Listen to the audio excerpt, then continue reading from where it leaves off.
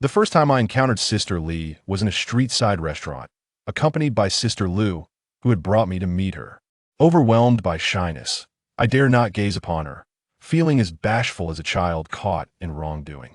Coming from a rural background, I was acutely aware of how embarrassing this situation was that I had met Sister Lou while seeking a tutor. She specialized in finding young and handsome college students for affluent women under the guise of helping students find tutors. She was not an ill-natured person and believed there was nothing wrong with her work, acknowledging the stark realities of society. Upon learning of my circumstances, she advised, "You haven't graduated, yet at least finish your studies. Your father's illness is serious, and tutoring won't yield much money." I nodded in response, unaware of what she was about to reveal. I initially thought she was expressing concern, but when she hesitated before broaching the subject, my face flushed with embarrassment, leaving me momentarily speechless. At that time, the term duck was not widely used, yet I understood its implications. Think it over. Once you've made up your mind, give me a call. 2 days later, having learned that my father's life depended on surgery, I shakily dialed Sister Liu's number. That day, I approached the door of sin. The atmosphere was thick with the impending new year, as the streets, dusted with snow, echoed with the sounds of firecrackers. The essence of the holiday was nearly suffocating. The wealthy celebrated, while the impoverished dreaded its arrival. Through the fog glass, I spotted what appeared to be a beggar kneeling on the roadside, pleading for alms, which tugged painfully at my heart. The cup of tea on the table emitted a gentle steam, and each breath I took was warm. A layer of mist coated the window. The winter in Hangjiang had never felt as frigid as it did that year. Heavy snowfall was a rarity for the riverside city. Sister Lou, I'm sorry for being late. A bright, melodious voice interrupted my thoughts as she entered, addressing Sister Lou. With polite grace, Sister Lou welcomed her.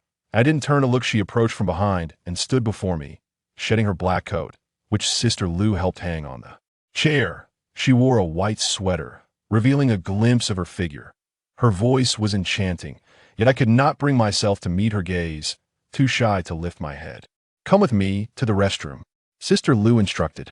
After a brief pause, the two of them exited, leaving me alone. That I remained fixated on the steaming cup of tea, still untouched, my thoughts a chaotic whirl. Before long, they returned, and I instinctively lowered my head once more. "Hey, Xiaoyan, greet Sister Lee." Sister Lou urged. I hurriedly lifted my head, offering her an awkward smile, but instead of calling her Sister Lee, I simply said, "Hello." It was my first real glimpse of her. She was breathtakingly beautiful, more so than I had ever imagined. I had expected someone unattractive and plump, yet here she was, defying my assumptions. How could such a woman possibly lack admirers? She exuded an air of freshness, her complexion porcelain-like, lips a soft pink, and her large, expressive eyes adorned with long lashes that sparkled with life. A shimmering bracelet adorned her wrist. "Hi there. What would you like to eat? Order whatever you like," she said generously, perhaps to mask her own nervousness. As she placed her bag on the table and retrieved her wallet, I once again averted my gaze when she raised her head. Sister Lou glanced around and then, chuckling, said, "Oh, these persistent folks are hurrying us. They claim we're one short. We must go." She turned to Sister Lee. "You and Xiaoyan eat. I must take my leave." Sister Lee feigned reluctance to let her go, but Sister Lou departed effortlessly and soon returned, calling out to me, "Xiaoyan, come here for a moment." Panic-stricken, I stood and followed her to the side. She said, "Relax. You're acting like a girl. It's her first time too, and she's nervous that if you don't loosen up, how will this work? Don't you want to help your father?" I nodded vigorously before she could finish.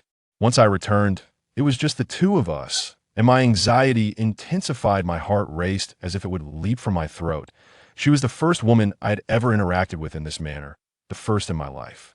She ordered an array of dishes, many of which I had never tasted before the age of 23. With a smile, she remarked, "You're on break now, right?" "Oh," I nodded, my gaze fixated on the window. She paused, then added, "Civil engineering is a good major. Study hard, and you can join our company later. We build houses." "Thank you." I turned my face towards her, recalling Sister Liu's parting words, along with a multitude of thoughts. She looked at me, smiling gently. "Come on, eat up." To mask my nervousness, I buried my head in my rice bowl, not really eating, but merely passing the time. engulfed by a profound sense of guilt, reflecting on the disdainful nature of these worldly dealings that I recognized the dishonor in it all. "Hey," she said, producing a large envelope. "Take this." I looked up to find her expression transformed. The smile had faded, replaced by a hint of disappointment. My chopsticks halted midair as I stared blankly at the money. "Once you finish, take the money. Don't overthink it." I set down my chopsticks. As she retrieved her coat, seemingly preparing to leave, I summoned my courage and called out, "Can I come with you?" She looked at me intently, then nodded slightly to in that moment. I realized I could not accept her money without reciprocation, even if it was a loan. It felt wrong. Her disappointment revealed a longing I had not anticipated, alongside a silent sorrow reflected in her eyes. As we stepped outside, a gust of cold air enveloped us. She wrapped her coat around herself and turned to me, surprised. "Why are you dressed so lightly? Aren't you cold without a warm coat?" For the first time, I smiled at her, responding, "Not at all. Wearing too much feels heavy and uncomfortable." I chuckled foolishly. "You look lovely when you smile," she remarked before walking over to a car parked at the entrance. "Come on, let's get in. It's cold out here." It was a striking red Audi. I climbed in, and after she closed the door, she started the engine, casually asking, "Where's your home?" "Northern Mountain it." "That's quite far from here." "Oh, do you eat a lot of noodles there?" "You like spicy food." "It must be an adjustment to eat sweet dishes here." She kept her gaze fixed ahead, and I sensed she was indeed inexperienced in this line of work, using conversation to mask her tension and to maintain a comfortable atmosphere. After all, she was 7 years my senior, far more at ease. "It's all right, I didn't like it at first, but I got used to it." "Are you not going home for the new year?" "Do you miss your family?" I fell silent, longing for home. Yet, that year, the fabled millennium, during my final year in college, I could not return that I had intended to work and earn money for my father's treatment. But here I was, on this path instead. Her words struck a chord deep within me, reminding me of my family in the hospital, and I felt an overwhelming chill settle in my heart. She seemed to sense that she shouldn't say much more, and with a smile, remarked, "Don't overthink it. Lucia is not the talkative type." I nodded in agreement. The car came to a halt in front of a shopping mall, and I mistakenly thought we had arrived. She chuckled and said, "Let me have a look at you." Feeling a bit embarrassed under her gaze, I was unsure why. After assessing me, she instructed, "Wait for me in the car." She exited, leaving me to sit inside, gazing blankly at the pedestrians outside. After what felt like an eternity, she returned, carrying several bags of clothing. "I was worried you might feel awkward, so I bought you some things." Her hands danced over the steering wheel as she smiled, pursing her lips. "Don't do this," I protested, feeling overwhelmed by her kindness and a twinge of guilt, unsure how to express my feelings. "Clothes elevate a person. You are no less than those city kids." Her words struck a chord, offering a warmth I desperately needed despite my initial reservations. The car wound its way through numerous streets, eventually stopping in front of a villa. She tossed me a key and said, "Go open the door. I'll park the car." Holding the key, I felt a bit lost but obliged. Stepping out to unlock the door. Once it was ajar, I stood outside, waiting for her return. After a while, she approached, her hair dusted with snow, frowning as she noticed my lingering outside. "Why aren't you coming in? It's freezing out here." I smiled sheepishly, glancing down to see my feet covered in snow. She entered the house, fetched a pair of slippers, and placed them by my feet. "Put these on and come inside." When I hesitated, she looked at me and laughed. "Oh, don't bother. It's quite messy in here anyway." I still removed my shoes, feeling a bit awkward about my holey socks, which made her laugh and urge, "Hurry inside." The interior was opulent, a far cry from the lavishness I had only seen on television. The spacious living room was adorned with a grand wooden staircase, numerous exquisite lights, and a cozy arrangement of sofas. After pouring me a glass of water, she said, "Make yourself comfortable. A sip of water will warm you up." As I accepted the drink, she removed her outer layer and remarked, "Don't be shy. I rarely come back, and the place is a bit chaotic. If you need somewhere to stay during winter break, feel free to crash here. The house is large and empty." "No, I have to abide by school regulations. Those of us who can't go home have been assigned accommodations," I quickly replied. She settled onto the couch, picked up the remote, and turned on the television. "What did Lucia tell you?" I nearly dropped my cup in surprise, quickly responding, "Nothing much." She paused, landing on a relationship talk show, and then pulled out a pack of women's cigarettes. As she reached for one, she turned to me and asked, "Do you smoke?" I shook my head, "No." "Good. Don't pick up that habit while in school. She lit one up, exhaling a smoke ring, and added, relax, go take a shower. I sat there, momentarily dazed, before quickly agreeing and rising to leave. The bathroom is up the stairs to the right, she directed with a smile. Just as I was about to step away, she called after me. Oh, here and Appos. Some lingerie. Handing me a bag. Upon entering the bathroom, I found myself in awe of the luxurious fixtures, unsure of how to operate them. After fumbling with the knobs, I realized no water was flowing. Her voice broke through. Hey, Xiaoyan, what's wrong? Nothing, I'm fine. I turned only to discover she was standing beside me, having shed her outer garments for a simple dress that left me breathless. I had been so nervous that I hadn't even closed the door. She stood by the entrance, gazing at me. I was fit from working hard at home, with sun-kissed skin and a strong physique. She scrutinized me closely before stepping closer, asking, is the faucet broken? Without waiting for my reply, she turned it on, and water flowed. All set, she announced, standing before me, her beauty overwhelming. I found myself speechless, captivated by her alluring features and supple form. She noticed my reaction and chuckled. You're not as charming as a young girl.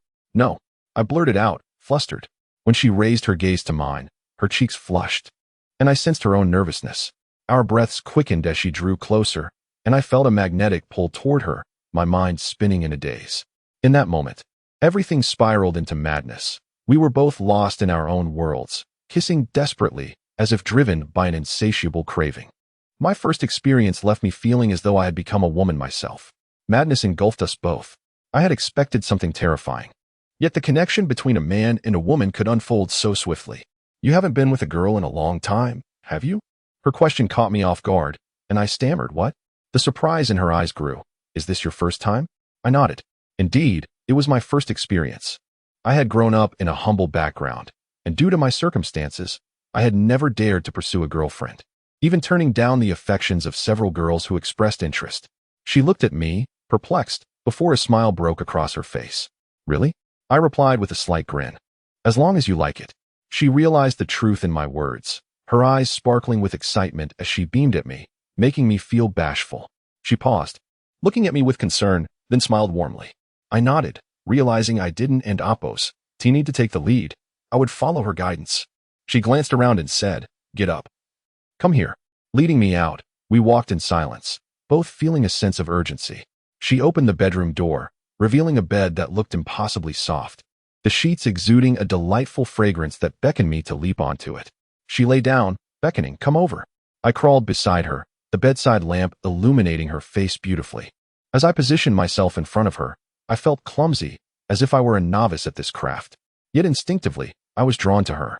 Even in my inexperience, that night felt like an adventure unlike any I had experienced in 2 decades, as if I had entered an entirely different realm. I propped myself up, gazing at her, utterly entranced by her beauty. Noticing my stare, she frowned and said earnestly, you shouldn't no Lu Jia. I vaguely understood her meaning and foolishly asked, were you happy just now? It seemed a loaded question, echoing something Lu Jia had once said to me. If you make her happy, she will give you more. After all, she is the boss. She understood, pursing her lips and blinking as she replied, yes. Sitting up, she opened the bedside drawer to retrieve some money, saying, I hope you don't think of me in that way. You're like a little brother to me. If you ever need anything, just call. I'll give you my card. As she spoke, she pulled out stacks of money, turning to me with a gentle smile. What's wrong? Don't overthink it. You're a good boy, a dutiful child. I'm the one being bad. I shook my head, and she playfully pinched my cheek, urging, cheer up.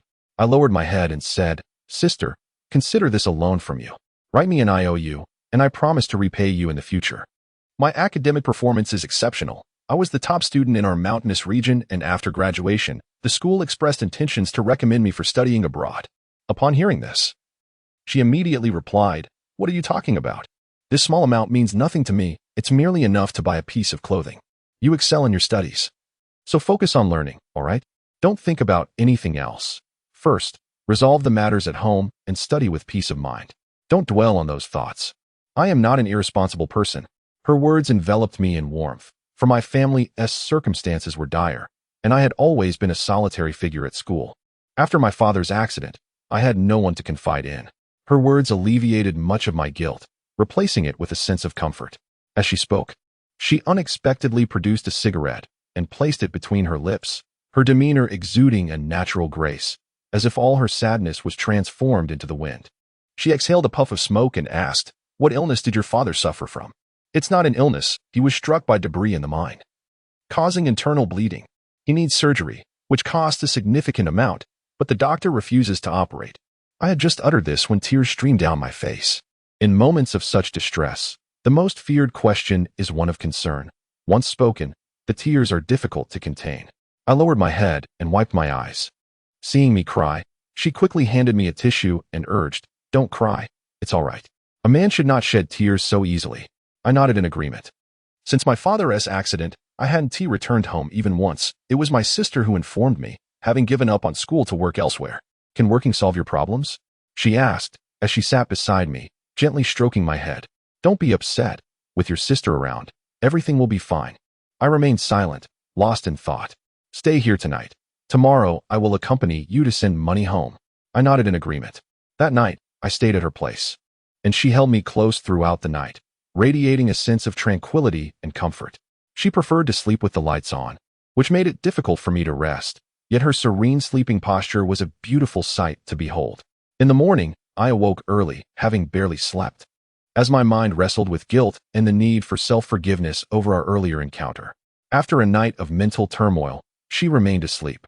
I gently removed her hand from my arm and stepped outside. I noticed another room with an unlocked door and peered inside, discovering it adorned with numerous banners and certificates, all acknowledging her charitable endeavors in aiding impoverished orphans. Odd. I hesitated to enter and returned to find her standing at the door, leaning against it, gazing at me. I stammered, "I saw you were asleep, so I didn't wake you." She smiled and nodded, her complexion looking even better than the day before, her smile radiating a comforting warmth. The next day, she drove me to send money home. While driving, she casually remarked, "Oh, did you not sleep at all last night?" I appeared listless in the car. "Humph, you were frightened by Lucia. I must teach her a lesson when I see her." "No, she didn't say anything," I replied.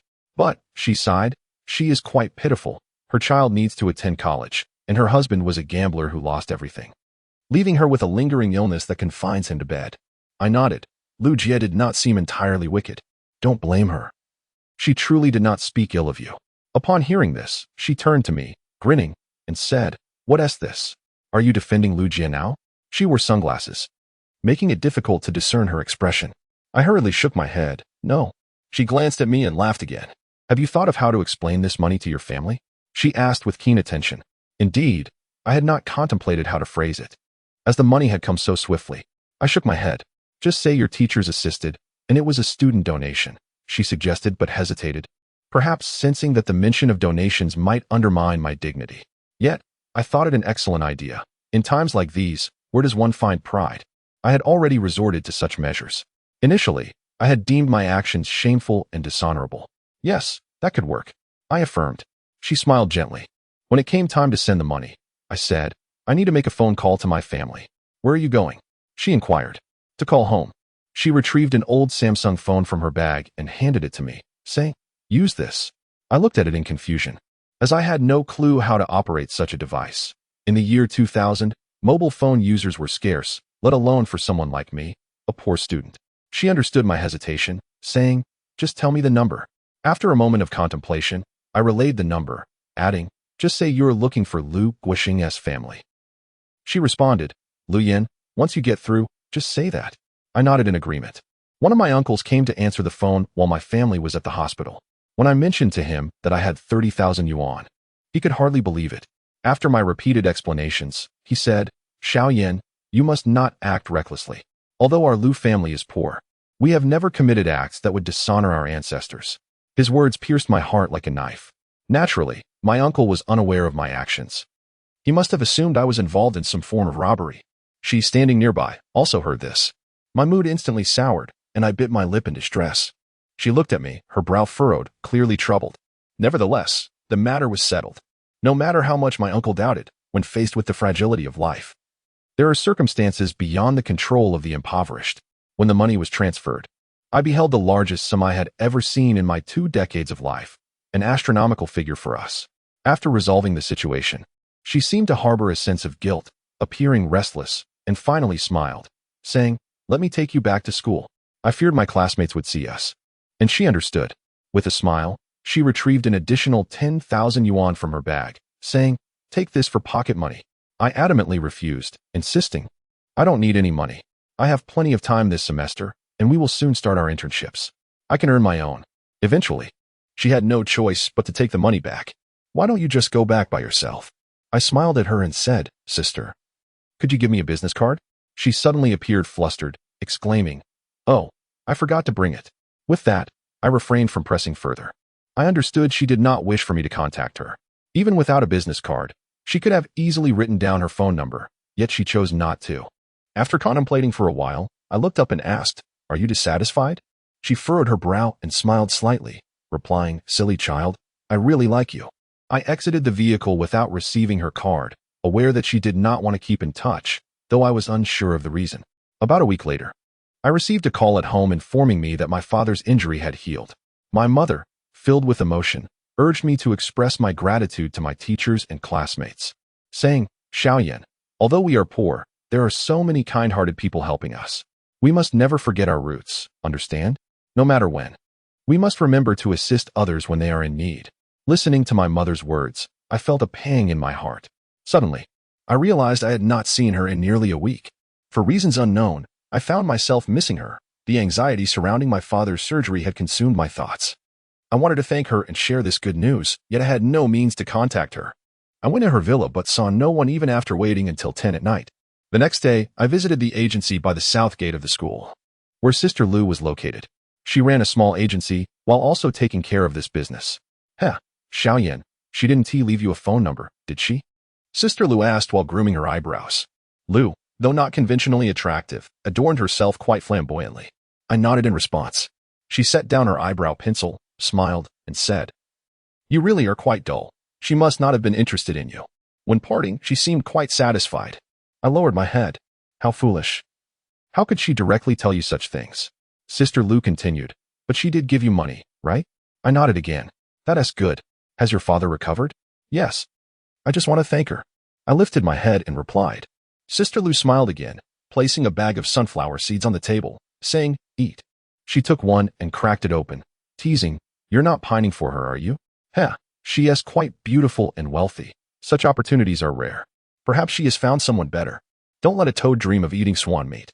As she spoke while fiddling with the seeds, I said, "I know. I'm not thinking of her. I just want to thank her. If you see her, please thank her for me." After saying this, I intended to leave. But Sister Lu's words saddened me. I was certain I truly missed her. Otherwise, I wouldn't feel this way, especially upon hearing her mention that she might find someone better.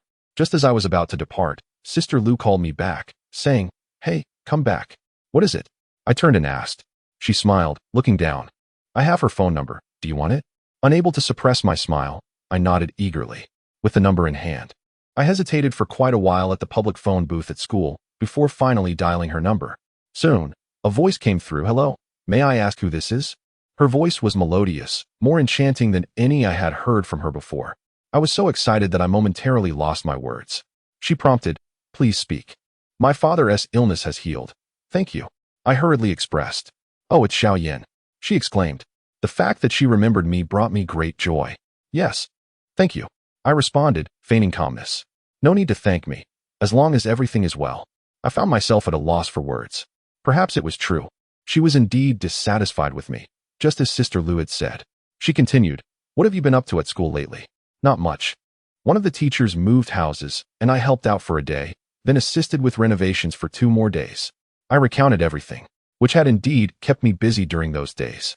"Sounds quite fulfilling," she replied with a laugh. "How did you find my number?" "Don't be angry. I got it from Sister Lu," I explained. Her voice stirred a sense of discomfort within me. I was unsure why, but I felt anxious and struggled to breathe. I wanted to blame her. "Don't worry. It seemed someone was calling her," and she quickly said, "Oh, Xiaoyan, I have to go. I need to host a meeting." I hurriedly added, "Sister, I will repay you the money. I'll return it once I graduate and start working." She interrupted, "Why are you saying that again?" I nearly cried out, exclaiming, "Sister Lu said you don't like me." After saying this, I hung up the phone and rushed back to the dormitory, nearly slipping on the snowy path several times. Once on my bed, I buried myself under the covers and began to cry. I was alone in the dormitory, and with the new year approaching, the few remaining classmates had already left. I fell asleep, and at some point, I vaguely heard voices from outside. A classmate was searching for my brother. Her name is Lu Yin. Which dormitory are you in? I heard her voice echoing down the corridor. I sprang up from my bed. She was already at the door, looking at me. We exchanged glances, and she smiled, saying, "I didn't scare you, did I?" She truly possessed a beauty that could mesmerize anyone. I shook my head and climbed down from my bed, moving a chair in front of her. "Please, take a seat. It's quite messy and hasn't been tidied up. Dormitories during the holidays are always chaotic." She chuckled and said, "No need to sit. You must be hungry, right? I haven't eaten either. Let's go out for a meal." I nodded in agreement. As we stepped outside, I followed closely behind her, hesitant to draw near. Passing a dormitory filled with people, I heard murmurs from within. Once outside the school, she suggested we dine at a nearby restaurant, mentioning a famous snack street in front of Jiang University. I nodded again. When it was time to order, I said, "Sister, let me treat you. Order whatever you like." She looked up at me, smiled, and while perusing the menu, teased, trying to show off. "Huh? Just wait until you're successful. Then treat me when I'm down on my luck." Her words lingered in my memory like a fable, and years later, it truly came to pass, which is why I have always remembered them. "Shall we drink?" she asked with a smile after the dishes arrived. I nodded, returning her smile. "You can handle your liquor, right?" she inquired. "Yes, I'm quite adept," I replied. Now that my father's injury had healed, I felt much lighter, exclaiming, "I can drink the strongest spirits. The men in our area are all heavy drinkers." She wrinkled her nose, saying, "Only spirits? You can't outdrink me." Then we engaged in a friendly toast, and soon both of us were intoxicated. She said it was time to leave, and I cautioned, "You're drunk. It's unsafe to drive." "It's fine. Let's talk in the car." I helped her into the vehicle, and inside, she grasped my hand tightly, saying, "I thought you had forgotten about me." "Not at all," I replied, leaning against her warmth, feeling utterly comfortable yet somewhat flustered. She smiled, holding my hand, asking, "Have you missed me?" I nodded, and she rubbed her face against mine before asking, "How will you thank me?" I was at a loss for words. She paused for a moment. That night, I spent time with Sister Lee at a nearby hotel. Her enthusiasm undiminished, and I found myself more at ease than the first time.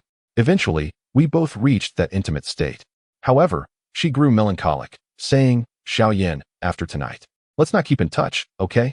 I was jolted from my bliss, gazing at her, and nodded. "All right." She turned to look at me, tears in her eyes, embracing me while saying, "Don't overthink. You're wonderful. I feel you're a good kid and don't want to hurt you." I hesitated, softly replying, "I understand. I won't disturb you anymore. Please don't think this way. You should understand my predicament." I nodded again, then began to sit up and get dressed. She watched me intently, but didn't utter any words to keep me from leaving. Instead, we both dressed in silence. I walked downstairs, and she followed. As we reached the bottom, she suddenly called out, "Xiao Yin, I'm just afraid of hurting you. Don't think too much." I walked a few steps, turned back, and smiled at her, saying, "I understand. Sister, please be happy. You seem quite down."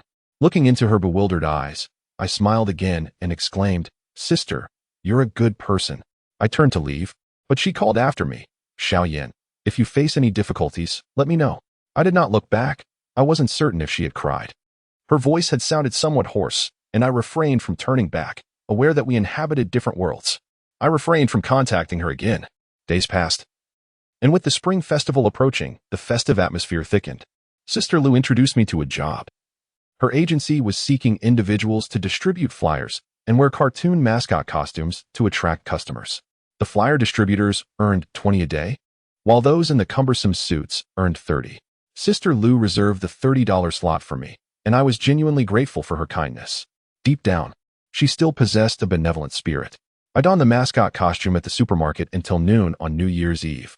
As the day progressed, the store became increasingly crowded. However, a few people left to celebrate the holiday, leaving only 3 or 4 of us. The boss raised our pay to 40 a day, which delighted me.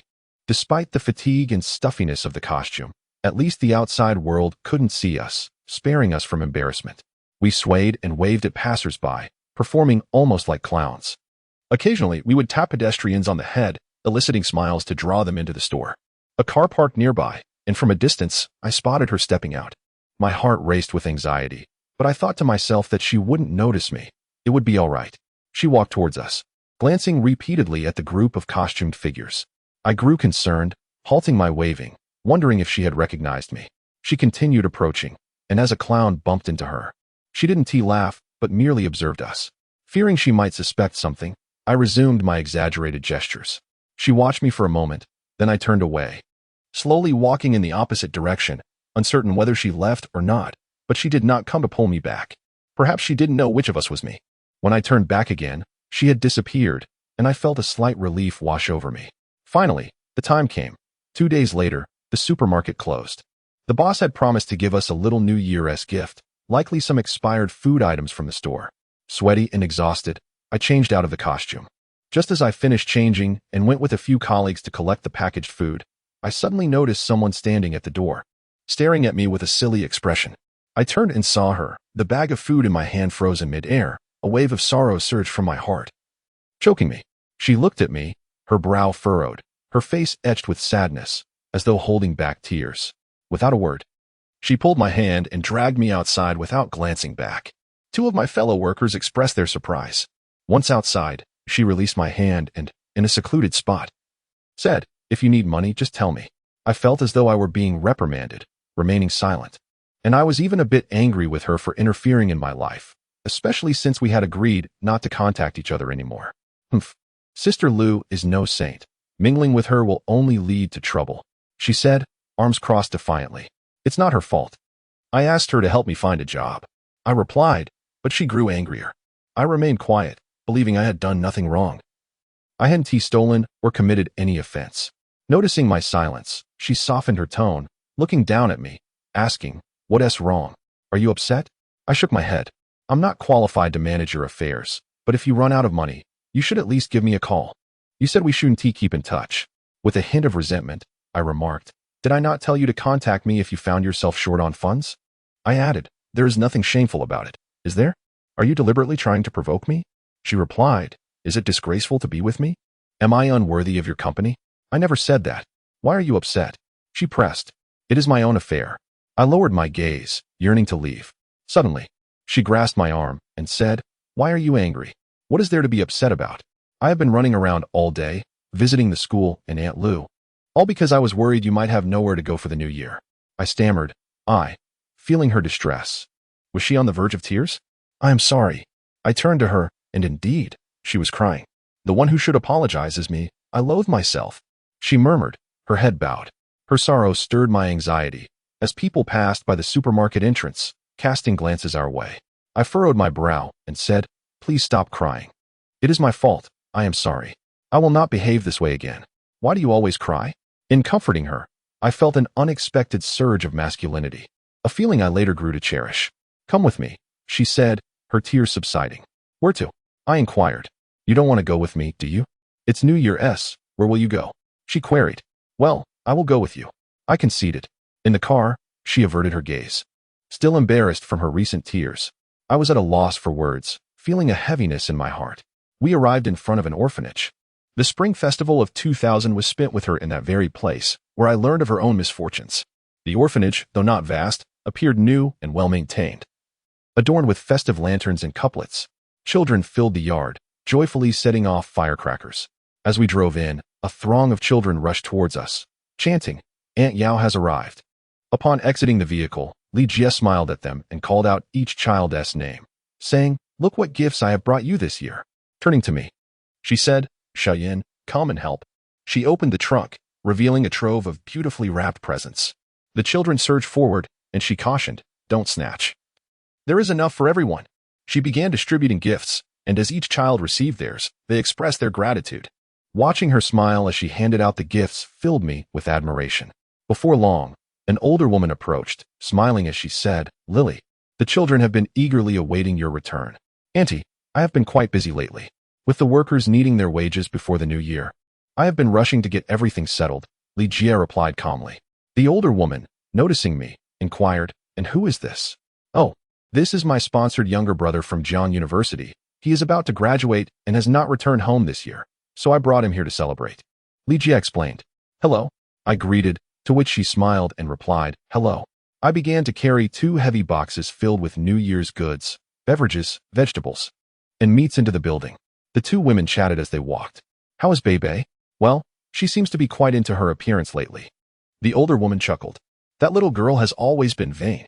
Li Jia said with a warm smile. I worry she might be dating, at 16 or 17. She's at the most impressionable age. I thought to myself, let me speak to her. Li Jia turned to me and said, Xiaoyan, move these boxes to the second floor dining room and hand them to Master Li. All right, I replied. As I descended, I noticed her conversing with a girl of about 16 or 17. Li Jia caught sight of me and beckoned. Xiaoyan, come here. I approached her. Bebe, greet Xiaoyan Go. The girl smiled at me and extended her hand, confidently saying, Hello, Xiaoyan Go. I stood there, momentarily taken aback, unsure of how to respond. Li Jia laughed, giving me a knowing glance. He is just shy, not used to this. I smiled and shook her hand. Bebe was charming and beautiful. A little beauty in her own right. I pondered why Li Jia was so attentive to her, dismissing the fleeting thought that they might be related. Perhaps she was simply a child Li Jia favored. Little did I know, my bond with this girl would deepen in ways I could not foresee. That evening, we reveled in joy, Li Jia and I joining the children for a celebratory gathering they had prepared for us. Li Jia wore a radiant smile throughout the night, her happiness evident as we watched the children's performance. Afterward, we enjoyed the spring festival gala while sharing a festive dinner. Li Jia inquired about nearly all the children's circumstances, displaying genuine concern for their lives and studies. The children adored her, filling the air with laughter and chatter. The room brimmed with joy, and in their presence, I felt liberated and as carefree as a child myself. At midnight, we rushed outside to set off fireworks. As the eldest, I took on the role of igniting them, with the children trailing behind me, calling out brother. I reveled in the lively atmosphere, more vibrant than my own home. She stood watching me, arms crossed, her gaze playful and amused. Hey, come over and join us. I called out. She nodded and dashed to my side. I handed her a sparkler, and as she waved it, the sparks illuminated her face, enhancing her beauty. She looked at me, furrowing her brows, playfully asking, Why do you keep staring at me? Because you are beautiful. I replied foolishly. She giggled. Humph, I am your sister. Heavens. After 2 encounters, she suddenly declared herself my sister. Had she truly forgotten our past? A pang of discomfort surged within me, just as I opened my mouth to respond. She turned back to the children, engaging in their play. I stood there, unsure of what to say or feeling a desire to say nothing at all. As the clock struck 1, we prepared for sleep. Li Jia had arranged a room for me, which seemed to have been unoccupied for a long time, yet remained relatively clean. As she entered, she removed her shoes and climbed onto the bed, wiping it with a towel. I watched her bend over, a wave of longing washing over me. After she finished, she called for an aunt to bring in 2 new blankets. I stood there, entranced by her presence, lost in my thoughts. What are you dawdling for? Come help me with the sheets, she called, glancing back at me. I snapped back to reality and hurried over. Once the bed was made, she let out a soft sigh. There, it is quite nice. You can stay here temporarily. I nodded, still gazing at her. She noticed the pillow was uneven and adjusted it, saying, Now, I must warn you, don't stare at me too much. It seemed she had caught me. I quickly replied, I wasn't looking at you.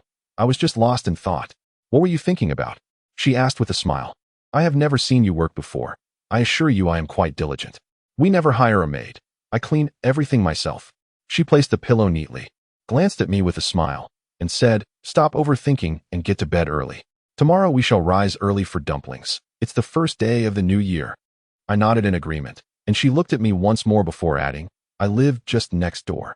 If you need anything, call for me. As she turned to leave, I suddenly called out, Hey, what is it? She turned back. You look quite happy today. I shifted the conversation. Yes, you too, like a real man. She replied with a grin. After that, I found myself at a loss for words. She gazed at me with a slight smile that seemed to carry a deeper meaning. And then she exited. I lay down on the bed, fully clothed, unwilling to sleep, my thoughts consumed by her. I pondered whether she had truly come to see me as a younger brother since that fateful farewell at the school gate. Suddenly, I heard a panicked scream from next door. I rushed out without hesitation. Upon reaching her door, just as I was about to knock, it swung open.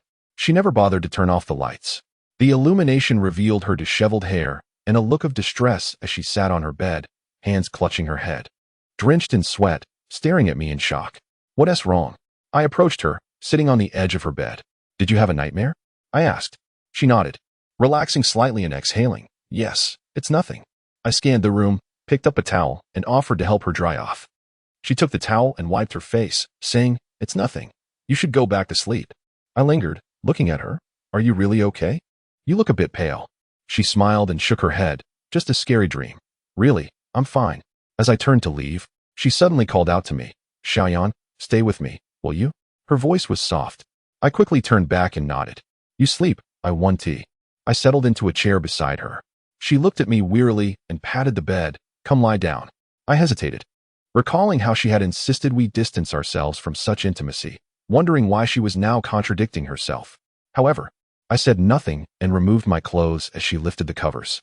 The bed was warm, her body heat having made it so. To my surprise, she turned off the light. In the darkness, I was unsure of her thoughts or my own audacity. Suddenly, she rolled over, pushing me to the edge of the bed. She seemed to drift off to sleep, murmuring, "You know, I grew up in this orphanage too." Her words struck me with clarity. So that was it. "I've been here since birth, raised here until I was 17. She added, seemingly to herself. I asked, "Did they pick you up?" "An illegitimate child, born to parents who didn't want me," she replied, a hint of sorrow in her voice, prompting me to silence. She smiled again. "What's wrong? Do you think my life has been all glamour? I endured a lot of hardships as a child. This place was quite dilapidated, and we often went hungry." She paused, then continued, "Until that year." She fell silent, but I knew she now supported this orphanage with funds from our company. "That's wonderful. You're so compassionate." I praised her, and she chuckled, ruffling my hair, "At 16. But stopped there, as I felt her tears brush against my lips. Uncertain how to proceed, I embraced her, saying, "It's all right. It's been so many years." Suddenly, I asked, "Hey, you're not married, are you?" At that moment, I remembered Lu Jie's earlier warning not to ask such questions. After a long pause, she shook her head. I felt a surge of joy at her response. That night, I held her close until dawn broke. Later, I learned that her nightmares had haunted her every time she returned to this place over the years.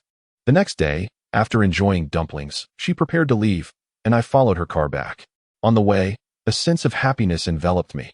I sat in the car, my face beaming with a smile. She remarked while driving, "It seems Aunt Zhang noticed something last night." This morning, she smiled oddly at me. "Huh?"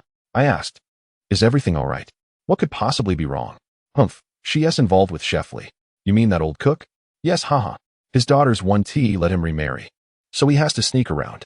As she spoke, her laughter resonated, a sound filled with a hint of happiness. Listening to her share these stories made me feel elated, and I impulsively reached for her hand. She startled, causing the car to swerve slightly, her eyes wide with surprise. "You scared me. Are you trying to kill yourself?" I quickly withdrew my hand, saying, "I just wanted to hug you." It was the first time I spoke so boldly to her. Her face flushed inexplicably. It was odd how she appeared unreserved when she initiated contact, yet became bashful when I took the lead. "You're becoming bolder," she remarked, her gaze fixed on me, a smile playing on her lips. "You taught me." "Oh, did I?" She chuckled, reaching out to grasp my hand firmly. Though gentle, I could not suppress a sound of surprise. "You're naughty, always misbehaving," she teased. "I'm not," I protested, feeling a bit embarrassed. "Careful, or you might just lift the car's roof." She joked, and we both laughed. "With you around, I have nothing to fear." I grinned. "Will we always be together?" She didn't respond, merely smiled. Noticing her sudden change in mood, I disheartenedly asked, "Do you often keep in touch with Lu Jie?" My question held deeper implications, hinting at her possibly changing partners frequently. She immediately understood, exclaiming, "What do you mean? I've only wronged you in my life." I laughed, replying, "Then make sure you don't commit any more wrongs.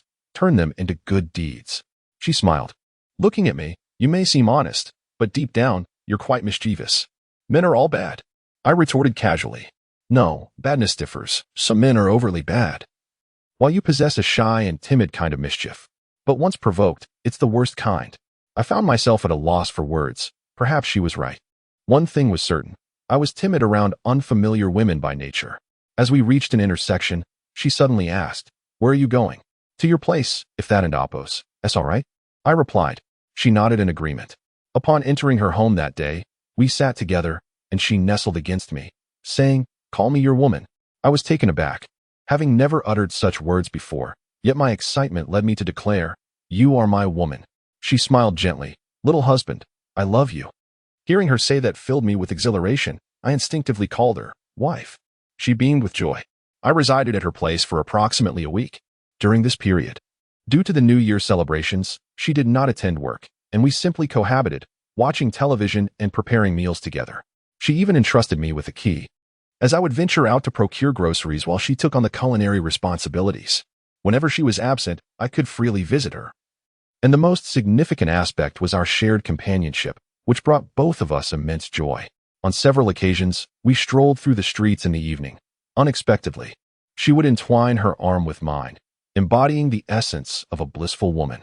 Without uttering a word, she would spontaneously link our arms. Although I felt a tinge of nervousness, the anonymity of the city afforded me a sense of boldness, especially since she appeared youthful, while I appeared somewhat more mature. Thus, the age difference did not seem pronounced. During our outings, she expressed that these moments were her happiest. She indulged me with numerous designer garments, despite my reluctance. However, she insisted that I wear them, claiming she wished to transform me into a man of exquisite taste. I was unaccustomed to such attire and grooming, yet her joy was palpable. She reveled in having fashioned a refined version of me, which filled her with happiness. Neither of us broached the subject of our future, and I hesitated to assert anything about it. If she were to propose marriage, I would find myself at a loss for words, and she remained silent on the matter. I believed our current situation was quite delightful, as she radiated joy over those days, her laughter echoing throughout each day. While watching television, we playfully competed for the remote control. She favored foreign films, which I found distasteful, particularly those featuring blonde-haired, blue-eyed actors. Our playful banter often ensued, culminating in her resting her head on my shoulder, exclaiming, "Darling, you should yield to me. A man ought to cherish a woman." Whenever she indulged in her charming antics, I found myself acquiescing to her whims. Eventually, I began to feign indifference in order to elicit her playful affection, urging her to call me husband.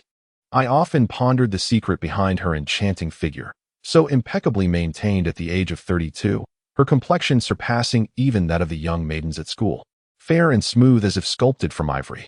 That week spent with her was the pinnacle of my joy, a memory forever etched in my heart, as I reveled in the exquisite bliss of love. One day, while rummaging through the cabinet, I unearthed a few videotapes inscribed with English titles, and in my ignorance, I asked, "Do you also enjoy watching this film?" She smiled upon seeing it, and asked, "Where did you find this?" I replied, "I stumbled upon it by chance." With a grin, she inquired, "Would you like to see it?" I responded, "Not particularly. I dislike trivial matters." At that time, I had never truly encountered such a thing. It always struck me as rather outdated and conservative. She smiled and said, "Let us watch it together." She asked me to fetch her a glass of water from the kitchen. As I returned, I nearly spilled the water in my hands. She turned to me with a smile, and the scene on the television left me breathless, my face flushed with warmth. She beckoned me with her hand, and I approached her slowly, offering a smile while furrowing my brow. She sat beside me, and a profound silence enveloped us. Suddenly, she turned towards me, her hand wrapping around my neck, her eyes gently closing, and in that moment, we inched closer together. I nodded, for that day marked the height of our recklessness. I pondered how she had led me astray, yet years later, I deemed it inconsequential. On the evening following the end of that week, while we were watching television, she remarked, "Xiaoyan, next week, I have to travel for work. Our company has invested in a property out of town. For this week, you should return to school. And when I come back, I will seek you out and bring you a gift." As she spoke, she handed me the money. But I hurriedly shook my head and replied, "No, the 1,000 yuan you gave me last time has yet to be fully spent." She remarked, "It has been a week already. Besides, that is the money for groceries." I replied, "I do not spend much. Please do not give it to me. I wish to avoid any further entanglement between us." She comprehended immediately, offering me a smile and refraining from mentioning the matter. That week, I returned to school. Approximately 2 days later, as I passed a fishmonger's stall, I was suddenly reminded of her fondness for goldfish. I recalled her mentioning that she had never properly cared for them, and that all of them had perished. Impulsively, I sought to surprise her. Consequently, I selected several resplendent goldfish, placed them in a bag, and boarded a bus to her residence. Coincidentally, it began to snow that day. After disembarking, I traversed a considerable distance before arriving at her abode. Possessing a key to her residence, my anticipation grew with each step. I envisioned her delight upon returning home, discovering the thriving goldfish. However, contrary to my expectations, I stumbled upon a scene that defied my imagination. Clutching the goldfish, my hands grew numb from the cold.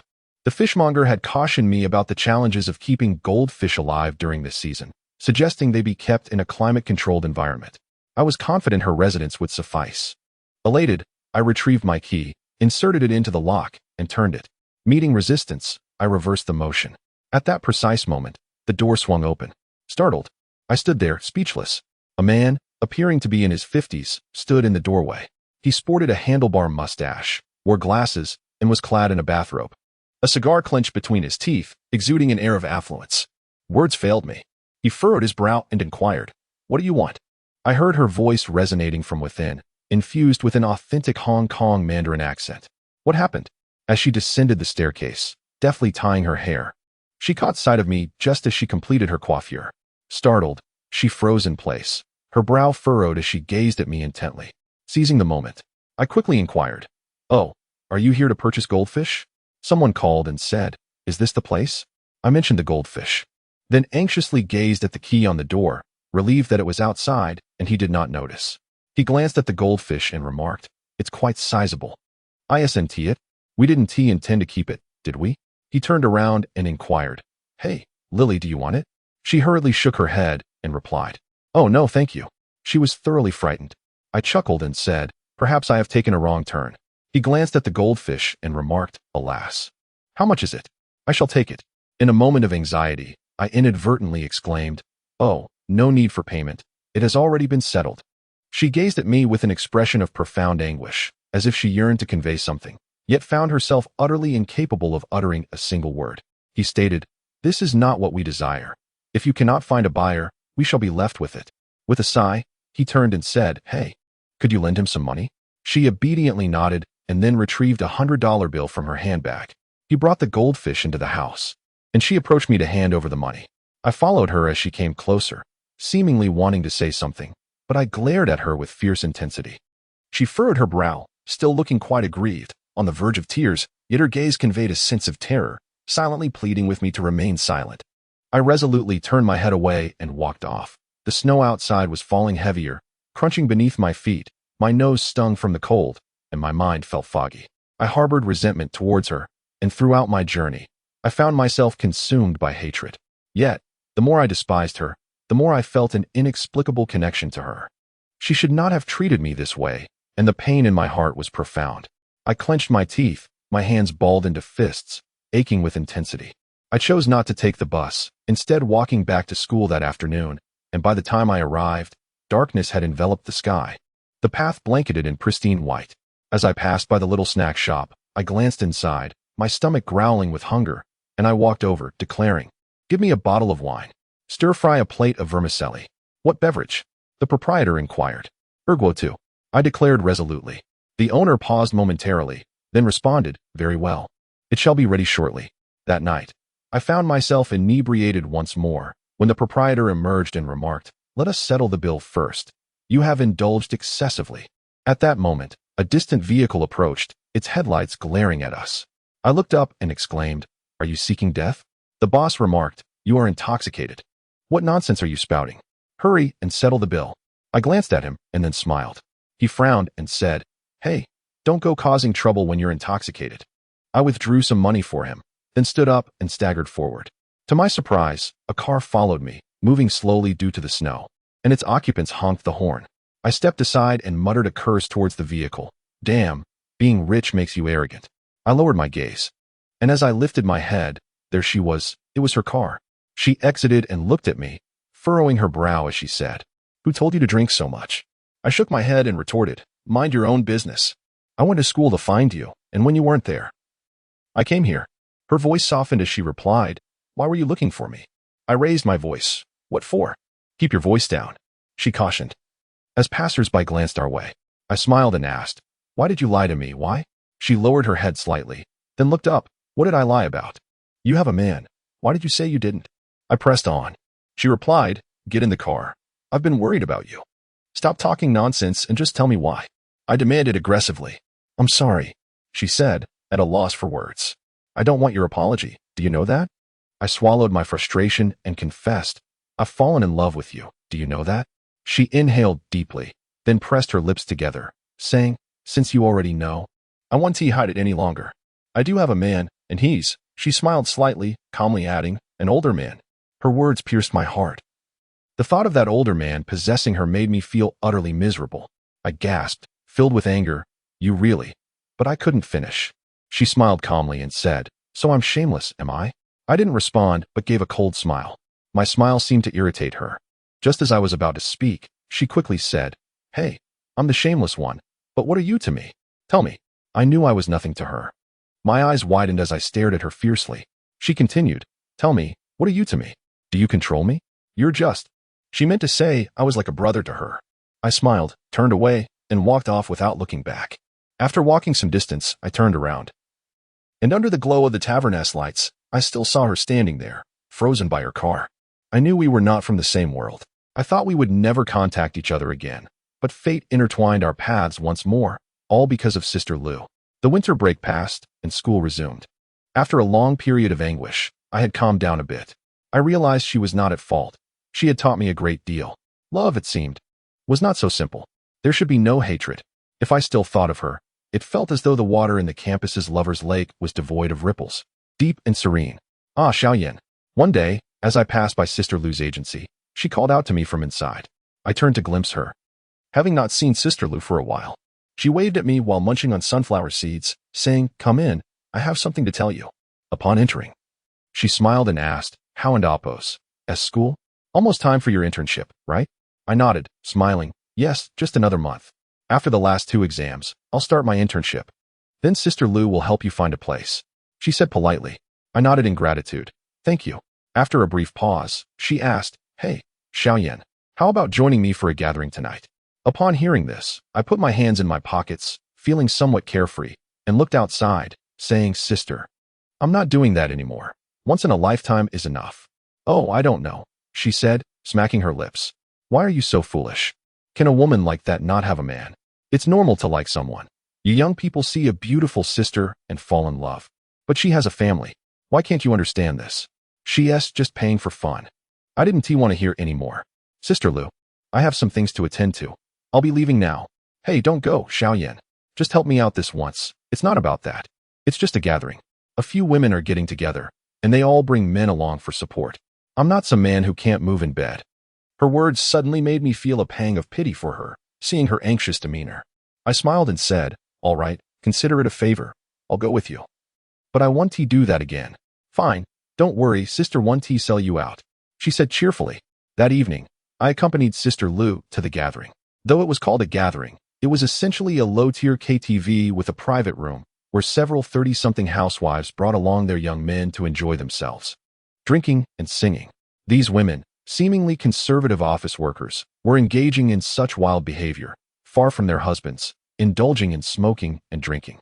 Upon entering with Sister Lou, there were already 4 or 5 women in the large room, along with several men my age, though they seemed more seasoned.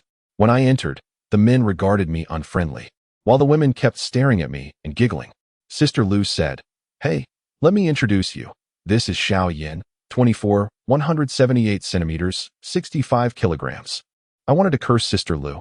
I found her annoying with this routine. I smiled at them and took a seat, perhaps sensing my presence. The men shot me wary glances before trying to appease their female companions. One woman sitting beside me looked at me and said, "Hey, how's it going?" And without hesitation, placed her hand on my thigh. Bold and unreserved, she gazed at me with a certain look. I glanced at her hand, then shifted my leg aside. She seemed a bit annoyed, huffing and muttering, "What a jerk." I turned my head and shot her a glare. Sister Lou seemed to notice and quickly said, "Hey, let us drink, let us drink." The room was noisy, and a flamboyant singer began belting out a tune. I lowered my head and took a sip of my drink. 2 women nearby were conversing. One of them recounted a story. It wasn't anything special. Once at Tianshang Renjian, a young guy was surrounded by 7 or 8 of us women, and in the end, he had to be sent to the hospital. It scared me to death, luckily. I glanced at Sister Lou, who was holding her drink, swaying to the music, seemingly lost in the moment. Just as I was about to get up and leave, suddenly, a woman pushed the door open. She was dressed in white, carrying a bag, and flashed a gentle smile as she entered, exuding an air of elegance. It was her. I sat back down. She seemed unfamiliar with the other women. only recognizing Sister Lou. Sister Lou quickly approached her and said, "Let me introduce you to everyone. This is my friend, Yo Lily, a prominent figure in the business world." The other women casually greeted her, and Sister Lou led her over. She appeared shy as she sat next to Sister Lou and removed her coat. Sister Lou began whispering in her ear, and I glanced at her, thinking how surprising it was for her to come to a place like this with Sister Lou. What kind of people were here? She caught my eye, briefly looking at me with her dark gaze before shifting her attention away. Beside her was a man who seemed eager to impress her, persistently smiling and raising his glass. When she turned her face away, he cheerfully exclaimed, "Hey, sister, you're so beautiful. Let us drink." She nodded, offering a slight smile as she lifted her glass. The volume of the music increased, and it was time for an upbeat song. I could no longer hear what the man was saying to her, but they appeared to be laughing and conversing. He leaned in closer, and she didn't move, turning her face back towards me with a peculiar expression in her eyes. After downing a drink, her cheeks flushed. I turned away, watching as he shouted in incomprehensible Cantonese. As these individuals indulged in merriment, their laughter grew louder and their drinks multiplied, ultimately resulting in a scene where no one was singing, and they became almost entangled with one another. Each had found their partner, while Sister Lou sat there like a fallen woman, and only she and I remained unperturbed.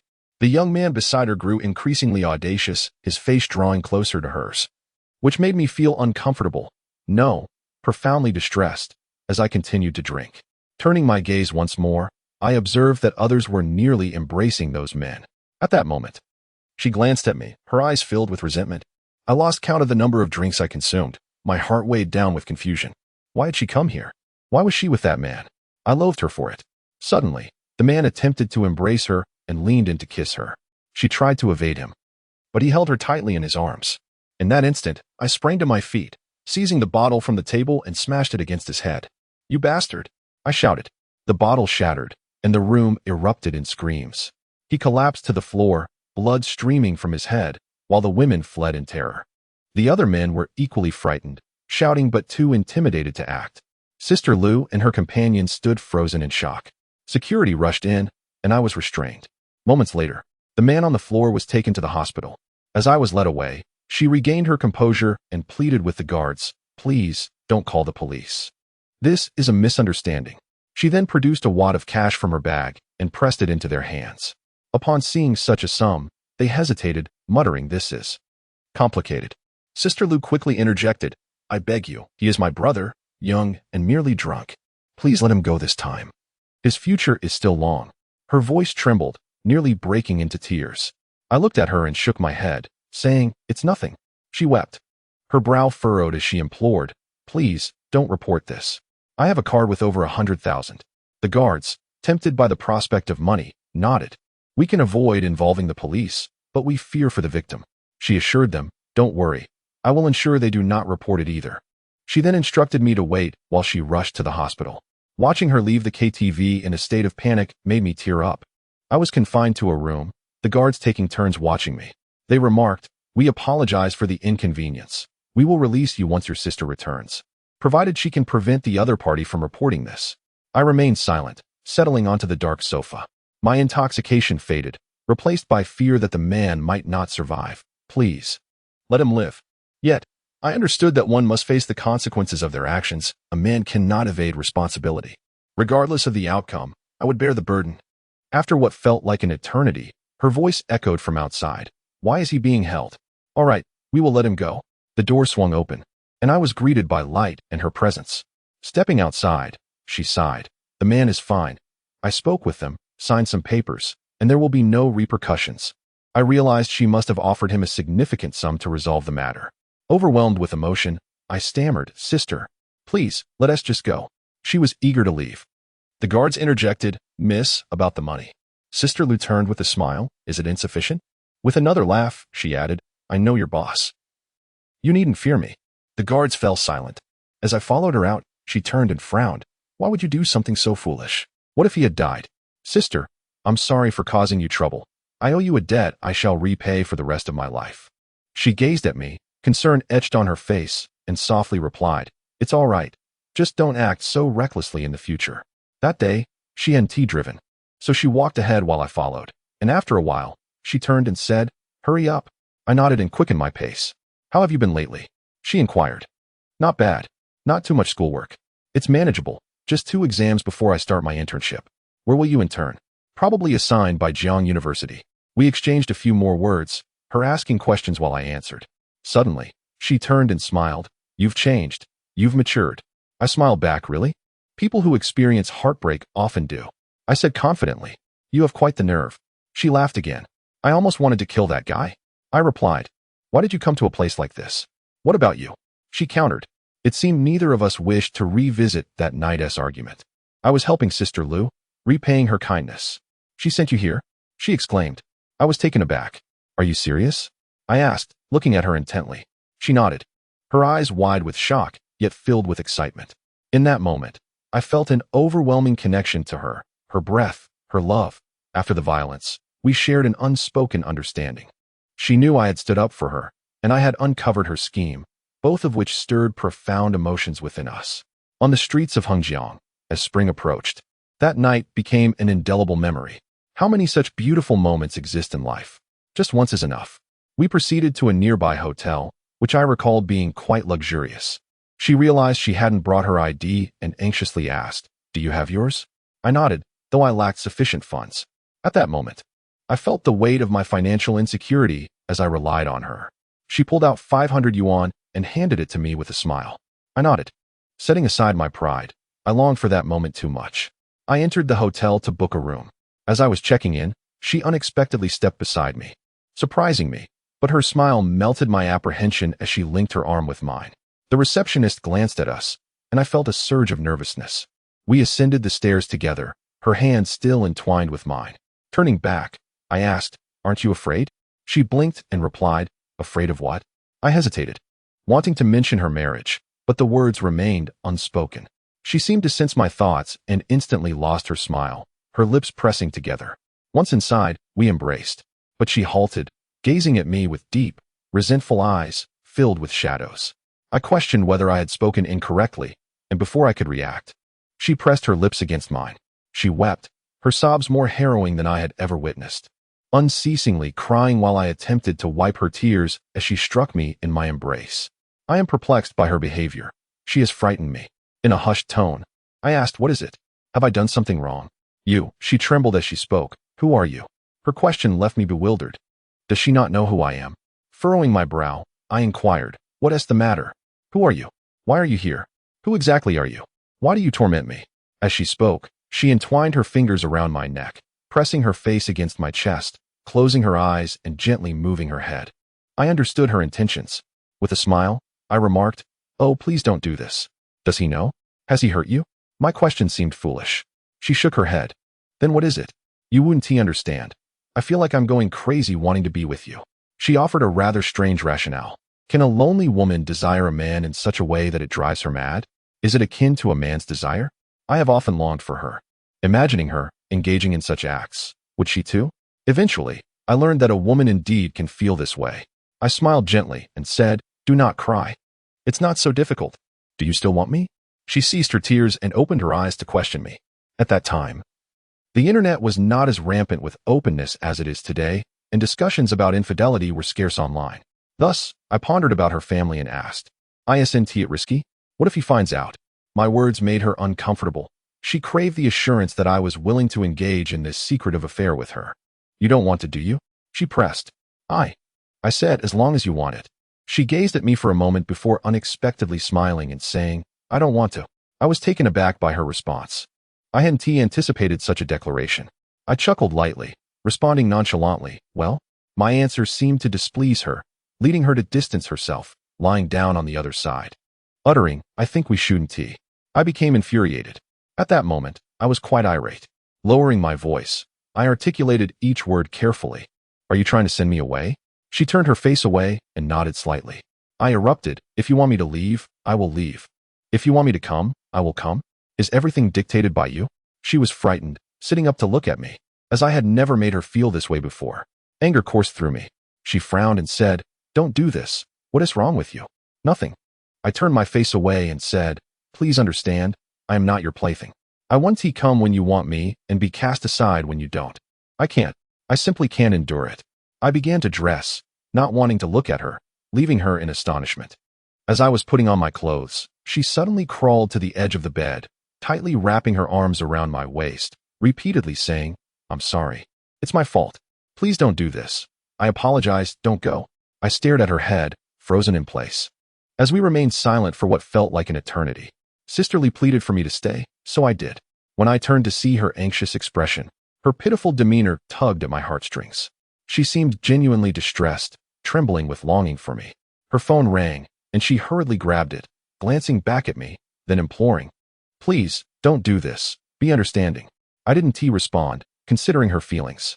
On the phone, I stammered, "Oh, I'm out getting a beauty treatment. I'll be back shortly." The other party seemed skeptical. She smiled and said, "Really, I'll be back soon." With that, she hung up. She cried silently, saying nothing. I, like a cad, said, "Just go home." She replied softly, "I want to go back." Her voice was barely audible. I sat up, turning my back to her with a smile. "Why don't you go back? You have a husband, a family. What am I to you? Don't say that. Many things you can only understand at my age." I felt particularly irked by this remark, suddenly recalling the older man. She ceased her tears, lifted her gaze to me, and frowned. With tears streaming down her face, she pouted, her expression seemingly one of grievance. At that moment, I still did not comprehend the implications of such emotional torment for her. She too needed love. This is the essence of womanhood. A truth I could not fully grasp at the age of 24. Feeling guilty, I muttered, "I'm a scoundrel. You should hurry home. I haven't kept you." Upon hearing this, she stared at me for a moment, and I felt her eyes, filled with despair from being touched by a man without affection, piercing through me. When I turned again, I saw her dressing in silence, methodically putting on her clothes without uttering a word, her eyes glistening with unshed tears, preoccupied with her task. Watching her, I suddenly felt a pang of guilt. She truly seemed heartbroken. Yet, the thought of that older man being with her, imposing something grotesque upon her, filled me with discomfort and rage. Therefore, I did not stop her, although later I realized she desperately wanted me to intervene, to keep her with me. She finished dressing and stood up. I lay on the bed, gazing up at her. She grabbed her bag, glanced back at me, then turned her head to leave. It was only when her hand reached for the door latch that I staggered over and grasped her. "Don't go," I exclaimed, quite rudely. She did not turn her face, her hand held in mine as she said, "You're still a child." "Yes, I am, and I cannot change." I pulled her towards me with force. She struggled in my embrace, closing her eyes and leaning heavily against the wall, her head tilted back, tears silently streaming down her cheeks. I was truly foolish at that time, oblivious to what such an expression signified. She later confessed her resentment towards meeting me, falling into the hands of a younger man, captivated and unable to extricate herself. After enduring her anguish for a while, she eventually pushed me away and opened the door.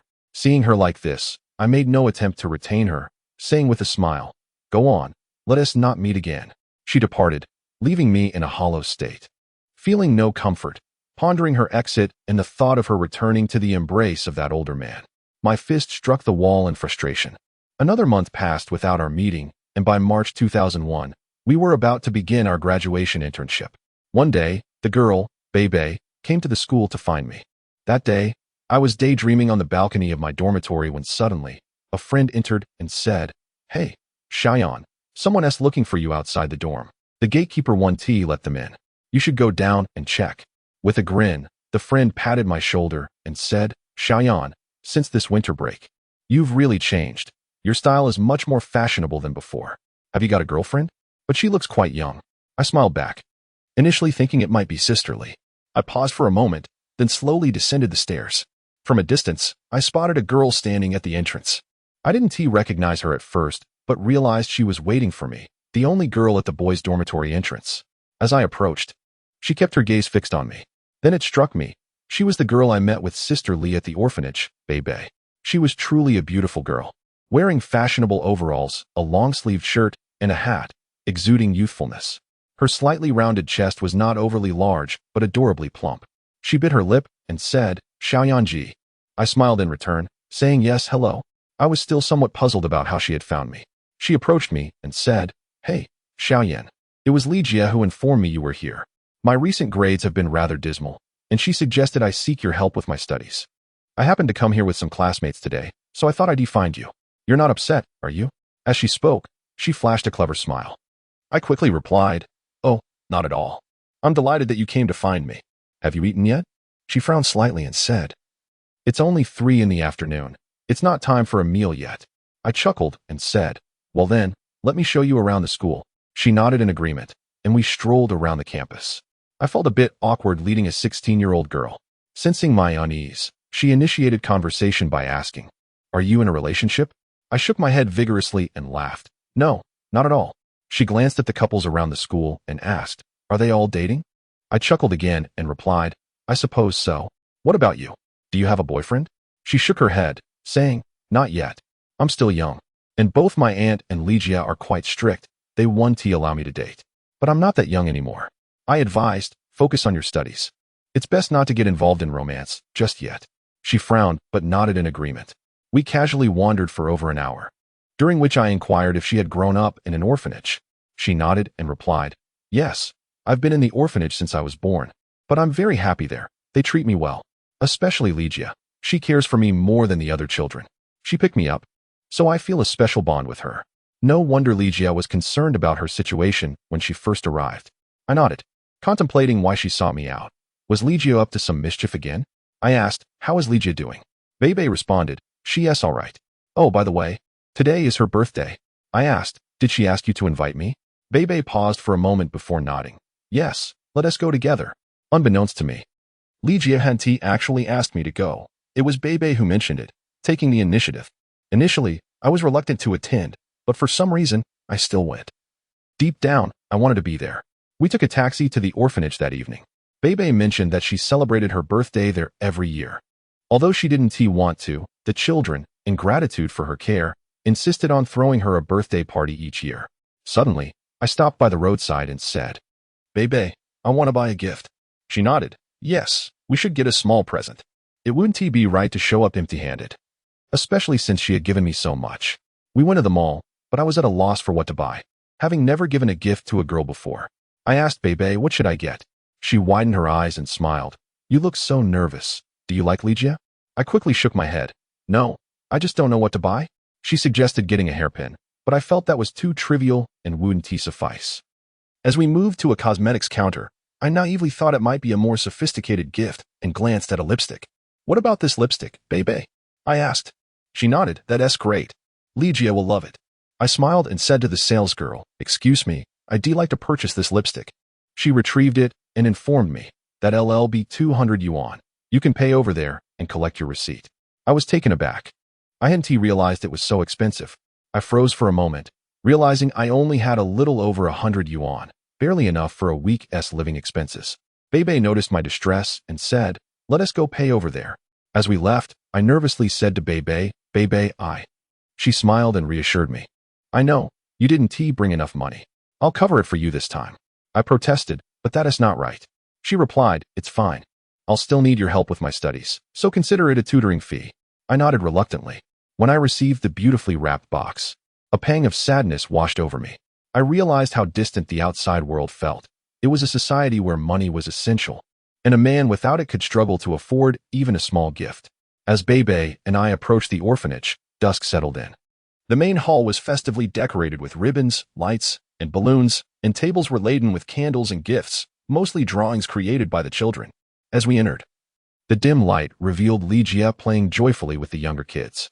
When she looked up and saw us, her expression indicated she hadn't expected my arrival. Her demeanor shifted. She stopped smiling and pursed her lips, glancing at me while I maintained a neutral expression. She looked well, her cheeks flushed. Dressed in a casual sweater with sleeves rolled up, revealing her fair, graceful arms, paired with jeans. Her lips, rosy yet pressed together, remained silent as she turned back to engage with the smaller children. I sensed an unwelcoming atmosphere, causing me to lower my head, sadness creeping into my heart. Bebe noticed and whispered, "Brother, what's wrong?" I replied, "Oh, I'm just stepping outside for a moment. I'll be right back." I discreetly handed the gift to Bebe, saying, "Please give this to her." Bebe looked puzzled but nodded, her expression one of confusion. I stepped outside the orphanage.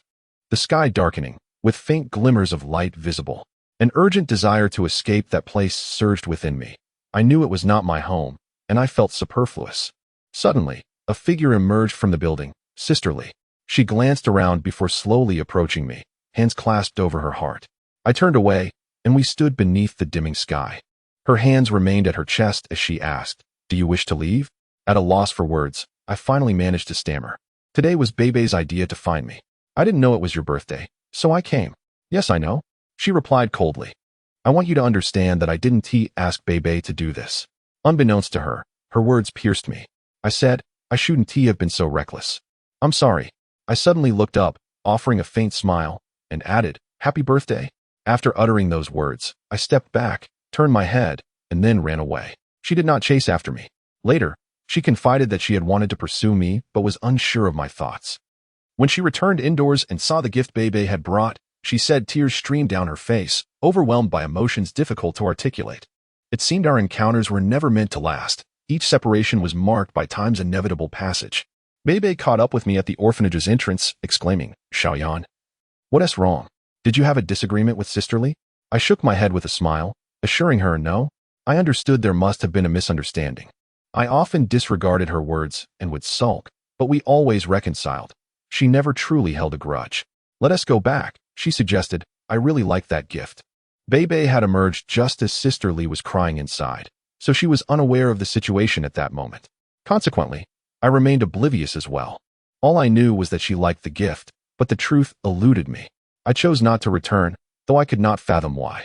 Bebe too refused to go back, insisting she wanted to spend time with me. I urged her against it, but she dismissed my concerns, stating she had given a gift and wished me a happy birthday, not wanting to remain inside. That night, we found ourselves at a roadside night market, drinking together. As I grew tipsy, I found myself entangled in an inexplicable relationship with Bebe, a connection that would haunt me for a lifetime. How could I comprehend the nature of Bebe's relationship with Sister Li? Even Bebe was unaware at the time. Bebe was 16, while Sister Li was 32. Such an age gap rendered their connection inconceivable. Bebe, in her adolescence, sought me out with purpose. After I had drunk too much, she urged me to accompany her to a midnight movie. I obliged, and in the darkness of the cinema, she suddenly leaned against me, asking, "What does a kiss feel like?" I glanced at her, my heart in turmoil. She was merely 16, 8 years my junior. The events that followed were absurd and laughable. I often wish I could rewind time to that fateful night and undo what transpired between Bebe and me. The midnight screening was sparsely attended, mostly by couples. In the dim light, I unintentionally brushed against her smooth, pale skin. She let out a soft gasp, her voice drowned by the film, a sound only I could hear. Years later, I would deem this act sinful. Yet for Bebe, now grown, it was an everlasting pain, not regret over foolishness, but the realization that she too had loved the wrong person, mirroring my own evasion of Sister Li. Bebe, brave yet innocent, was caught in a web of emotions. Panicking, I retracted my hand, exclaiming, "Don't do this, Bebe." She remained with her eyes closed, resembling a drowsy child. Her words felt like a plea for an adult to grant her another piece of candy, leaving me feeling like a beast. I turned away, flustered, saying, "I just had a bit too much to drink, haha." Suddenly, thoughts of Sister Li invaded my mind. I was purely frightened that Bebe might unwittingly reveal this encounter to Sister Li, and that would be disastrous. If Sister Li discovered I had engaged in such foolishness with a girl from the orphanage, she would surely never regard me with kindness again. A wave of dread washed over me. Bebe, looking down with wide eyes, asked, "Brother, do you have a girlfriend?" I wanted to let her know. My mind raced, and I stood up abruptly, insisting we should leave. I needed to ensure she returned home quickly and kept silent about our rendezvous. She followed me outside, hands tucked in her pockets, chewing on a piece of bubble gum that popped loudly. By the time we emerged, it was past midnight. Neither of us had a phone, and I thought even if others were frantically searching for Bebe, they would not know where to find her. I hastily urged, "It's too late. They worry. You should go back." She seemed slightly irritated, chewing her gum and responding, "I'm not going back. They want to know. I spend most of my time at school." I asked, "When you left, did Sister Li know you were coming to find me?" She fell silent, nodded, her gaze fixed on me. I felt a sinking dread. She was aware I had taken Bebe out, and upon returning, Sister Li would undoubtedly inquire about our activities. I laughed nervously, attempting to ease the tension. "Bebe, our little game was quite absurd, haha." She nodded and quickly reassured me. "Don't worry, I won't let anyone know. Okay, brother?" She suddenly took my hand, saying, "I don't want to date you." She turned to face me, embracing me. "No." I quickly replied, Bebe, I'm your brother. You understand, right? This isn't permissible. Foolish boy, you're not my real brother, she retorted, her thoughts unspoken but evident. I felt nothing for her. She was merely a child in my eyes, not yet a woman. After a few playful protests, I continued to shake my head. Angered, she turned away and walked ahead. I rushed to catch up, saying, Shall I take you back to school? I'll escort you. Don't concern yourself. I can walk alone. She insisted, continuing forward. The dark street filled me with unease, so I followed her closely, wordlessly. Wherever she went, I trailed behind. Eventually, we passed a hotel, and she halted, turning to me, saying, I want you to take me to the hotel. I understood her implication and shook my head again. She suddenly pouted, raising her chin defiantly. Fine. If you want to take me, I'll tell Annie and Sister Lee when I get back. This child was truly reckless, and I regretted ever meeting her. Her persistence was unbearable. Will you take me or not? She pressed. I felt tears prickling my eyes, overwhelmed by the situation. What is the point of going there? I asked. We'll figure it out when we get there. She replied. I turned to glance at the flickering hotel sign, furrowing my brow as I asked, Bebe, why don't you find a boy at school to date? I'm older. I'm not suitable for you. Seeing a glimmer of hope, she hugged me again, declaring, No, from the first moment I saw you at the orphanage, I liked you. You're so handsome. I've always thought about you. I was utterly confounded. I uttered a repugnant statement. Then you can't tell anyone about this, all right? She eagerly nodded, clutching my hand tightly. This will be our secret. Only between you and me, brother. I feel so bad, brother. I too felt a profound discomfort. Despite her tender age of 16, her body had already begun to take shape. When she pressed against me, an instinctual urge compelled me to reach out and touch her. In youth, we often succumb to impulsive desires, rarely considering the consequences, or perhaps at that moment, I simply lacked the understanding of how to navigate such matters. As I secured a room at the hotel, she stealthily approached the door, and when I opened it, she leaped into my arms, causing my mind to go blank. In the darkness, she coiled around me like a serpent, and with minimal effort, I lifted her onto the bed. I spoke not a word. In the obscurity, my gaze bore the ferocity of a wolf. The intricacies of a 16-year-old's heart eluded me. Regret washed over me. A profound and overwhelming regret as I struck the bed in frustration. She could not comprehend the reason behind my turmoil. I found myself fearful of her, terrified that this little creature would become dependent upon me. Yet, we are not animals. I could not hide away, seizing what I desired as if it were permissible to mistreat a defenseless creature. Thus, as dawn broke hazily, I roused her and escorted her to school.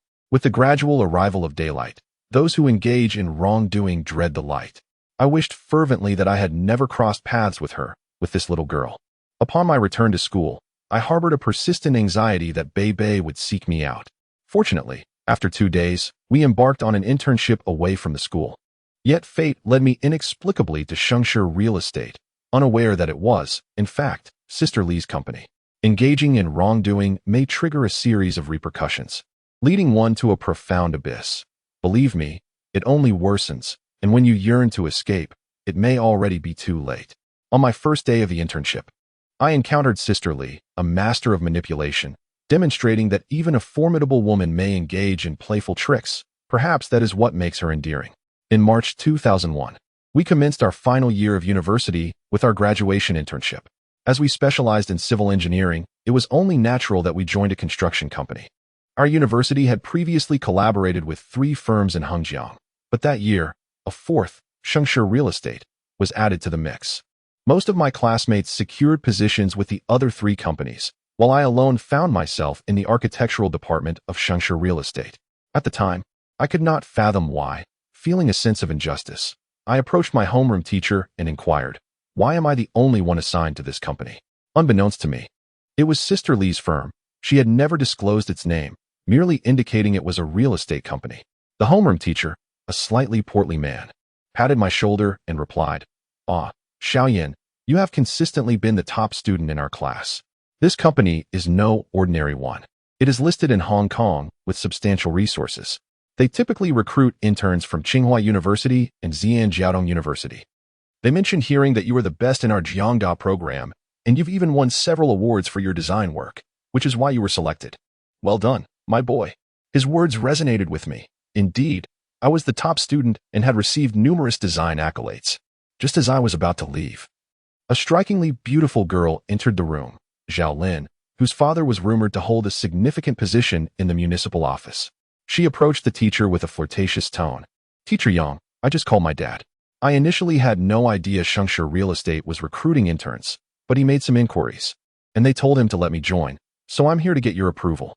The teacher, ever the opportunist, favored Zhao Lin due to her father's status. And upon hearing this, he responded with a smile. "Ah, splendid. You can go with Lu Yin. It will be nice to have a companion." It appeared Zhao Lin had only just noticed me, offering me a brief smile. Truth be told, over 4 years of schooling, I had scarcely spoken with the 7 or 8 girls in our class, and my interactions with Zhao Lin were limited to a few casual exchanges. They all knew me to be a reserved individual, a fact that was evident, largely due to my humble background. Thus, I maintained a distance from her. Yet with our shared internship and being from the same class, conversation became inevitable. As the internship commenced, my classmates donned new attire, purchasing suits and polished shoes. Some even carrying stylish bags, transforming into what appeared to be professionals. Observing them, I contemplated whether I should also update my wardrobe. However, I had only 200 yuan to my name, a sum originally given to me by Sister Li for groceries. I chose not to change my attire. The winter clothes Sister Li had provided were no longer suitable, and I reverted to wearing a woolen sweater that I had donned for 4 years, paired with a relatively decent pair of black trousers. On my first day reporting to Shengshe Real Estate, I felt the scrutinizing gazes of well-dressed men and women within the opulent office, as though I were an intruder in a grand palace. Zhao Lin also reported that day, and upon seeing me, she seemed to perceive my humble appearance with a hint of discomfort, yet she was too polite to voice her thoughts. I comprehend her intentions, for we have been classmates for 4 years. Although our conversations have been sparse, a bond of camaraderie still exists. However, I hastily shook my head and replied, "Thank you, but it's unnecessary. I recently made a purchase." At that time, my pride prevented me from wanting any association with her, especially since she was in a relationship. I harbored no improper thoughts. She was not in my department. She had been assigned to the marketing division, presumably due to her beauty, as the company had chosen her for public relations. I was greeted by a director, a man likely in his 50s, while a chubby young man from the design department accompanied me. I later learned that he had connections, as his father was a section chief in the Quality Supervision Bureau. We did not attend the same school. He was a college student from a different institution in Hengjiang. Upon our first encounter, his eyes were filled with disdain. When I extended my hand for a handshake, he merely glanced at me without raising his eyelids. I experienced the sting of social humiliation for the first time. I managed to smile and followed him into the meeting room. The director's demeanor was also unwelcoming. I found myself puzzled as to why I was even invited. He engaged in jovial banter with the chubby young man, discussing his father's work and inquiring about his recent busyness. The young man boasted incessantly about his father's imminent promotion, claiming that soon he would be the sole decision-maker. I sat there, unsure of how to contribute, as I had prepared an abundance of thoughts on architecture, yet found no opportunity to express them. Eventually, the director glanced at me and said, "Xiao Lu, you will follow Xiao Li under my supervision. If you have any questions, consult Xiao Li. His father oversees our operations, so just ask him what needs to be done." I nodded respectfully, although I felt a twinge of discomfort within me. I silently acknowledged the reality of the professional world. The chubby young man, Xiao Li, exuded arrogance and bravado, as if we had a personal vendetta. He treated me with the airs of a privileged heir, gesturing dismissively towards me. We shared a desk, sitting opposite one another. Occasionally, he would look up and smirk, tauntingly stating, "Hey, buddy, what era are we in? That outfit of yours must be outdated, right? You really resemble a typical intellectual, the kind that is perpetually struggling. If you wore glasses, you'd be the spitting image of a character from an old film, a quintessential, old-fashioned scholar." I merely nodded in silence. Noticing no one else was around, he leaned back and remarked, "Hey, have you suffered some kind of setback? You always wear such a glum expression." My father always says that out in the world, one must rely on their words. If you remain silent, there will only be one of us left in the company. So you might as well bow out early. His words infuriated me, yet I remained mute, quietly examining the construction drawings brought in by the director. I understood that my position demanded diligence and hard work to earn respect. I had grown accustomed to being looked down upon since university, and I had learned to be indifferent. 2 days later, the company's president came to inspect our department. Xiao Li, aware of this, sought to embarrass me in front of the president, aiming to expedite my departure. He splattered ink on a construction drawing and placed it on my desk just as I returned from the restroom. With only 10 minutes before the president's arrival and over 10 people in the office, he suddenly called out, "Hey, everyone, look. Luyan has ruined the engineering drawing and tried to hide it in his drawer. Come see." Panic surged through me as I furrowed my brow and exclaimed, "I didn't do it. I just went to the restroom." Yet he adamantly insisted it was my doing, claiming he had witnessed the act. Consequently, the nearby colleagues turned to me, shaking their heads in unison, murmuring, "Look at the intern, clumsy hands and feet. We should really hire fewer kids like him in the future." Later, I discovered that the employees feared the company would continue hiring, as they wished to secure their own positions, thus ostracizing me. Witnessing this, my anger erupted. "Don't wrongfully accuse me. I've tolerated you for long enough." I retorted. "You still refuse to admit it? I'm thinking about the company. Do you understand how crucial the construction drawings are? One miscalculated number could lead to an accident. You should know better, given your background in civil engineering." My face flushed with rage. At that moment, a group of individuals appeared at the doorway, and I was oblivious to their presence until Shaoli hurried forward, saying, "Hello, General Manager. Look how he has ruined the construction drawing and tried to hide it." With my head lowered, I thought I was finished. I had hoped to endure and prove myself, yet it seemed all was lost. Just as I turned my face, I spotted her. I could never have imagined our meeting would occur in such a manner, in front of 20 or 30 people, under these circumstances. She wore an elegant black women's suit paired with silver high heels, her hair neatly tied back, and the collar of her blue shirt peeking from beneath her blazer. Surrounded by a group of impeccably dressed men, she resembled a figure of authority. I was perplexed as to why such a captivating woman would frequently seek me out amidst so many handsome men. If it was inappropriate for her to engage with men at work, her husband must surely be someone of significance, given his age and stature. Her eyes radiated calmness and composure, as if she were numbed by the situation of having brought me to this point. I gazed at her, surrounded by the well-dressed men, waiting for their judgment. I had hoped she would speak on my behalf, yet she merely looked at me and asked, "Is this true?" Her question drove me to the brink of madness. How could she ask me that? How could she believe the words of those who slandered me?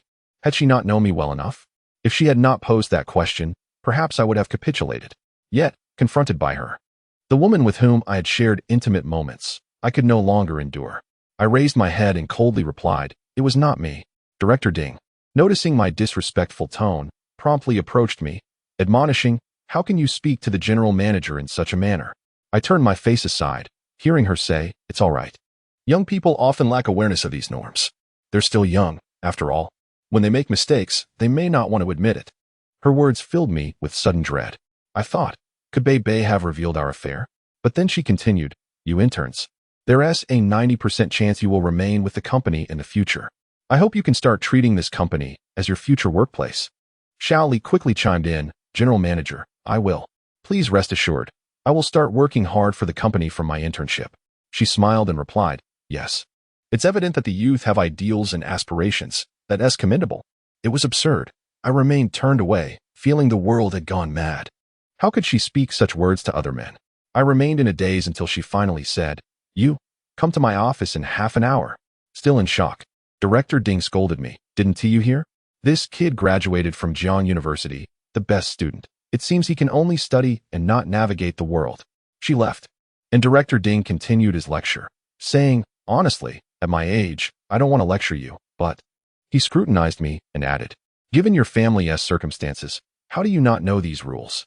I remained silent, lost in thought, as they all believed I was finished and would undoubtedly be dismissed.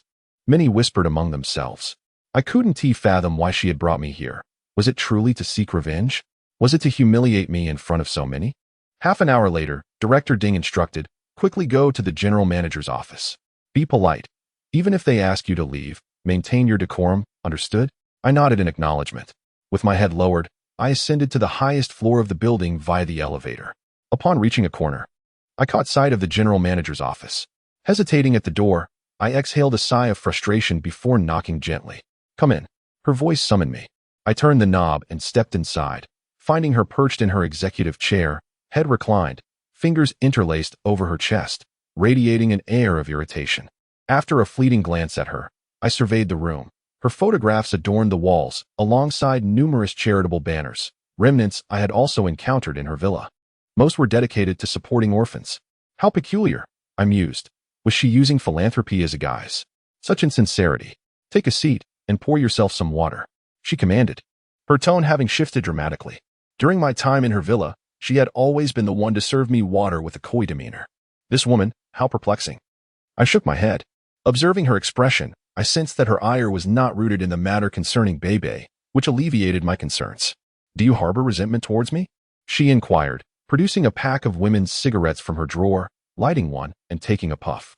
I glanced back at her self-satisfied demeanor, feeling a sense of numbness wash over me. I remained silent as she continued. How have you been lately? A cold smile crept across my face as I retorted. You brought me here merely for revenge, didn't you? Revenge? She coughed, hastily extinguishing her cigarette and sipping water.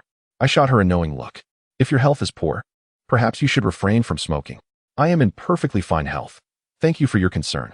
She replied with a derisive smile. You've witnessed the harsh realities of the world outside, haven't you? It must be disheartening for you. Not particularly, I replied, pursing my lips before turning my head back to her. If your intention was to bring me here solely for your amusement, to derive pleasure from my predicament, I will take my leave.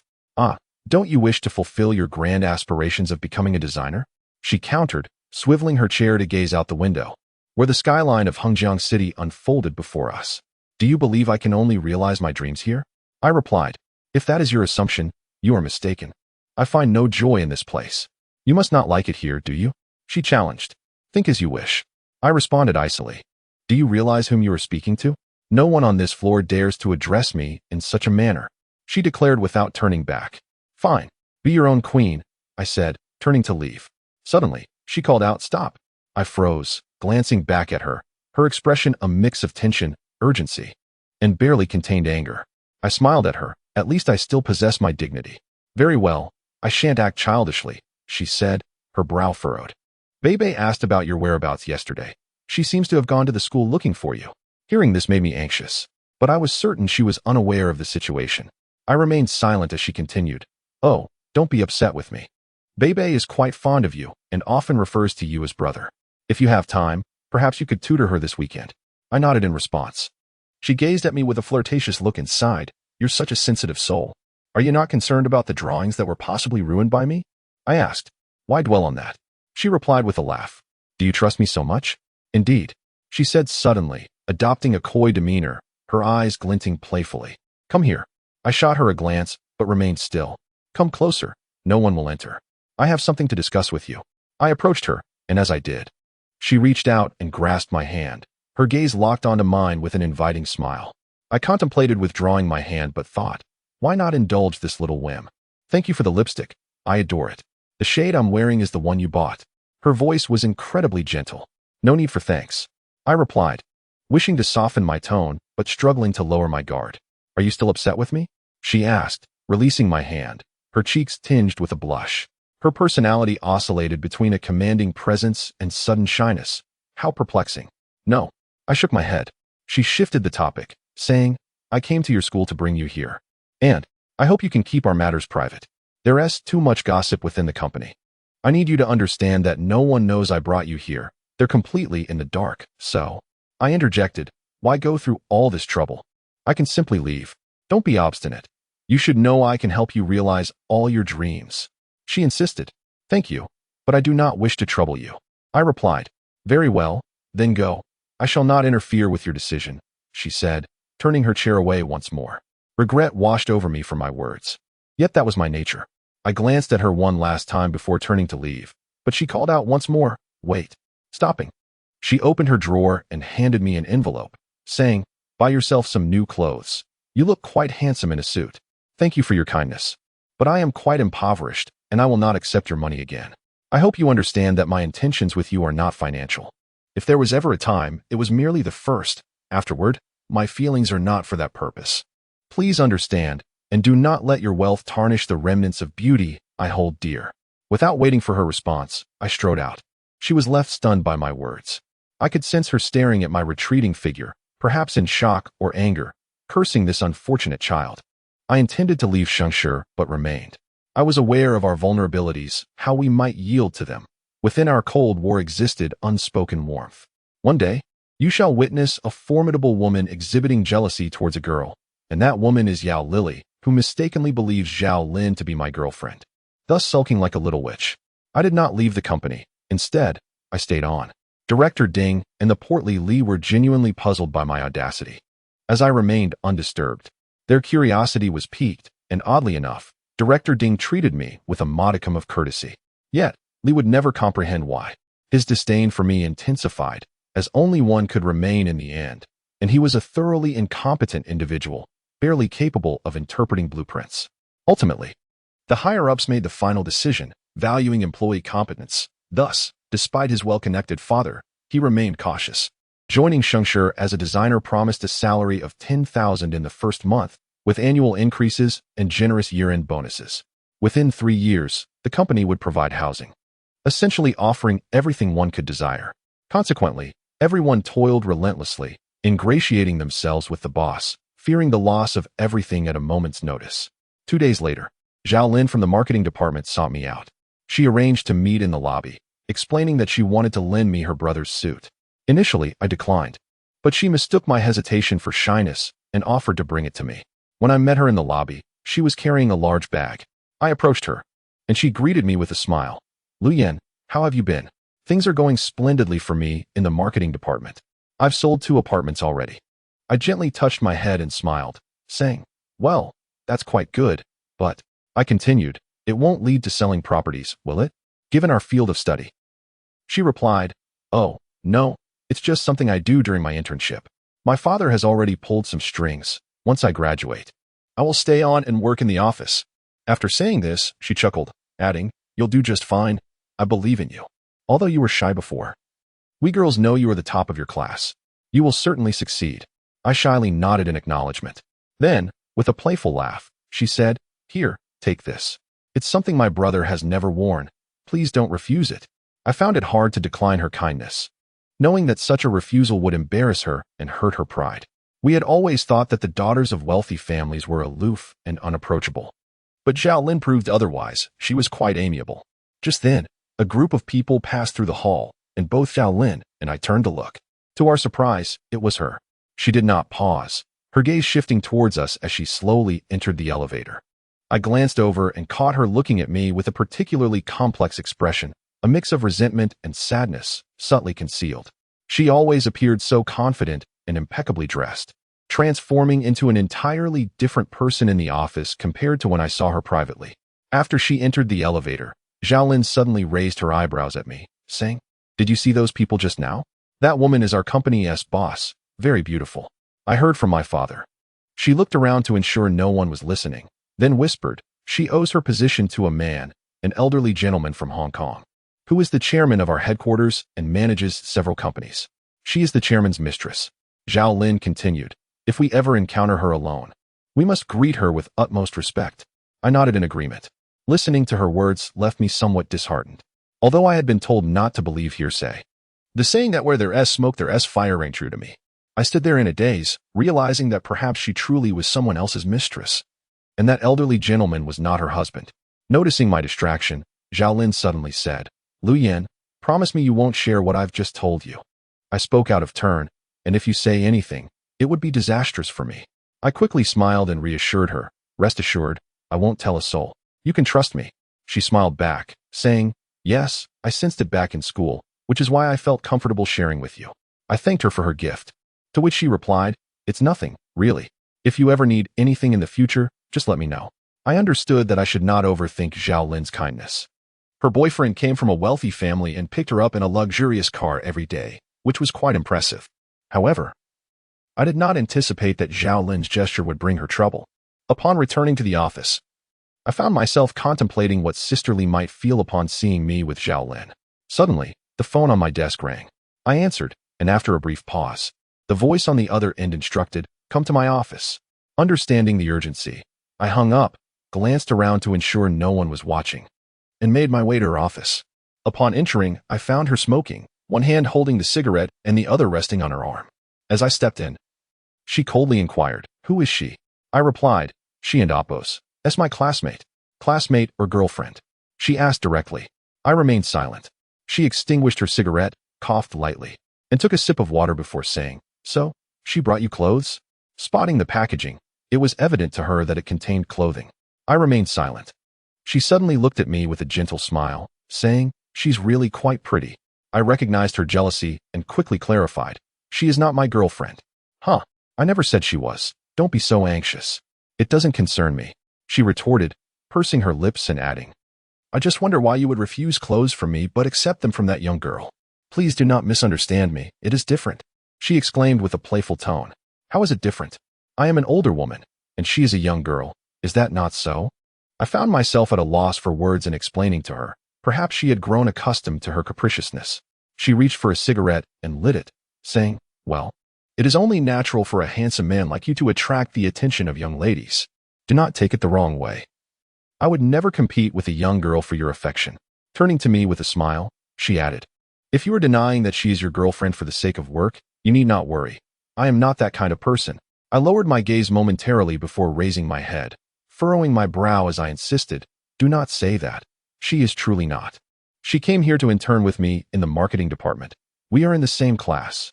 Suddenly, she recalled something, saying, "Oh, her father is a city official, correct?" I nodded in affirmation. "I see. You may return now." I cast a glance at her, uncertain of the meaning behind her final words. As I exited, I looked back to find her staring at a spot on the floor, her expression tinged with sadness. I never anticipated that my words would harm Zhao Lin, and for the first time, I found myself raising my voice at Li Jia on behalf of my classmate. The following day, Zhao Lin appeared at my side, tears streaming down her face. "Lu Yan, I have made a tremendous fool of myself." I was joking around in the office when the general manager walked in and reprimanded me. "I might have to leave here." I called my father, but he is helpless. Upon hearing this, I realized that it must have been her doing, an intentional act to undermine Zhao Lin. I pressed my lips together and reassured her, "Do not worry. It will be all right. Just wait for me." With that, I entered the elevator and made my way to her office. I knocked on the door, unaware that she was engaged in a meeting with 3 or 4 others. Suddenly, someone opened the door and asked, "Who are you? Did you not know you need to call first?" I quickly retreated as the door closed. After waiting for over 10 minutes, once they departed, I knocked again. Upon entering, I found her engrossed in a document. Without looking up, she asked, "What do you want?" Raising my voice, I confronted her. "Why are you so narrow-minded? I once thought you were considerate, gentle, and caring. Why did you resort to revenge?" She set down the document, lifted her gaze to meet mine, and shouted, "Get out." I believed Zhao Lin was suffering because of me, and even if I were to leave, I had to clarify my thoughts with her. I persisted. "I will not leave until you tell me why you have become so petty and why you have concealed so much from me." She blinked, staring at me.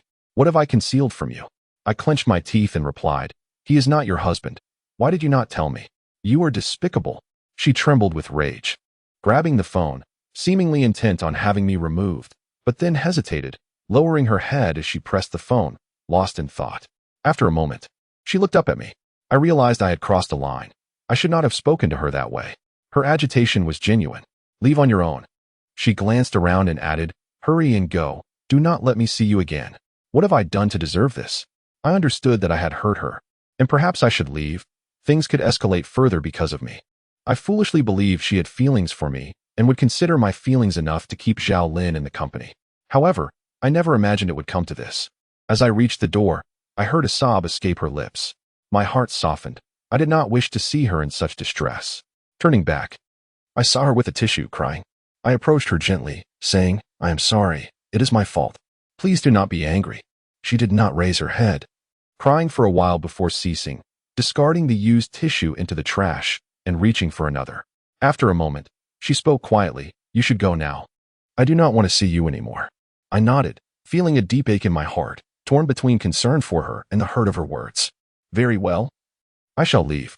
I understand. I apologize for what I said to you. I am truly sorry." I turned to leave slowly, and she did not call after me. The next day, I did not return to the company, and I did not inform anyone of my departure. I decided it was best to remain silent and not return. Due to my internship, I rented a small room for 50 yuan a month, a bargain. I spent 2 days resting there, knowing I could not face Zhao Lin. I had caused her suffering. That afternoon, unexpectedly, Zhao Lin came to find me. Upon seeing me, she exclaimed, "Lu Yan, why have you not been to the company?" Her face was bright with a smile. I felt embarrassed and replied, "I have not been feeling well, so I did not go." She handed me a bag of fruit. saying here, "You do not know, do you? The general manager is just like that." She later apologized to me and even had me sign on with the company, assigning me to manage 2 or 3 employees. She furrowed her brow in confusion, adding, "It was truly strange. I asked my father, and he found it odd too." At first, when he called the company, the general manager was cold, but then suddenly she was nice to me. I nodded, smiling slightly. "Well, congratulations." She did not enter the room, mentioning her boyfriend was waiting for her before departing. Once she left, a wave of sadness washed over me. Hearing her mention the general manager's apology shattered my heart. In that moment, I longed to see Li Jia, to hold her close and confess my wrongdoings. My conscience weighed heavily upon me, and my love for her surged forth like never before. I even contemplated rushing to the villa to find her. But I knew that there might still be an older man there. With such thoughts, my heart shattered into pieces. I could only lament my own ineptitude, feeling powerless. Having fallen for someone, yet only managing to cause her pain. On the 3rd day, I returned to the company, and to my surprise, Director Ding greeted me with undue politeness, without questioning my absence. I could not bear to face her. It was during a weekend company party that I saw her again. She appeared significantly more worn. At the company party a week later, I encountered her. Normally, interns like us were not allowed to attend such events, but that day, as I was about to leave, the director called out, "Hey, Xiaoyan, come help us." Thus, I assisted in moving items and setting up the venue.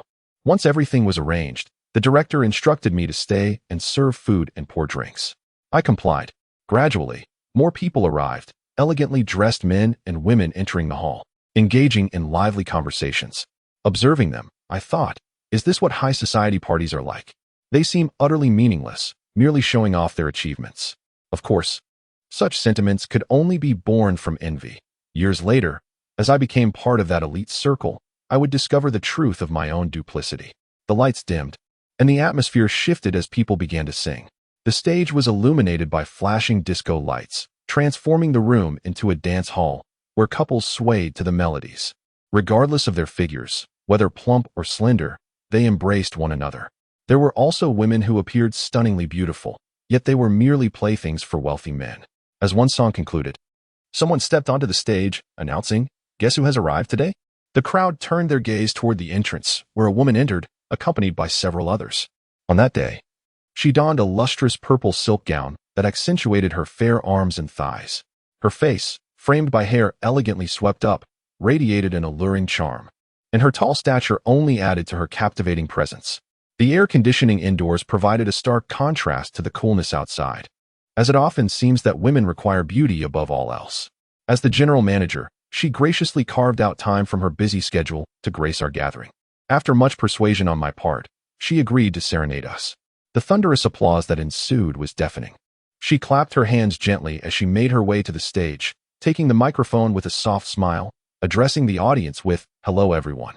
I've been quite occupied and haven't had the chance to gather with you all. Today, I'll sing a song to express my apologies." To my surprise, she admitted with a hint of shyness, "I hope my singing is acceptable." The audience erupted in exclamations of delight, many proclaiming, "Oh, the general manager sings beautifully. What an honor." I couldn't help but smirk inwardly, thinking, she carries herself as if she were a star, too busy for us. When I looked up again, I noticed her purse her lips before her voice filled the room, transforming from a commanding boss into a soulful songstress reminiscent of a Hong Kong diva, crooning a lounge ballad. With heartfelt emotion, she sang with a tinge of melancholy and serenity. The melody was enchanting, evoking the hues of an era tinged with darkness and sorrow. In that moment, I found echoes of the time I was destined to share with her. On a certain day, in a certain month, it resembled a shattered visage, making it hard to utter goodbye, allowing everything to drift away. It was no easy feat, yet we shed no tears. Let it come gently, let it depart gracefully. Now, as the years pass, I find myself unable to cease reminiscing, longing for her, yearning for the past. I wish for the sea breeze to rise again, its waves caressing my heart, reminiscent of her tenderness. Later, I learned that the song was a poignant piece performed by Tsai Chen, whose rendition was imbued with her unique essence. The melody flowed languidly, interwoven with sorrow and tranquility. I pondered why she chose such a melancholic song for this occasion. Was it a reflection of her true self? Through this poignant tune, one could sense the softer side of the formidable woman, an aspect intertwined with an inexplicable sadness. As she concluded, she bowed deeply, leaving me puzzled about her actions. what lay behind her demeanor, her pride, and the icy facade she maintained within the company. In that moment, her gentle gaze and graceful movements concealed a multitude of emotions, a captivating enigma. Years later, as I reminisce about those scenes, the image of her singing remains etched in my mind. I found myself drawn more to her gentleness, her femininity, believing that the corporate realm was ill-suited for a woman with such a rich inner narrative. The audience was moved, their sentiments unknown to one another. Yet Sister Lee's heartfelt words conveyed her intent. Thank you all for your unwavering support throughout the years, for your dedication to the company, and to you, Yao Lily. My heartfelt gratitude. Another bow followed, reminiscent of a star bidding farewell to the stage. It seemed she was on the verge of tears, and I noticed others wiping their eyes. I struggled to comprehend this display, unwilling to view it as a mere tactic to win hearts. As she descended from the stage, she raised her glass in a toast, prompting many to chant, to the general manager, may the company flourish and may she grow ever more radiant. I caught a glimpse of her as she downed her drink with remarkable poise before placing the glass down, subsequently joining a few executives in conversation while enjoying the performances of other staff members. I made a conscious effort to keep my distance, not wishing for her to notice me. Yet, as I poured drinks for others, I inadvertently looked up and saw her approaching. She was heading to the restroom. She spotted me, and I recalled the previous incident that had left her displeased. I understood my wrongs and her resentment as she averted her gaze and proceeded outside. After she vanished, I felt a sudden urge to apologize, a thought that had lingered in my mind for days, yet I lacked the courage. I stealthily made my way to the corridor, leaning against the wall in wait.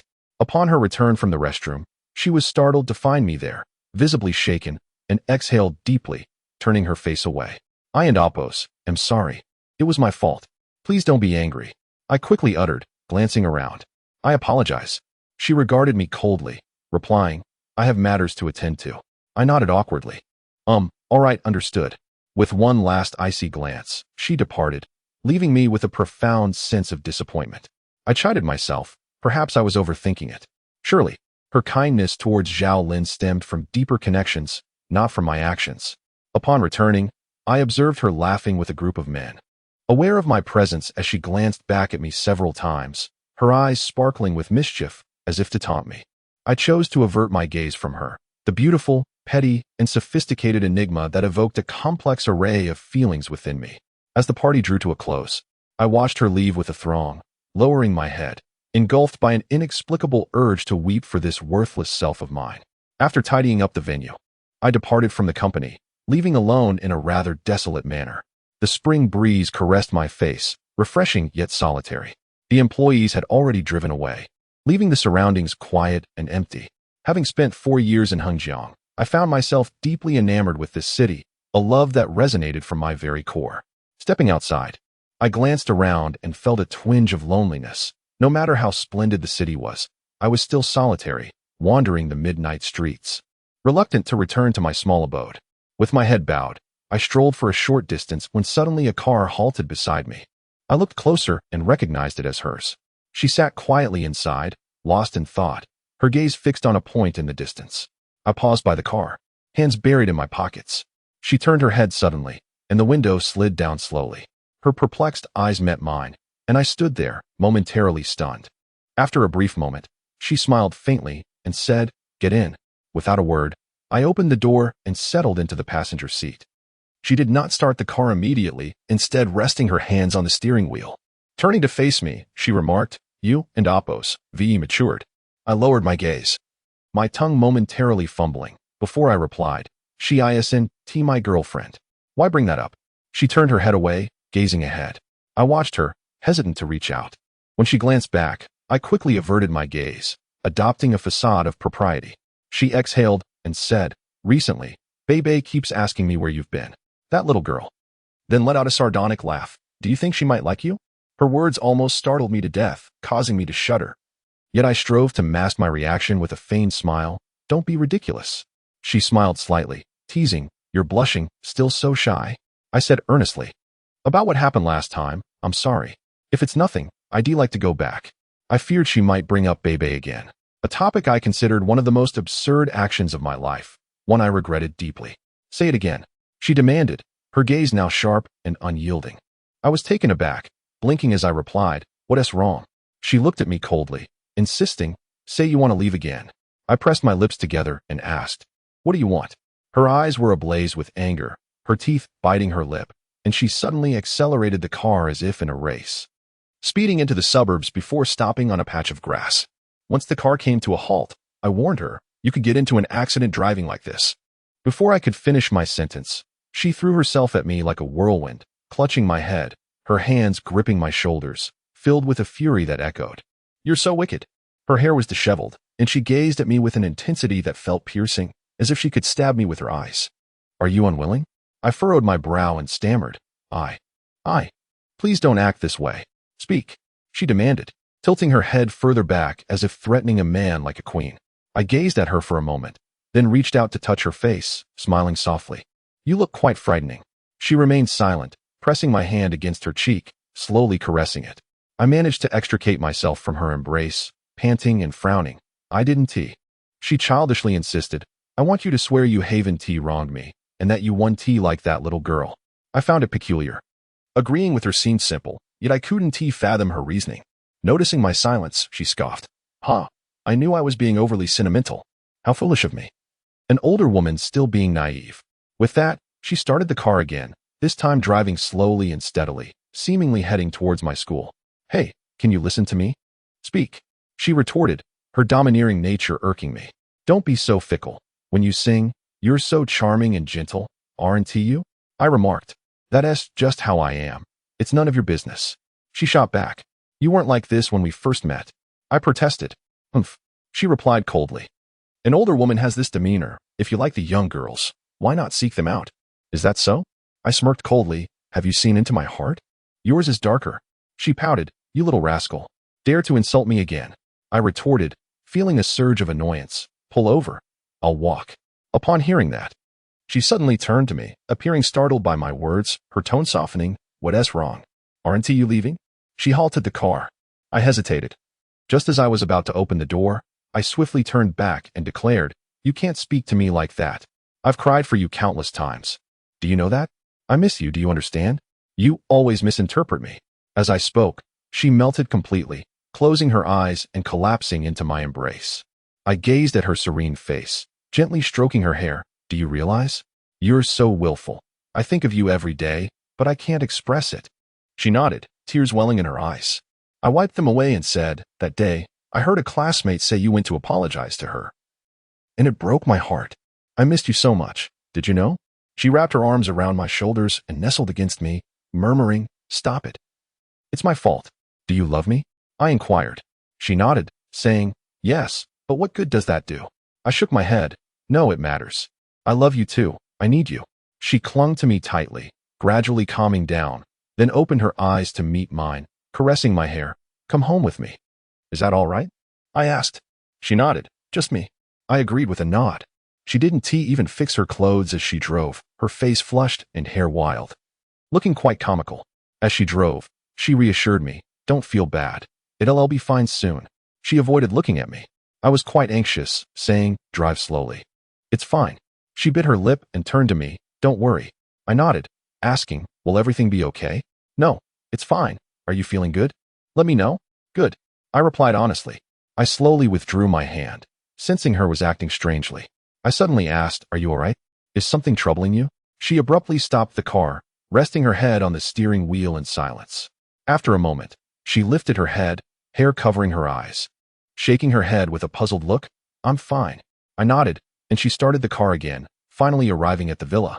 She remained still as I opened the door. She looked at me and smiled, "Help me inside." I was momentarily taken aback but said nothing. Lifting her from the car and carrying her towards the door, she felt light in my arms, and I wasn't afraid of being seen in the enveloping darkness. At the entrance, she retrieved a key from her bag and unlocked the door. Once inside, she effortlessly turned on the lights while I gently placed her on the sofa. She lay back, wrapping her arms around my neck, playfully grinning. "Did I scare you?" I shook my head and smiled faintly. Standing there, unsure of how to place my hands, she suddenly turned, slightly raising her upper body, resting her head against the armrest of the sofa. Sometimes, in moments of solitude, I would ponder that march of years past, questioning whether my time with Sister Lee was merely a dream filled with joy, Yet, behind that joy, I discerned an indescribable sadness. In her gaze, I saw sorrow, and it seemed I was growing amidst our shared happiness. I playfully sprayed her with water, and she laughed. A silly, carefree laugh. I had always believed her downfall carried a burden of pain, reminiscent of that night she cried in my embrace. Seeing her tears drew forth my own, and I asked, "Why this? Why not tell me?" She murmured in my arms, "I wish to escape my current life. I want to be pure for you, but it seems impossible in this lifetime." I struggled to comprehend her words, yet that night, she did not allow me into her bedroom. We shared a modest room instead. I longed to inquire about the man in her life, yet I hesitated, fearing her displeasure. These matters stoked my curiosity. Eventually, Sister Lee and I reconciled, embarking on a renewed romance, but that was a tale for later. The following morning, she awoke early, and as I descended the stairs, I found her preparing breakfast, donned in an apron, her hair neatly tied back, appearing refreshed and groomed. Upon seeing me, she turned and remarked, "I didn't tea call for you. I wanted you to sleep a little longer. Go wash up. I've set out a new toothbrush for you. Breakfast will be ready shortly." I nodded, then proceeded to brush my teeth and wash my face. Once I had tidied up, I wandered into the kitchen, observing her. Unable to find the assertiveness she displayed at work. She was merely a housewife, a young woman.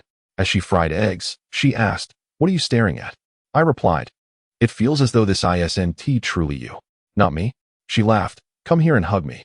Sometimes I thought Sister Lee was quite mischievous, treating me like a child, though I considered myself quite manly at heart. I approached her from behind, wrapping my arms around her as she continued to fry the eggs. Saying, "Isn't this real?" I remarked, "You are entirely different from the person I see at the office. I'm unsure which version of you is genuine." "You fool." She pouted, then quietly confessed, "That's all an act. Otherwise, who would listen to me? The office is very complicated." I nodded at her endearing demeanor. She could indeed present herself as a strong woman. I inquired, "What was the meaning of your outburst the other day?" She lowered her head, chuckling coldly. "Who told you to accept gifts from other girls? Why should I give you anything?" I countered, "You claim to be unjealous. Is that truly the case?" She swayed in my embrace and replied, "Are you foolish? All women feel jealousy, even the older ones." I chuckled lightly. During breakfast, I yearned to ask her about that elderly man from Hong Kong, but fear held me back. I sensed that merely broaching the topic would ignite her anger, and I did not wish to mar her cheerful mood. She gazed at me, elegantly eating, then placed 2 or 3 eggs onto my plate, saying, "Eat more. It seems you've lost weight lately. I offered you money, but you refused. Why overthink? Sister isn't giving it to you for free." I responded, "You know, it feels different now. It's strange. When love enters the equation, I find myself unable to act." Upon hearing this, she paused her chewing, staring at me blankly. "What's wrong?" I asked. She gradually smiled and shook her head, saying, "Nothing." Her smile conveyed her emotions. She was touched but reluctant to reveal too much. I smiled softly, saying, "You look lovely when you're gentle. Being a strong woman doesn't suit you." She took a bite and nodded emphatically. "Only you say that. Everyone else thinks I'm perfectly suited to being a strong woman." I replied, "However, at least during that time, you appeared rather serious." Upon hearing this, she tilted her head, her beautiful face revealing a set of white teeth, narrowing her eyes in playful accusation. "You little rascal, what do you mean by that? Do you think I'm always improper?"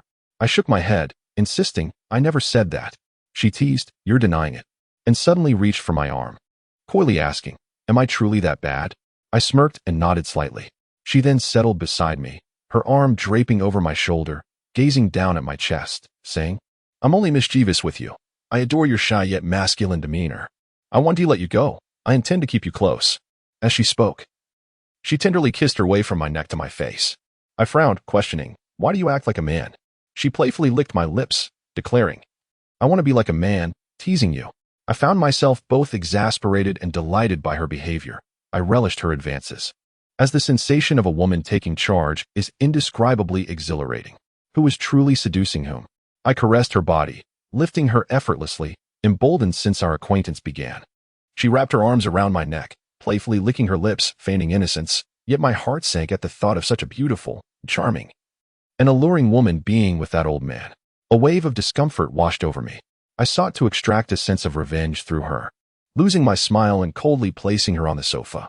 She lay back, still laughing, expecting my advance, yet I remained distant, flipping her onto her stomach. Startled. She quickly understood, kneeling on the sofa with her back to me, glancing over her shoulder, puzzled by my sudden cold demeanor. She furrowed her brow and asked, "How would I know? Sometimes I feel like a fool. You're just a child. Why do I like you? But then again, does one need a reason to like someone? I don't require a wealthy man or a person of great status. None of that matters. Do you understand?" I nodded and smiled gently at her. In the morning, she drove us to the office, knowing we couldn't enter together. As we approached the corner, she halted and said, "Xiaoyin, you should get out here. I worry about company colleagues seeing us. I hope you understand." I nodded, smiling. It's fine. In truth, I wished to disembark even if she hadn't T-stopped, fearing the gaze of others. She added, "Also, Xiaoyin, don't worry. If anyone treats you unfavorably, endure it. I will ensure they pay for it gradually." I quickly interjected, "No, please. I want to rely on my own abilities. I don't wish for your help." She scrunched her nose, stating, "Understood. I trust your capabilities, but seeing those people act as if they can do anything because of me irritates me." I replied, "Isn't Xiaoli's father in charge of quality control? Do you think I care about that? Success comes from one's own strength. If I were to help you, I would have elevated you long ago. I'm only offering you a platform. Your effort is up to you." I agreed wholeheartedly, smiling and nodding. As we parted ways, she suddenly remarked, "By the way, the day after tomorrow, Bei Bei is participating in a school play. Let us go watch it together. After work, wait for me at that corner." Upon hearing the name Bei Bei, I felt a shiver but hesitated to refuse, quickly nodding in agreement. Upon arriving at the company, my mind was utterly distracted. One moment, I thought of Sister Lee, and the next, I recalled Bei Bei. A profound sense of regret enveloped me, filling my entire being. I feared that Sister Lee might discover the truth. Bei Bei had claimed the child was one she picked up, undoubtedly cherishing it as her own. If she were to learn of the absurdity I had engaged in with Bei Bei, my fate would be sealed. Suddenly, Director Ding struck my head with a file, exclaiming, "What are you daydreaming about? Go to the warehouse and help move some items. We are short-handed." Fatty Lee, noticing this, looked up and chuckled. It was evident that Director Ding was under the influence of Fatty Lee's favors. After I stepped out, I observed Director Ding conversing with Fatty Lee inside, and the others in the office seemed to take notice, glancing at me, yet no one dared to speak up. Reluctantly, I headed to the warehouse to move some items, namely, the employees' uniforms.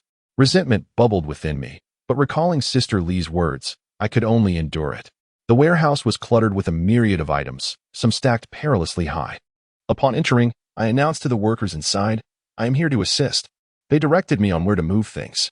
Perhaps distracted from the day's events, I was inattentive while working, nearly colliding with others multiple times. Before long, the warehouse supervisor instructed us to transfer a batch of items to a high shelf.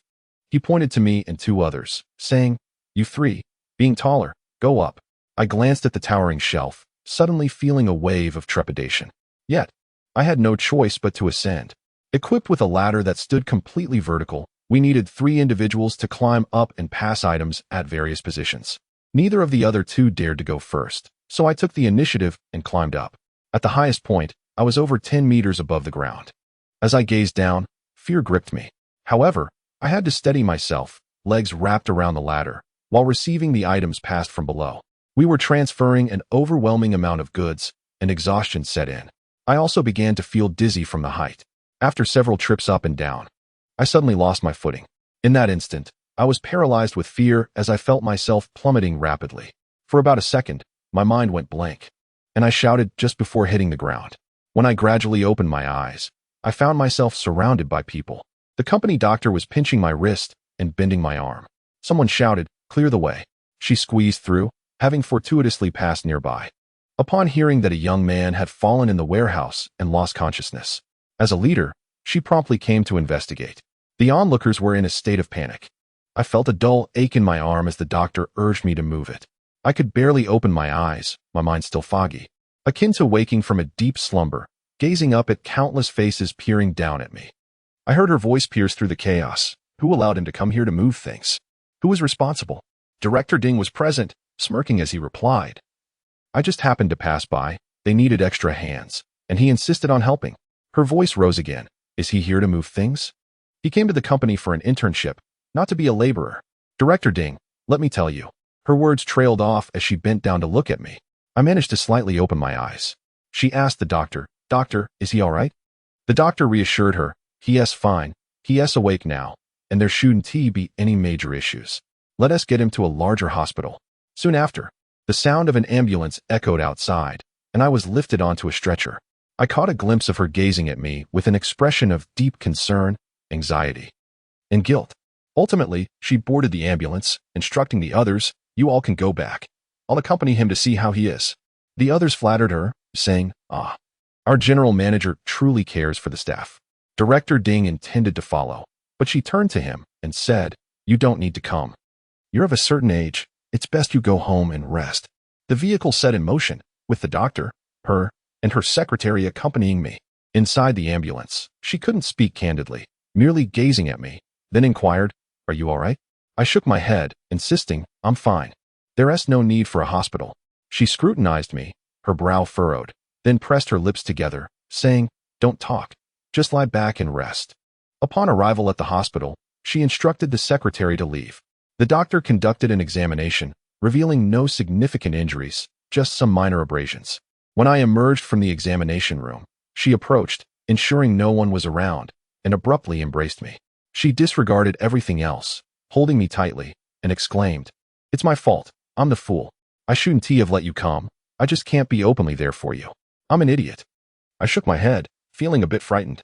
She released me, looked me up and down, and asked, "Did Director Ding send you?" I frowned slightly, and she coldly smiled, saying, "Just wait and see." I replied, "Don't. It's not entirely his fault. Everyone has their difficulties." She coldly laughed again, saying, "I shouldn't have entrusted you to his subordinates. That other child was brought in by him, and I was unaware at the time." I nodded and smiled, saying, "It's all right." She seemed a bit upset, yet tenderly remarked, "Oh, why do you always think of others? Who thinks of you?" I smiled slightly and replied, "You do, don't you?" She nodded gently and sweetly. I suggested we leave, but she insisted I stay for an 4. That afternoon, in the hospital room, she tended to me. It was a private room, just the two of us. She bought some fruits and peeled them for me, and for the first time, I intensely felt the warmth of a woman's care and affection. My heart felt warm. She kept smiling, trying to cheer me up, like a child, feeding me fruit and then scrunching her nose, saying, "I felt something was off this morning." My eyes kept blinking. "When you got off the car, I watched you from afar, and you didn't look back. I thought you were just shy. You walked away so quickly. I wanted to tell you to let me know if they bully you, but I forgot. It's all my fault." I shushed her, saying, "Why be so polite? I'm fine." She glanced outside, then leaned in to kiss me, gently caressing my face, saying, "Oh, it breaks my heart." I nodded and smiled, saying, "They will surely misunderstand. Your expression back then wasn't right, and you said those things. Humph, I don't care about them," she said, sitting down, looking around, then coldly laughed. "These people never do anything productive, always flaunting their seniority. They should have been kicked out long ago." I warned her not to, as it would be troublesome if anyone figured out our relationship. She pondered for a moment, seemingly understanding, nodding with a hint of helplessness. She had brought me to the company, but couldn't openly care for me. I understood her fears. Rumors might reach her man in Hong Kong, the chairman. I could empathize, however. Her boldness might have crossed the line. One cannot walk by the river without getting their shoes wet. The next day at the company, nearly everyone suddenly treated me well. Other employees greeted me with smiles, including Director Ding, except for the overweight Lee, who remained unchanged. Their friendliness pleased me yet worried me. However, when one is distracted by passion and desire, they seldom contemplate other matters. If one day God decides to punish me, then so be it. Yet that afternoon, a sunlit afternoon, I lay warmly in bed, with Sister Lee caring for me, feeding me, cheering me up, kissing me. I will forever remember her anxious gaze when I was in trouble. These moments will always remain etched in my heart. On the day Sister Lee took me to see Bei Bei's performance, I donned the suit Zhao Lin had gifted me. I wished to present myself well, as I would be accompanying her to the show, surely surrounded by many others. I didn't want to embarrass her. She always appeared so noble and graceful. That morning, as I entered the office, Director Ding approached me with an unusually flattering demeanor, smilingly saying, "Xiao Yin, were you all right yesterday? That suit looks splendid on you. You are quite handsome. Make sure to work hard with me." I shook my head, saying, "I and Oppos am fine really." Lee, the overweight man, glanced at me, clearly displeased. Director Ding's attitude toward me had changed dramatically after that incident. I sensed the underlying dynamics, and other employees also greeted me, echoing Director Ding's concern about my fall. They were all becoming friendly toward me. I figured they must have heard about Sister Lee personally escorting me to the hospital. These people are not fools, they understand. I felt a bit awkward, as wearing the suit felt strange. I didn't even know which leg to step with while walking, and I appeared to waddle. That afternoon, after work, I waited for everyone to leave before heading to the restroom. I looked in the mirror, wet my hair a bit, and examined myself. Although I considered myself reasonably handsome, I felt nervous. I descended the stairs, slowly walking toward the intersection, which was quite far from the company and somewhat secluded. With few cars, I spotted her car from a distance. She had switched to a red BMW sports car that day. I noticed a delicate, white hand resting outside the window, leisurely holding a cigarette. I glanced at my outfit, then slowly approached. She seemed to see me in the rearview mirror and leaned out the window, turning her head back. Wearing sunglasses, she was dressed in a blue silk dress that accentuated her waist, paired with loose white pants. She gazed at me through her sunglasses, and I couldn't discern her expression. I stood before her, feigning indifference, maintaining a natural demeanor. I pursed my lips and smiled slightly, saying, "I just finished tidying up and rushed down. Did you wait long?" She remained stunned, looking at me, then slowly removed her sunglasses, her brow furrowing before breaking into a smile, as if seeing something unfamiliar. She looked me up and down, and then smiled, beckoning with the hand that held her glasses, saying, "Get in." Her expression left me feeling strange. I glanced at my outfit again, and suddenly, the joy I felt vanished. I even felt embarrassed. Why did I wear this outfit? It felt ill-fitting, and the first time wearing it always feels awkward. I got into the car, avoiding her gaze and staring ahead. She glanced at me, smiled again, and then drove off. She took the car to an international shopping center. I thought she was going to buy a gift for Bebe. I didn't get out, but she stepped out, saying, "Come on." I nodded, genuinely afraid of being seen in this outfit. Following her, I could feel the gaze of men on her as she walked confidently, holding a bag, while I felt like a fool. She led me to the second floor, to a suit store, glanced around, and picked out several outfits to hold against me, then swiftly selected 3 or 4 sets without even greeting the salespeople.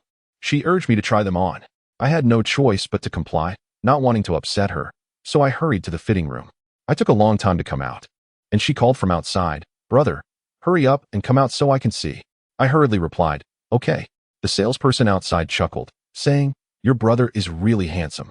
She laughed, responding, "Our family is full of handsome men and beautiful women. He just graduated and started working." As she said this, I sensed her intention to spare me embarrassment. After trying on the last outfit, she told the salesperson, "Pack the other 2. Then she turned to me, saying, "You'll wear this one." I nodded.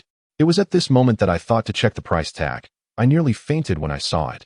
12,000 yuan. I wanted to protest, but she shot me a look, signaling me not to make her uncomfortable. She pulled out a card and had the salesperson swipe it. Upon exiting the shopping mall, an unsettling feeling enveloped me. Although the garments I had just acquired fit perfectly and were quite comfortable, I could not shake off the disquietude. It was a state I found myself utterly unaccustomed to. As I settled into the car, she contemplated donning her sunglasses but paused momentarily to cast a glance in my direction, asking, "What's wrong?" I shook my head and replied, "Nothing." Yet, she discerned my inner turmoil and, with a cold smile, remarked, "It's that shirt your classmate gifted you, isn't it? I must tell you, I do not wish to see you in clothing bestowed upon you by another girl, understand?" Furrowing my brow, I confessed, "I am aware that I am rather unsophisticated. But this is simply who I am. I feel no discomfort in it. Yet your expenditure on me leaves me feeling quite uneasy." She scoffed softly, then, donning her sunglasses, she started the vehicle, saying, "Is that so? Have I bruised your pride once more?" Silently, I gazed out the window, and she sighed before reaching for her cigarettes. Without turning my head, I cautioned, "You ought not to smoke so frequently. Do you not realize how often you cough?" Ignoring my plea, I heard the flick of her lighter. "Taking a drag," she retorted. "You've become quite foolish in your studies."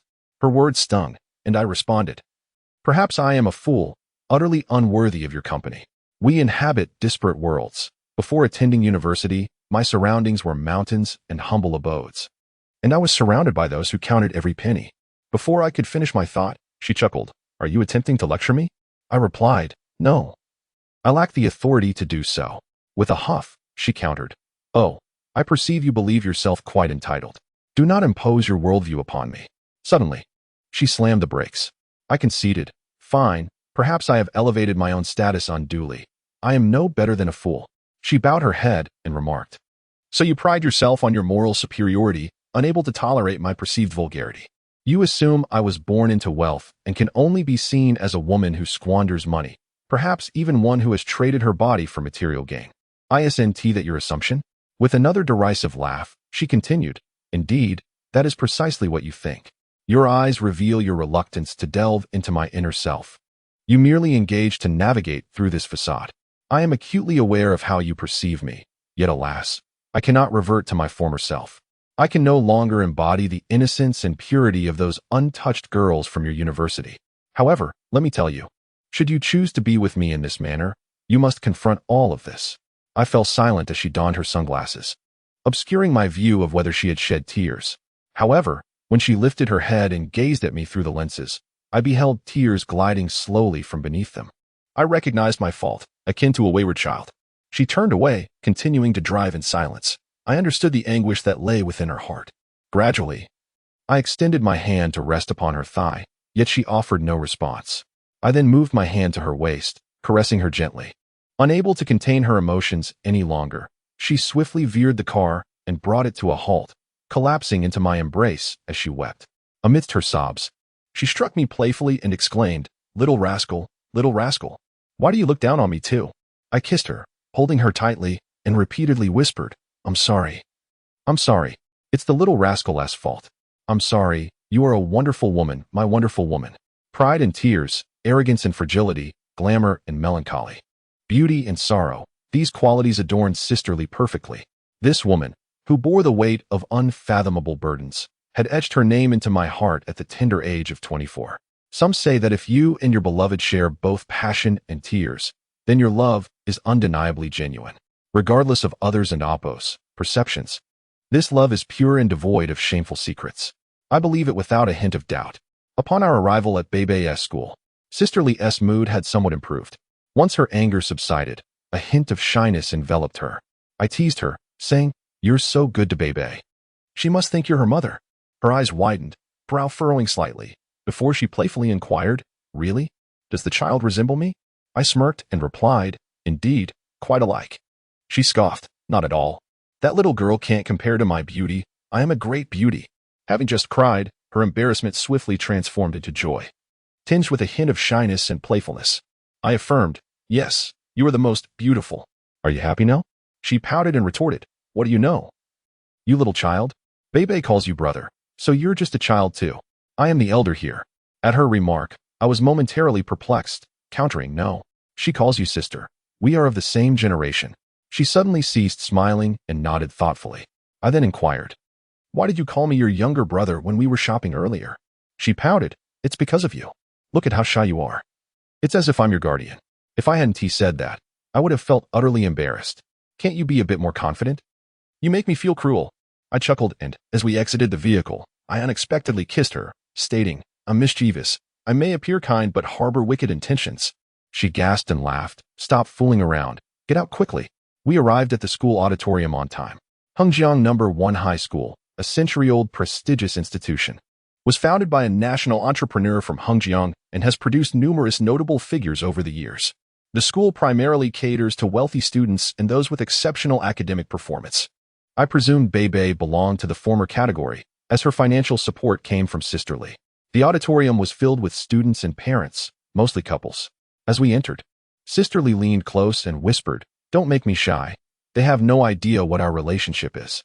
Besides, with my youthful beauty, they might think we are lovers."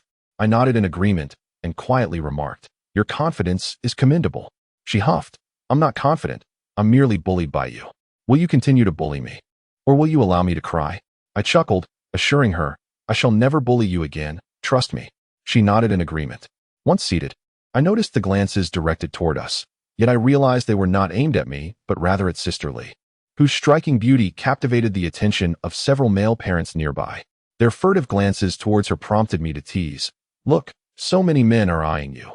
They can't help but drool." She, aware of her allure, remained composed and slightly blushed, saying, "Don't look around. I know. I've grown accustomed to it. These men are quite frightening.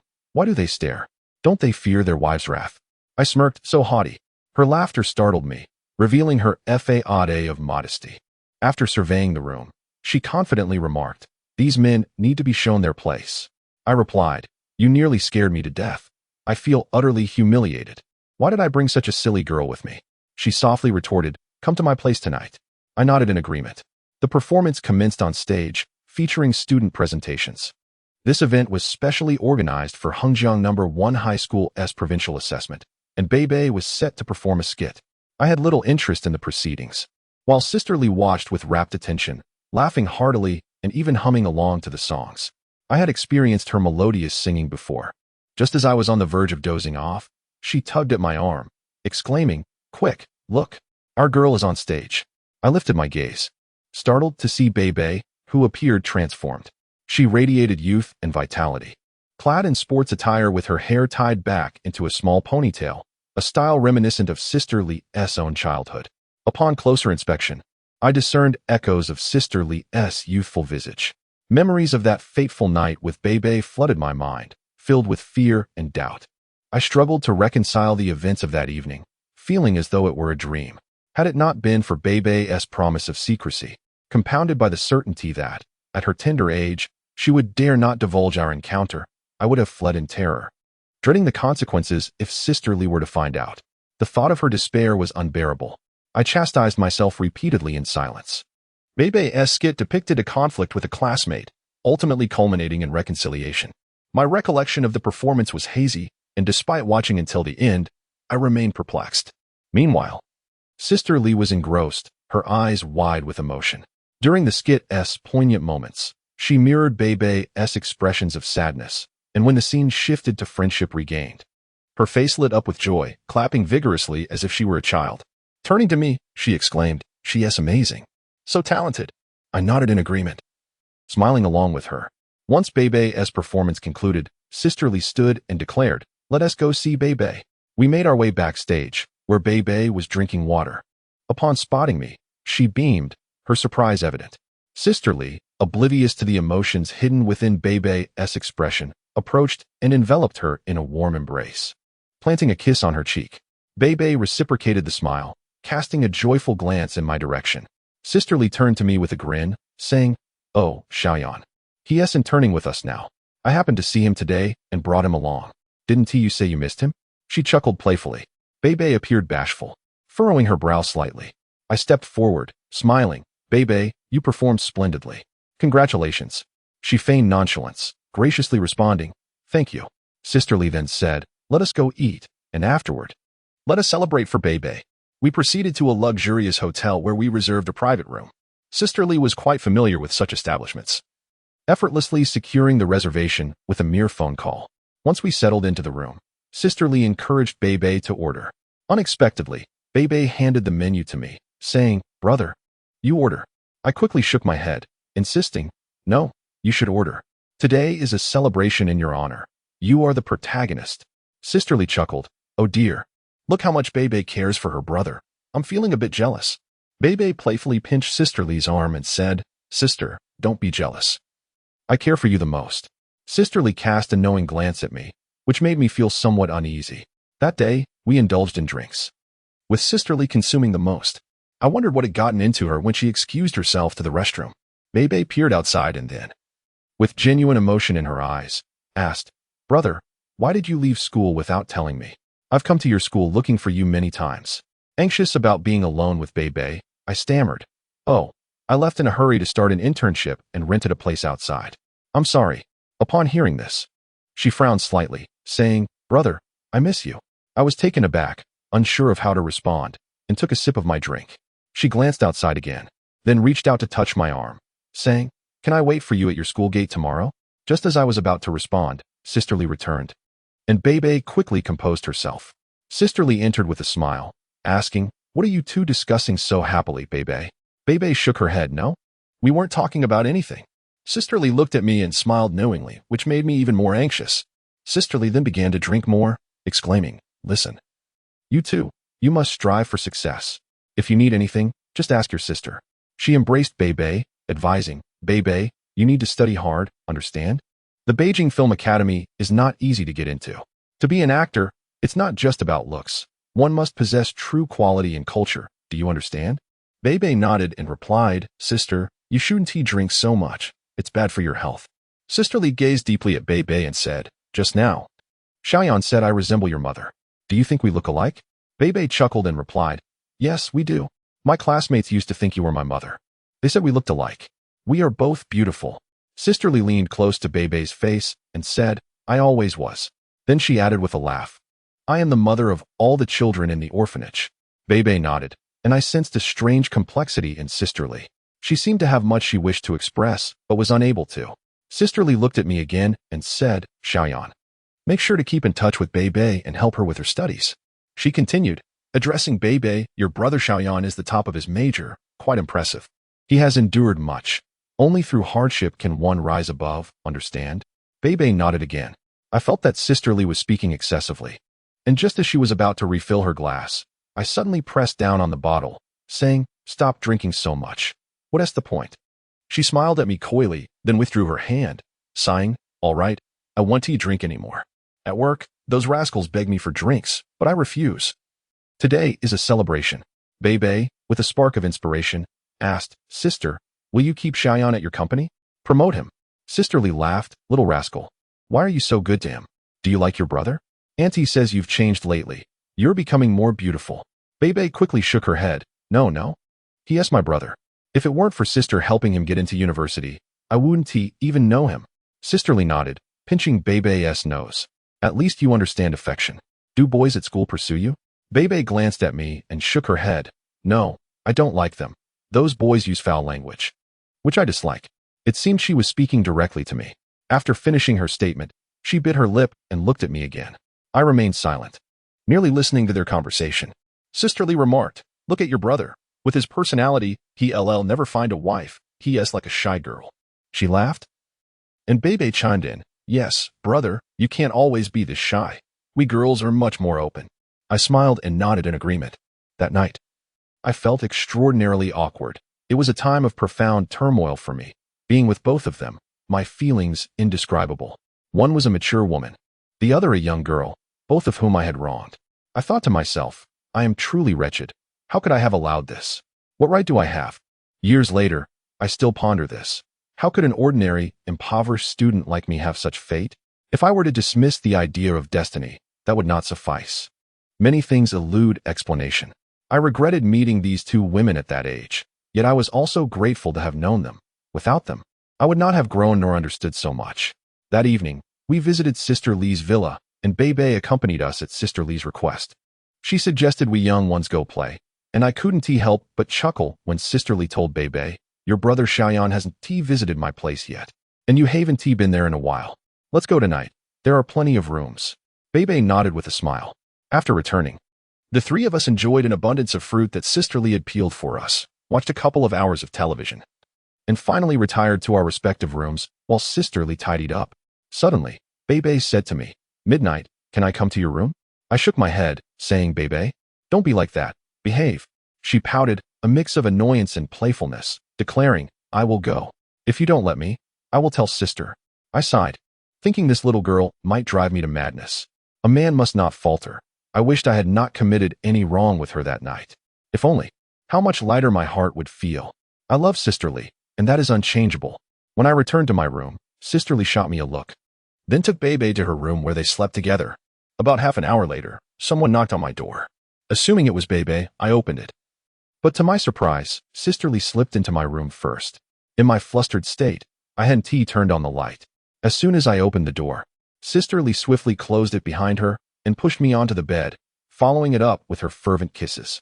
I was unaware that another girl was outside, eavesdropping on everything.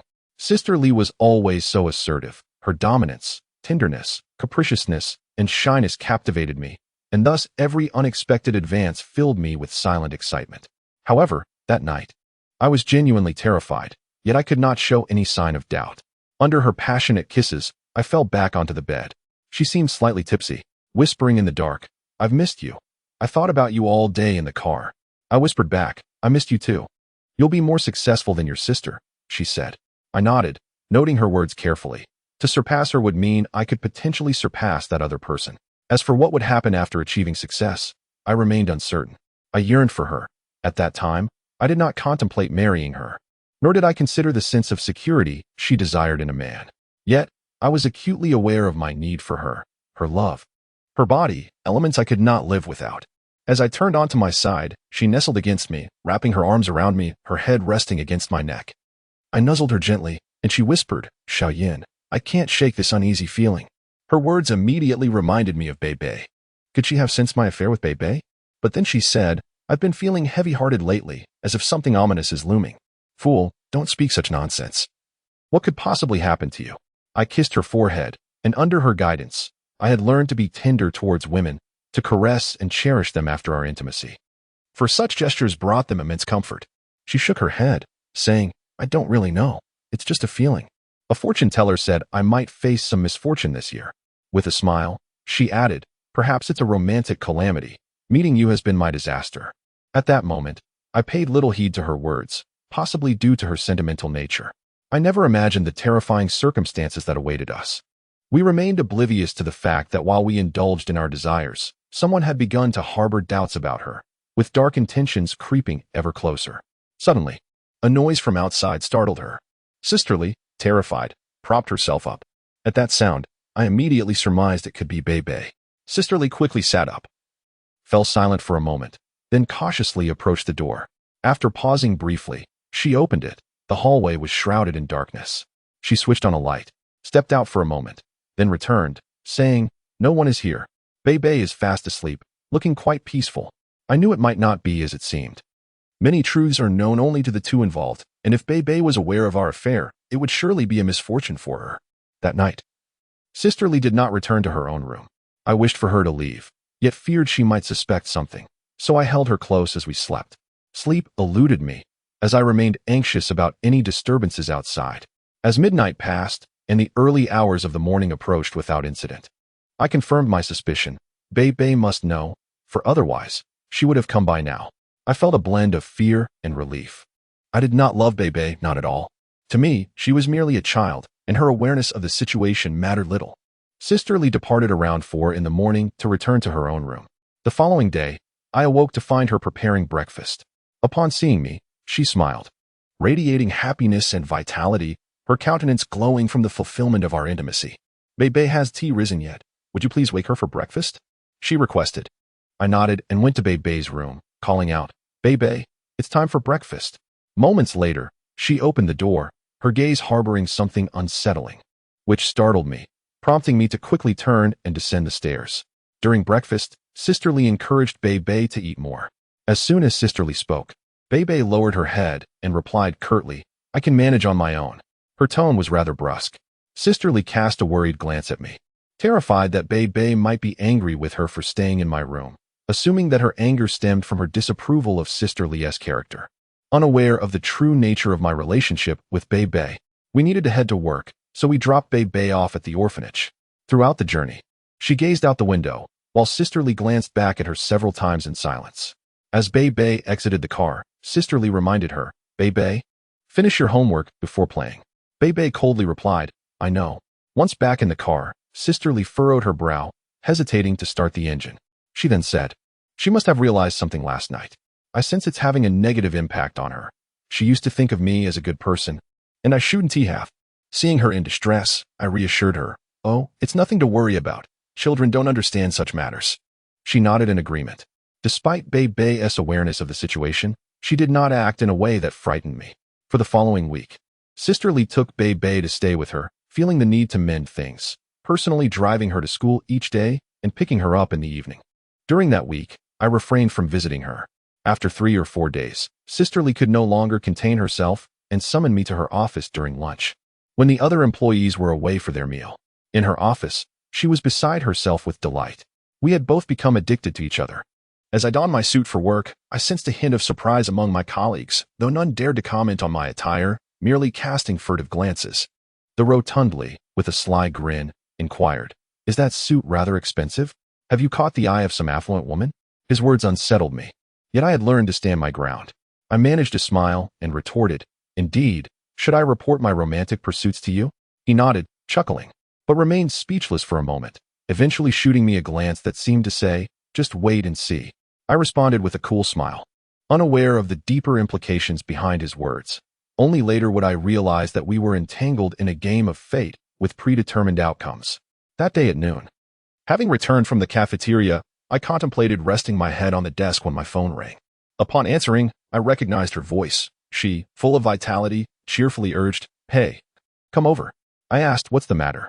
She playfully replied, "Can I call you without a reason? Feeling all high and mighty now, huh? Better watch out, or you might find yourself in hot water with the manager." Her words brought me joy, prompting me to head to her office. Although we worked in the same building, without her reaching out, I would have remained oblivious to her activities. I longed for her, yet hesitated to call, as she was quite the busy executive.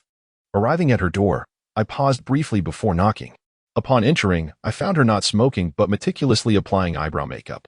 "Please come in," she said with an elegant flair. Stepping inside, I noticed she set down her compact and greeted me with a soft smile. After a slight enhancement, she appeared even more beautiful. Her makeup was subtle, merely enhancing her features without overwhelming them. I glanced at the door and asked, "Aren't you worried someone might see us?" She laughed confidently, picked up the phone, and with a finger to her lips, instructed, "Xiao Wang, no one is allowed in without my permission." After hanging up, she leaned forward, scrutinizing me with a smile, and remarked, "You look quite manly today, very nice." I blushed slightly, furrowing my brow as I replied, "You are quite bold, aren't you?" At her playful challenge, she stood, walked up to me, and, wrapping her arms around my neck, pouted like a child, declaring, "Don't you like it? I intend to be bold. What do I have to fear?" Initially, I struggled to gauge her demeanor. I was uncertain if she was truly confident in our situation. She leaned in closer and began to kiss me slowly, her hands exploring my body, her eyes sparkling with mischief. As I reached to caress her hair, tilting my face towards hers, she suddenly playfully whined, "What should I do? By day, I am a good woman. But now I'm just a wicked woman. Who invited you here?" She was teasing me, yet a hint of shyness lingered afterward. I countered, "You were the one who summoned me." She retorted playfully, "You naughty boy, do you think I can just summon you at will? If I can, then I'll leave right now." I feigned indignation and quipped, "Humph, after enjoying my company, now you refuse to acknowledge me." Pretending to depart, she suddenly embraced me, pleading, "Don't go. I was just joking. I've been dying for company these past few days. With Bei around, it's inconvenient for me. I've been socializing nonstop, and today I just couldn't take it anymore. Am I truly that wicked?" I smirked and nodded, perhaps a little, but it feels rather delightful. She giggled, pinching my nose. "You're quite impressive yourself, strong and fit. I like that." "You little rascal," I replied, kissing her gently.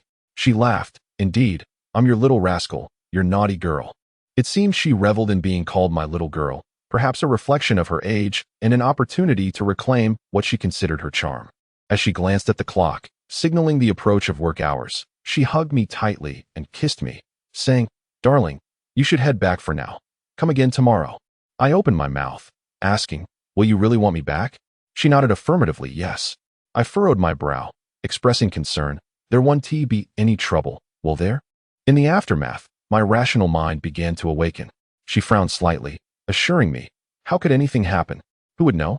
Here, I call the shots. Just be cautious and check for anyone following you." With a sigh, I nodded. At that moment, I was entirely in her hands. If she felt unafraid, why should I? The prospect of being with her brought me immense joy. Kissing, embracing, and simply being in her elegant presence was enough to satisfy me. Once we crossed that threshold, there was no turning back. Our rendezvous continued for nearly a month, with frequent escapades in the office. Initially, we felt invulnerable, believing no one would discover our secret. Yet unbeknownst to us, a pair of malicious eyes were upon me. Li, the rotund figure, had been trailing me without my knowledge. Years later, Li Jie would reveal that it was that young man's father who had informed the Hong Kong gentleman. 2 months later, in May, the company made its decision about whom to retain, and Li learned that I was the one chosen to stay. Not her, a choice made by upper management long before we were aware. He felt disheartened and plotted his revenge. One morning, I awoke feeling strangely uneasy, reflecting on the exhilarating and slightly nerve-wracking month spent with Li Jie. My feelings had deepened. I yearned for her, missing her warmth and wild spirit whenever we were apart. Yet that morning, an inexplicable tension had settled within me. By noon, she called again, summoning me to her side. It was then that the devil finally arrived. When one is engulfed in bliss, intoxicated by physical pleasure, rational thought tends to dissipate. At that moment, Li Jia was as carefree as a child, lost in the ecstasy of our connection. As for me, I was oblivious to the impending dread. If she wished it, I could only indulge her innocent whims. Should calamity strike, perhaps it was fate's design. The sinister old man from Hong Kong, her lover, was approaching slowly as we reveled in our fervor. None of us could have anticipated that in hindsight, this confrontation was inevitable. If it hadn't occurred, my fate might have remained unchanged, perhaps destined to be her lover forever. Yet the entrance of the old man altered everything. Lying on the sofa, she nestled against my chest, her fingers tracing my body as she murmured, "Xiaoyan, I suddenly don't want you to work after graduation. I wish to send you abroad to study. To see the world, it would benefit your future." I chuckled, replying, "No need to go abroad. I'll stay here and be with you every day." "What? Do you think I might want to marry you?" she asked. I responded, "What good would that do? Would you actually marry me?" She pouted, her expression exaggerated. "Your family would never approve. If they knew about us, they'd certainly be furious." She laughed as she teased me, her hands playfully pinching me. "Tell me, if you marry someone else, will you still think of me?" She pinched me hard, feigning intimidation. I frowned. "Silly girl, why marry? I'm not getting married. I love you." I gazed at her, my expression earnest, as she returned my gaze. We leaned to the side, lost in contemplation for what felt like an eternity. Suddenly, she furrowed her brow, as if on the verge of tears. I hastily exclaimed, "What is wrong? I cannot bear to see you cry." She furrowed her brow once more, then gently caressed my face, her touch deliberate. In that moment, she kissed me, a sensation that left me tickled, prompting a fleeting smile that quickly faded as I sensed her solemnity, tinged with sadness reflected in her dark, luminous eyes. I inquired about her distress, to which she merely shook her head and uttered, "It feels like a dream." "How can it be a dream?" I teased, pinching her nose. "I don't know," she replied, tears cascading down her cheeks. Alarmed, I endeavored to console her, and after a considerable time, she lowered her gaze, tears still glistening, and lamented, "I don't know why I'm crying, nor what to do in the future." Her words of helplessness were pitiable. Indeed, she may truly be at a loss. Yet, she need not worry, for there are those who will ensure the continuity of circumstances. I embraced her tenderly, feeling her pain. Those tears revealed that despite her strength, in moments of sorrow, she resembled a forlorn orphan.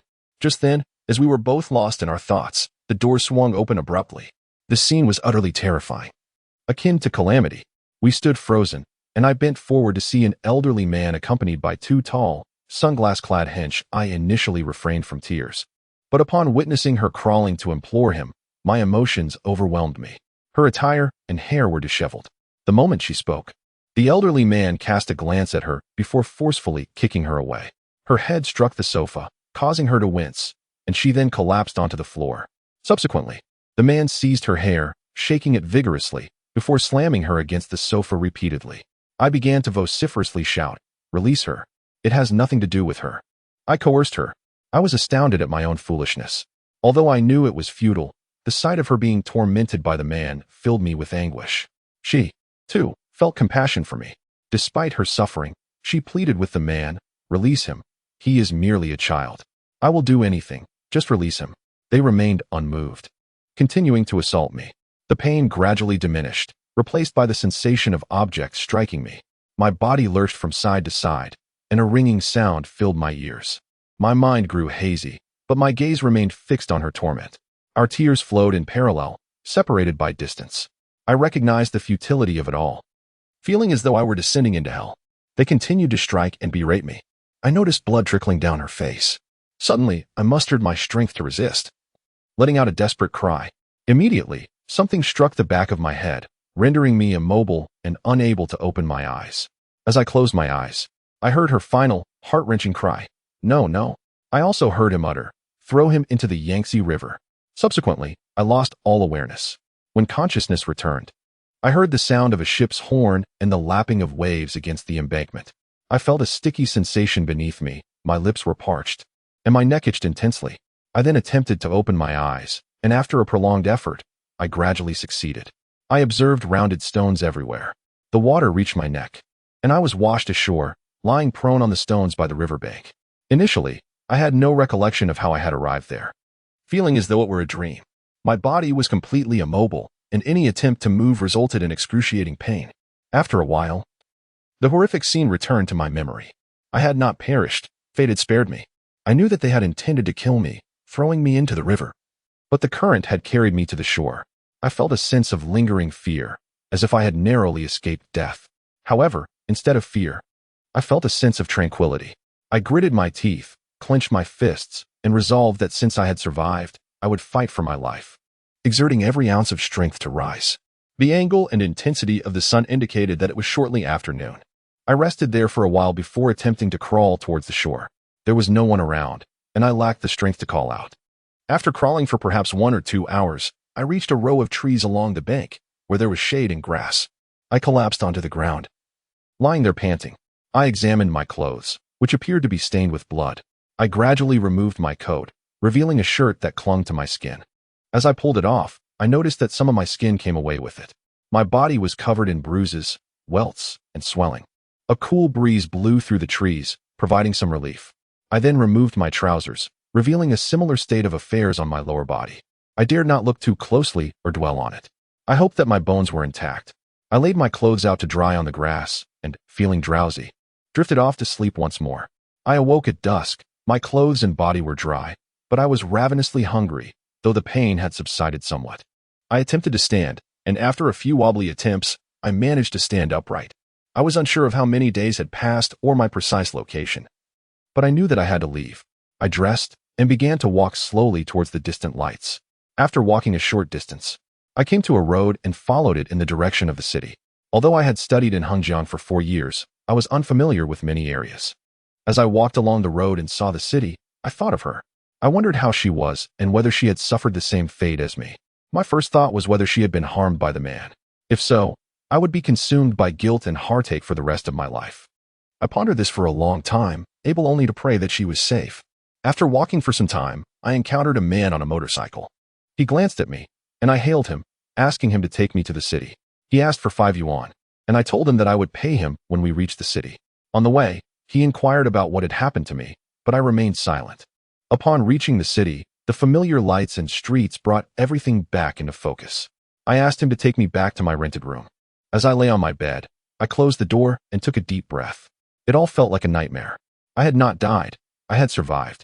I remained in my rented room for 3 or 4 days, refraining from seeking any information about her.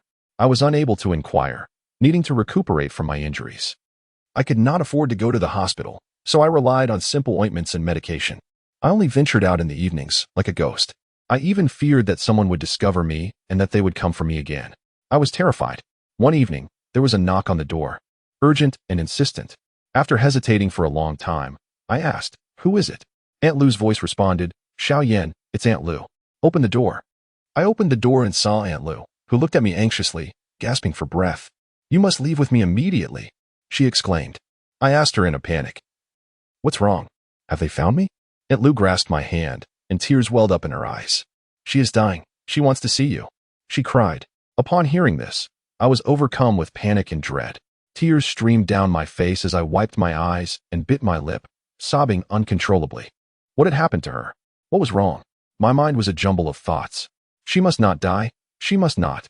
I prayed to God in my heart. She was so pitiable. She must not die. I followed Aunt Lu like a child going to see a dying relative for the last time. I asked Aunt Lu, "What happened to her?" Aunt Lu sighed and said, "She called me and told me everything. She initially thought that you were dead and cried incessantly, asking me to help her contact your family. She gave me all of her savings, asking me." Aunt Lu glanced at me and continued, "Who knew that you were so lucky? I never believed that you were dead, so I went to your place today to take a look, and to my surprise, you were there. She doesn't know yet. I want to take you to see her. Her injuries are severe. She will be so happy to know that you are alive." I nodded. Aunt Lu and I took a taxi to the hospital. On the way, I looked at myself in the taxi's mirror and noticed that the injuries on my face had not yet healed, making me look unsightly. A thought flashed through my mind, and I said to Aunt Lu, "I'm afraid she will be upset to see me like this." Aunt Lu sighed and said, "You child, why are you still thinking about these things? It's good that you're alive. That woman has suffered so much. She deserves it." I stared out the window, unable to speak, my eyes fixed on the dazzling lights. After a long silence, Aunt Lu suddenly said, "It's all my fault, all my fault." If only. She seemed deeply saddened. I imagined that Sister Lee must be severely injured. A woman like her, feared by everyone in the company, a woman of high standing, had fallen to this state and endured such suffering because of me. I could not bear to imagine it. We arrived at the hospital, and as we walked inside, Aunt Lu instructed me, Xiaoyan, you can only see her for a short time. That damned man of hers will find her at any moment. A secretary from the company secretly brought her to this hospital. Originally, that man had confined her at home, refusing to allow her to seek treatment and waiting for her to die. Hearing this, I felt even more distressed, my heart aching intensely. I nodded.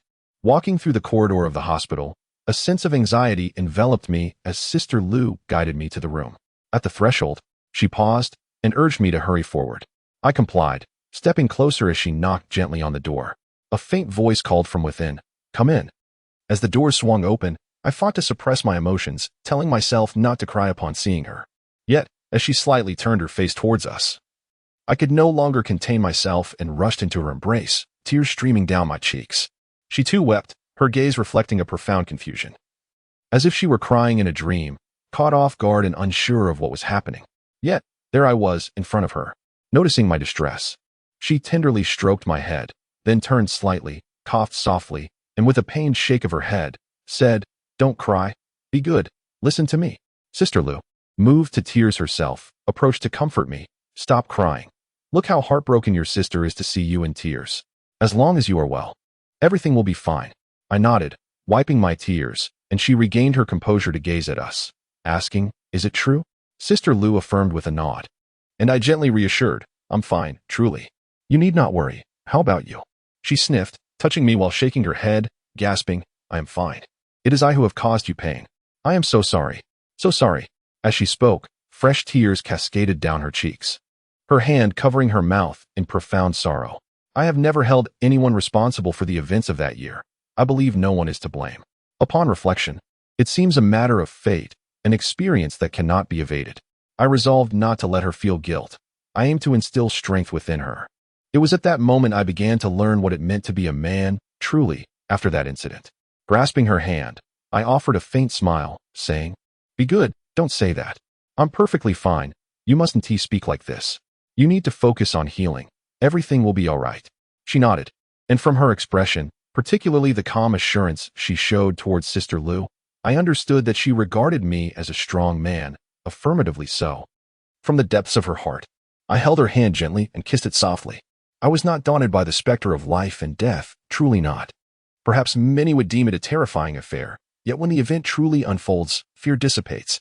One finds themselves thinking, now that it has come to this, having faced the essence of life and death, what is there left to fear? I smiled at her, attempting to elicit a laugh from her, using the frailty of my own sorrow to bring her joy. She laughed, tears mingling with her smile, her eyes sparkling with emotion. She must have thought, how can this child, in such a predicament, still find the strength to smile and care for me? Her heart was deeply touched. She chuckled lightly, then furrowed her brow, gazing at me before reaching out to touch me. "Your wounds must hurt terribly, right?" I shook my head and pressed my lips together. She examined my face. Her hand brushed against my skin, and tears began to flow uncontrollably. She shook her head repeatedly, struggling to breathe as sorrow overtook her, and could only close her eyes in despair. I kept rubbing her hand, saying, "It's all right. Please don't do this. Don't worry about me. You must take care of yourself. You're in such a serious condition." Yet, I, too, found myself crying, unable to suppress my tears. I am a man who cannot bear to see tears, especially those of a woman, let alone the tears of the woman I love. Sister Lu glanced outside and then said to us, "Stop crying. It won't do any good for your health." What if? Sister Lu wiped her tears and then said to me, "Stop crying." She lifted her head and earnestly implored, "Xiaoyan, promise me. Take this card. Leave this place. As for school and your diploma, I'll arrange for the teachers to send them. I'll pull some strings for you." She was urging me to leave, to abandon her. How could this be possible? I held her savings in my hands. For my safety, I was to leave her, to depart from Hengjiang City. I shook my head, bewildered and unwilling, insisting, "No, I want to leave. I want to leave." She frowned, calling me foolish. "You must go. Listen to me. You have to leave this time. Do you understand?" I opened my mouth to protest, but she shook her head, silencing me with a cold demeanor. "Xiaoyan, will you just listen to me this once? Leave here for Shanghai. It's close and prosperous. You'll have a future there, and I will help you through my friends afterward. Don't stay here. I still wanted to shake my head, but Sister Lu chimed in. Listen to your sister. She has your best interests at heart. If you don't obey, you'll just hurt her. I thought I could not agree to such a thing. I could not do it. Seeing my resistance, Sister Lee said, then take your time to think about it. When you've made up your mind, find Sister Lu. I nodded, understanding her intentions, yet I could not bring myself to comply. We wished to converse more, but suddenly Sister Lu glanced outside again, stepping out for a moment before returning to us. I just saw a suspicious man in a suit outside. Sister Lee quickly urged, Sister Lu, take Xiaoyan away. After saying this, she turned to me, Xiaoyan, take good care of yourself, all right? Be good and obedient. Don't worry about me. I nodded, realizing I had to leave. Perhaps something dreadful could happen. I was not afraid for myself, but I feared for her. I hastily inquired, what will you do afterwards? Will he harm you? What will you do? She shook her head, reassuring me, don't worry about me. I will be fine. You can rest easy. I will heal. If you go to Shanghai, we will meet there. I nodded, filled with worry for her, but I had no choice but to depart. As I prepared to leave, I felt a lingering need to do something. She seemed to understand, displaying no shyness as she kissed me in front of Sister Lu. We embraced deeply, sharing a profound kiss before she released me, patting my shoulder. I nodded in acknowledgement. I left the hospital, and the last image I had of her was of her crying, and I too was in tears. In the following days, I remained in anticipation of news, even contemplating whether to leave, yet ultimately, I did not. When she healed, I believed she would change and leave that man behind. I was confident I could leave with her, but she did not. Upon returning to my humble abode, I awaited news from Sister Lu daily. Upon my return, Sister Lu warned me not to visit Sister Lee without her permission. Thus, during that time, waiting became a habit. Finally, after 3 or 4 days, Sister Lu informed me that Sister Lee was all right. I expressed my desire to see her, for I missed her dearly, but Sister Lu insisted it was impossible, stating that a man had taken her away. She had been moved to another hospital, and even Sister Lu did not know where. I was uncertain whether Sister Lu was deceiving me, but how could Sister Lee return to that old man? This was something I could not fathom, especially at the age of 23. I thought human nature was simple. How could she return to someone who had treated her so violently? Sitting on my bed, bare-chested and appearing as if nothing but bones remained, Sister Lu looked at me with concern. That day, she gave me 50,000 yuan to give to you. It's in this card. The password is your birthday. I stared at the card, its pitiful appearance, arms crossed, saying nothing, not wanting the money. Sister Lu looked at me. Are you frightened, child? I assure you it's all well now. They won't find you here. If anything happens, just shout. The neighbors will come to your aid. Take the money and go to Shanghai. Listen to your sister. She has had a hard time too. There are things you don't know. She cried and held my hand, saying how pitiful it was. I slowly lifted my head and asked, what did she say? Sister Lu sighed and recounted the tragic tale of a poor woman. She never told you, did she? Don't be deceived by her confident exterior. She is exceptionally kind. She has helped me many times. When my husband fell ill and needed money, she lent me 30,000 yuan without a second thought. Later, when my child went to university and I couldn't afford tuition, she funded my child's education for 2 years, covering all expenses. Anyone who claims she is bad, I will not agree. She is a wonderful person. I nodded, feeling a pang of sorrow. She truly was a good person. I knew it. As Sister Lu continued, tears welled in her eyes. She took a handkerchief to wipe them away, saying, that day, she sat on the bed, feeling extremely unwell and in pain. She grasped my hand and lamented, Sister, what is the purpose of life? I haven't done anything wrong. I can endure my suffering, but I feel I've caused trouble for that child, and it pains me. She spoke like that, and I felt heartbroken too, comforting her and telling her that some things are beyond our control. Then she cried and shared her story, which was truly tragic. As I listened, my own tears flowed. Even a man could not contain his emotions. Sister Lu continued. She told me she grew up in an orphanage, unaware of her biological parents. Her mother abandoned her upon birth, for she was an illegitimate child. The orphanage was funded by that old man from Hong Kong, who inspected it annually. When she was 16, he came to the orphanage and took a liking to her. One night, at that moment, I interjected. Was her child named Bebe? Sister Lu suddenly remarked. She said the child later passed away, unable to survive. I nodded, and upon hearing this, I could no longer contain my emotions. Tears streamed down my face. I thought to myself how deeply she must have suffered, yet I pondered why she later chose to be with that older man. Sister Lu cast a disdainful glance and said, "That man is truly despicable." Later, he returned to the orphanage, and by that time, your sister Li was 18. He could rightfully claim her. He employed every tactic, threatening to withdraw all financial support from the orphanage, compelling all the children to leave. Your sister Li, being exceptionally kind-hearted and naive, thought to herself that if she must, she would comply. Thus, she became the mistress of that elderly man from Hong Kong. She was diligent, intelligent, and capable. Many times when he encountered troubles, it was she who offered solutions. Her current position is a testament to her own abilities. I nodded in acknowledgement. Listening to Sister Lu recount these events left me with an intense feeling of anguish. That night, a fierce wind swept through Hengjiang. After Sister Lu departed, I clutched my quilt and wept bitterly. Outside, it began to rain, and I stepped out to gaze at the downpour, reflecting on her story, my tears mingling with the rain.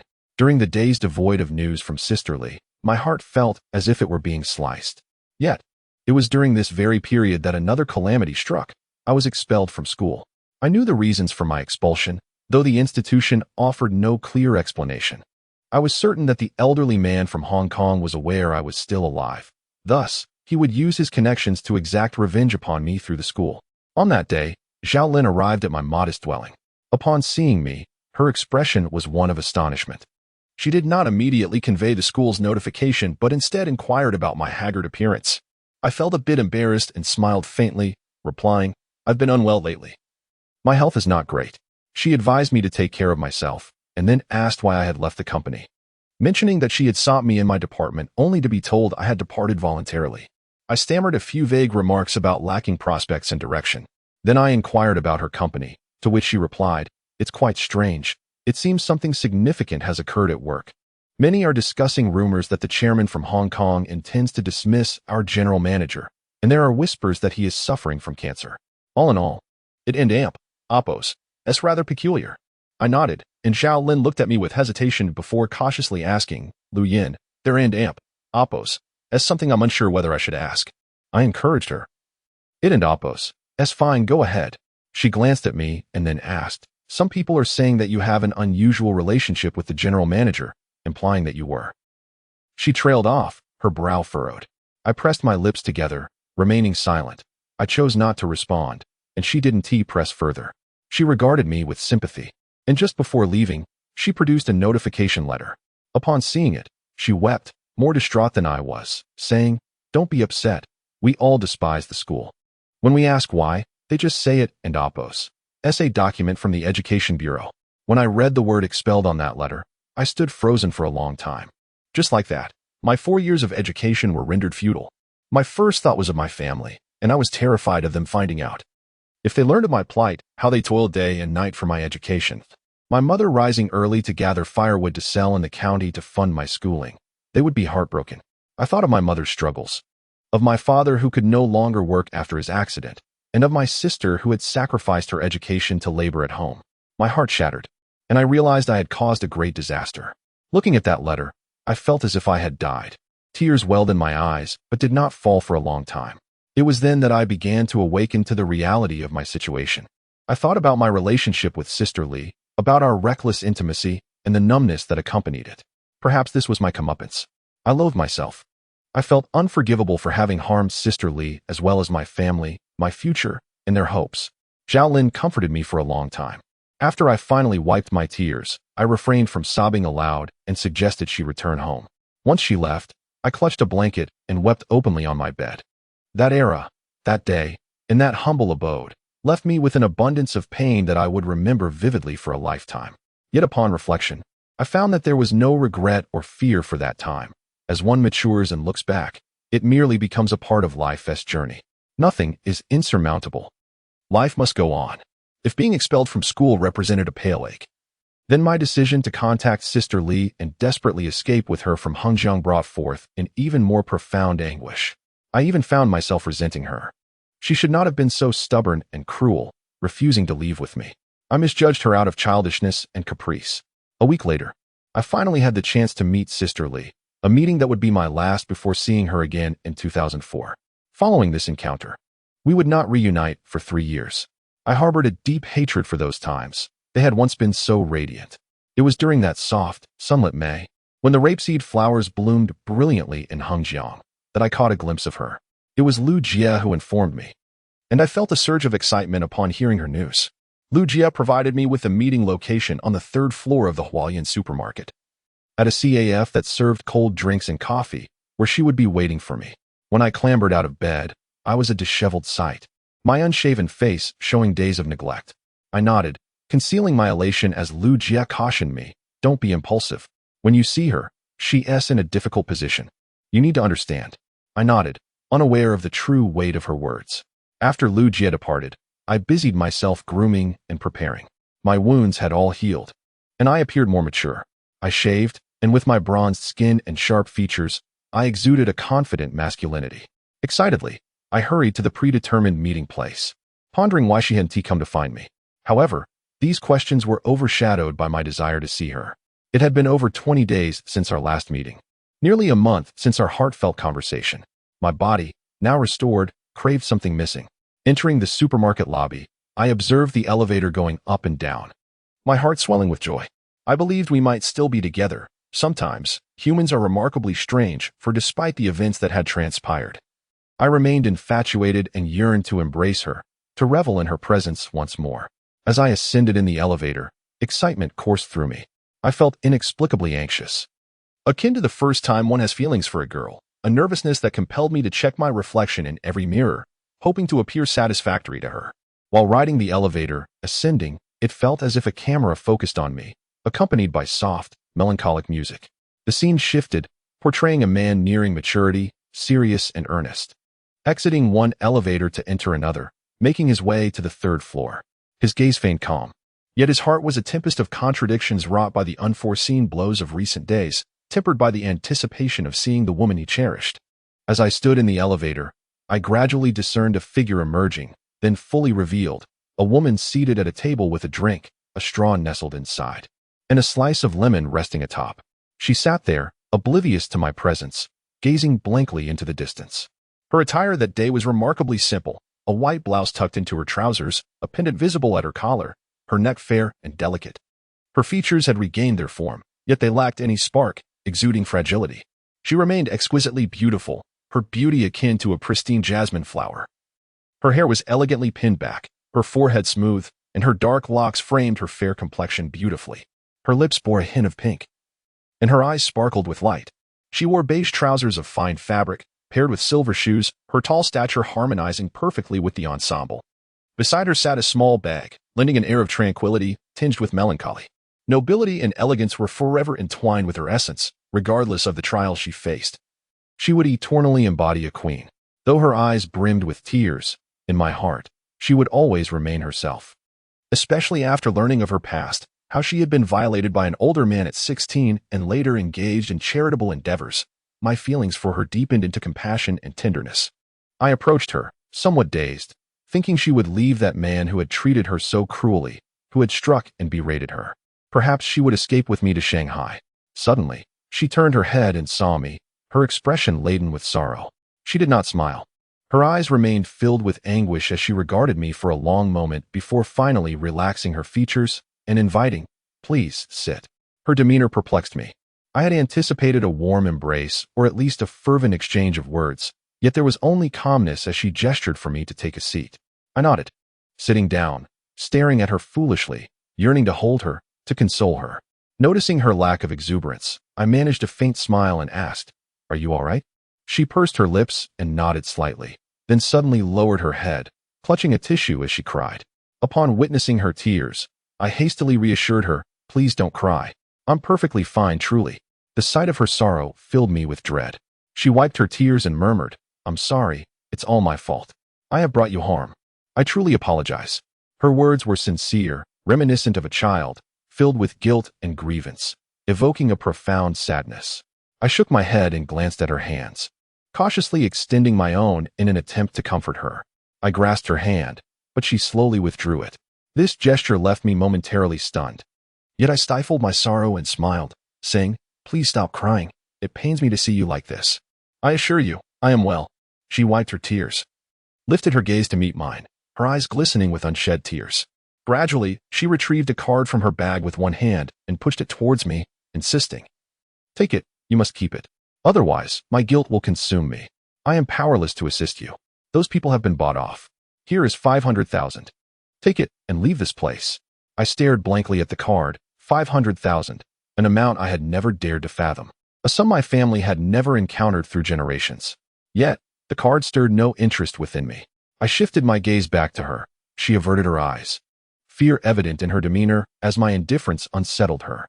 She turned her head away, pursing her lips, and said, I'm sorry, this is all I can do. Please understand. I looked up momentarily before bowing my head again, at a loss for words.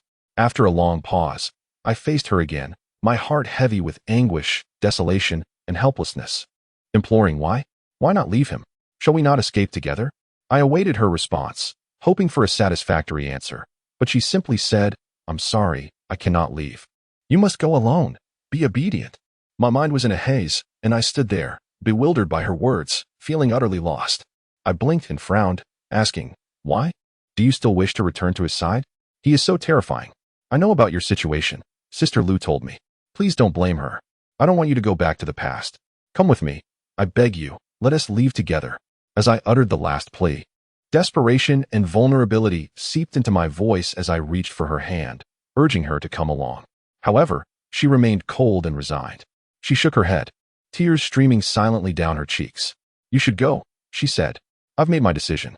I am sorry, but I can never be with you. Moreover, if you truly care for me and wish to spare me further pain, you should leave this place. Is he threatening you? If you abandon him, will the orphanage no longer be able to operate? Please, tell me. Upon hearing my words, she began to cry again and shook her head. I lowered my gaze, feeling defeated and pitiful. No matter how much I pleaded, she would not agree to accompany me that day.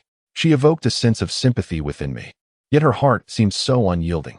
Why wouldn't she leave with me? Why wouldn't she escape? These questions haunted my thoughts for many years.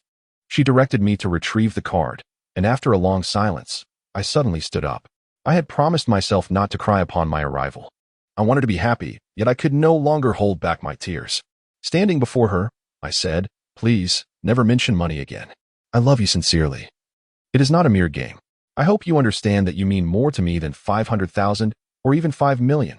As I spoke, I turned to leave, and she called out, Xiaoyan, please don't do this.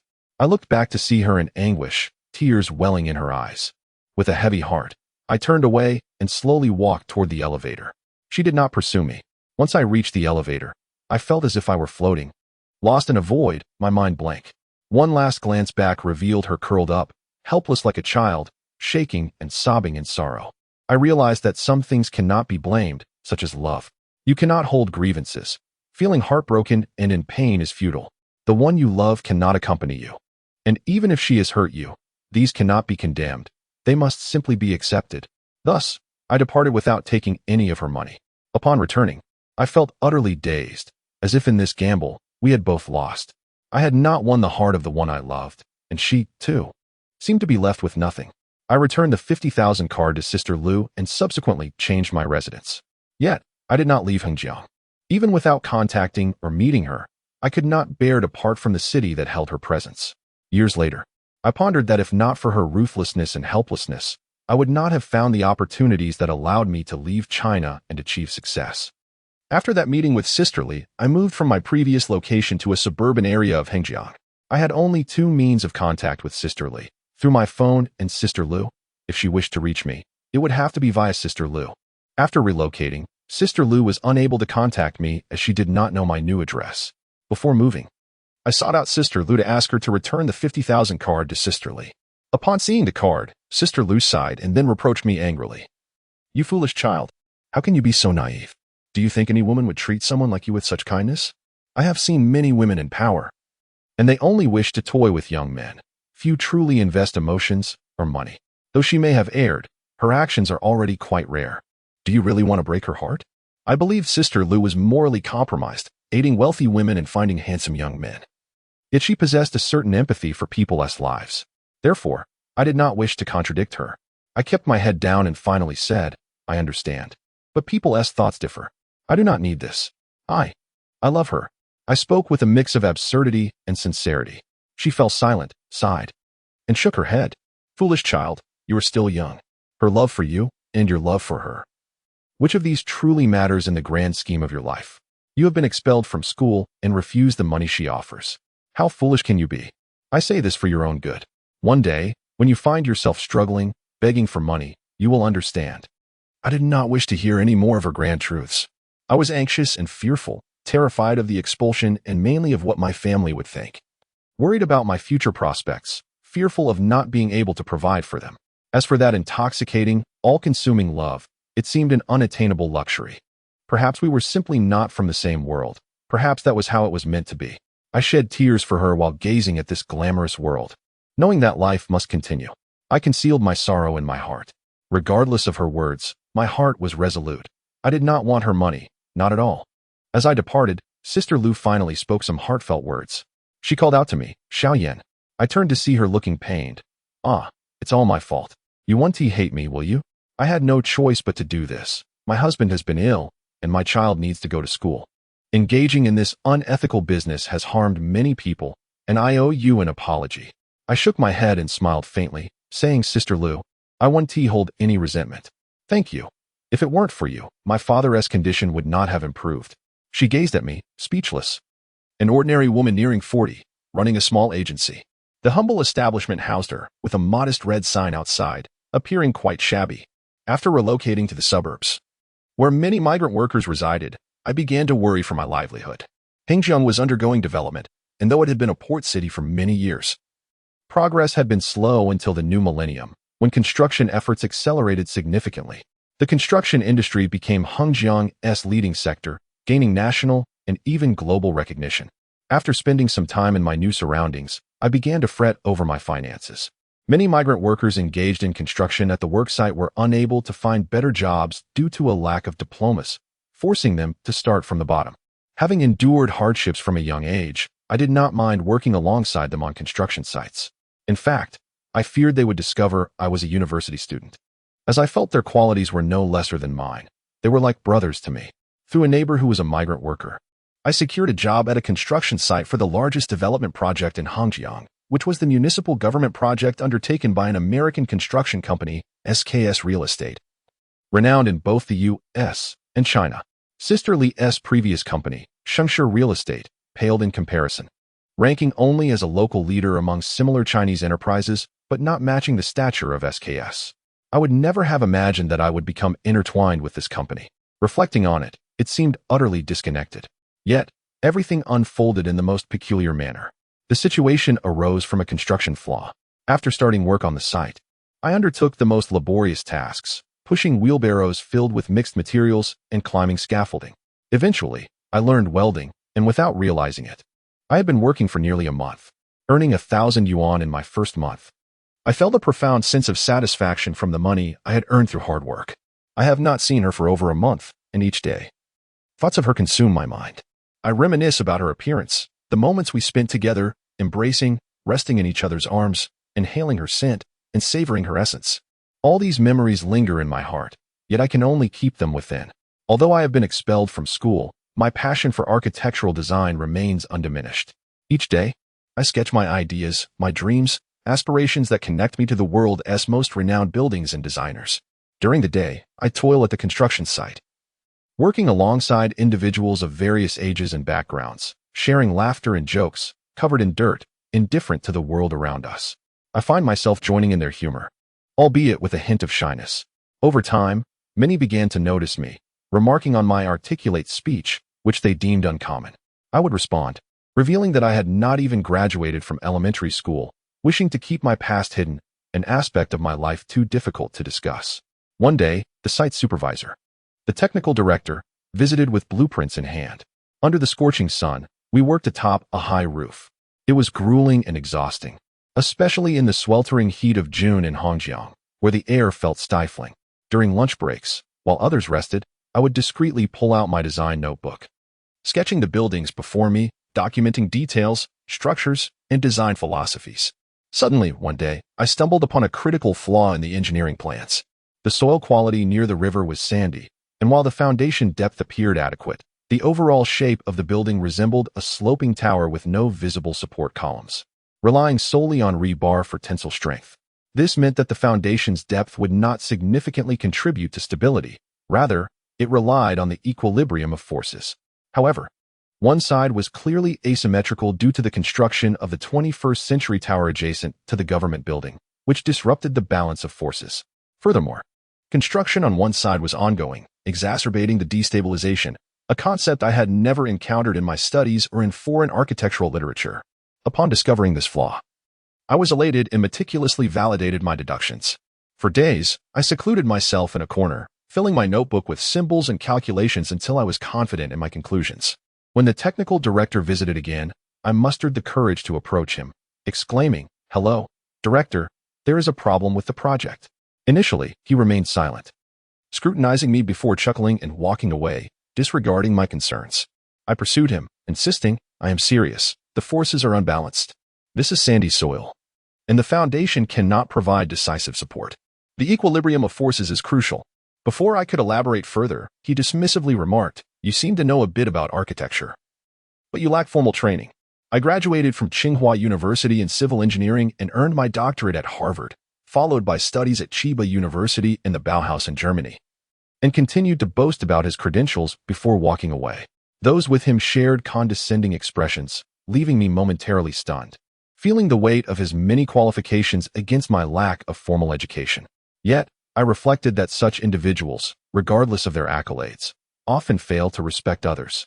After that setback, I continued to explore my theories and discovered additional issues, occasionally questioning my own judgments. However, I had consistently applied the theoretical knowledge I had amassed throughout my education without identifying any discrepancies, akin to the simple truths of mathematics. 1 + 1 = 2, 2 + 2 = 4, and so forth. A week later, the leaders from the American headquarters of SKS visited the construction site in East China. With the site's reputation and its affiliation with the municipal government, they were particularly attentive. Seizing the opportunity, I approached the crowd, and though initially startled, when I articulated my findings in fluent English, astonishment spread among them. The technical director stood frozen, while a distinguished American gentleman, graying and amiable, wearing glasses, observed me with respect. He smiled and beckoned me closer. Presenting my notebook, I offered to demonstrate my reasoning, and they listened earnestly. By the end of my explanation, the director's expression shifted to one of gravity mixed with surprise. He turned to the technical director and then back to me, contemplating for a moment before asking, "Young man, which school did you graduate from?" I hesitated, stammering, "I did not graduate." He inquired if I was interning, to which I shook my head, finally admitting, "I did not attend school. I am self-taught." He regarded me thoughtfully, then patted my shoulder, saying, "You have restored our company's dignity and mitigated our losses. You may not realize the immense value of your discovery." I felt a surge of satisfaction, nodding appreciatively. To my astonishment, he announced to those around him, "All construction is to cease immediately." Suddenly, my actions became the talk of the site, and everyone, including my fellow workers, was aware of my contributions. The following day, the foreign executive instructed his staff to escort me to a hotel, revealing an unexpected proposition. He wanted to sponsor my study abroad. The next day, while all construction halted, we still reported to the site to clear debris. Accompanied by the foreman, I was taken to the finest hotel in Hongjiang, a 5-star establishment. As we drove in the foreman's hefty Beijing Jeep, he chuckled, shaking his head. "You, my friend, are quite remarkable. If the American CEO takes you under his wing, it is only a matter of time before you rise to prominence in the East China region." I felt a mixture of confusion and excitement. Despite my exhilaration the previous night, I did not dwell on the future, believing it was simply my duty, not for any personal gain. Yet, I harbored ambition. If opportunities arose, I would seize them. I understood well the taste of poverty and the pain of loss, losing her due to financial struggles. Upon entering the opulent hotel, I felt the eyes of many upon me, clad in my work attire, soiled and dusty. The doorman initially barred my entry until the foreman interceded. When I reached the presidential suite, I took a deep breath. The foreign executive nodded and smiled as the foreman respectfully introduced me. I smiled back, greeting him, and he welcomed me graciously, inviting me to sit. After the foreman departed, we were alone. I noticed he was working on his laptop, and he gestured for me to take a seat. I glanced at my own attire, and he chuckled, shaking his head, saying, "Never mind." After I sat down, he moved to the side to pour me a cup of coffee. He treated me with a formality that suggested camaraderie. allowing me to feel respected and comfortable in a way I had never experienced before. I feigned maturity and steadiness, nodding as I expressed my gratitude. Once he settled in, he gazed at me for a moment before saying, "Yin, I would like to discuss a matter with you, and I wonder if you might be inclined to consider it. By the way, my name is Lawrence Peter, and I am a director at the American headquarters of SKS." His urgency was palpable as he nearly forgot to introduce himself. I pressed my lips together, nodded, and replied, "Hello, Mr. Peter. Please, go ahead." He continued, "Our company has long been dedicated to nurturing young talent. Your story excites me greatly. I feel you are a rare find. Although you lack formal education, your self-taught accomplishments leave many of our professional engineers humbled. I am quite eager to assist you, to sponsor your studies in the United States. I will cover all tuition and living expenses, and upon graduation, you will have a direct position with our company." This was an extraordinary surprise, and while it may seem a dream to many, I found myself momentarily lost for words. Noticing my bewildered expression, he smiled and said, "Yin, I believe this is a unique opportunity for you, something countless individuals yearn for. Given your passion for this field, I hope you will consider my request." Despite being over 50, his sincerity made it clear he did not view me as merely a child. I smiled and replied, "Mr. Peter, this is quite sudden." He nodded and continued, "Indeed, I wish to facilitate your departure as soon as possible. When I return, you will accompany me to America. Rest assured, I will provide you with some sponsorship funds to assist your family. Do not worry, we will ensure everything is handled properly." I was unwilling to let this opportunity slip away. Yes, I had been expelled from school and felt hopeless, yet here was a chance that could change everything. I imagined how my family would feel knowing I was studying abroad despite my expulsion. It would surely bring them solace. For any young person, this was exhilarating. He studied me for a moment, then stood up, saying, "Yin, I will give you 2 days to consider this. I hope for a swift response." I nodded, and he casually inquired about my family and how I had achieved my self-taught success. I understood most of the English he spoke, and he found it remarkable. He concluded with admiration, saying, "Chinese children are not what we often perceive. They are truly talented." That evening, I could not cease my contemplation. I weighed the decision of whether to go to America, trusting Mr. Peter's words, his earnest gaze confirming the authenticity of his offer. There was no need for doubt. This seemed an incredible dream that was within reach, awaiting my answer. Yet, uncertainty lingered in my heart. An ever-present thought of her, the woman who occupied my mind day and night. Everything I did seemed to revolve around her, and my desire to succeed was, in part, to prove to her and to those who had wronged me that what I had lost would one day be reclaimed. 2 days later, as evening fell, I made my decision. I would study in America with Mr. Peter. The last act of my hesitation was to place a phone call to her. My heart raced as I dialed her number. I did not immediately share my plans about studying in America. When she answered, her voice was calm, yet different from before, lacking the vibrancy it once held. I felt a surge of anxiety, but persisted, leaning against the payphone as I softly asked, "Are you well?" Her response was stammered, revealing her concern as she quickly inquired, "Xiaoyan, where are you? Tell me. I have been searching for you." Her words brought me comfort. I hoped this meant she still cared. I replied, "I'm fine. How are you?"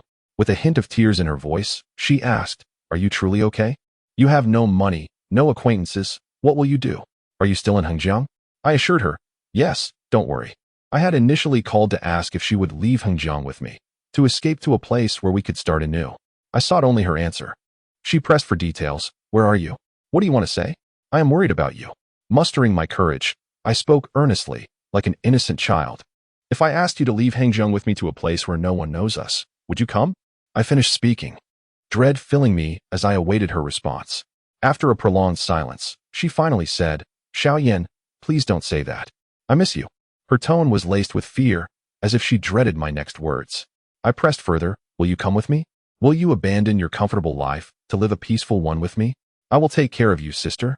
She fell silent again, her voice strained as she replied, "Xiaoyan, there are many things you do not understand. I cannot do that. I am no longer a child. Even if I wish to, reality does not permit it. Do you understand?" I responded coldly, "Please, do not lecture me." In my stubbornness, I sighed and declared, "I love you, truly. I ask only this. Will you come with me to live our life together?" I anxiously awaited her answer. Her response was, "Xiaoyan, forget about me. I only worry for you and want to take care of you. Please, forget me. Agree to let me help your life." I hung up the phone, leaning against the booth, closing my eyes as silent tears fell. 5 days later, I was bound for America. Mr. Peter and I traveled by car for over 2 hours from Hengjiang to Shanghai, where we would catch a flight to the United States. On the road to Shanghai, as the car slowly carried me away from Hengjiang, the city I had known for 4 years, I felt a pang of sorrow. I had only come to love this city because of her, yet now I was leaving it behind. As the car boarded the ferry, I stepped out, and Peter, sensing my melancholy, said, "Yin, everyone has a city they are reluctant to leave, but young people must aspire for greater things. The world is vast. We have never truly departed from your homeland, your city." I nodded, standing on the ferry, gazing at the choppy waters, feeling the strong winds whipping across the deck. As I turned to look back, Hengjiang grew increasingly distant, and I imagined her in the city, unaware of my impending departure. In the minutes before boarding the plane, I used Peter's phone to call her. She answered, immediately recognizing my voice. "Xiaoyan, please don't make it hard for me. I'm sorry. Tell me where you are, and I will come find you." Suppressing my tears, I forced a smile and feigned cheerfulness as I said, "Sister, I am leaving." "Where are you going?" "You must not return to your hometown. There are no prospects in that mountainous region. I will send you money. So choose a city that suits you." I swallowed the sorrow in my heart and calmly replied, "I am going to America." She was momentarily taken aback, but quickly asked, "Xiaoyan, is that true? How can you go?" I smiled faintly and said, "We will talk about it later. I have to board the plane now. Goodbye." In that moment, she cried out, "Xiaoyan, sister, sister." Tears streamed down her face as she uttered, "Donna and Appos, hate me, okay? In the future." I replied, "All right, I must board the plane now. Farewell, farewell, farewell." That farewell seemed to linger in the air as I looked back, my eyes brimming with tears. I boarded the plane, my first time flying. Once aboard, a sense of dizziness washed over me, an unfamiliar discomfort, the reason for which I could not comprehend. Something within me surged upward. The flight attendant approached and asked, "Sir, are you feeling unwell?" I shook my head and closed my eyes, bidding farewell to Hengjiang, China. Everything felt foreign. America, New York, this country beneath the earth. The elders from my hometown would say, "America is beneath our feet. We tread on them daily." Those Americans think they can contend with China? No way. The mountains were indeed backward. It seemed laughable to think that had I not left the mountains, I might still be receiving an education from many years ago. I was a fresh being, a young life emerging from those mountains, and I could hardly fathom that I would arrive in America, in New York, this city of dreams. If you love someone, send them to New York, for it is heaven. If you hate someone, also send them to New York, for it is hell. I seemingly entered paradise, free from want, able to attend the finest university without spending a dime. Yet, who knows whether this fate ultimately leads to hell or heaven? In moments of joy, do not indulge excessively in laughter, for perhaps tears lie beneath. In times of sorrow, refrain from excessive grief, for the next stop may be paradise. Indeed, life is never as splendid as we imagine, nor as dismal as we fear. On the plane, I remained in a state of dizziness. Gazing out at the clouds below, a dreamlike sensation enveloping me. My thoughts lingered on her, her image and name perpetually surfacing in my mind. I questioned myself, am I truly bidding her farewell, or did we never truly know each other?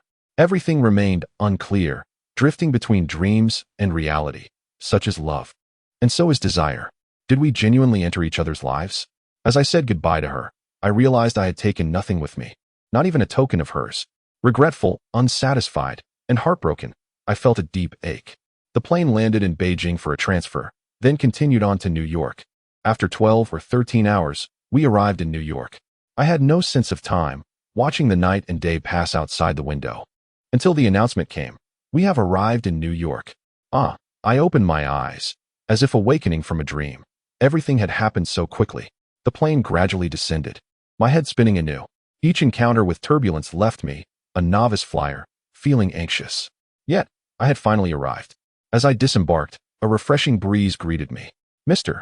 Peter and 2 assistants stood beside me. He was of similar height, and he asked me to carry the smallest piece of luggage. Leaning in, he whispered, "Yen, this is America." Indeed, as I turned to survey my surroundings, I noticed the differences. The climate felt distinct yet comfortable, not vastly different from China. It was the towering buildings in the distance that made me feel as though I had fallen into a trap. Upon exiting the airport, a car awaited me. The streets were filled with cars and skyscrapers, and my sense of direction was utterly lost. I could only follow their lead, uncertain of our destination, waiting for their guidance. The vehicle traversed the bustling streets of New York, where people of various hues hurried by, their movement swift. On either side of the road stood renowned shops and prestigious commercial establishments. We were headed to Mr. Peters' home, where he intended to temporarily accommodate me while I completed some school-related matters. Gazing out the window, I observed the architectural styles, which closely resembled those I had seen in books and on television, distinctly different from those in China, showcasing a unique character born of commercial prosperity. Mr. Peter turned to me and asked, "Yin, are you feeling all right? The buildings in New York are quite tall. They might feel oppressive. Hengjiang is flat and much more comfortable. You'll gradually adapt." His kindness was reminiscent of an elder caring for a child. I believe that human connections are rooted in fate, and everyone encounters a benefactor in their lifetime. It is neither strange nor difficult to understand. I nodded in acknowledgement. Suddenly, a red Audi that looked exactly like the one Sister Lee drove passed by, and my mind was flooded with thoughts of that woman. I could not shake her presence. Even as I left one city for an unfamiliar place, I found myself longing for her. As the car moved from the bustling city center toward the suburbs, where Mr. Peter and Apos' house was located, the area was dotted with beautiful villas, elegant wooden structures surrounded by lush greenery, manicured lawns, blooming roses, and towering shrubs. The scenery was picturesque, evoking the tranquility of a fairy tale forest. Mr. Peter explained everything to me in English, assuring me that he would make me feel at home and that everything would be ready for me. I felt deeply touched, responding with a modest smile, a silent acknowledgement of his kindness. The car finally stopped in front of an imposing villa. Mrs. Peter was waiting for us. She was a woman in her 40s, of Jewish descent, with dark hair. She had already heard about my arrival from China. We exited the vehicle, and the driver took care of the luggage. Following Mr. Peter, I watched as he embraced his wife, and I greeted her politely. She then came over to hug me, and though I felt somewhat awkward, I quickly accepted this friendly gesture. Mrs. Peter smiled and said, "Welcome. Please, come in." As we entered, the living room was warmly decorated, and I looked around in awe. They greeted me with genuine hospitality, and suddenly, Mrs. Peter called out to the upper floor, "Susan, come see. Your Chinese friend has arrived." I turned back hurriedly, and slowly, I saw a girl in a wheelchair appear in my view. She was unremarkable in appearance, devoid of a smile, with long, curly hair. She glanced at me, appearing older, though I later learned she was only 22. She looked at me blankly, and I smiled back. She did not smile in return, but slid her wheelchair out of sight. I was taken aback. I had not anticipated that Mr. Peter's daughter would be disabled. The name Susan, along with her image, struck me for the first time. I could hardly imagine that 3 years later, I would marry her, sacrificing my loveless marriage for wealth and riches, all while embarking on an unending journey back to my hometown. In July 2001, after Mr. Peter arranged all the necessary paperwork for me, I commenced my master's degree in architecture at New York University. While not the most prestigious institution in the United States, I was nonetheless thrilled to be accepted. Prior to starting classes, I lived with the Peter family, who had prepared a separate room for me and were exceedingly kind. However, Susan remained withdrawn, rarely speaking, and I later learned that her leg had been amputated due to a childhood car accident. Since that time, she had never experienced joy again. Her temper was quite foul, and Mr. and Mrs. Peter were exceedingly cautious when conversing with her. I often found myself in my room, listening to her engage in loud arguments with Mrs. Peter, often over trivial matters. Susan was also displeased with my presence. I once overheard her shouting at her mother, demanding that Chinese person be sent away. Naturally, I bore all this silently, enduring it as I awaited the commencement of the school term. The Peters treated me as their own child, which made it difficult for me to bring up Susan's behavior. After school started, I resided on campus, returning to the Peters' home for dinner occasionally, sometimes once a week, sometimes every 2 weeks. I did not wish to trouble them. In my solitude on campus, I found happiness in reading or writing content in my own company, while thoughts of that formidable woman back in China, Lily, lingered in my mind. My classmates hailed from various nations, and we seldom spoke. Cultural clashes were prevalent. I recalled a Korean exchange student getting into a brawl with a local student over some unkind remarks about Korea. Consequently, we avoided discussing politics, and my naturally reserved demeanor only served to distance my classmates from me. After studying architecture for a while, Mr. Peter engaged me in a lengthy conversation, revealing that the situation in their company in China was rather unusual, with several executives ousted due to financial issues. Following that discussion, he encouraged me to attend some classes at the business school, which is highly regarded in the United States. At that moment, Mr. Peter envisioned me as a potential successor for the SKS company in the mainland. I had never considered an interest in business, yet after attending a few courses, I found myself captivated. During my 3 years at New York University, I oscillated between the realms of art and commerce. 2 months into my enrollment, a cataclysmic event shook the world. On September 11th, terror engulfed New York City as Al-Qaeda orchestrated a devastating attack on the Twin Towers, the explosion reverberating even within the confines of our school. We were in class when the school alarm blared, prompting us to rush out, bewildered by the unfolding chaos. Moments later, several American students drove through the campus waving flags and shouting slogans that read, "Terrorist attack." It was then that we comprehended the gravity of the situation. And soon after, we witnessed American girls weeping in despair, an utterly harrowing sight. Fear gripped the populace. It felt as though a world war was imminent. Shortly thereafter, Mr. Peter called, informing me that the American SKS headquarters was not far from the explosion site, and their employees had been evacuated to safety. He advised me to remain cautious and wait for developments. In other countries, such an event might not evoke as much fear, yet at that moment, it felt as if the apocalypse was upon us. 3 days later, a conversation with Peter brought unexpected news. He asked, "Yin, do you have a sister in China?" Initially taken aback, I quickly affirmed, "Yes, why?" He continued, "I just received an email from a woman in Hengjiang claiming to be your sister. She has been anxious and has been inquiring about your well-being since 9/11. Overcome with emotion, I instructed Peter to assure her that I was fine. After hanging up, I remained in a daze for quite some time. That afternoon, under the setting sun, I sat lost in thought, realizing that she still cared for me, that she was likely worried. Lying on the grass with my eyes closed, my thoughts drifted across the ocean. Before my arrival in America, I had harbored dreams about this country, a yearning for the unfamiliar amidst my sorrow. Yet, aside from the surface allure of its vibrancy, I felt profoundly isolated in this new world. Strangely, after that initial contact through Peter, Lily did not maintain communication or call me. I surmised she must have found solace in knowing I was safe, preferring I not dwell on her or feel nostalgic, perhaps fearing it would hinder my future.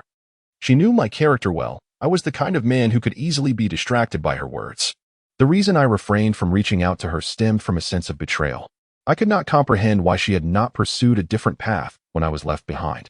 I resolved to contact her once I achieved something significant, perhaps even to bring her to me, holding on to the belief, what is lost can certainly be reclaimed.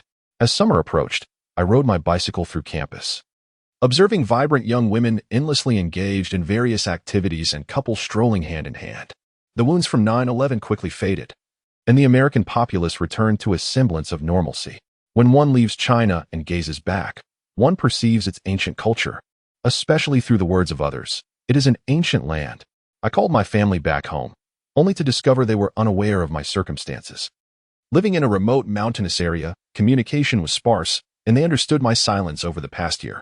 Mr. Peter had sent 20,000 yuan to my family through connections in China. When I finally spoke to them, they inquired about the money. I refrained from mentioning my expulsion from school, instead claiming I had received a scholarship to study in the U.S. My parents were overjoyed, and soon the entire village learned of Lu's child who had made it to America, a feat they deemed extraordinary. To my astonishment, I discovered my sister had married during my absence, a fact that had eluded me while I was unreachable. For 6 months, I had not contacted home. I learned that my family had been struggling. My father and Appo's illness required funds, and my sister had dropped out of school. Eventually, my aunt had arranged a match for her with a wealthier family in the nearby town, the suitor being significantly older, and my sister was still under 18. Upon hearing this, I wept, clutching the phone. I wished for none of this. She was still just a child. My family's joy was tinged with resignation as they mentioned my sister's pregnancy. When they told me, I merely responded with a soft HM. Those painful memories would forever linger in my heart, inescapable regardless of my future prosperity. Life continued in a tranquil rhythm, yet I felt I could never fully integrate into American life. I resigned myself to being but a transient soul, always knowing I would eventually return to China, or more accurately, to Hengjiang. Oddly enough, it often seemed that a man's ambitions could be quite modest, perhaps rooted in the affections of a single beloved woman. Seasons changed, and my visits to the Peters home grew fewer. At times, they urged me to come back, but I always found excuses. I sensed they were increasingly eager for me to bond with their daughter, Susan, who, for reasons unbeknownst to me, was exhibiting a less volatile temperament. I feared the implications of their words and recognized their intentions, but initially, I had no such inclinations. Instead, I felt a strong desire to escape. Thus, I chose to avoid the situation altogether. If they were to claim that they were bestowing mercy upon me, thereby requiring a price in return, such a notion would not be entirely unfathomable. At times, I can even sense their excessive kindness towards me. Simultaneously, I am acutely aware that in America, it is indeed challenging for Susan to encounter a genuinely loving man of good standing unless by sheer chance. She is not particularly beautiful and possesses a rather difficult temperament, which makes this situation quite understandable. As for me, despite my humble beginnings, I have excelled academically, demonstrating remarkable proficiency in my chosen field. By the second year, I joined a research group focused on the integration of postmodernist styles with American commercial prosperity, striving to transform the congested business landscape of the United States. This group received funding from the American government, and over the course of 6 months, we designed numerous projects, several of which were adopted. I even had the honor of being received by the government of New York on behalf of our team. These achievements, while superficially gratifying, could not wash away my sorrows. I once fell into a state of despair over matters of the heart. However, upon returning to my studies, I dared not pause. I was acutely aware of the multitude of eyes upon me. Success was my only option, for this opportunity might never present itself again. I oscillated between the turmoil of personal emotions and the relentless pursuit of academic excellence. In September 2002, I received a letter from China. I hesitated to respond. It was from a girl named Bebe, and I was reluctant to engage. The letter was filled with tears and crying emojis. Bebe mentioned that she had found my email through Sister Lee and that she had been accepted into the Beijing Film Academy, achieving the top rank in her province at the age of 17. In her letter, she inquired about my feelings for her and whether I had affections for Sister Lee, probing into the realm of emotions. From her words, I could discern her growth, yet she retained a sense of innocence. She professed her enduring love for me, a sentiment that terrified me, prompting my silence. I wished for her to forget me, believing that as she entered university and the broader world, her thoughts would inevitably change. I thought that by not replying, she would cease her efforts. Yet, throughout the following year, she continued to write to me, sharing her experiences at school as if chronicling a diary, uncertain if I would ever receive her letters. One day, she mentioned that a boy was pursuing her. And feeling a sense of relief, I finally replied to her first email in February 2003. In her subsequent letter, she asked if I had received it. I told her I hadn't checked my email in half a year and had only seen one letter. I encouraged her to focus on her studies, to not dwell on me, and it seemed she began to accept this, treating me more like an elder brother and confiding in me about her romantic life. However, traces of her love for me still lingered, albeit unspoken, which lightened my heart. A month after that correspondence, I received alarming news from Bebe.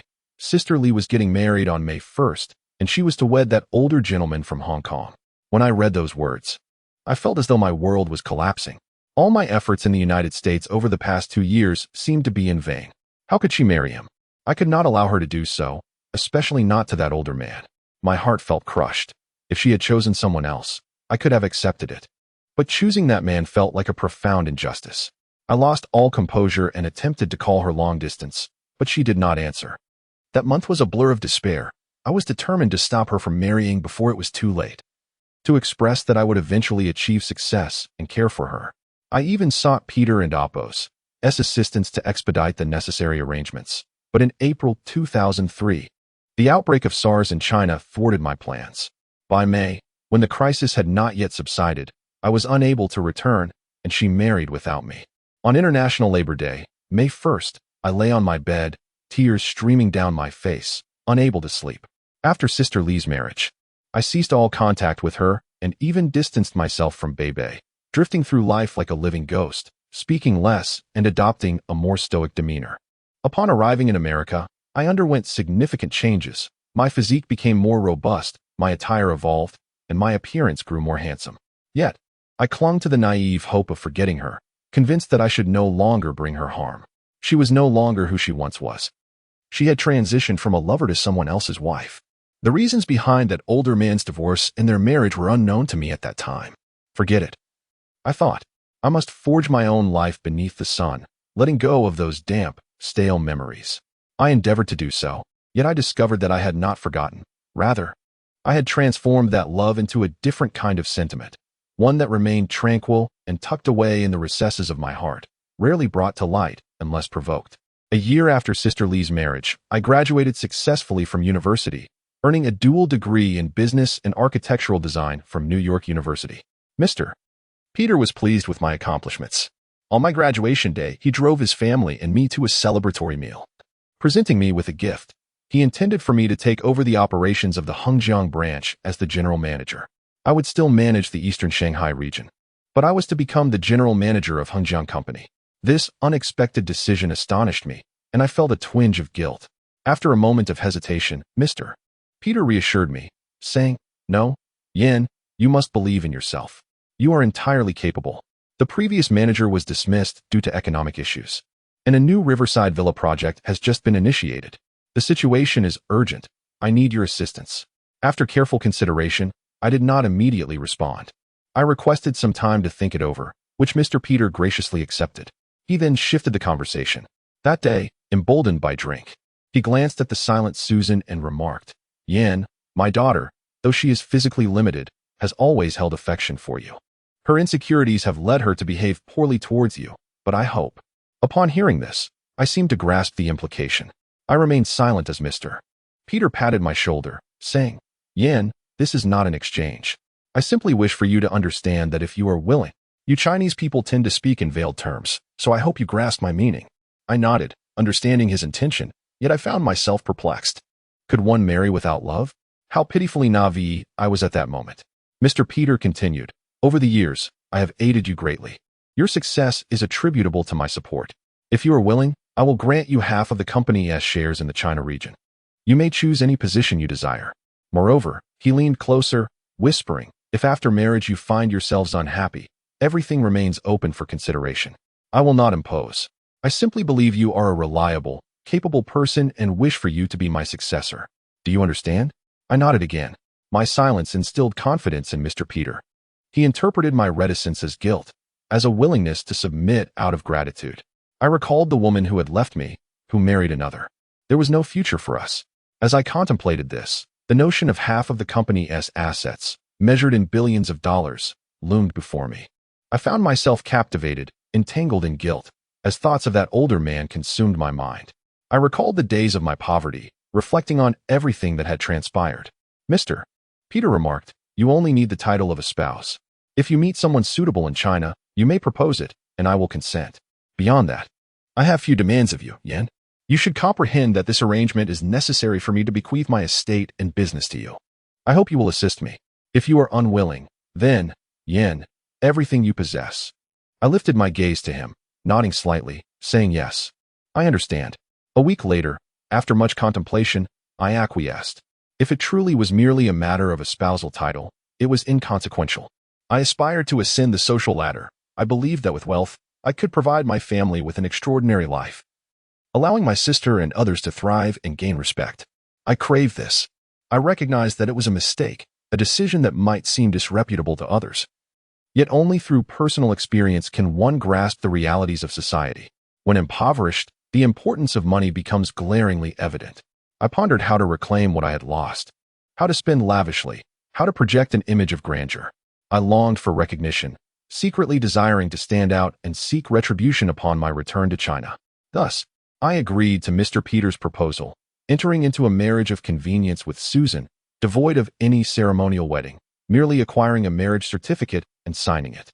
We were to live as two unrelated individuals, merely sharing a title.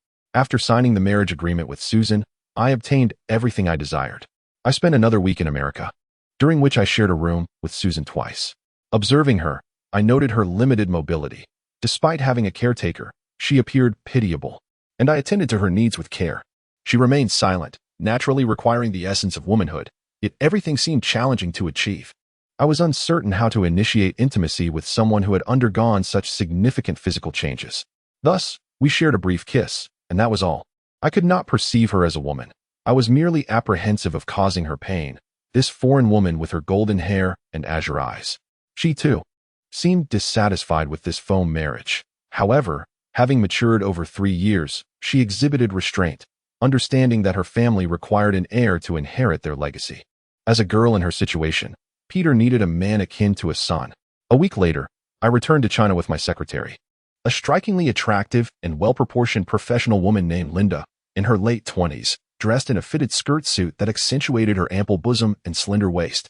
Faced with her, I could only admire her beauty, devoid of any peculiar thoughts. Susan did not accompany me back. Given the nature of our arrangement, there was no need for authenticity. Upon entering the airport, I realized I was returning to China after 3 years, now clad in a tailored suit and exuding confidence, possessing a fortune.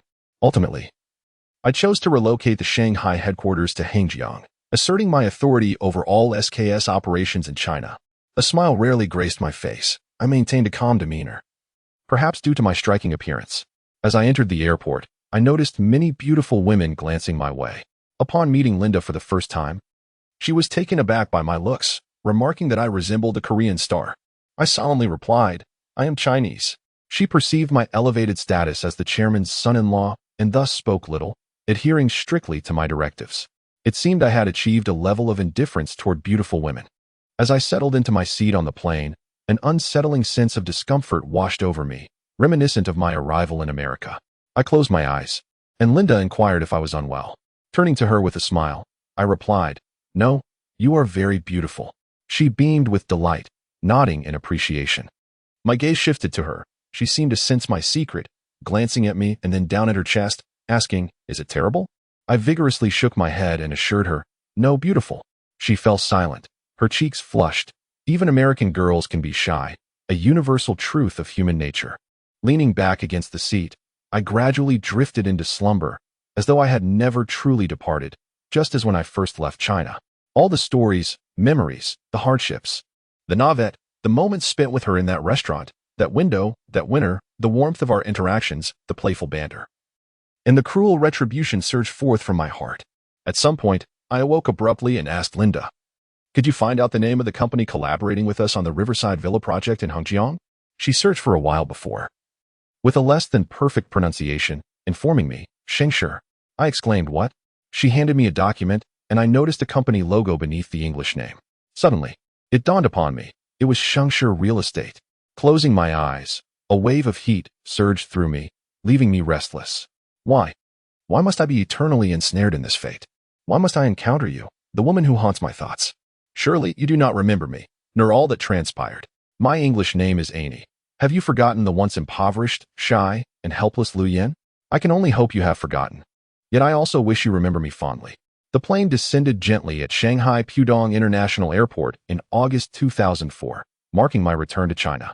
Linda awoke me from my slumber, gently tapping my arm, exclaiming, "China, China." It was her first visit, and her curiosity was palpable. I gazed out the window, recognizing the familiar skyline of Shanghai. I knew I had returned.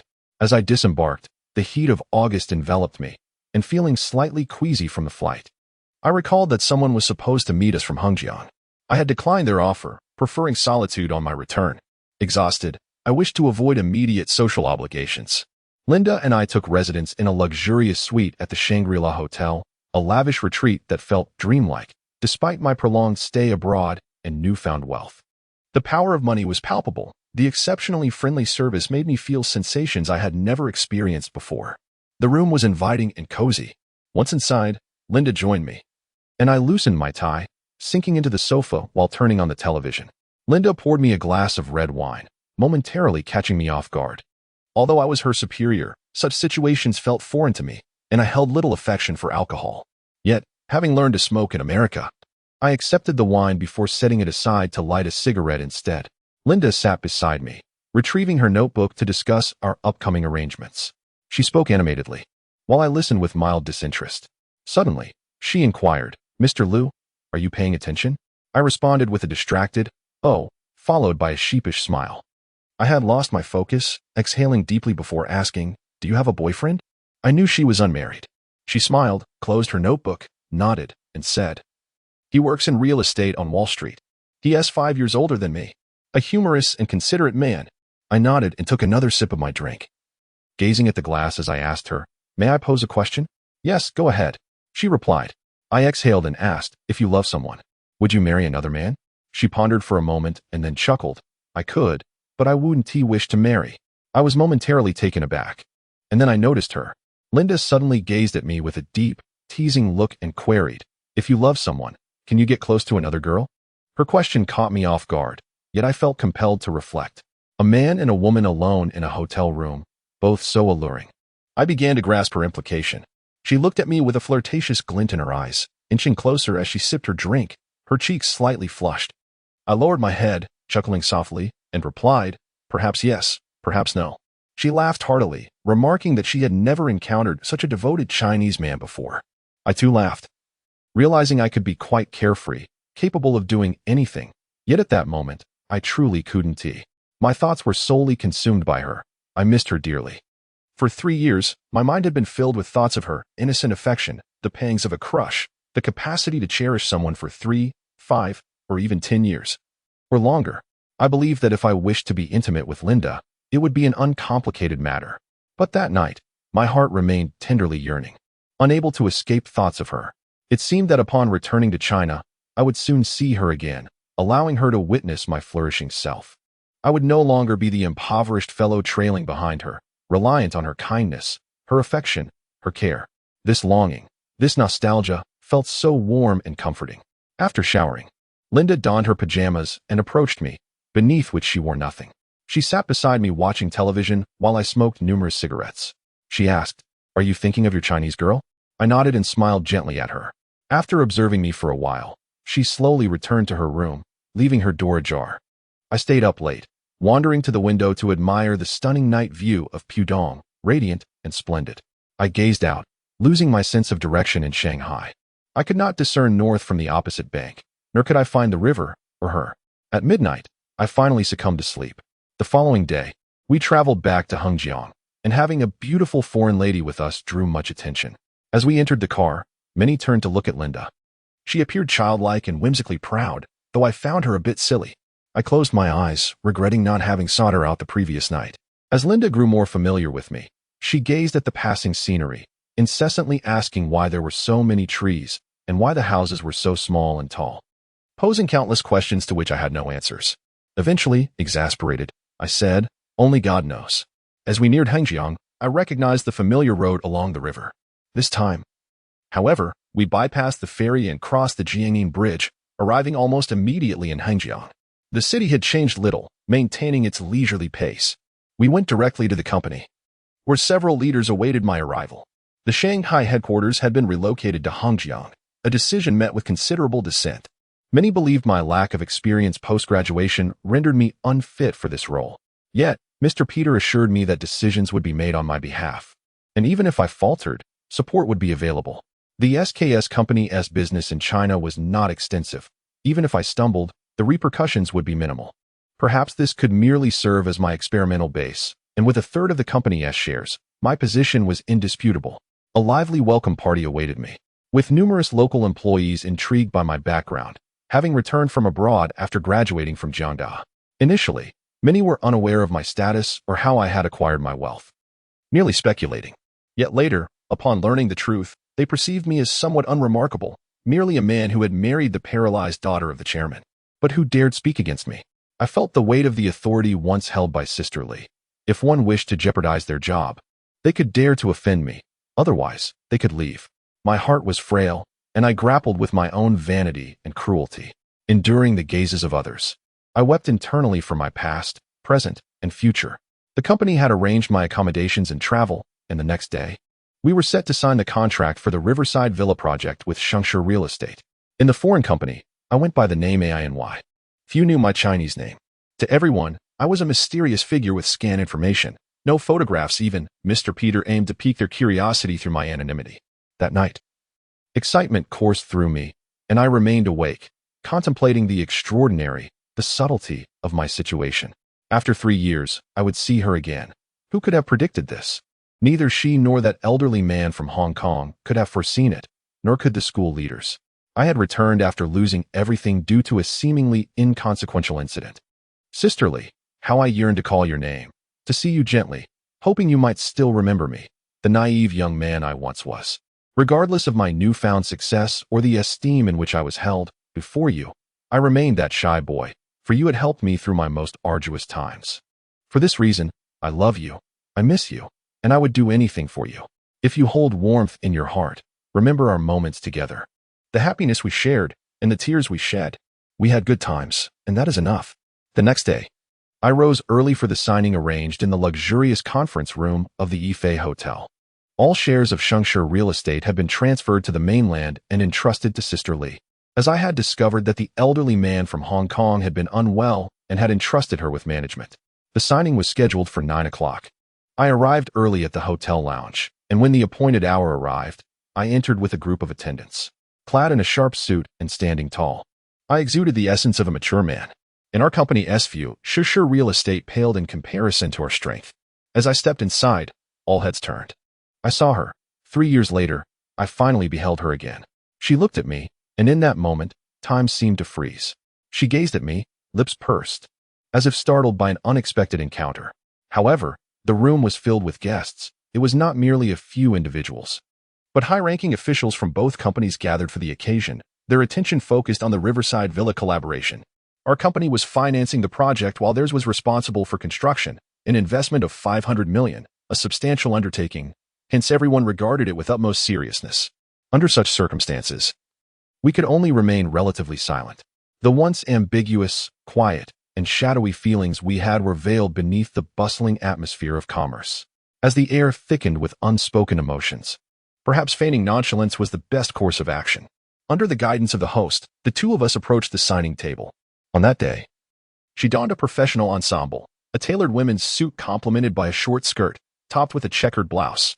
She favored tying her hair into a bow, elegantly pinned at the back, exuding an air of nobility and grace. She had not changed much from before, though she seemed slightly more composed and serene. Her complexion remained fair, her makeup impeccably suited to her features. The essence of her beauty lingered, a reminder that a woman, with even the slightest adornment, can always evoke the allure of a lotus flower. In such close proximity, we feigned unfamiliarity as we sat near one another. As soon as I settled in, I caught a whiff of her perfume, Eminji, a scent she had never altered. It struck me as curious. Sometimes, the mere scent of a beloved woman can instantly conjure memories of the past, as if those moments had never truly faded. The fragrance held a unique enchantment. Out of the corner of my eye, I observed the profile of her face, her earlobes pale and delicate, with a few wisps of hair brushing against them, adorned by a small pearl earring of just the right hue. I felt a flutter of nervousness, unsure whether it was due to the intoxicating perfume or the proximity of her heart to mine. I mentioned that I could hear her heartbeat. A sentiment I felt was not overstated, and I was certain she could hear mine as well. However, one must maintain composure in such settings, donning a facade of cheerfulness without a hint of falter. I wished to approach this grand occasion with a light-hearted spirit, reveling in the joy of our reunion. Yet, I was acutely aware of my sudden elevation from a humble background to a position of public scrutiny. I could not afford any missteps. The host called upon us to speak, and as a representative of SKS, I was the first to address the audience. My speech had been meticulously prepared in advance, yet I seized the opportunity to deviate slightly from the script. I began, "Ladies and gentlemen, I believe there are two matters of concern today. Firstly, the future collaboration between our companies, and secondly, whether the recent internal changes within SKS will affect our partnership. Allow me to address the first issue regarding the Riverside Villas project. This decision comes after extensive research, and our headquarters in the United States holds this project in high regard. Hengjiang is the finest city in the Yangtze River Delta for residential living, and investing here allows us to design the most exquisite and valuable villa community. This is not only our responsibility, but also our aspiration. Regarding the internal changes within our company, I can assure you on behalf of our headquarters and as a representative of 1/3 of SKS that there will be no impact. I hope that Shengshi Company can place their trust in our capabilities and sincerity as we work together to realize this project successfully. Thank you, Ms. Yao from Shengshi Real Estate, and all the esteemed guests for being here today. As I concluded my remarks, applause erupted from the audience. I glanced back at her. She looked at me closely before shifting her gaze downward, joining in the applause with tightly pressed lips. When I looked at her, her expression was devoid of any emotion, revealing a certain trepidation in her demeanor. Time had created a chasm between us. Love can draw two strangers together, yet it can also distance those who once cherished each other. This sensation was undeniably subtle. When it was her turn to speak, the spirited confidence she once possessed seemed to evaporate. In my presence, she appeared almost apprehensive. As she began to articulate her thoughts, she stumbled over her words, pausing briefly to collect herself. Her discourse was filled with pleasantries, emphasizing the importance of our collaboration. Among her remarks, she expressed gratitude. Thank you, SKS Company. Thank you, Mr. Annie. And thank you to all the guests. When she referred to me as Annie, rather than my Chinese name, I felt a pang of discomfort. What had she once called me? Xiaoyan. During those times, she would often be by my side, playfully calling out my name, her voice filled with warmth and intimacy. Those vibrant exchanges had faded into oblivion, leaving behind a sense of absurdity in human interactions. Following her speech, the signing commenced. As I completed my signature and exchanged contracts with her, our hands brushed against each other. She seemed startled and quickly withdrew, her hand cool to the touch. She had transformed into a petite woman before my eyes, and I found myself stealing glances at her whenever the opportunity arose. Once the signing was finalized, we stood to shake hands. To be honest, I had fantasized about this handshake for quite some time. The prospect of holding her hand in such a setting was exhilarating. As the audience rose to applaud amidst lively music, we were compelled to face each other. Her gaze instinctively averted mine, reminiscent of a reluctant hostess. It was an amusing sight. Beneath my aura and in her elegant attire, she appeared somewhat vulnerable. As we extended our hands, I intentionally grasped hers with slight firmness. Concealed by the applause and music, I held on, unwilling to release her hand, sensing her discomfort as if I had gripped too tightly. I could not fathom why I exerted such pressure. Perhaps, in that moment, I sought to convey my longing for her, an overwhelming desire. The sensation of holding her hand was exquisite, enveloped in comfort. I yearned to embrace her, to kiss her, even to hold her tightly right then and there, a fantasy I had cherished. But eventually, we parted. Her smile constrained and her gaze shifting away from me to the audience below. The ritual concluded as we released our hands. Next came the customary meal, a typical practice in Chinese business gatherings. We leaders occupied a table, with Linda and 3 other executives from my company joining her and her secretary, along with 2 or 3 others. As we descended the stage, I unexpectedly spotted someone Fatty Lee. To my astonishment, he had risen to become the head of the construction department at Shengshi Real Estate. How could such a scoundrel have attained such a position? The only explanation lay in his father's role as the director of the construction bureau, an unfortunate reality for domestic companies like Shengshi. He recognized me, appearing unperturbed as he approached, theatrically exclaiming, "Ah, you're..." And with exaggerated flair, he continued, "You're Lu Yan, right?" I nodded with a smile, dismissing his presence as he remarked, "You've really made it big, huh? The head of China operations. Quite impressive. What is your secret?" I chose silence, offering merely a smile as I walked away. Such petty individuals did not merit my attention. As I departed, I caught a glimpse of his disdainful gaze. Once inside the private room, I found myself seated next to her. The table divided us, creating an awkward boundary, yet I cherished the opportunity. As the meal commenced, she appeared more relaxed than I, raising her glass with grace.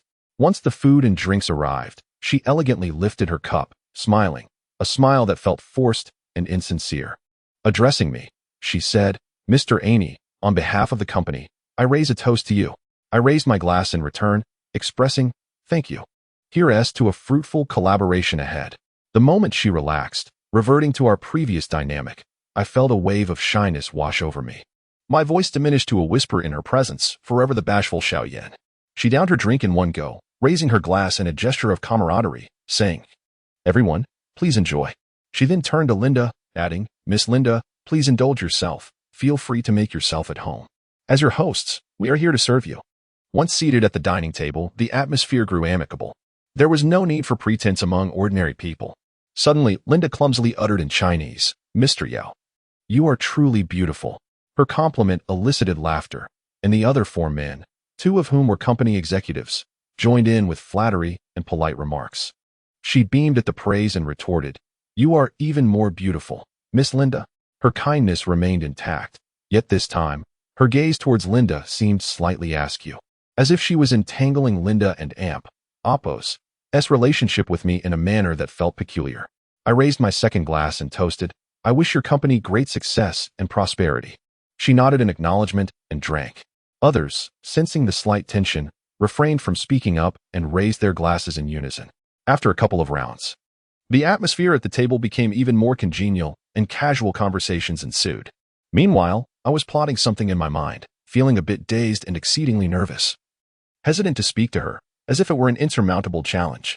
Just as I mustered the courage to speak, she suddenly turned to me, her dreamy eyes locking onto mine, asking, "Mr. Any, is this your first time dining in Hengjiang?" Her question rendered me momentarily speechless. Did she not remember me? I longed to grasp her and gently inquire, "Don and Apos, do you remember me?" "It's me." Frustration bubbled within me, yet I maintained my composure, replying, "I am quite accustomed to it. Thank you." A brief silence enveloped the air, leaving me to wonder what would unfold next. I wished fervently for everyone to leave, granting me the chance to be alone with her. However, would such an opportunity ever arise again? It remained uncertain. She seemed to sense my irritation and smiled faintly, pausing before saying, "As long as you are accustomed, that is all that matters." Her words might have struck others as peculiar, yet they were oblivious to the secret we shared, a secret from 3 years ago when I met her while seeking funds for my father's medical treatment, and, to speak candidly, she had once supported me. Now, having attained so much, it felt almost overwhelming to find myself in a position she could scarcely have imagined. Was she pleased to see this little man achieve success, or was there something else? I pondered whether she was aware of my marriage to Mr. Peter's daughter. Perhaps she knew, or perhaps she did not. The thought of her knowing terrified me. If she did, how would she perceive me? Would she look down upon me? The man who was initially drawn to her for monetary reasons and later married a woman who was paralyzed, all for the same reason? I forced a smile and said, "Ms. Yao, do you have any thoughts regarding our upcoming collaboration? Please share any requests or opinions you may have." In my heart, I wished to convey that I would acquiesce to any conditions she proposed, not for any particular reason, but out of gratitude for her kindness 3 years prior. She pursed her lips in a smile, gazing at me. "Is that so? You are quite eloquent for someone so young. Where do you hail from?" I recognized her feigned ignorance and replied softly, "From a poor place in the north of the mountains, quite far from here."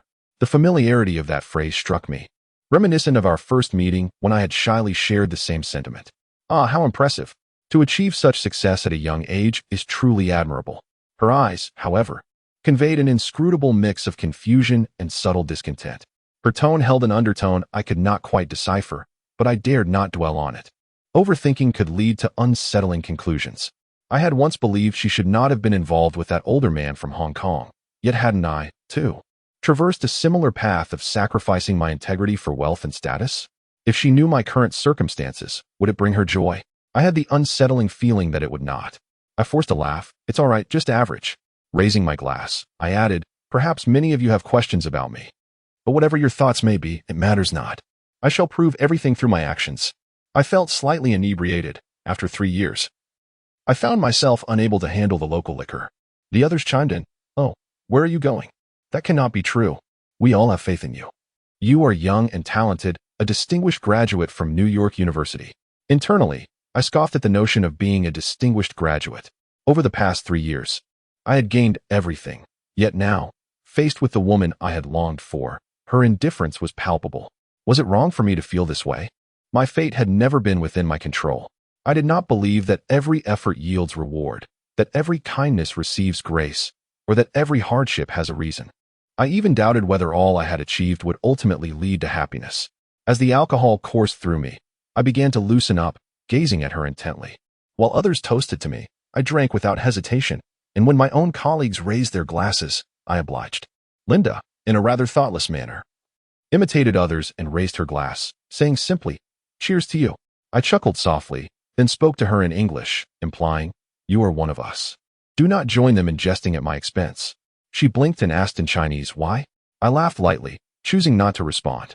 A quick glance revealed her watching me, her expression devoid of laughter, perhaps thinking I was flirting with Linda. Her gaze was icy, penetrating, and tinged with resentment. I turned abruptly. The more she displayed such emotions, the more I yearned for her to feel jealousy. I hoped fervently that she was indeed envious. As someone raised a toast to Linda, she drank too hastily and coughed. I patted her shoulder and remarked to the men, "Linda is visiting China for the first time, and many dishes are quite spicy. She is not accustomed to it and does not drink much. Please do not take offense." My concern seemed to exceed the bounds of propriety. Turning back to her, I found her smiling coldly, raising her chin slightly and drinking alone. I observed all of this. At that moment, her phone rang, and she excused herself. "Excuse me. I need to step out." As she left, the alcohol began to take its toll on me. Alcohol can be a chaotic force, and I took a deep breath, saying, "You all enjoy. I need to step out as well. My apologies." Upon exiting, I found the corridor vacant and slowly made my way towards the restroom. As I neared the corner, I faintly heard her voice. "Rest assured, we will use that project." I paid little attention to her words. Continuing towards the corner where I spotted her, she seemed to sense my approach, turning to face me, momentarily stunned by my cold demeanor. She held the phone, staring at me in silence while the caller repeatedly said, "Hello?" She quickly regained her composure and resumed her conversation. I exhaled, then approached the sink to wash my hands. After entering the restroom, I repeatedly glanced outside, resolving my business swiftly. When I emerged, she was at the sink, and I joined her, both of us washing our hands side by side. Suddenly, I asked, "Do you not recognize me anymore?" She remained silent for an extended moment, lost in thought. The water splashing audibly. My face, flushed with alcohol, felt warm, and I pressed on. "You truly do not remember me?" She lowered her gaze, slowly reaching for a paper towel. I stood there in silence, my heart heavy. How could she pretend not to know me? This was not right. Was it my fault over these past 3 years? Was it I who sought to part ways with her initially? I inquired if she wished to accompany me. Yet she insisted on remaining behind, urging me to depart. Subsequently, she wed that man, the one who should have been wounded as I. Why must I endure this anguish? In a sudden motion, I turned and grasped her arm, startling her. My grip was firm as I repeated my question. Why? Why? She attempted to turn away, yet my hold restrained her. With her free hand, she pushed me and implored, "Please, Mr. Any, respect my wishes." How utterly absurd, demanding my respect. I shook my head defiantly and insisted, "Answer me. Let go of me, please. Do not act this way. We are both individuals of stature." Her brow furrowed in distress as she turned to me, pleading, her pain evident. I feared the anguish etched upon her face, worried for her well-being. And thus I released my grip. As my hand fell back to my side, I steadied myself against the sink and gazed into the mirror, my eyes brimming with torment and fury. I ceased my attempts to draw her closer, choosing instead to remain silent. Yet she did not leave. She lingered behind me, gazing at my profile, and remarked, "I am glad to see you thriving." A cold laugh escaped my lips as I replied, "Thank you. And how fare you?" "Not too badly," she responded, her expression devoid of emotion as she pressed her lips together. "Did you ever anticipate this?" I lifted my head and said, "You never thought I would end up like this today, did you?" "You are quite handsome," she remarked, adding, "So innocent, truly a good woman." I knew she had misunderstood. I shook my head and said, "She is merely my secretary. Do not overthink it." When she asked, "Aren't you married?" I realized she knew of my marriage, yet lacked the specifics. Her words instilled a profound fear within me, a chilling sensation akin to committing a grave error, as if I were guilty of a crime. My heart felt heavy with an icy weight. Perhaps I could no longer speak, for I had forfeited the right to demand anything. Yes, I was married indeed. I had married. I had professed my love for her, expressed my longing, and thought of her day and night. I had shockingly tied the knot. I fell silent as she smiled faintly and said, "I wish you well. May you live happily." Then she walked away. I gazed at my reflection in the mirror, staring at a version of myself that seemed foreign, an eerie, comical, and disheveled figure. My fist struck the mirror with force as I struggled against a flood of tears that refused to fall. After washing my face, I slowly trudged back, feeling as though my heart had been hollowed out. Upon entering the private room, I found everyone engaged in jovial conversation, while Linda nonsensically attempted to speak Chinese. She maintained her smile, adept at concealing her feelings. As I sat down, I felt no inclination to speak. I merely forced a smile. Fortunately, the dinner concluded shortly, and we prepared to depart. As we exited, a petite secretary beside Sister Lee approached me, whispering, "Our general manager asked me to accompany you for some leisure. Would you be interested?" Upon hearing this, I turned sharply to Sister Lee, who was gazing at me. A surge of anger welled up inside me as I replied to the charming young lady, "No, thank you." I then moved to Sister Lee and Appo's side, walking with her and warning, "What do you take me for? Is it not trivial? Don't you men enjoy this sort of arrangement? We have matters to discuss and hope for prompt payment from your end. Our company is currently facing difficulties." She replied, unwaveringly, as we walked together. Abruptly, I halted and said, "Very well, I shall discuss the specifics with you." If anything is to be addressed, that young lady may lack the capability to negotiate with me. She turned a glance at me and nodded. Once the others had departed, it was just the two of us left. I surveyed the surroundings and inquired, "How do you wish to proceed?" She exhaled and said, "Our Hong Kong branch has collapsed. We are primarily relying on this project. If funding arrives promptly, it could resolve many employee salary issues, so I hope you can assist with this." I lowered my head and coldly chuckled. "Is this truly how you request my help?" She turned and replied, "Speak freely." I observed her. Her figure remained alluring. "Am I permitted to say anything?" I coldly laughed. "Indeed." She nodded. After arriving at the Hengjiang Hotel, I temporarily stayed on the 5th floor, signing documents in a lavish conference room. I contemplated, "Follow me upstairs to discuss." She pursed her lips and nodded. Just as I was about to leave, she called from behind, "Which room should I go to first?" I provided her with the room number and walked away alone, exhilarated yet terrified that I could utter such words to her. This was undoubtedly a transactional exchange. I was unsure why I felt compelled to do so, but without this arrangement, I could not be alone with her. In my eyes, being a hypocrite or taking advantage of someone else was not inherently wrong. Upon entering the room, a wave of excitement surged through me, akin to the thrill of infidelity. My breath quickened as I dimmed the lights, striving for calm. I glanced at myself in the mirror, then quickly brushed my teeth in a haphazard manner, perplexed by my own anxiety.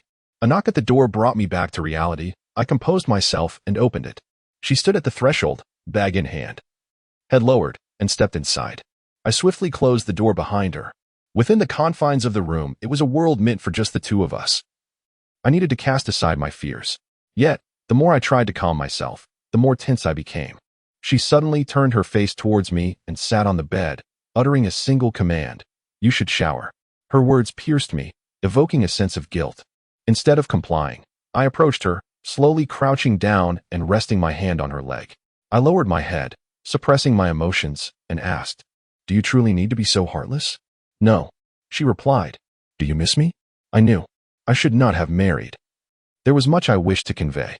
Shaking my head, I raised my gaze, filled with tears, and whispered, "Sister, do you truly not remember me? Is it real?" Tears streamed down my face as I cried. She looked at me, closed her eyes, and tears began to fall from her lashes. Witnessing her vulnerability, I could not help but stand and embrace her tightly, whispering, "I miss you. I miss you. Please do not treat me this way. I know it was my fault. Everything was my fault. Do not speak." She replied, holding me close. I leaned in to kiss her, and at that moment, her body trembled.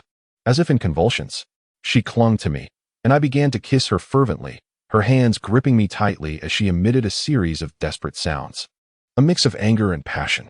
Her legs entwined with mine as I fervently kissed her neck, her earlobe, her lips, lost in a whirlwind of desire. "I long for you. I long for you," I thought. Yes, I truly yearned for her. She cried. I shut, rubbing her cheek against mine. She uttered, "Let me die." I froze, alarmed by her words, staring at her tear-streaked face. "What is wrong?" I asked, my heart racing. She opened her eyes, her gaze frightening, biting down on her lower lip, before suddenly lunging at me. "Have you thought of me in these 3 years?" I inquired. She remained silent, her eyes closed. "Have you? Please tell me." I pressed. My teeth clenched as I pushed her back against the headboard of the bed. She nodded. "Yes, I have. What about you? Do you miss me?" "Yes. I miss you greatly," I confessed, moving in to kiss her as she caressed my head, returning my kiss. She smiled briefly and asked, "Then why did you marry?" I fell silent, my movement slowing as I felt a sense of wrongdoing. She should not have asked me such a question at that moment. It was precisely what I feared most. It seemed she held me in her grasp. Noticing my silence, she let out a chilling laugh. "There is no love in this world." "Yes, there is," I retorted, heartbroken and frowning. "Is there?" she asked, lowering her head to gaze at me with a mocking smile. "Did you not promise to love me forever?" I felt her dominance over me. "Then why did you marry?" I countered. "That is my question to you. Do not question me. Love is a matter for one person, is it not? If you love me, then why?" I felt as if I were suffocating, tormented by her logic. Yet, she was not entirely wrong. I loved her, regardless of her thoughts. Women can sometimes be resolute in their beliefs about love, insisting that no matter the circumstances, love must endure. I abruptly paused, engulfed by a profound sense of humiliation and guilt. Perhaps these thoughts had long resided in her mind, revealed only at the most thrilling moment. I felt like a helpless, shameful child, pitiably coming to a stop. I lowered my head, supporting my weight, avoiding her gaze. My heart aching. She surprisingly smiled faintly, her hand caressing me. Are you still so shy, even as the CEO of SKS? I continued to look down, and she gently stroked my back, saying, come now, do not be sad. You must act like a man, understand? The world is harsh, compelling one to fight like a man. I do not wish for your weakness, your shyness, or for you to squander your youth on women like a child. When a career falters, it plunges one into a quagmire. As is the case with our company now, I suddenly lifted my head, furrowing my brow as I gazed at her, and declared, I shall transfer the funds to you tomorrow. Cease your words. I had no desire to continue. In that moment, she did not intend to convey such sentiments. Upon witnessing my demeanor, she unexpectedly wrapped her arms around my head, embracing me, and asked, what troubles you? If you face difficulties in the future, reach out to me. I shall assist you. I do not want that, I retorted, abruptly turning away and lying down on the bed. Silence enveloped us both. I regarded her, observing her expression, which bore both a smile and an undercurrent of pain and helplessness. She restrained my movements, placing my fingers in her mouth, gently sucking on them, and then inquired, are you happy? Am I good enough? Am I better than foreign women? I stared at her coldly. She seemed transformed, no longer capable of speaking to me earnestly. Now cloaked in pretense, I refrained from answering her, yet she placed my hand upon her chest, asking, do you still like me? Yes, I nodded. You have become quite handsome, a true man. Is it comfortable to engage with older women? She suddenly asked without a trace of laughter. You are wonderful. Do not utter such words. I replied. What is wonderful about me? She retorted, twisting her body in frustration. 3 years ago, were we not like this? I nodded again, my heart heavy with sorrow. You have always perceived me as a bad woman, have you not? She questioned. No. I shook my head, affirming. I truly care for you. No, I love you deeply. If a woman is sullied, do you still love her? She lifted her head, falling silent, then desperately clung to me, her grip fierce and frantic. She ceased to speak, ultimately bowing her head, her face as pale as death, eyes wide and fixed upon me, before collapsing onto me, embracing me as she wept. Then she uttered, be good, come closer. I shook my head, saying, no, do not cry. I cautiously proposed, and Apos, be my mistress. Be with me. I'll help you. Don't leave me. Be mine. I gauged her reaction with each word, hesitant to utter anything overtly vulgar. Before I could continue, she interjected, I'm yours, at your beck and call, serving you day and night. I'm your woman. Her words startled me. I responded, all right, I'll assist Xiaoyan and be your man. You can rely on me from now on. Her final statement shattered my composure. How about I serve you alongside your wife? I exclaimed, don't say that. She inquired, do you want me to be your concubine? I retorted, no, don't speak like that. It offends me. She pressed, tell me about you and your wife. Tell me.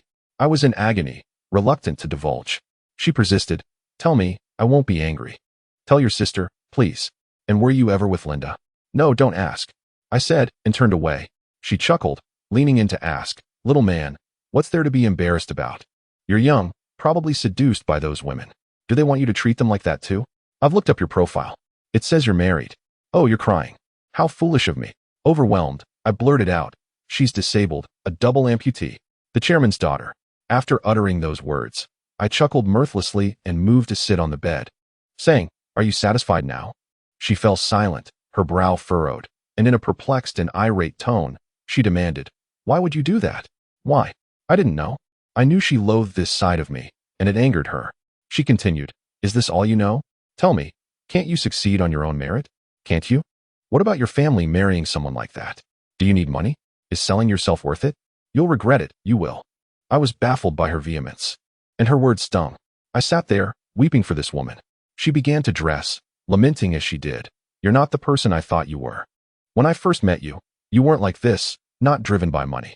Don't you understand love? Would you sell yourself for status and fame, offering your body to just anyone? And Apos, fully dressed, she paused at the door and said, and Apos, Don and Apos, T think I and Apos, am being harsh. Do you think I and Apos, V had it easy these past 3 years? Do you think I haven't thought about you? I don't want you to do this, understand? I don't want you to degrade yourself. You have a future. I thought you would attain these things legitimately, through your own hard work. But, as she turned to leave, I impulsively embraced her from behind, pleading, Don't do this. It wasn't intentional. Please forgive me. It's my fault. She paused, saying, Do you think you'll find happiness this way? I don't consider you my brother anymore. My heart sank. I slowly released her, nodding and saying, Yes, it's my fault. I'm not a man. I'm despicable, worthless. I don't want you to debase yourself like this. Take care of yourself, she said. Opening the door, she paused, casting a severe glance at me before adding, And Apos. I don and Apos. T want you to be someone who sells their body. Take care of yourself, and Apos. She departed. I collapsed on the bed, sobbing uncontrollably. Her words wounded me deeply. Why was she so angry, especially with me? I was merely treading the path she once had. But where had I gone wrong? My tears dried, and I felt numb. From that day on, I grew cold. I knew she looked down on me. I contemplated everything. But I resolved to continue. I was in too deep to turn back, even if it meant enduring her contempt. The love had transformed into a cold, lingering pain. The collaboration had to proceed, but upon seeing her again, we were like strangers. Have you ever experienced the pain of being misunderstood by a beloved woman? It's excruciating.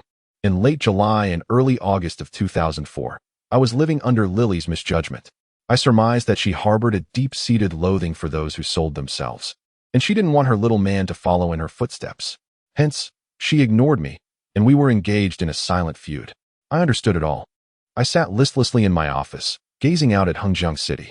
My feet were propped on the desk, and I swiveled in my chair, smoking incessantly.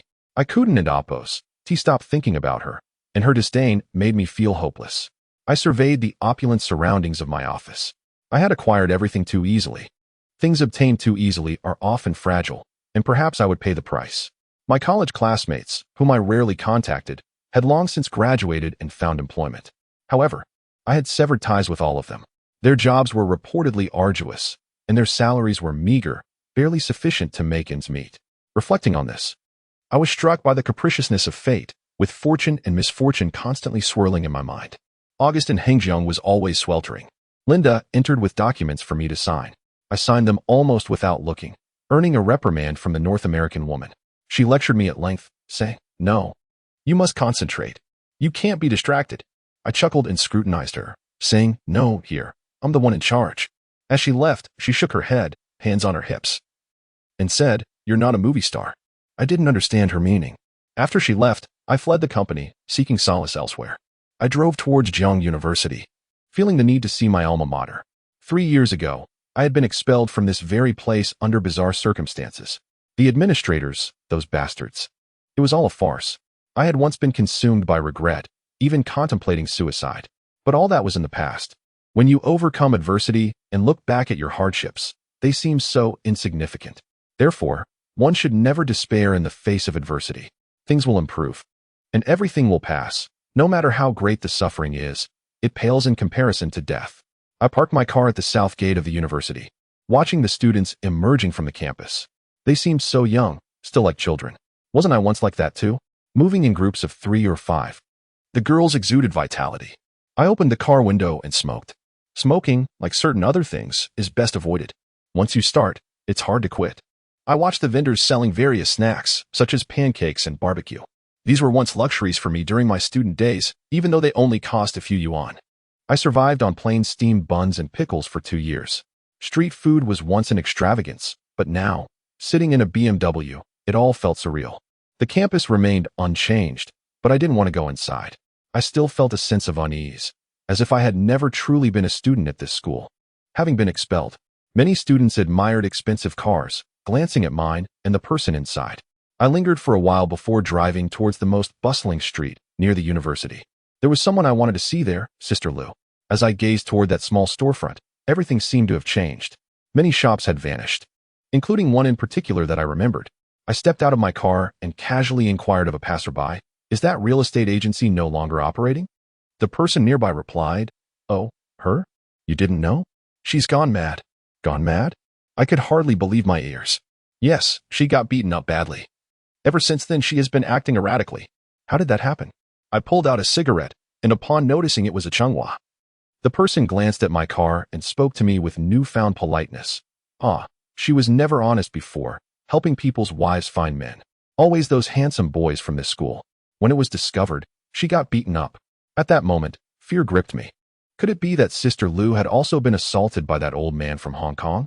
I hesitated, my heart swelling with anger, and I dialed her number. The first question I asked was, Sister Lu, was it because of us? No. She replied curtly, it was a married woman. And the man was involved in some shady business. She got beaten up badly. I tried to help her, but she couldn't be cured. She was terrified. Her body was burned. There was a note of sympathy in her tone, and we no longer spoke of our own matters, focusing solely on Sister Lu. Just as I was about to say something, she added, if you have time, go see her. She mentioned a few times that she feels sorry for you. Okay. I responded. I wanted to ask if she was all right, but she interrupted, saying, I have to get back to work. All right. I hung up. Using the address provided by that person, I drove to Sister Lu's home. For reasons I couldn't fathom, I felt a deep sense of gratitude toward her. Had it not been for her introduction, I would never have met Sister Lee and would not have had the means to pay for my father's medical treatment.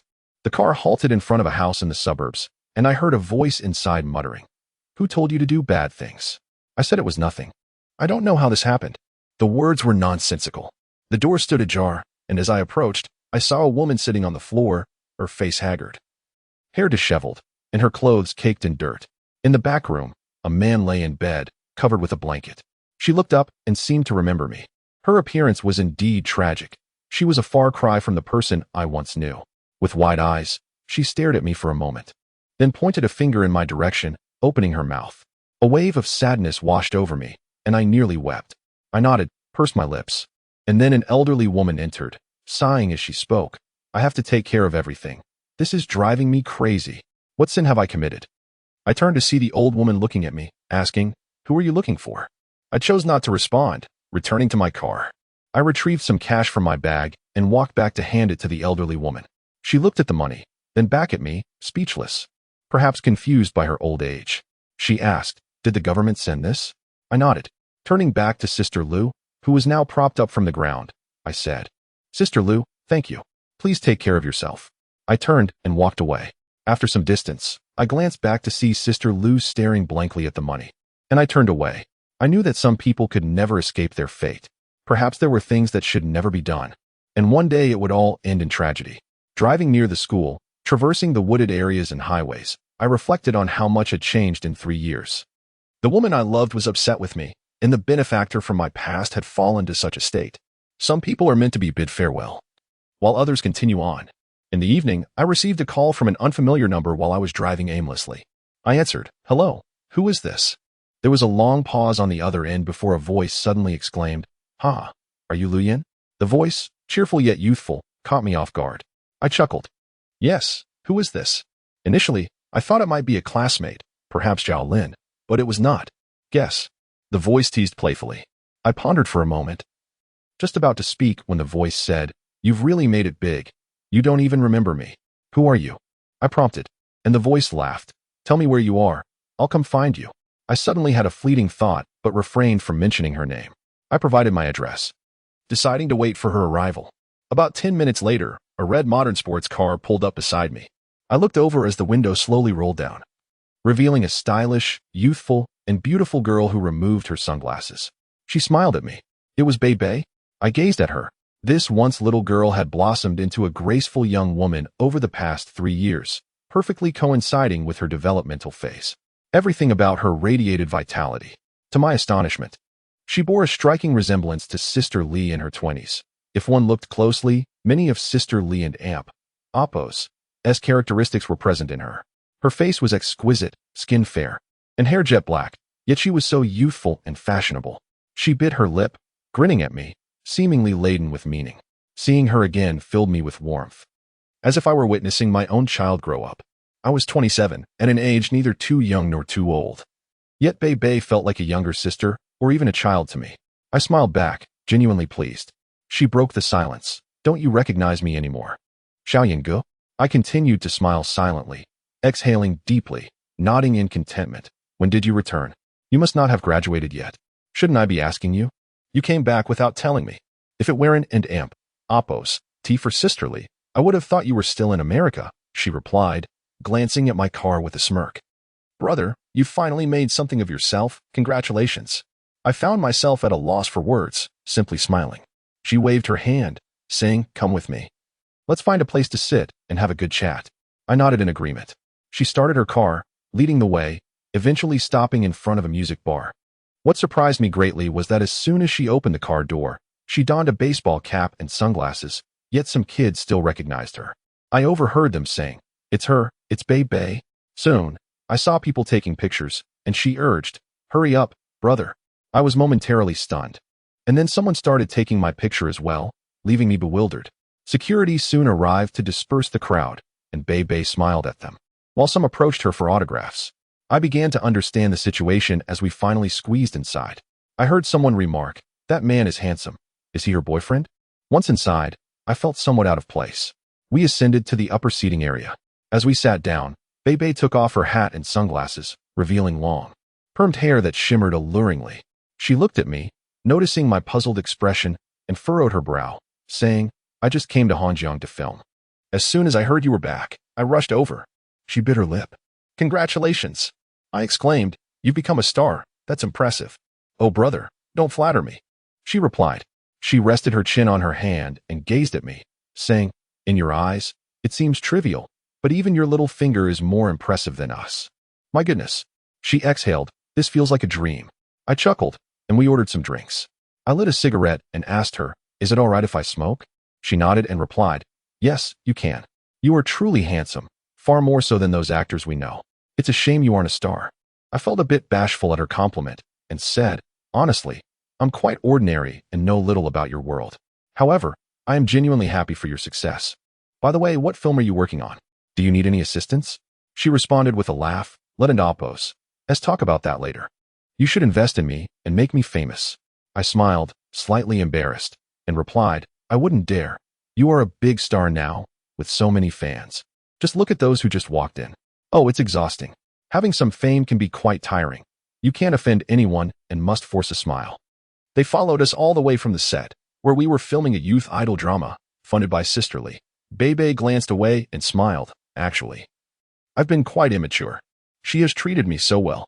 Back in school, when I watched others filming, I sometimes cried, wishing to act. Sisterly helped me by investing a considerable amount of money, and I later learned that nearly all of it was borrowed. I didn't appreciate her struggles back then." Bebe shook her head. I understood.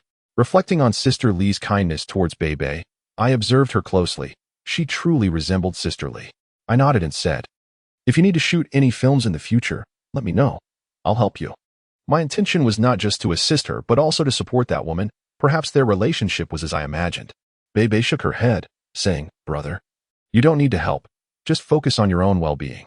Seeing you succeed brings me great joy, and besides, I can earn money now." I looked at Bebe, who seemed relaxed, matured, and gracious, exhibiting the poise of a star. She puffed her cheeks and asked me mysteriously, "Hey, brother, can I ask you something?" I nodded. She continued, "Do you love Sisterly?" I was taken aback by her question, stammering without a coherent response. Bebe said, "I know you love her. She loves you too. After you left, we talked about you. Although she pretends to see you as a brother, a woman's intuition reveals that she holds feelings for you. Sometimes, she even asks me silly questions, like if she's getting old, if she's out of touch, and what kind of guy in his 20s likes." Hearing this made me smile. The thought of that strong woman acting childishly was both amusing and touching. My feelings for her were unique, and I enjoyed discussing her with others. But did Bebe truly care? I took a sip of my drink and asked, "By the way, how are things going with your boyfriend?" She seemed caught off guard by my question, her eyes darting around before she said, "Oh, it's going well. His family is well connected, and he is studying directing. It's all good." She pouted playfully, and in her presence, I suddenly felt older, as if I had never experienced youth. From the moment I became aware, I felt aged, and that sentiment lingered. Bebe looked at me, her expression serious. She quietly said, "Brother, if you can, please take care of Sisterly. She's really in a tough spot. You may not know her situation. She married that older man and is utterly unhappy. He does nothing and sometimes berates her. I told her to leave, but she always shakes her head, saying, 'This is my life now. There's no hope left.' Just yesterday, she told me she has lost all hope, feeling so pessimistic. She has sacrificed so much for the orphanage, for us, and for the employees of the company, ensuring their salaries. This past year, her health has deteriorated. Once, she fainted at the company and had to be rushed to the hospital. I felt a wave of sadness wash over me, a deep sorrow welling up inside as I asked, why did she marry him in the first place? That older man had a gambling problem. He lost everything in Macau, driving his wife to divorce him. The children disowned him, and with nowhere else to turn, he came here, begging Sister Lee for help. She, being kind-hearted and recalling his past investments in our orphanage, felt compelled to assist. I listened intently and suddenly inquired, has the prosperous Hong Kong gone bankrupt? Oh. Bei fell silent, lowering her head, and after a moment, she said, Brother, please don't mention this to Sister Lee. She forbids me from speaking of it. In fact, the situation here in Hangzhou. Bei paused, exhaling deeply. I nodded, seemingly grasping the situation, and my thoughts drifted to our collaboration, realizing that the information we received was entirely incongruous. They had deceived us. That afternoon, we imbibed a modest amount of liquor, and soon after, Bei's phone rang. She had no choice but to rush off to the set.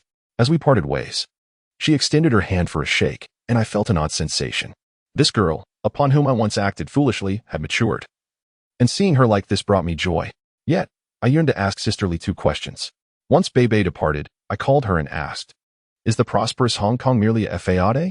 With 100 million in funds still not transferred, she fell silent for a moment before candidly responding, yes, Mr. Liu. Hangzhou is also essentially a shell, do as you see fit. Her tone hinted at despair.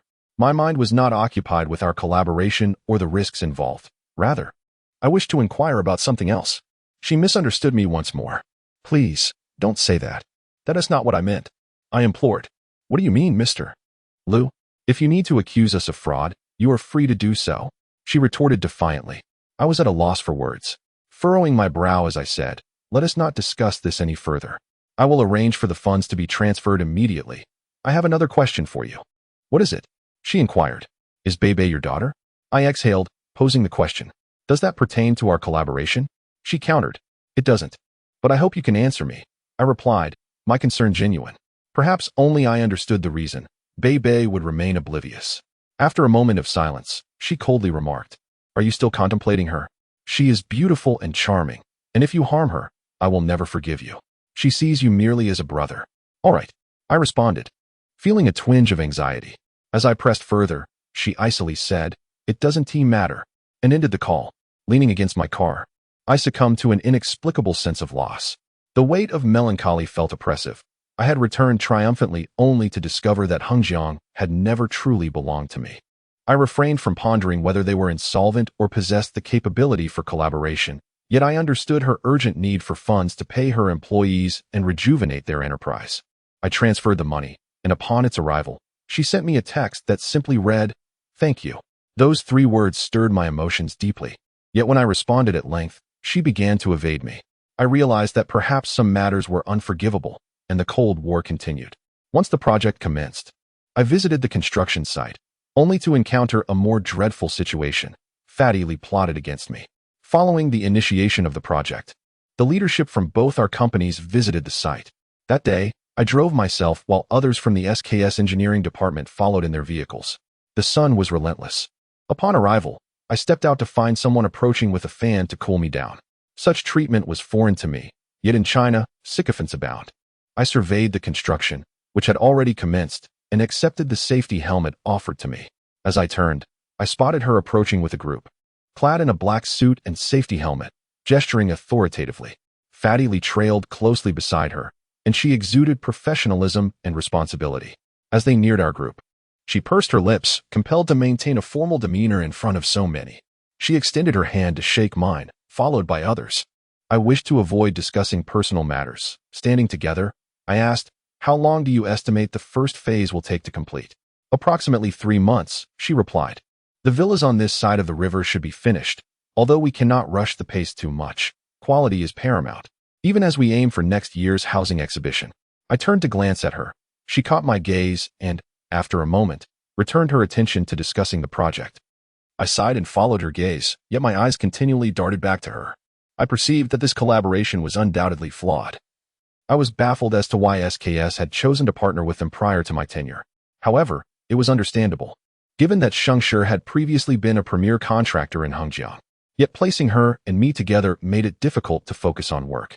I answered her inquiries casually, but when we touched upon the quality of the project, Fatty Lee interjected slyly, Lu Yan, Rest assured. Do you still doubt our work? You've been with us before. You know. His remarks drew the attention of everyone present. I understood his implication. He sought to ridicule my past self. I chuckled lightly and replied, if any issues arise, I'll be sure to consult you. I spoke half in jest and half earnestly. He looked at me, a hint of malice in his smile, and said, if there are problems, quality issues, my father can resolve it with a single phone call. He seemed to remind me of his father's influence, and I nodded, saying, well, I'll rely on your Director Lee's connections. He boasted, of course. One word from my father, and even the mayor has to show respect. I was disinclined to entertain his banter and turned my attention elsewhere, noticing a potential issue with the elevated structure. Leading the way, I headed in that direction, and she followed closely behind, while the others lingered at a distance. We walked in proximity, and without turning around, she quietly expressed, thank you for transferring the funds to us. I lowered my gaze and placed my hands in my pockets, glancing back at her, the sunlight blinding my eyes as I responded with a hint of resignation, it's nothing. Indeed, she replied with a cold smile. You find me quite laughable, don't you? I was at a loss for her meaning and furrowed my brow, asking, what is it that you are upset about? I'm not upset. You have your own choices. What am I to you? She responded childishly. I know you look down on me, but let me tell you, thinking of others at every turn will only bring you suffering. Don't you realize how haggard you appear? I remarked. Thank you for the reminder. I am aging. She shot back, her tone sharp. I recognized her temper. This was not like her. As others approached, I barely had the chance to speak before she raised her voice, discussing project matters to conceal our private conversation. She masked her intentions well. We continued onward, and upon reaching a certain point, I stood beneath the elevated structure and gazed upward. I sensed that something was amiss. Numerous rivets were improperly placed, with some sections missing double rivets, and workers were still active at the highest point. I informed her, this area seems unsafe. She looked up and asked where? I pointed it out, and the others gathered around to inspect as well. Suddenly, I felt an odd sensation. Turning my head, I noticed Fatty Lee standing some distance away, engrossed in texting. I looked back up, where a worker held several steel pipes, and in that fleeting moment, as I lowered my gaze, a multitude of pipes fell from above. And I heard the cries, watch out. My position was within, and I had assumed that nothing would happen. However, I was caught off guard when someone suddenly pushed me aside. She fell into my embrace, her expression one of sheer terror. Panic-stricken, her face turned pale, and I feared for her safety. I glanced at her closely. She lay in my arms, eyes wide and breathless, clutching me tightly. Soon, a crowd gathered, inquiring about our well-being. In her state of panic, she was immobilized, and I supported her to her feet, attempting to help her stand. Yet, she remained unable to move. Terror etched in her features, her ears slightly flushed. She pushed me away, managing to stand, but suddenly faltered, biting her lip in pain. I looked down to see blood trickling from her ankle. Before she could regain her composure, I urgently called out to everyone, quick, leave this place and head over there. Without a second thought, I lifted her into my arms. Others followed suit, acknowledging that she had gotten hurt while trying to save me. Once we reached a safe area, I turned to the stout man, Lee, and shouted, come here and explain what happened. He approached, fumbling for words. You shouldn't have gone over there. Construction is still ongoing. I shot him a fierce glare, recalling how he had rushed towards me earlier. Stop with the excuses, I retorted, dismissing his reasoning. I turned back to her, who was cradling her injured foot, shaking her head and insisting, I'm fine, it's just a scrape. My heart swelled with emotion for her bravery. I knew she cared for me. The thought of her injury pained me deeply. I called to those around us, what are you standing there for? Get the car. I knelt beside her, fully aware that everyone could see my distress. The dramatic scene filled me with dread. What if she had been seriously hurt? Those pipes could have been fatal. I longed to hold her close, yet the crowd made it impossible. All I could do was watch her with a heavy heart. She repeatedly assured everyone, it's nothing to worry about. The responsibility lies with me. This is our company's issue, and I will handle it. I hope your company can forgive us. I'm sorry.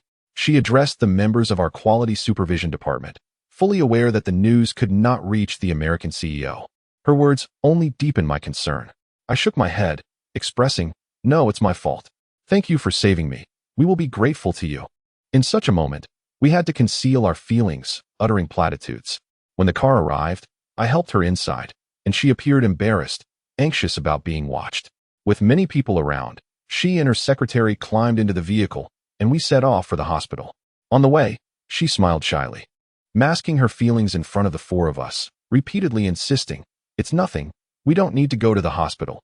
Just buy a Band-Aid nearby."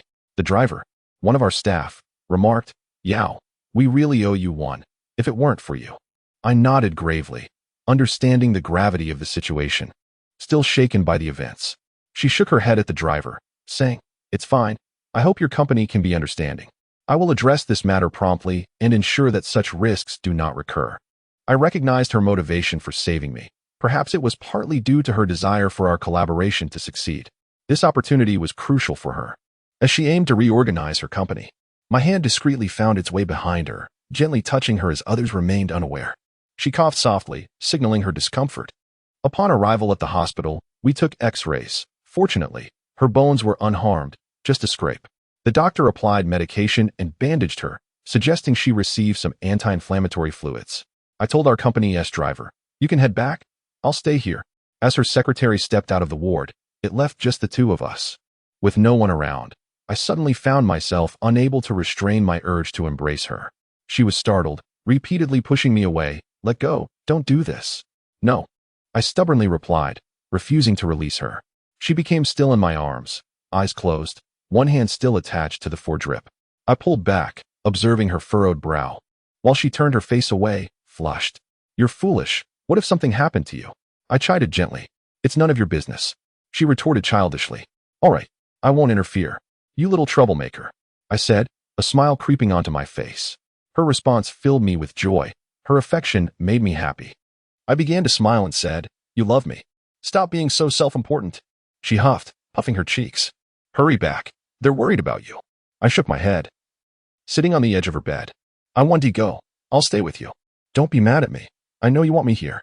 She glanced back at me, smirking. "You're so vain." My heart swelled with happiness. I looked down and grinned. "Is that so? But no matter how vain I am, I will always be a fool in your presence." "I wouldn't know," she replied, with a childlike innocence that I found endearing. I asked, "Can you forgive me? Marrying the boss and Appo's daughter comes with many complications." She interrupted, "How will you face your family? This is China. Your parents are traditional. What if they find out?" Indeed, they would not stand for it. They wanted grandchildren and were rooted in tradition. The thought made my heart ache. I glanced at her. She seemed to hold a mix of reproach and lowered her gaze. I thought it better to be cheerful than sorrowful, so I smiled and said, "It's fine. As long as you understand me, is that all right? I want to understand you, don't dwell on it. You've already taken a risk collaborating with us. It's dangerous. I hope you want to treat this lightly. You are the CEO of SKS, not just an ordinary person anymore. Don't take such risks. It could lead to trouble." I nodded. "I know, but can you forgive me? I believe we can still be together." "No, don't think about it. Let us just keep it professional. No more personal matters," she replied, somewhat coldly. Her words left me feeling despondent, unable to speak for a long moment. My head bowed in sadness. Just then, there was a knock at the door. I immediately stood up, and she tensed. The door opened to reveal him, the old man from Hong Kong, Lily's partner, accompanied by a group. They didn't recognize me, and he looked at me with a puzzled expression. At that moment, Lily exclaimed, "Oh, he is the CEO of SKS." I smiled and nodded. My heart filled with resentment as I gazed at him, the man who had once treated me so poorly in the office. He didn't recognize me. Chuckling as he said, "Oh, a big shot. Thank you for collaborating with our company. I'm her husband." About today's events. Lily's swift introduction broke my heart, leaving me feeling cold. Yet, I couldn't harm her. I shook his hand, wishing I could retaliate. The absurdity of the situation struck me. If it weren't for this woman, I might have punched him. Memories of 3 years ago flooded my mind, preventing my heart from softening. He began to speak again, but I interjected, "All right then, I'll visit you another day." He nodded, a peculiar sensation washing over him. He approached, the others flanking the bedside. I observed her glance in my direction before focusing on them. My heart felt as though it were being lacerated by countless blades. I retreated slowly, traversing the hospital corridor, my heart heavy with sorrow. Each step was accompanied by a profound inhalation, as if I were unsure how I managed to exit the hospital. The sunlight outside was blinding, and I felt an overwhelming urge to weep. But no, I wouldn't. I clenched my fist. Knowing you has been a calamitous affair, one from which I cannot extricate myself. As I sat in the tavern, imbibing glass after glass, Many inside must have been ogling the BMW parked outside. It was an incongruous sight in front of such a dilapidated establishment. If I were to be labeled a nouveau riche, it would hardly be surprising. I scarcely recognized myself as a wealthy man. Money is a curious thing. Wealth not earned through one's own labor feels alien. I still retained the habits of my penniless days. I wanted to dismiss it with a laugh. It was of no consequence. 3 years prior, I was destitute, yet I dared to love. Now, I am affluent, and everything has transformed. She had reunited with that man. Who was he? The scene in the office 3 years ago was etched in my memory. Seeing him again at the hospital ignited a desire to obliterate him. Forgiveness was beyond me. I could not bury the hatchet.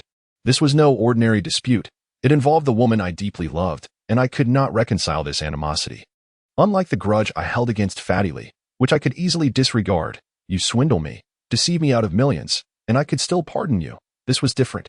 Recalling everything she had meant to me, as alcohol dulled my senses, a helpless smile, tinged with tears, crept across my face. I received a call from Linda, who inquired about my whereabouts, informing me that headquarters was aware of the incident. Mr. Peter was also informed and demanded a clear explanation from Shengshi Company as to why such an accident had occurred. I was aware of the meticulous nature of Americans. No mishaps were tolerated. Shengshi would face repercussions. We had only provided Shengshi with a portion of the initial funding.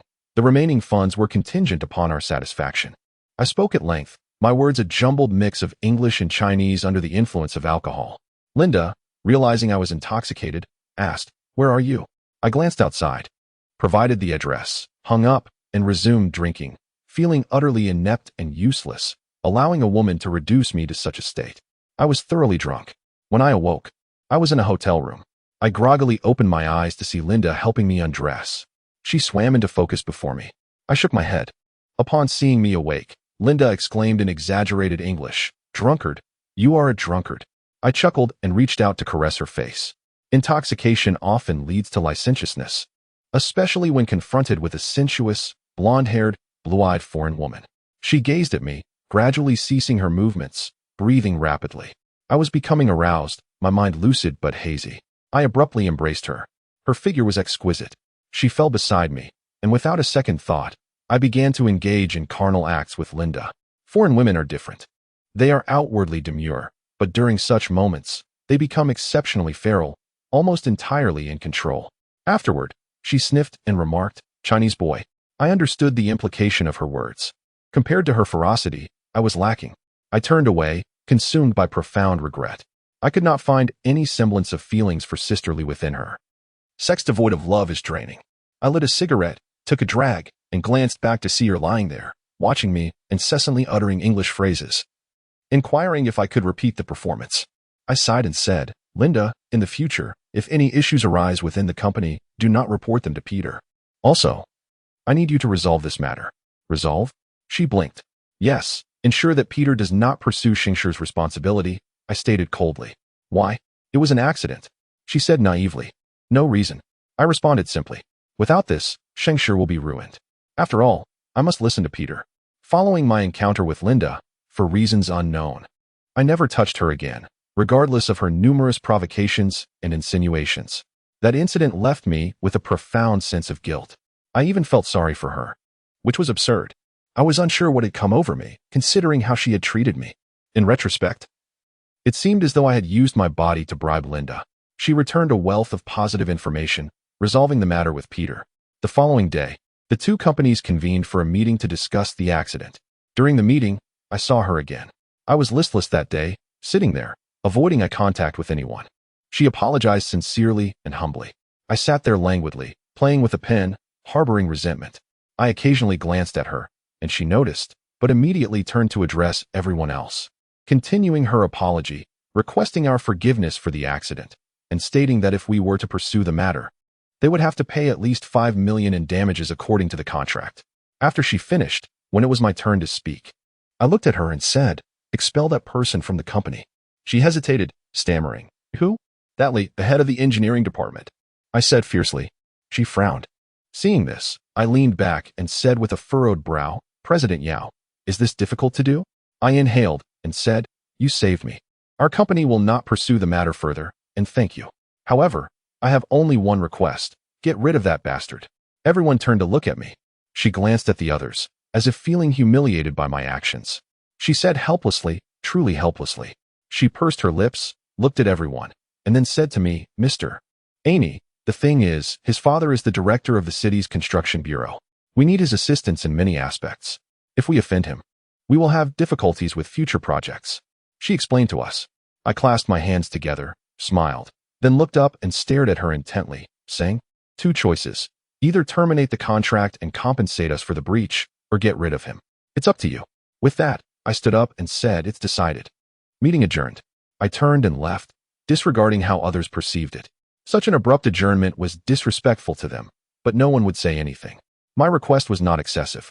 As I walked down the hallway, someone chased after me. It was her. She frowned, running up with a file in hand, and said urgently beside me, don't do this. Please.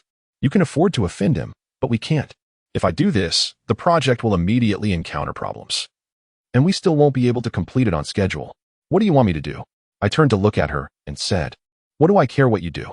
She stared at me, her eyes wide. She didn't follow me any further. I walked out alone, reached the car, stood there for a moment, looked back, and saw her slowly walking out, her head down, looking drained and helpless. She glanced at me, her eyes full of helplessness and distress. She only looked once, said nothing, and slowly walked away. It was then that I noticed she had an injury on her foot, limping slightly. It must have been painful for her to run up just now. Seeing her get into the car, I turned and sat in my car, remaining motionless for a long time. I lit a cigarette, and the smoke slowly rose. There were only 2 choices, either terminate the contract or get rid of Fatty Lee. It was up to her to decide. I returned to the hotel alone. The villa being prepared for me was still under renovation, so I was temporarily staying at the Afei 5-star hotel. Upon returning to my residence, I reflected upon my previous conversation with her, feeling a pang of regret. Perhaps I should not have treated her in such a manner, especially in front of others. The look she cast upon leaving lingers in my mind, tormenting me and leaving me restless. I reclined on my bed, smoking, acutely aware of the exhaustion that enveloped both my body and soul. I picked up my phone. Glancing at her number, a hesitation gripped me. Should I call or refrain?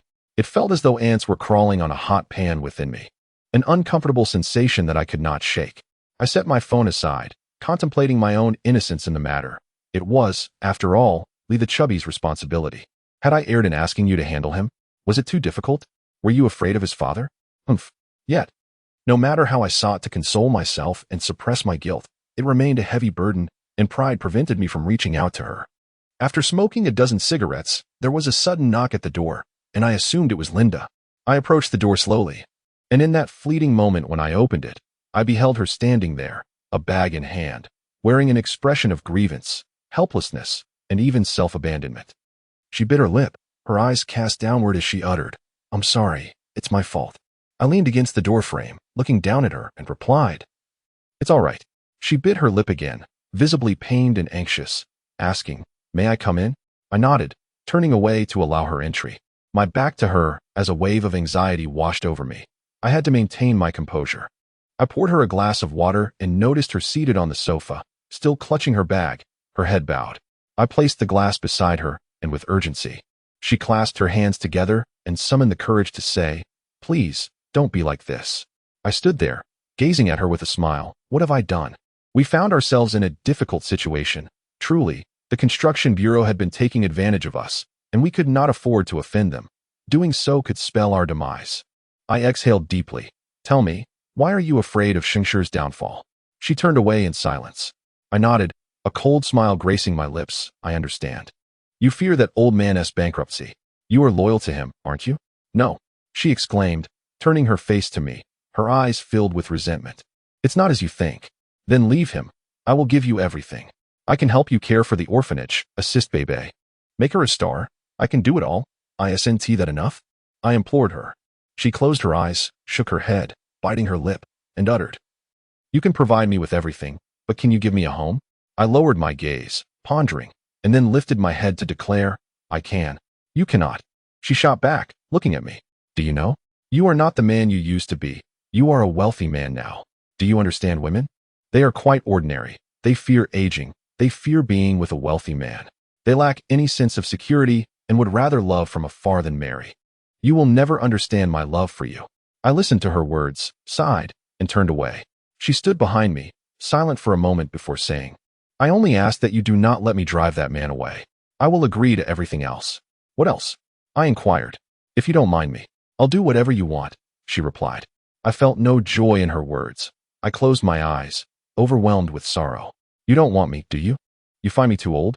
If you wish, I can find you someone younger. The leaders in the city all favor young women, don't you? Be quiet, I snapped, turning to glare at her. Tell me, have you been bullied by them for the sake of your company? My anger surged, and I was filled with fear and concern. I could not allow such a thing. No, she whispered. Is that truly the case? I stepped closer to her. I swear it is not, she insisted, shaking her head. Her brow furrowed in a pitiable expression. I gazed at her, contemplating her beautiful face. Had she come to me dressed so alluringly? Did she habitually use her body in such ways? Or was it just with me? I leaned closer and asked, Do you enjoy using your body to placate men? No, she replied, a hint of fear in her eyes. The more she protested, the more I doubted. I scrutinized her, and in a sudden impulse, I grasped her. The more I observed her pitiful demeanor, the more I thought of her being enveloped in the arms of an old man, engaging in unspeakable acts. The more I desired her. She pleaded softly, Don't do this. Aren't we here to negotiate? I pressed my forehead against hers. Yes, she murmured, eyes closed, nodding slightly. My heart ached intensely, and I said, All right, make me happy today, and I will agree to your terms. How can I make you happy? She asked, still with her eyes shut. What skills do you possess? I queried. I don't know. She turned her face away, eyes closed.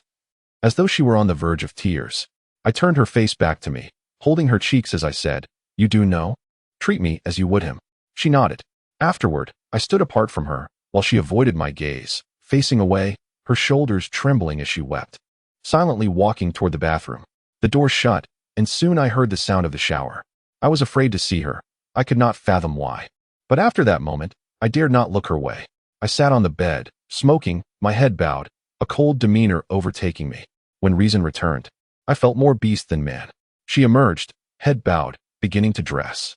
I stole a glance at her before fastening my own clothes, noticing the droplets of water still clinging to her skin. Once she was dressed, she stood there, and I, without looking up, reassured her, Rest assured, nothing has transpired. You may return. She said nothing, and I kept my gaze down, hearing the door click shut behind her. I knew our relationship had irrevocably changed due to my foolishness. My desire to possess her transformed her from a woman who had once sought my company for monetary gain to one now bartering her body. It felt as though time had spun on its axis. In her departure, regret enveloped me like never before, and with great force, I struck the ashtray, blood streaming from my hand. I loved her, yet my recklessness had shattered everything. The more I tried to rectify the situation, the worse it became.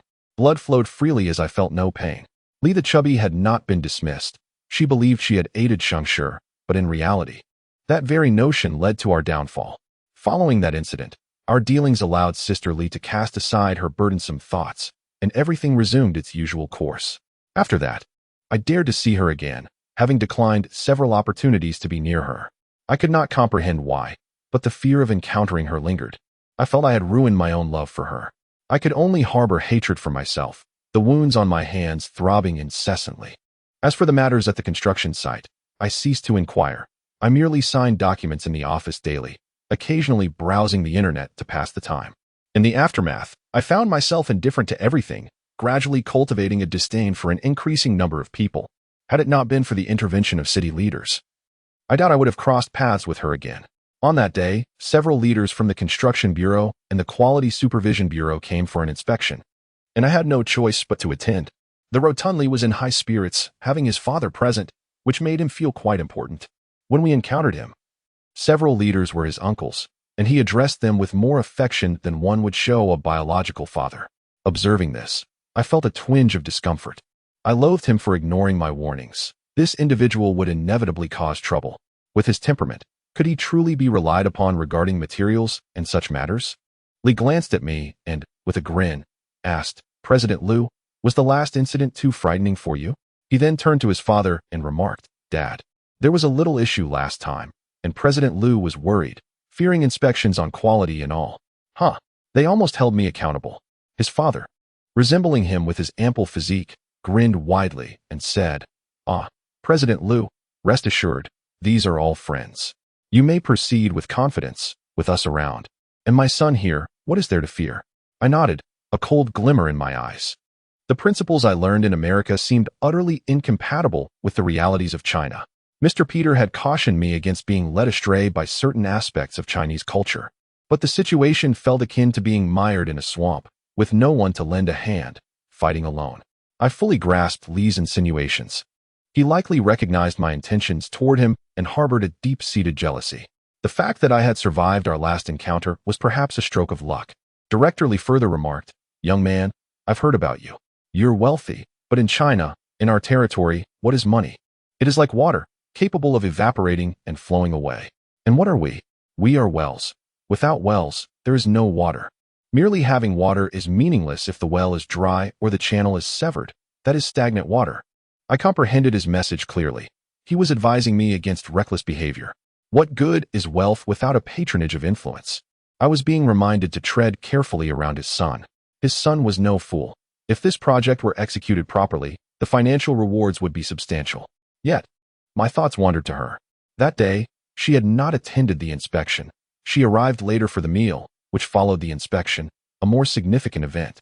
Once we were all seated, she made her entrance, and the men immediately greeted her with lascivious smiles, exclaiming, "Oh, the beautiful lady has arrived." My heart sank at the sight of her and the lewd remarks from those older men. I could not fathom her purpose for being there. She smiled slightly, avoiding my gaze, and I likewise refrained from looking at her or speaking. Director Li called out, "Hey, come here and sit next to me, sister." She smiled again and complied, taking a seat beside him. I turned to glance at them, and my anger ignited. Director Li was clearly infatuated, losing all consideration for the others in his presence. I became indifferent to everything around me, pulled out a cigarette, and began smoking without offering it to anyone. As I exhaled, others glanced my way. Director Li observed me and said, "Hey, President Liu, you don't know the stunning Miss Yao?" I nodded, affirming my acquaintance. "I thought so." "Huh. In business, there are bound to be frictions. I hope you will take care of my sister," he continued. Assuming my collaboration with Shengshi had encountered some difficulties, I nodded once more, casting a glance at her and smiling. Of course, it's all business. As long as there is money to be made. As the drinking commenced, she proved to be quite the drinker, mingling with others while Director Li continually made advances, occasionally touching her. I could no longer bear it. I took a deep breath, filled with resentment towards her. It seemed she intended to retaliate for that day's events, engaging warmly with those men while ignoring me completely. The others had all finished their drinks, and she and tea raised a glass to me, not even sparing me a glance. Some of them, sensing the tension, remarked, "It's President Liu's turn now." To save face, she lifted her glass and proclaimed, "A toast to President Liu." I nodded and drank. Soon, the atmosphere shifted as the men's conversation grew more disheveled, fueled by alcohol. I found it increasingly intolerable. Unable to witness the woman I loved being treated as a mere joke by these men. Did businesswomen deserve such treatment? I kept my head down, occasionally glancing at her as she conversed politely, unfazed by the effects of the liquor. These men were merely pretenders to civility, their true natures lurking beneath the surface. I chuckled bitterly at her demeanor, raising my glass for another drink. Then, I called over a nearby waitress, "Hey, come here." The others looked on curiously. I leaned in and whispered to her, but she smiled and replied, "That's not possible." I insisted, "Join me tonight. I'll pay whatever it takes." Laughter erupted among the others, with the leaders exclaiming, "Ah, President Liu is quite the character. Youthful and carefree." I chuckled and added, "If she refuses to accompany me, what can I do?" We were all quite inebriated, and thus, no one cared about the conversation. I was being deliberately provocative. Others laughed, while Director Li said, "You have no idea. I really like my sister, but she is not giving me any face. This girl has high standards." I replied, "Is that so, Director Li? Is there a woman you cannot have? Just say the word. There are plenty out there." She shot me a glance, seemingly filled with resentment. I laughed again, saying, "By the way, after dinner, let us head to Donga. There are American girls, Japanese girls, Russian girls. There are even some from Africa. If you fancy that sort, I'll pick up the tab." They paused momentarily, glancing at her, then erupted into laughter, as if I had crossed a line, given her presence. But I was filled with disdain, feeling reckless. The discomfort was mounting, and I felt like overturning the table. Someone asked, "Do you have women from all over the world, President Liu?" I nodded. "Indeed, Women are all the same. Director Lee chuckled. I want to go. I only have eyes for my sister. If you can get her to spend a night with me, I will agree to anything. I lowered my head, smirking coldly. Is that so? Have her name a price. Suddenly, Director Lee's demeanor shifted. He said, What do you mean by that? He looked at me, no longer smiling. I twirled my glass in my hand. What do you think I mean? He retorted, You have a prejudice against my sister, don't you? Don't think that because you have money. You can act high and mighty. In Hengjiang, I call the shots. My glass ceased its rotation as I froze in place, the others also falling silent. Slowly, I lifted my head and glared at him. Say that again. Are you implying you want her? She appeared terrified, frozen in shock. Her eyes pleading with me not to provoke them, to endure. He laughed. You little brat. You have a grudge against my son. I've yet to settle the score with you. I came here today to teach you a lesson. I chuckled. Is that so, Director Lee? Don't be angry. You're old enough, right? Here, let me raise a glass to you. I stood, moving closer to him, and as he looked at me in confusion, I declared, Screw you, and splashed the drink in his face, following with a punch. They were taken aback, momentarily stunned, and then some threatened to call the police. I pointed at him. You better not say another word about wanting her. He covered his face and shouted, Someone help. Someone. The waitress fled in fright. After striking him, I glanced at her. She stood there in shock. I chuckled, then slowly walked out. She chased after me, urging, Come with me. I turned around and shouted at her. Who the hell allowed you to come here? Can't you run your company without getting into trouble? She cried, grasping my arm. It's my fault. Don't overthink it. I swear. With my life, I have had nothing to do with these people. I don't care anymore. Just come with me. Please, let us leave this place quickly. I looked at her, sighed, and said, I hope you remember that someone truly loves you, regardless of everything else. As we stood there in a standoff, a group of security personnel arrived and forcibly subdued me, despite her desperate pleas falling on deaf ears. Shortly thereafter, the police came, and I was taken away in a patrol car. Looking back, I saw her crying, her hands covering her mouth. Sitting in the police vehicle, I gazed out at the opulent city of Hengjiang, suddenly feeling an overwhelming sense of nausea that I had never experienced before. Instead of worry, I found myself perplexed, questioning why Director Lee felt so audacious, and what kind of animosity existed between his son and me. It seemed that my mere presence was a source of irritation for them. 3 years ago, I would have dared not even meet their gaze, but now I had transformed. I was acutely aware of my actions. I want to make a phone call, I asserted. The officer replied, You cannot. Do you know who you have injured? He is the director of the construction bureau. I nodded with a smile. All right, I won't call. But remember your words. You will bear the consequences. They exchanged glances and warned, Do not think of him as just a director. This remark hinted at something deeper. Why was he so arrogant? Upon arriving at the police station, I was taken inside, where several officers began to interrogate me. Before they could utter a word, I stated, You need to be accountable for your actions. Do you understand? Stammering, one of them asked, What is your name, to dare strike the director? I exhaled and replied, I don't wish to elaborate. I will repeat myself. You must take responsibility for your actions. Sensing a shift in the atmosphere, they softened their tone and requested, Please present your identification. I didn't bring it. I countered, Why not call the American embassy in China and have them verify my identity? They were taken aback, and I noticed their expressions change. Then someone approached and removed my handcuffs. Go ahead, call. My name is Ainyliu, the CEO of SKS in China. Upon hearing this, a nearby woman who was entering data online quickly confirmed my identity, exclaiming, It's him. The officers then hastily approached, grinning as they said, Mr. Liu, this is a misunderstanding, merely a misunderstanding. You should have mentioned that sooner. There was a report made, and you should have clarified. I sighed, No worries. They never gave me a chance to explain. I chuckled lightly. I have no desire to escalate this further. It was he who insulted me first, and I will not let this matter rest. You may handle it as you see fit.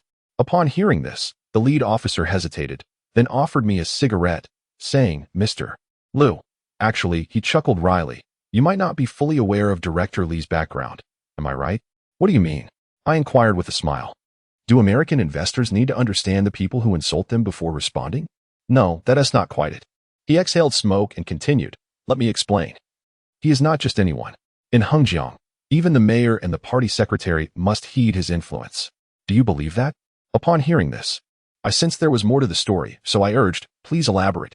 They explained that his family had a storied history. His father was a veteran revolutionary who held significant power, and although his authority had waned, his connections remained strong. His family was entrenched in the political arena, with his older brother serving as the vice-governor of Nanjiang province, and his second brother as a senior military officer. Despite his relatively low position, he had the most lucrative opportunities in construction, monopolizing the entire Hengjiang region. Realizing why he had been so arrogant after drinking, I smiled and stated, "I hold little regard for such dynamics in China. I merely wish to pursue this matter." The officer cautioned, "You're still young. In China, the system is intricate. Change cannot occur by the decree of a single individual. If change were to happen, the entire system would falter." I chuckled softly. "All right, discussing this with you is futile." He added, "No, it's true. You are merely an investor from a large American company. However, you are not a U.S. citizen. Director Lee may have investigated your background. As for me, I cannot offend anyone. I ask you not to share what I have said today." I nodded in acknowledgement. Before I was released, Linda learned of the incident and brought my lawyer. She entered, commanding, "You must release him." The officers were momentarily dumbfounded. And then the Chinese lawyer spoke with the police. They soon smiled and said, "We understand now. It was merely a misunderstanding." I was freed with a profuse apology, which left me feeling somewhat disoriented. I did not feel pride. Instead, a tinge of disappointment lingered because, despite my eventual nationality, I remained Chinese. As we walked out, Linda complained in a rather comical American tone about the individual's lacking legal understanding. When I stepped outside, I pondered over what the officer had said about Director Lee's connections. I would not be intimidated by such associations. At most, he could only contend with me. I entertained various hypotheses, ultimately smiling faintly. Upon exiting, the sky was nearly dark, dusk settling over the police station. As Linda, my lawyer, and I approached our vehicle, I suddenly turned to see her standing a distance away by the roadside, alone, holding a bag, gazing at me with deep remorse and sorrow. As I opened the car door, I froze momentarily. Linda glanced at her, seemingly recognizing her, and remarked, "That pretty lady." I wanted to approach her to reassure her that I was fine, but I refrained, inhaling deeply and suggesting, "Let us get in the car." As I entered, Linda drove slowly past her. I looked through the glass, watching her stand there, lips pursed, slowly turning her face away. I turned back in the car, my thoughts spiraling once again. I believed she was the most tormented. She felt guilty for my arrest, and had also offended Director Lee, jeopardizing her company. However, some matters were beyond my control. Since she chose not to leave Shengshi, not to detach from that man, remaining a puppet, even the man who loved her could not save her. After this incident, I had no direct confrontation with Director Lee. I could not verify the truth of what the officer had said, but the project indeed faced issues. He constantly sought ways to obstruct us, forcing the project to a halt. This situation reached Peter's ears, though he was unaware of the specifics. He was protective of me. Director Lee would not relent easily, attempting to leverage numerous connections against me. But it was Mr. Peter who utilized his connections within the Foreign Ministry and the U.S. Embassy in China. Eventually, the situation reached a stalemate. He endured the humiliation while I remained unharmed. He had assumed that leveraging his influence would easily dispose of me. Yet he was oblivious to our company's strength and Mr. Peter's social connections. Naturally, the project could not come to a standstill. Otherwise, Shengshi would be liable for breach of contract, and we had no concerns. However, Shengshi would face troubles. If Shengshi faltered, it would inevitably lead to financial losses for that individual. I believe that Shengshi's downfall in Hengjiang was undoubtedly linked to this situation. As I reflected on this, she came to mind. The moment she caught sight of me that day, it was laden with unspoken emotions. She was once again to bear the weight of immense pressure. Mr. Peter called to reassure me not to fear the situation, advising against further inquiries, suggesting that we leave everything to Shengshi Company. If the project were to falter, they would compensate us. After all, our investment was safeguarded by entrusting the local construction company with the task. Mr. Peter, with his foreign acumen, was able to foresee such matters, yet he remained oblivious to my feelings. I truly did not wish to see her distressed. She had not sought me out, perhaps believing that this was an issue beyond my capacity to assist. I remained unaware of the events that transpired in those days. However, approximately a week later, the project resumed smoothly, which left me questioning several things, including the old man's intentions towards her during their meal together. That day, I called her, my mind plagued with restless thoughts, unable to find peace even in my office. She answered, and I inquired, "Are you well?" She replied, "Yes, I'm fine. What's the matter?" Perhaps she presumed it was a work-related issue or deliberately framed it as such. "Has he troubled you?" I asked. "I prefer not to discuss it. I just hope you won't involve yourself in our work anymore. We will complete the project on time," she replied with a notable chill in her tone. I sensed the deeper implication of her words. She was concerned for my safety, urging me not to entangle myself in complications. She likely understood the intricacies better than I.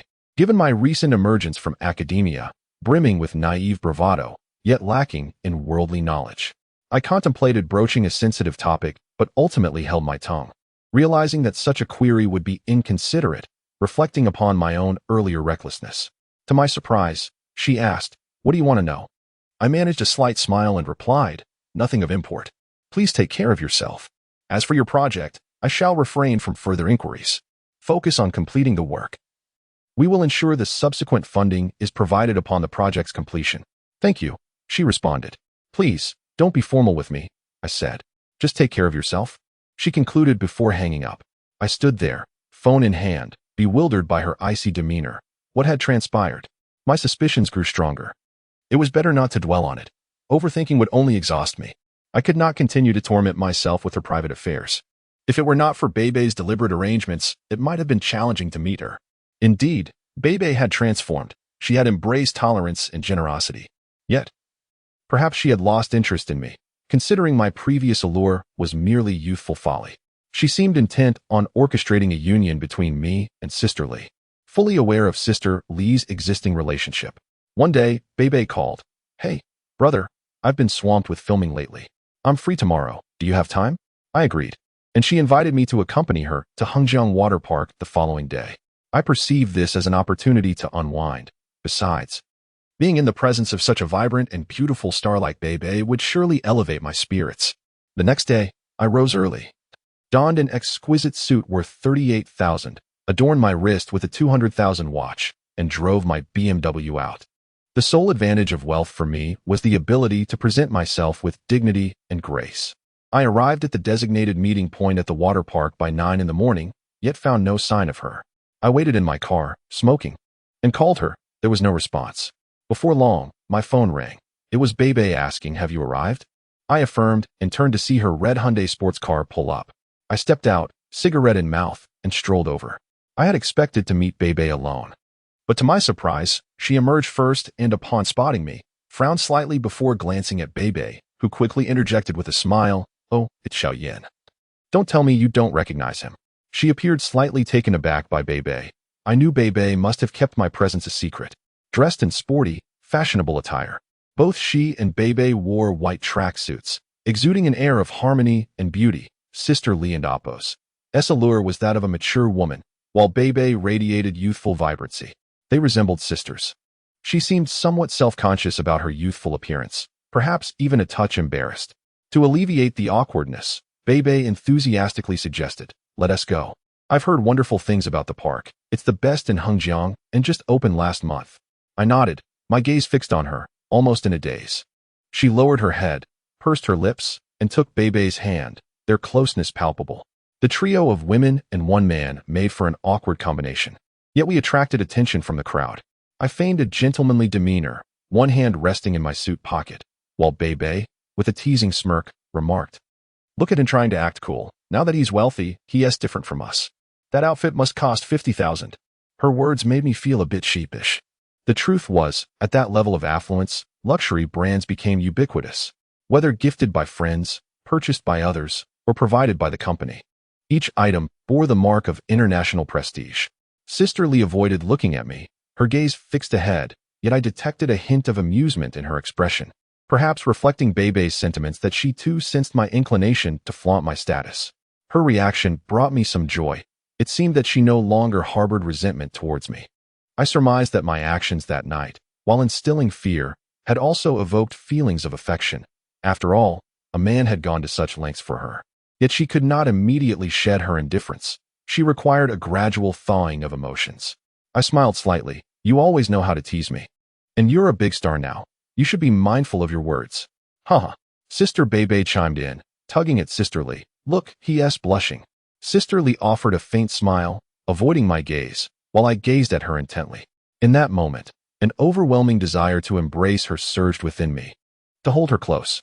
From behind, I admired her form, clad in snug, casual shorts that accentuated her enchanting waistline. The allure was undeniable. As we walked, I discreetly stole glances at her, feeling no inclination towards Bebe. Our perceptions were fundamentally distinct. No matter how radiant she appeared, it was Sister Lee who stirred feelings of love and longing within me. The day was splendid, with everyone's faces aglow under the radiant sun, breathing in the refreshing air filled with warmth and greenery, especially with her presence. We began our adventure on a yacht, led by Bebe, whose organizational prowess belied her petite stature. Sister Lee and I followed her lead. I settled beside Sister Lee, close enough to catch a whiff of her delightful fragrance. She seemed more invigorated than in previous days. Perhaps the oppressive weight of her recent troubles had been dispersed by the sunlight of Hengjiang. I preferred this lively version of her, not the one consumed by work, burdened in formal attire. As the yacht set sail, the wind tousled our hair, and Bebe exclaimed with childlike glee, her arms outstretched. Sister Lee, however, appeared slightly apprehensive, her brows furrowed, her hands clasped to her chest as if bracing herself. I longed to embrace her, yet hesitated, my hand lingering behind her without daring to reach out. I am imbued with the nervousness of a youthful infatuation for a girl. Amidst the cacophony of excited screams, I stealthily placed my hand behind her, barely making contact. Uncertain if she noticed, she offered no reaction. I swallowed hard, biting my lip, my heart racing with anxiety. It is rare for anyone to conceive that the CEO of SKS would feel such trepidation and shyness in the presence of a woman significantly older than himself. Ultimately, I lacked the courage to truly place my hand there. Disembarking from the yacht, I noticed the girls' faces flushed from the wind, and it seemed that Bebe had become utterly captivated by the amusement. In the distance, a roller coaster loomed, and she boldly tugged at Sister Lee, exclaiming, "Let us go over there for something more exhilarating." I furrowed my brow, initially reluctant, for I feared the ride, yet, seeing Sister Lee venture forward, I felt compelled to follow. I trotted behind them, a touch of joy bubbling within me, akin to a playful shadow. Bebe turned to us, teasing, "Are you afraid?" "Such small courage." Sister Lee, pursing her lips, childishly remarked, "It's so high, so terrifying. I rode it once long ago when I took you with me. Remember? You were 8, right?" Bebe nodded, then turned to me. "Hey, man, don't tell me you're scared. You must ride today?" I bit my lip and nodded, glancing at Sister Lee, yearning for conversation, but just as I began, she abruptly turned away, saying to Bebe, "Come on, I'll ride with you." Frowning at the prospect of being left behind, I hurriedly interjected, "Let us all ride together." Bebe glanced back at me, smiled, and replied, "Then come along." The three of us ascended together, with Sister Lee nestled between us, a clear arrangement on Bebe's part. The thrill of the ride was palpable, drawing us close, and I secretly reveled in it. Just as we were about to launch into the air, Bebe unexpectedly hopped off, causing Sister Lee to exclaim in shock, "What are you doing?" Bebe chuckled, "I'm just teasing you both. It's too scary. I can't ride." Sister Lee pouted, appearing slightly deceived, and I found her expression delightful, my heart swelling with happiness. Upon noticing me, she quickly masked her feelings, displaying a hint of reluctance to be with me. She attempted to exit, but the ride took off, unleashing a symphony of screams that startled her. However, my face was pressed against hers, a cool comfort amidst the chaos, and I felt an exhilarating rush. Any dizziness I had experienced vanished completely. I joined in the childish revelry, screaming with delight. Once the ride concluded, we suddenly found ourselves unable to locate Bebe. She was overwhelmed, barely able to stand. I rushed to support her, but she shyly recoiled. Just as she attempted to walk away, she stumbled into my arms. I chuckled internally, but she remained still as I guided her to a nearby seat, where there were fewer people. She held a tissue to her mouth, and I asked softly, "Are you all right?" She shook her head, feeling nauseous. I gently patted her back, seizing the moment to keep my hand resting on her. Gradually, she began to recover and inquired, "Where did that girl go?" My phone buzzed, and upon answering, Bebe's laughter rang through. "Haha, I'm heading back to the set. Take good care of her and don't bully her. Understand?" I smiled and nodded, hanging up. She had to return to the set. I relayed, "That naughty girl." She replied, slightly annoyed. I glanced at her, and she slowly raised her gaze to meet mine, lingering there before she turned away, suggesting, "Let us go." I nodded, and as she stood, I walked beside her, noting her slight dizziness, reminiscent of someone intoxicated. Arriving at the car, Bebe's vehicle drove off, Yet she did not approach mine. Instead, she headed towards a taxi. I hurried to her side, exclaiming, "What are you doing? My car is over there. I'll take a taxi," she insisted. I hesitated, observing her back, contemplating, then swiftly grasped her arm, saying, "Come back." She appeared startled amidst the crowd, but I pulled her into the car. Once inside, she furrowed her brow, glaring at me. I rolled up the window and, without waiting for her response, enveloped her in my arms. Caught off guard by my sudden embrace, she remained still, resting her head against my chest, obediently accepting my affection. The warmth in the car ignited instantly. She became lost in the moment as I kissed her, my hands exploring her form, but suddenly she gasped, pushing me away. Her brow furrowed as she peered outside, exclaiming, "There are people." I glanced out to confirm her observation. Indeed, there were onlookers, some even staring from a distance. I straightened myself, started the engine, and she adjusted her clothing. As I drove, she leaned against me, her arms wrapping around my waist. I stole a glance at her. She was utterly adorable and gentle. Fixing my eyes on the road, I steered the car towards the outskirts, where the landscape became more rural. Alongside a riverbank I had visited during my school days for a barbecue, a secluded spot overgrown with thick grass and devoid of people. My heart raced, filled with urgency and disarray. The car gradually approached the countryside, the road empty. After 10 minutes, we arrived at our destination, where the grass had grown even taller, nearly engulfing the vehicle. From the outside, only the roof was visible. Once I halted the car, I glanced at her. She pursed her lips, surveying the surroundings, then turned her gaze back to me. I looked at her, slowly filled with joy, breathless, and gradually leaned closer, realizing there was no rush. I could take my time. I gently cradled her face in my hands. I inquired, "Do you love me?" This question held a certain significance, prompting me to voice it at that moment. Without hesitation, she nodded and replied with a soft, "Yes." Witnessing her affirmation filled my heart with joy. I adored her immensely, this precious little darling. Her declaration of love was akin to savoring honey, sweet and delightful. Acknowledging the constraints of our surroundings, I suggested, "Shall we step outside?" She glanced out of the car window, and I nodded in encouragement. "What if someone sees us?" she asked, a frown creasing her brow. "It and amp, oppos, it's all right, just trust me." I reassured her, opening the car door. She slowly descended, and once I stepped out, I enveloped her in my arms, our two heads barely peeking through the thick foliage. We began to kiss passionately. In that moment, she seemed a bit anxious, biting her lower lip and casting worried glances around, saying, "No one will see us, right?" "Let them see. I want them to witness our love." I teased, "You naughty one, where did you learn that?" She retorted. I chuckled. It was an elective in America. She raised an eyebrow, skeptical. "Really? Nonsense." I playfully pinched her cheek, eliciting a shy smile from her. "Tell me, how can one be so beautiful?" She sighed, furrowing her brow in distress. "Oh, I don't know.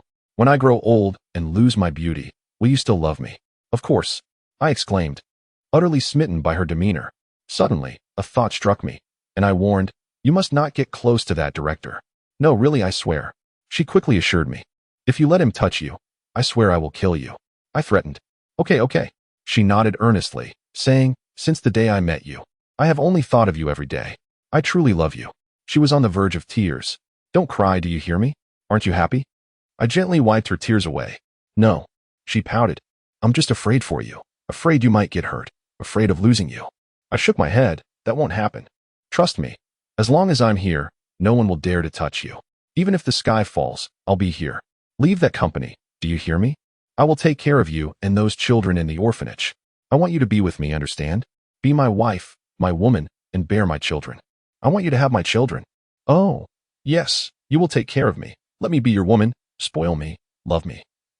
And never change your heart or love another woman," she kept saying. Finally, I surrendered myself to her, and we embraced tightly.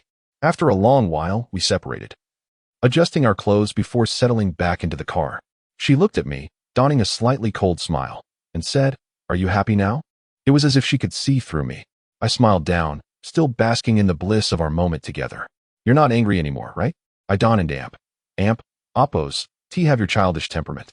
How could they be so foolish? I laughed and kissed her again. "Arin and amp, oppos, you the same? Come here, let me hold you." She nestled into my embrace, and I said, "Promise me you'll leave that company." "How could it be that easy?" She sighed. "Take your time," I replied. Yes, she murmured. You must have been with women from all around the world, right? Who said that? I chuckled. You mentioned it at the dinner table, she pointed out. And you believe that? Who told you to go that day? I was upset. I responded, You're so scary. You could lose your life like this, you know? Do you have any idea how worried I was for you afterward? Did you cry? Yes, she nodded. So you forgive me for that, right? I asked. Yes, I've been thinking about you a lot these days. Your love makes it impossible for me to contain my feelings. I'm worried about you. I know you truly care. She confessed. I patted her back. Good girl. I know I love you. I then asked, by the way, did he give you any trouble afterward? He did. She replied. Did he threaten you directly? No, really not. She shook her head. So how did you settle it? They can't possibly not love money. I chuckled, feeling a sense of relief. I embraced her again and began to caress her, to which she shyly protested, You're so wicked. How can I withstand this? I gazed at her, and she gazed back, tears welling in her eyes as she clung to me tightly. We remained in that embrace for an undetermined amount of time. Our bond had grown closer. After that encounter in the grass by the river, the following day, she invited me to the orphanage, and I agreed. Observing those unfortunate children, I understood the reason for her relentless dedication and could empathize with her more deeply. The next day, she asked me to accompany her to the orphanage. I offered to pick her up, but she suggested we wait for her at the entrance. I understood her concerns. After all, she had a family now. The night before, I had Linda gather a trunk full of food and clothing. When Linda inquired about the purpose, I refrained from elaborating, fearing she would want to join me. I felt compelled to heed Lily's requests. Regardless of my maturity, I was still somewhat intimidated by her. I arrived early, anxiously awaiting her arrival, eager for her presence. The previous night, when we parted, we shared a long kiss, rekindling our relationship. Returning to the hotel, my heart was filled with joy. Sitting in the car, my face radiated happiness. Soon, I heard her honk the horn and pull up in front of me. I followed her lead. Upon arriving at the orphanage, we stepped out, and I opened the trunk. She appeared vibrant, and upon seeing me, she pouted, asking, What did you bring? Just some clothes for the kids, various sizes, and some food. Upon seeing these, she likely perceived me as a compassionate man, which brought her immense joy and satisfaction. Her expression encouraged me further. Receiving admiration from the woman I cherished was a blissful experience. Lily called Aunt Lee at the entrance, saying, Aunt Lee, I'm here.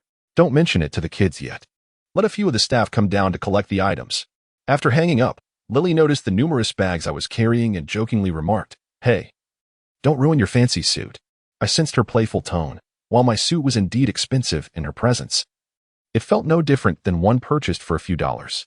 Soon, Aunt Lee emerged, unchanged, followed closely by a staff member whose name I couldn't recall. But Lily had mentioned they were involved with each other. The staff member smiled at me before taking the bags. I returned the smile. Aunt Lee seemed not to recognize me. She looked at me and then asked Lily, Who is this? Lily took Aunt Lee's hand and said, Guess. He has been here before. Aunt Lee frowned, and I stepped forward to introduce myself. Hello, Aunt Lee. I've been here before. I'm Xiaoyan. She still struggled to remember. Until Lily reminded her, the university student who came with me before. Suddenly, Aunt Lee recalled, looking me up and down, You've changed. You've grown tall. You've become an adult. Lily appeared quite eager to speak of her promising young man in front of others. She remarked, Yes, he has done remarkably well. I was the one who supported his university education. He has come specifically to see me today, mentioning something about the orphanage. Aunt Lee gazed at me with a sense of satisfaction and said, It's good that he remembers his sister. She has endured a lot for children like you. I nodded, glancing at her as she smiled faintly and turned her head away. Upon entering the orphanage, we found many children still asleep due to it being a Sunday morning, although a few older ones were awake, studying. When they saw Lily, they greeted her warmly, Hello, Aunt Yao. Her heart swelled with joy, and she inquired about their studies, remembering each child's name. Soon, many children gathered around her, affectionately clinging to her as she tenderly patted their heads, offering words of encouragement.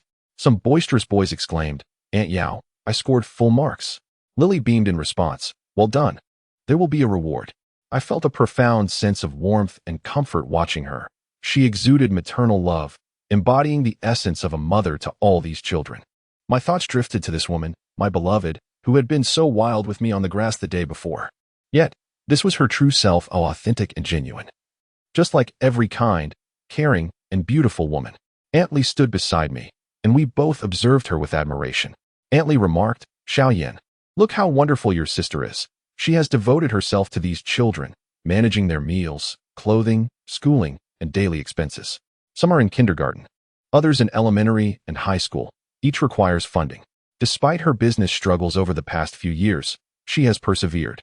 We wish we could help, but without money, nothing can be accomplished. She has truly suffered. Listening to this, my heart ached, and I nodded silently. I inquired, does the government not provide any funding? How can she manage with so many children alone? Aunt Lee sighed. It was just a title at first. The leaders and investors initially aimed to create a political achievement. Little did they know it would actually materialize. Over the past 30 years, leadership has changed numerous times, and very few have contributed financially. I nodded, glancing at Lily, who turned to us, tucking a stray lock of hair behind her ear, and charmingly asked, "What are you two discussing?" Aunt Lee laughed and said, "What can I say? I was thinking of introducing a wife for your brother, but I am unsure if he has settled down." This was meant as a joke, but unexpectedly, Lily replied, "Sure, go ahead. He is now quite impressive, a president of a multinational corporation." I shot her a look, contemplating a playful reprimand. I chuckled, while Aunt Lee remarked that he probably would not allow her to introduce anyone. We continued into the building, where I set down my belongings and we settled in for a chat. After sitting, Aunt Lee poured me some water, but I insisted on getting it myself, feeling that she was like an elder to me. Although Lily was an orphan, it felt as if this place was her family home, and I wanted to present myself well. Aunt Lee observed me and said, "You truly are mature for your age. There are few like you. We have nurtured many children who have left and never returned. Lily was exceptionally kind to them." Lily frowned slightly, saying, "Aunt, please stop. I am very happy." Aunt Lee glanced at me, then suddenly opened a drawer only to close it again with a smile. Lily seemed to understand and said, "Aunt, it's all right. Xiaoyan is not an outsider. If there is something to discuss, please share." Aunt Lee chuckled, "Well, it's not a big deal. I received a letter regarding you, and it seems there might be some leads." Lily nodded, her expression turning serious. "Let me see it." Aunt Lee handed her the letter, and I sat beside her, turning my gaze elsewhere out of courtesy. After reading it, Lily turned to me with a cold smile and said, "Why didn't I think of this earlier? Now it occurs to me." She carelessly tucked the letter away and added with a smile, "Aunt, don't reply. Just say this person doesn't exist here." Aunt Lee furrowed her brow, but said nothing. Lily quickly dismissed the unpleasant topic, turning to me, "Hey, big boss, why so quiet?" I replied, "This place is lovely and warm. I would like our company to contribute and help care for it." She knew this was expected of me and did not express a clear stance, instead saying, "It's all right. Our company can manage. For now, focus on solidifying your foundation. There is much to establish." I smiled in response. Then, Aunt Lee produced a form, donning her reading glasses. "Today, we received 2 infants. One was found at a bus station, the other at the hospital entrance. Both just born. One has a cleft lip." Lily approached to examine the details, asking, "Did the parents leave names?" Aunt Lee answered, "Yes, both did." She removed her glasses and lamented, "Look at these parents. They don't want their children. What does it matter to leave a name? This is their own flesh and blood, yet they cast them aside so easily." Her words were directed at me, as they were accustomed to such occurrences here. I nodded, unsure of what to say. Aunt Lee then presented another document, saying, "These are the accounts." Lily glanced briefly at it and remarked, "Aunt, we cannot skimp.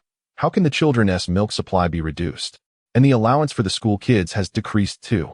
Recently, prices have risen around the school. While clothing can be less than ideal, food cannot be compromised. I will transfer the funds tomorrow." After speaking, she looked at Aunt Lee, who smiled and said, "You, with your generous heart, how much will suffice to cover all this?" As she affectionately patted Lily's head, Lily playfully grinned back. We then toured the children's dormitories and dining areas, noting that all hygiene facilities were well maintained.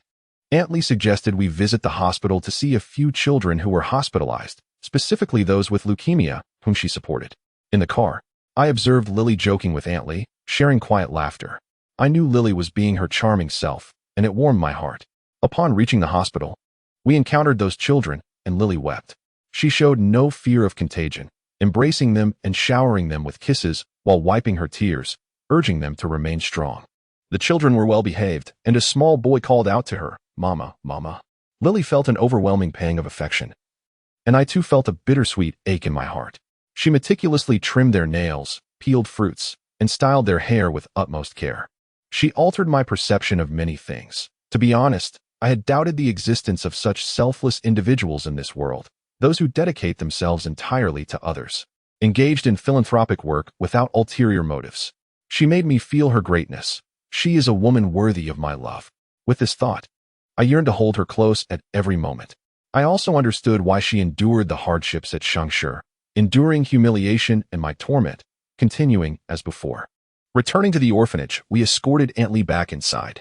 As we emerged, she prepared to drive away, and I suggested, "Get in my car, let us chat." She nodded. And as soon as she entered my vehicle, I embraced her tightly. She seemed to understand my overwhelming emotions, gently patting me and saying, "Silly, what are you doing? Be careful, or Aunt Lee will see."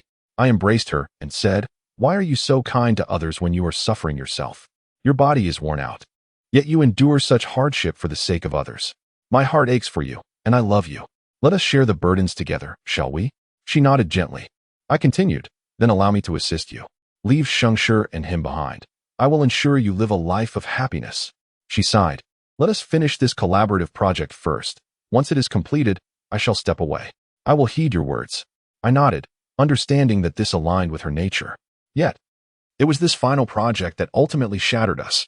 Sister Lee and I shared a period of relative joy, free from cold wars, blame, or discontent. And our relationship blossomed into a harmonious romance. Sometimes she would visit my hotel, while at other times, we would venture to different establishments. This arrangement persisted until the golden week of October 2004.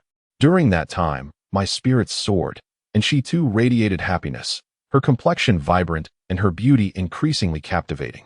Whenever I praised her appearance, she would playfully retort, "It's all you're doing." This exchange became commonplace, and we thrived in each other's company. During this period, I discreetly donated $1 million to an orphanage, which deeply moved her. However, she implored me not to do so in the future, believing my foundation was unstable and that complications could arise from the whims of a man blinded by love, something she understood all too well. I inquired why she cared so much for those children when she could hardly care for herself. She revealed her own painful past. Having been abandoned at a train station as a child, she had always yearned for her parents and, shaped by her experiences, could not bear to witness others suffer as she had.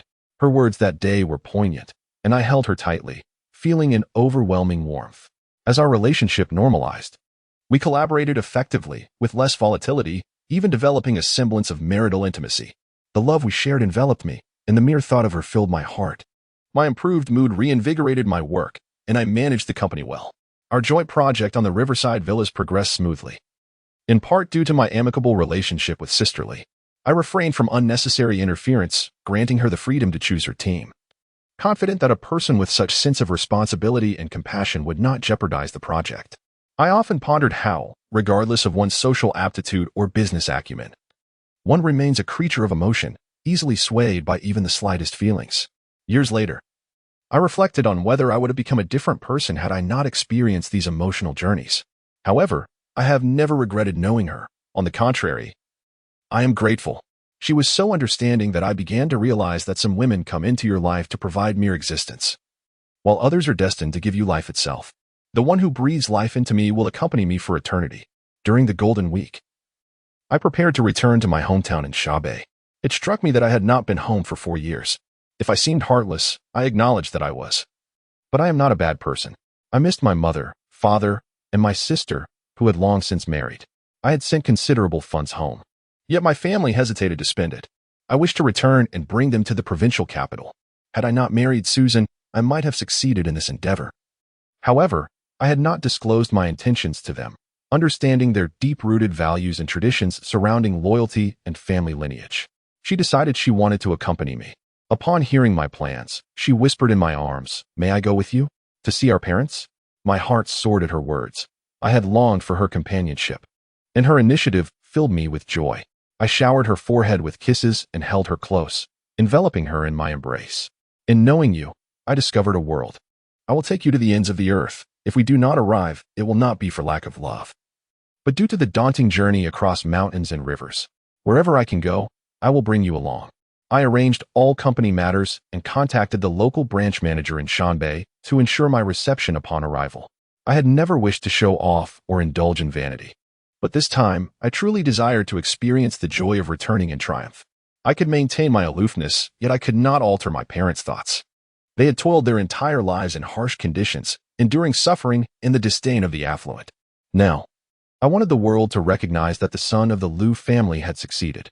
We flew to our destination, and as we settled into the cramped space of the airplane, I observed Sister Lee beside me. She appeared to have dressed with care, embodying the essence of a delicate woman. Though she was significantly older than I, she exuded youthfulness, and I recognized her intentions. I longed to hold her, wishing the plane could take us to a place beyond the mundane, a sanctuary where I could hide her away, claiming her as solely mine. She maintained a smile, albeit one tinged with nervousness, yet I drew her closer. She asked me numerous questions about Shanbei, having never visited, only hearing tales of it. I playfully recited an old saying, Lejiakin, barren lands abound, reliant on heaven for sustenance. No man marries a Liu family girl, and no girl weds from Lejiakin. This saying stemmed from the prevalence of the Liu surname in our village and had been passed down through generations. She laughed at my words, likening my tone to that of a song. I gazed at her, gently caressing her face, assuring her, do not fear when we arrive. Zhang Yimou's films resonate deeply with me. Many scenes mirror our own experiences. She nodded, furrowing her brow, and remarked, the fact that a man like you emerged from such a place suggests it is indeed a land of treasures. I chuckled, indeed. The only notable aspect of that place is its poverty, and I wish to change that. She agreed, saying, yes, you must cherish all that you possess today. Money holds far greater value when used to aid others. I nodded in agreement. As time passed, I felt we were growing closer to my hometown, and my longing for my parents intensified, particularly for my mother. I loved her dearly. She had always treated me with kindness. Though only in her 50s, life's burdens had etched weariness into her once youthful visage. She was a good-hearted woman, selfless and resilient, always thinking of her children, enduring hardships with a smile. The thought of her brought me profound sadness. A man will love 2 women in his lifetime. One will awaken him from tears in his dreams, while the other will enter his dreams crying, from the moment of possession to the agony of loss. Sister Lee murmured, I truly wish to meet your mother. Her innocent tone stirred deep emotions within me. The complexity of man can be elusive, yet simple at times. Witnessing the woman I love refer to my mother as mom ignites a profound exhilaration, akin to the profound sympathy I feel for children who have lost their mothers, longing for what they have never known. Upon our descent from the plane, we were greeted by a dry climate, markedly different from the south, where the wind felt harsh against our faces rather than refreshing. Lily felt a refreshing sense of novelty as she gazed around.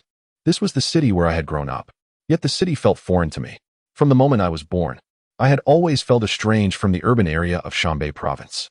If it weren't for my acceptance into university, I would have never set foot in a large city, let alone the local one. The local authorities of Shanbei province came to pick us up, and upon seeing me, they were exceedingly courteous and respectful, especially upon learning that I hailed from this place, as if my presence lent them a sense of security. As we exited the airport, I experienced an unprecedented tranquility. No longer feeling intimidated by the city I found myself in. The city's opulence, juxtaposed with the poverty of the mountains, had long instilled in me a sense of inferiority toward my hometown, but that feeling was now dissipating. We boarded a car, and the local official inquired if I wished to stay in the city and enjoy myself. I shook my head. Instead, I requested their assistance in purchasing numerous gifts to take back to the mountains, as I had too many impoverished relatives to return empty-handed. Lily was meticulous in her selection, considering whether each item would be suitable for the elderly, checking the production dates, and so forth. Her attentiveness was akin to that of a devoted partner. As the car departed the city, the official continued to praise me, saying, "Ah, Liu, you are truly remarkable. Having lived in Shanxing for most of my life, I never imagined that someone could emerge from such a remote and impoverished area. Those who can leave here are nothing short of legends."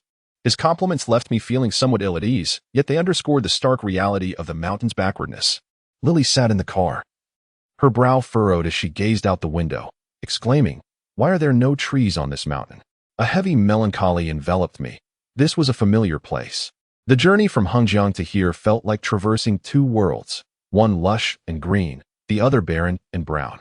There existed the adult Liu Yin and the child Liu Yin, who once traversed these mountains with a basket on his back, wearing tattered shoes, gathering herbs and firewood, all to scrape together enough money for school fees. He once walked 2 days to the city to sell herbs for a few coins, unwilling even to indulge in a cold drink that cost a dime.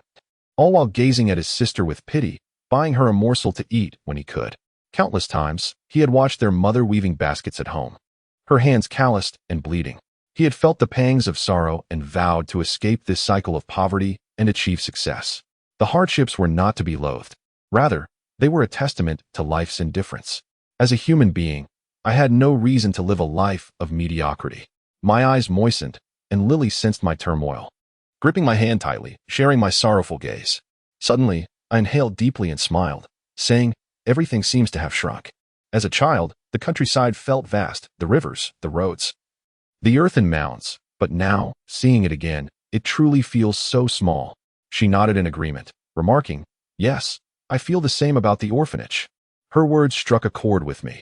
Though my childhood was filled with hardship, I at least had the expanse of the mountains, while her birthplace was that orphanage. Her love for her hometown was entirely understandable. As we approached home, familiarity washed over me. The landscape had hardly changed. The impoverished areas evolved slowly, as is inevitable. A sense of dread crept in. Having been away for so long, I feared the villagers might misunderstand my absence, thinking that the boy from the Liu family had ventured out and never returned, perhaps having run afoul of the law. My heart raced as I clutched her hand. She offered encouragement, squeezing it tighter, assuring me, "Don't be afraid, they will understand." Her deep understanding of my feelings filled me with gratitude. My family was already aware of my arrival. It seemed the entire village knew. I felt embarrassed by the display of backwardness. From a distance, I spotted people beating drums and gongs. This was the village's way of welcoming me. I had donated money to the local school, and they were aware of that too. Yet, I still felt out of place. Lujayakan was filled with relatives, uncles, aunts, and cousins everywhere. The two cars came to a halt in front of the village. Cars were a rarity here. Perhaps the land had never seen one. Many children rushed over, the sound of drums echoing in the air. I felt bashful, as if I were still a child at home, unable to accept such an exuberant welcome. I spotted my mother, supported by others. I wept as I sat in the car. Upon seeing my tears, she frowned and began to cry as well. From the car, I gazed at them and my mother, and found myself unable to step out. Yet I had to. I descended from the car and staggered toward her, overwhelmed by a wave of grief. The profound ache of a son's longing for his mother bringing me to my knees before her. I could not control myself. My mother wept uncontrollably, holding me close, her hands caressing my head and face. Trembling, I cried like a child, "I have returned. The unfilial Liu Yin has come home." I had not returned since my senior year began, for years had passed. My mother cried as she touched me, saying, "Child, I truly wanted to hit you. Why did you not come home?" I waited every day, my eyes nearly blinded with longing. My heart ached even more. "Mother, I have returned. The unfilial child is back." I never imagined that, with our traditionally conservative mindset, I would collapse into my mother's embrace, holding her tightly. Lily stood beside me, tears streaming down her face, encouraging my mother, "Andy, please don't cry. He is doing well now. He has come back to care for you." My mother looked at her, and the surrounding uncles pulled me to my feet. My father was not present. His health had deteriorated, and he lay in bed. People nearby helped me up, smiling, saying, "Hey, child, don't cry. You are a good kid. Your parents will be happy." I nodded, then grasped my mother's hand, asking, "Mother, are you well?" After a few words, tears welled up again. She replied, "Yes, all is well. Just wondering how you are doing." We began walking home. The village was small, with only about 50 households. My mother had aged. The poetic descriptions of literature had proven true. She clung to my hand, unwilling to let go. Lily walked beside me, her lips pursed, visibly moved. The house remained unchanged. My sister and her husband did not come out. My sister seemed hesitant to see me. When I finally spotted her, she was preparing a meal while her husband tended to the fire. They appeared older than their years. My sister was beautiful, yet life had stripped away her youthful demeanor. She was pregnant and perhaps fearful of coming out. Upon seeing me, she stood frozen, a silly smile spreading across her face, and her husband laughed. "Maoyong, don't you recognize your brother?" my mother said. My sister, somewhat dazed, approached and said, "Brother, you are back?" She blinked at me, and I replied, "Little sister, I have returned." She furrowed her brow and burst into tears, her shyness palpable. The simplicity of mountain folk touched my heart deeply as I looked at her with her round belly. I wept again, unable to contain my emotions. We entered the house, where tables were set up, as if for a wedding, and villagers gathered to feast.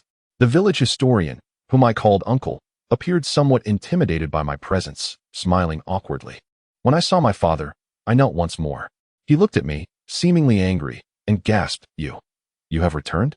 Yes, father, I am sorry. My father shook his head, saying, As long as you are back, that is enough. I have burdened the family. I shook my head, helping him sit up, then positioned myself behind him. He looked at me, saying, You have succeeded. I know you have endured much hardship these years. I have burdened your mother and sister. Father, please don't say that. I lifted my gaze to see Lily covering her mouth, tears welling in her eyes. The house remained exceedingly humble, truthfully. It lacked even a respectable space. The opulence I had experienced in the city felt like a world apart from this place. Sister Lee appears to be burdened by poverty and the circumstances of her family, which seems to weigh heavily on her heart. Once tranquility returned, while others outside indulged in merriment, our family remained engaged in conversation. It was then that my mother turned her attention to Sister Lee, who offered a faint smile and remarked, This is. Sister Lee hesitated for a moment, visibly anxious, yet soon called out, Mother. The way she uttered it tugged at my heartstrings. Such a term did not suit her naturally, but she simply mirrored how I addressed our mother. My mother. Delighted by this, eagerly urged her, Yes, dear, as she beckoned her to sit by the bed, gazing at her intently. I pondered that our family might not perceive Sister Lee's true age, for in poverty, many young women in their 20s appear akin to those in their 30s. Thus, I felt a deep sense of compassion for my sister. My younger sister smiled and said, Sister-in-law, you are truly beautiful. They harbored no doubts that Sister Lee was my girlfriend. Sister Lee blushed slightly and replied, Thank you, dear sister. My sister continued to smile at me, while my brother-in-law, who was not much of a conversationalist, pulled out a pack of cigarettes. I glanced at it, but said nothing. Accepting it, I recognized that the cigarettes were not expensive. Yet for him, they were a luxury, and my heart ached for him. Though he was somewhat older, he remained a sincere and humble individual. I inquired why they refrained from spending the money they received. My mother replied, Oh, I urged them to spend it, but they are reluctant. My legs are not in good shape, and even if I wanted to, there is no place to spend it. Understanding their concern for money, I assured them that I wished to take them to the provincial capital to buy a house for them. However, both my father and mother steadfastly refused, expressing their comfort in their current living situation, insisting that if anyone were to go, it should be my sister. I anticipated their response. That evening, we conversed late into the night. My mother held a fondness for Sister Lee, continually grasping her hand, gazing at her with curiosity, and posing numerous questions. I recognized the pressure Sister Lee felt.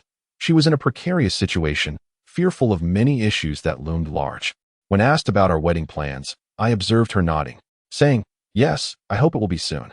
Yet, the sorrow etched on her brow was profound and unfathomable to others. She cherished my family and everything about me. Yet she struggled to love herself. Upon returning home, I sensed a shift, a feeling only a wanderer could truly comprehend. Family does not necessarily require you to thrive in life. Rather, it is the ability to return to their side that embodies love.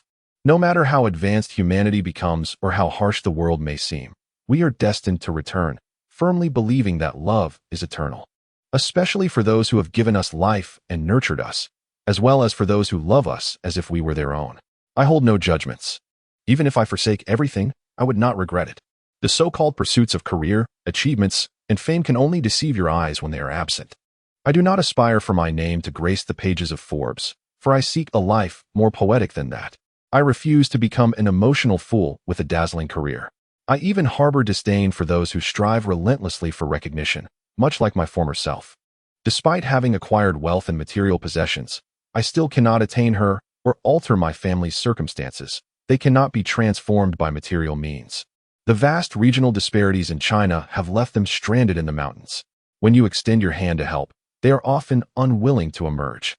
That night, as our home proved uncomfortable for sleeping arrangements, I considered that Sister Lee had never experienced living in such a place. There was not a trace of cement, glass, steel, stainless steel, flooring, or wash basins, elements foreign to that environment. However, when I suggested that we stay in a hotel in the mountain city, she shook her head cleanly and said, No, I will stay here to talk with your mother and share her bed. My mother was delighted, yet she feared we wouldn't have the chance to be intimate. In her eyes, a couple should share a bed daily. My mother remarked, Dear girl, if you stay here, I will be happy. If you go elsewhere, I will also be happy. You truly know how to care for others. It is a blessing for Xiaoyan to have you. Sisterly. The kind of woman who feels deeply contented when praised, smiled humbly, saying, Mother, he is also very good and attentive. Suddenly, my mother asked, by the way, what is your zodiac sign? Sisterly froze momentarily. I surmised this was a question she dreaded most. My mother meant no harm. It was merely a customary inquiry among rural folk. I saw Sister Lee's fear, akin to that of a guilty child. Her face flushed as she stammered. Furrowing her brow, I chuckled and said, Mother, she is 3 years older than I.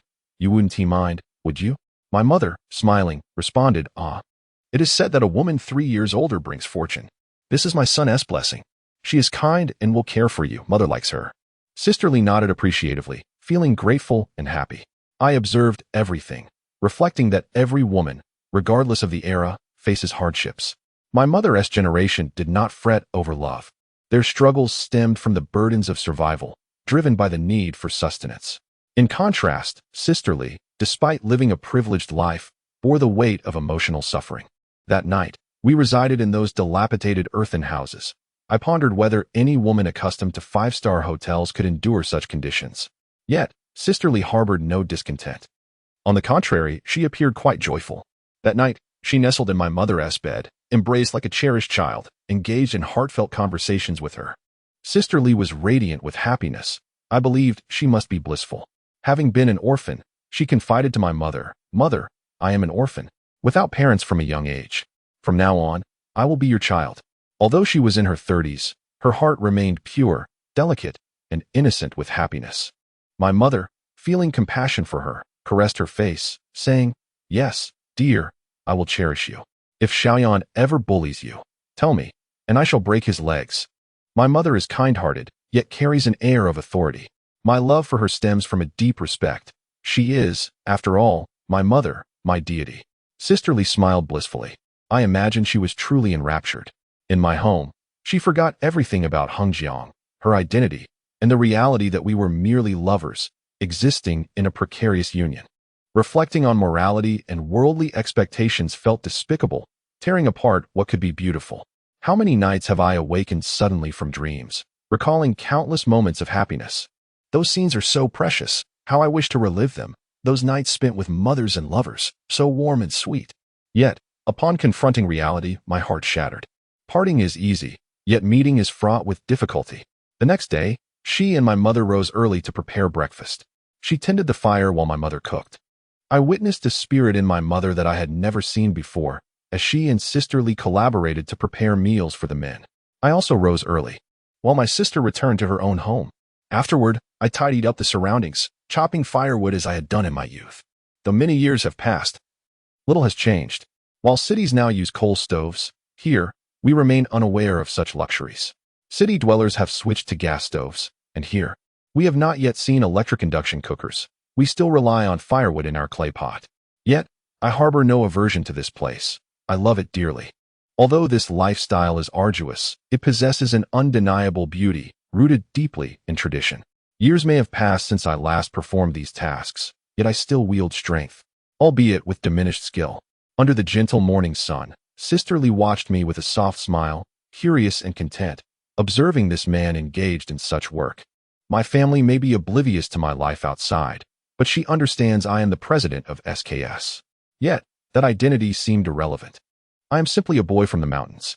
I watched her assist my mother in cooking, wishing we could remain there forever, living our blissful existence without interruptions, free from worldly strife and deceit. How wonderful it would be. She too relished this life, this idyllic sanctuary, her spirit unrestrained like that of a child.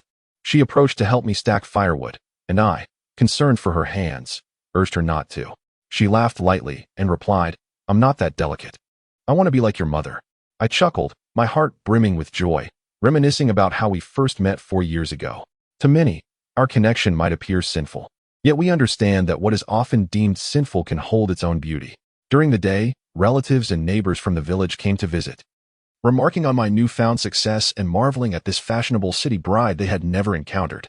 No one could discern Sisterly's true age, which brought me a sense of relief. After all, one cannot alter the perceptions of rural folk. It is a futile endeavor. Sisterly has always been shy yet generous. I would refer to those around us as uncle or aunt, and she would echo my words, her delightful expressions and innocent demeanor endearing her to all. They would often remark that I had found myself a wonderful wife. After she returned home with me, she comported herself with grace, speaking little, much like a gentle woman. A stark contrast to her demeanor back in Hengjiang. This difference served as a testament to her being a weary soul, worn down by life's trials. During our time at home, I took her on mountain trails, showing her the many nooks and crannies where I had played as a child, pointing out which hills bore delicious fruits and which harbored beautiful wildflowers. In secluded spots, we embraced. However, due to the sparse trees in my hometown, I could only muster the courage to hold her close. I expressed my gratitude to her for her kindness, and though her joy was tinged with melancholy, she often furrowed her brow, confessing her guilt for deceiving her mother. I shook my head, assuring her it was of no consequence. Those days were filled with genuine happiness, marking our most blissful moments together in the countryside. The sun shone upon us, and in the embrace of the mountains, I called out my love for her, which she found particularly romantic, whispering back her fondness for my hometown, feeling at ease and content. Yet, such blissful times are fleeting. After 4 days, we had to depart. All my plans proved futile. I handed my sister 200,000 yuan, which she initially refused, but ultimately accepted under my insistence. She was merely apprehensive, feeling the amount was excessive and fearing that I was not faring well outside. Sister Lee also contributed financially to her family, but my mother steadfastly declined her offer. Nevertheless, she insisted, stating it was her way of honoring my mother, a gesture of a dutiful daughter and daughter-in-law. My parents were reluctant to move to the city, compelling me to spend money to hire a local craftsman to build a sturdier house. To avoid inciting discontent among the villagers, I refrained from making it too grand, opting instead for a structure that resembled the original, yet constructed with solid wood for durability and reliability. I often invite my sister and brother-in-law to our home, as they live just a short distance away in the neighboring village, making it quite convenient. Once this arrangement was settled, both Ligia and I felt at ease to depart.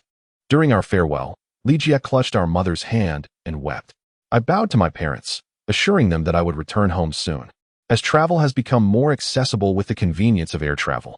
Over the course of these 4 brief days, I expressed my desire to drive my mother into the city for a visit, but she declined, stating that she had grown accustomed to country life and had little curiosity about the outside world, not wishing to trouble the driver. The time flew by, and after bidding farewell to our parents, we embarked on our journey down the mountain road. As we settled into the car, Ligia gazed out at our mother, who waved to us from afar, her unsteady gait and diminutive figure striking a poignant image. Ligia waved back, tears streaming down her face, and I embraced her, my own eyes brimming with tears. These 4 days offered no opportunity for us to be together due to family obligations. Upon arriving in the provincial capital, we went out to eat, guided by the local representative. After our meal, we hurried to the airport, feeling fatigued as we boarded the plane, where we could only lean against one another due to the presence of other passengers. In the midst of our emotions, having been apart, I longed for her deeply. On the plane, I whispered softly to her, "Darling, have you missed me?" She nodded quietly, affirming, "Yes, I miss you. I can't wait to get back to Hengjiang." I replied, "When we arrive in Hengjiang tonight, come back to the hotel with me, be obedient." She feigned ignorance, asking, "What for?" I caressed her gently and said, "To take care of you, to cherish you all night long, if that is all right." She responded with a hint of nervousness, as if eager for my affection. After what felt like an eternity, we landed in Hengjiang. Upon disembarking, we hailed a taxi and I instructed the driver to take us to the Yifei Hotel. As we sat in the back seat, I reassured her in the dim light, "We'll be there soon." She furrowed her brow, but I sensed her tension as she tightly grasped my hand. Finally, we arrived at the hotel and ascended the stairs swiftly. Upon entering the elevator, I noticed no one was around, so I embraced her suddenly, causing her to gasp and playfully chide me for being a rascal. Exiting the elevator, we hastened towards my room. However, just as I inserted the key card into the lock, the door swung open to reveal a horrifying sight. Linda was there, along with Mr. Peter, and even more dreadfully, Susan was present as well. Their eyes widened in shock as Ligia nearly bolted in fright. I knew Linda had a key to my room and had brought them here. Linda mischievously raised her eyebrows at me, signaling her innocence.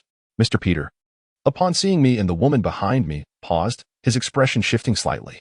Susan, gliding towards us in her wheelchair, regarded me with a menacing gaze. Ligia, flustered, stammered. Oh. He brought some things, and I happened to run into him, so I offered to help deliver them. I am from Shengshi Company. We are just ordinary friends. She set down the items and smiled, but I maintained a stoic demeanor. Mr. Peter smiled and invited her in, saying, "Hello, come in and sit." Li Jie shook her head, saying, "No, thank you. I have something to attend to. You all chat. It's nice to see you." She didn't rush away immediately, wanting to appear composed and rational. Once she confirmed her departure, she turned and walked away slowly, hands empty. I noticed a slight disorder in her steps, and I knew that the moment she stepped into the elevator and turned around, tears would surely be streaming down her cheeks. I stood there, feeling a pang in my heart as I caught her final glance before she left. Our dreams had been abruptly shattered by reality. I wanted to reach out to her, to offer everything I could, yet despite the allure of dreams, one must eventually awaken. In matters of love, I could be reckless, but in the face of morality, I remained unmoved. As I stood there, Mr. Peter approached me, patting my shoulder with a smile. "I heard you returned to your hometown. I didn't want Linda to disturb you. We arrived just yesterday." He glanced back at Susan and continued, "Susan wishes to spend some time in China. Don't concern yourself too much with company matters during this time. Just enjoy her company."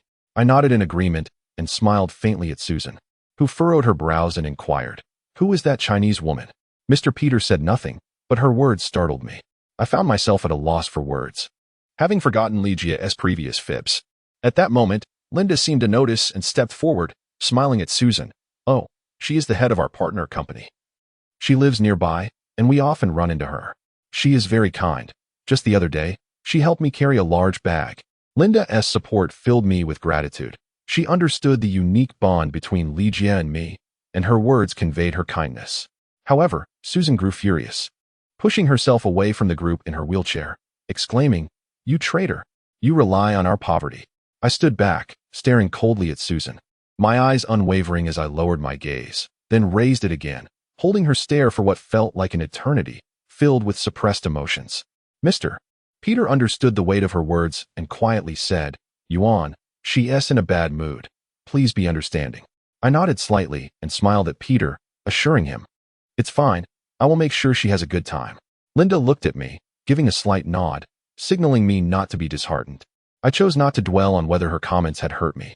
None of this was something I sought. Susan had no right to speak of others in such a manner.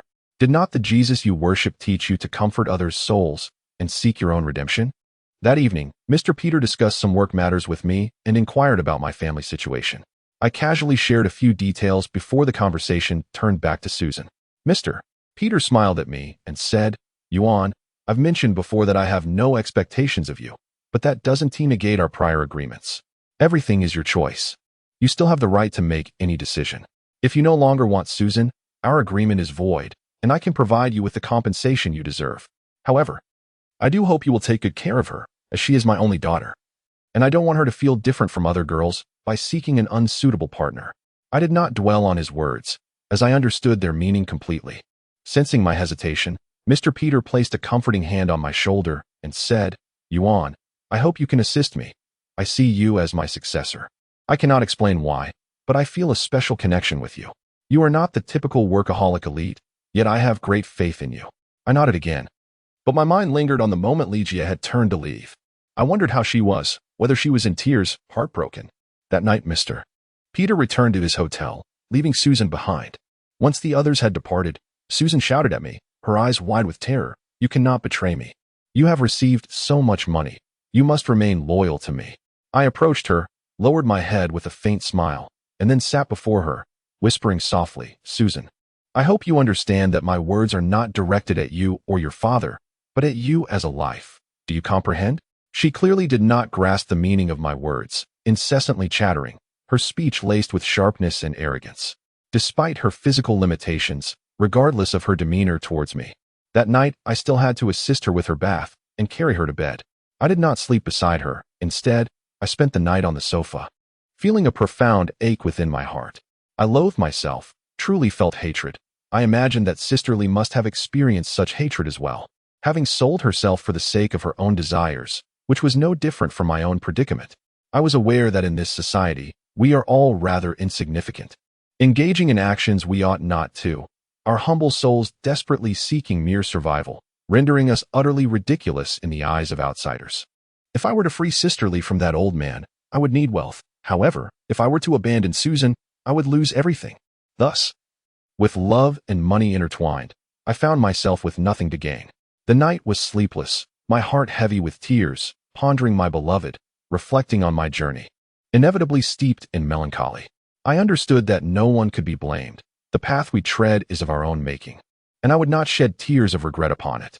I must remain strong, for I am a man, obligated to rise from the mire, unworthy of succumbing to despair. In the following days, I accompanied Susan in Hangzhou for 2 days. Although we were attended by servants, I felt the necessity to remain by her side, traversing the streets of China with her. It was then that I truly comprehended the terror of gazes, realizing how horrifying it is when both body and spirit are incapacitated. After she departed, there was no communication from her. I attempted to reach her by phone, but it was perpetually turned off. Worry and urgency consumed me, my thoughts of her never ceasing. I inquired through others, who informed me that she had not been to the office recently and had been staying at home. She had a family, and I was unable to visit her abode. I called Bei, who was in Jiangnan taking photos, and could only reach her via her mobile, yet was unsuccessful. 2 days later, Bei returned from Jiangnan. Upon her arrival in Hangzhou, she sought me out while I was accompanying Susan at the mall. Bei waited at the entrance, and although I had instructed her to remain there while I went to find her, she unexpectedly approached us, coming right up to me and Susan. She stopped dead in her tracks upon seeing me pushing a foreign woman in a wheelchair, her expression one of confusion. She furrowed her brow, seemingly not recognizing me. Susan glanced at Bei, her anger palpable, as she wheeled away. I instructed a servant to assist her outside while I spoke to Bei. After they left, Bei turned to me, her brow knitted in concern, asking, "Who is she?" I smiled faintly and replied, "Susan."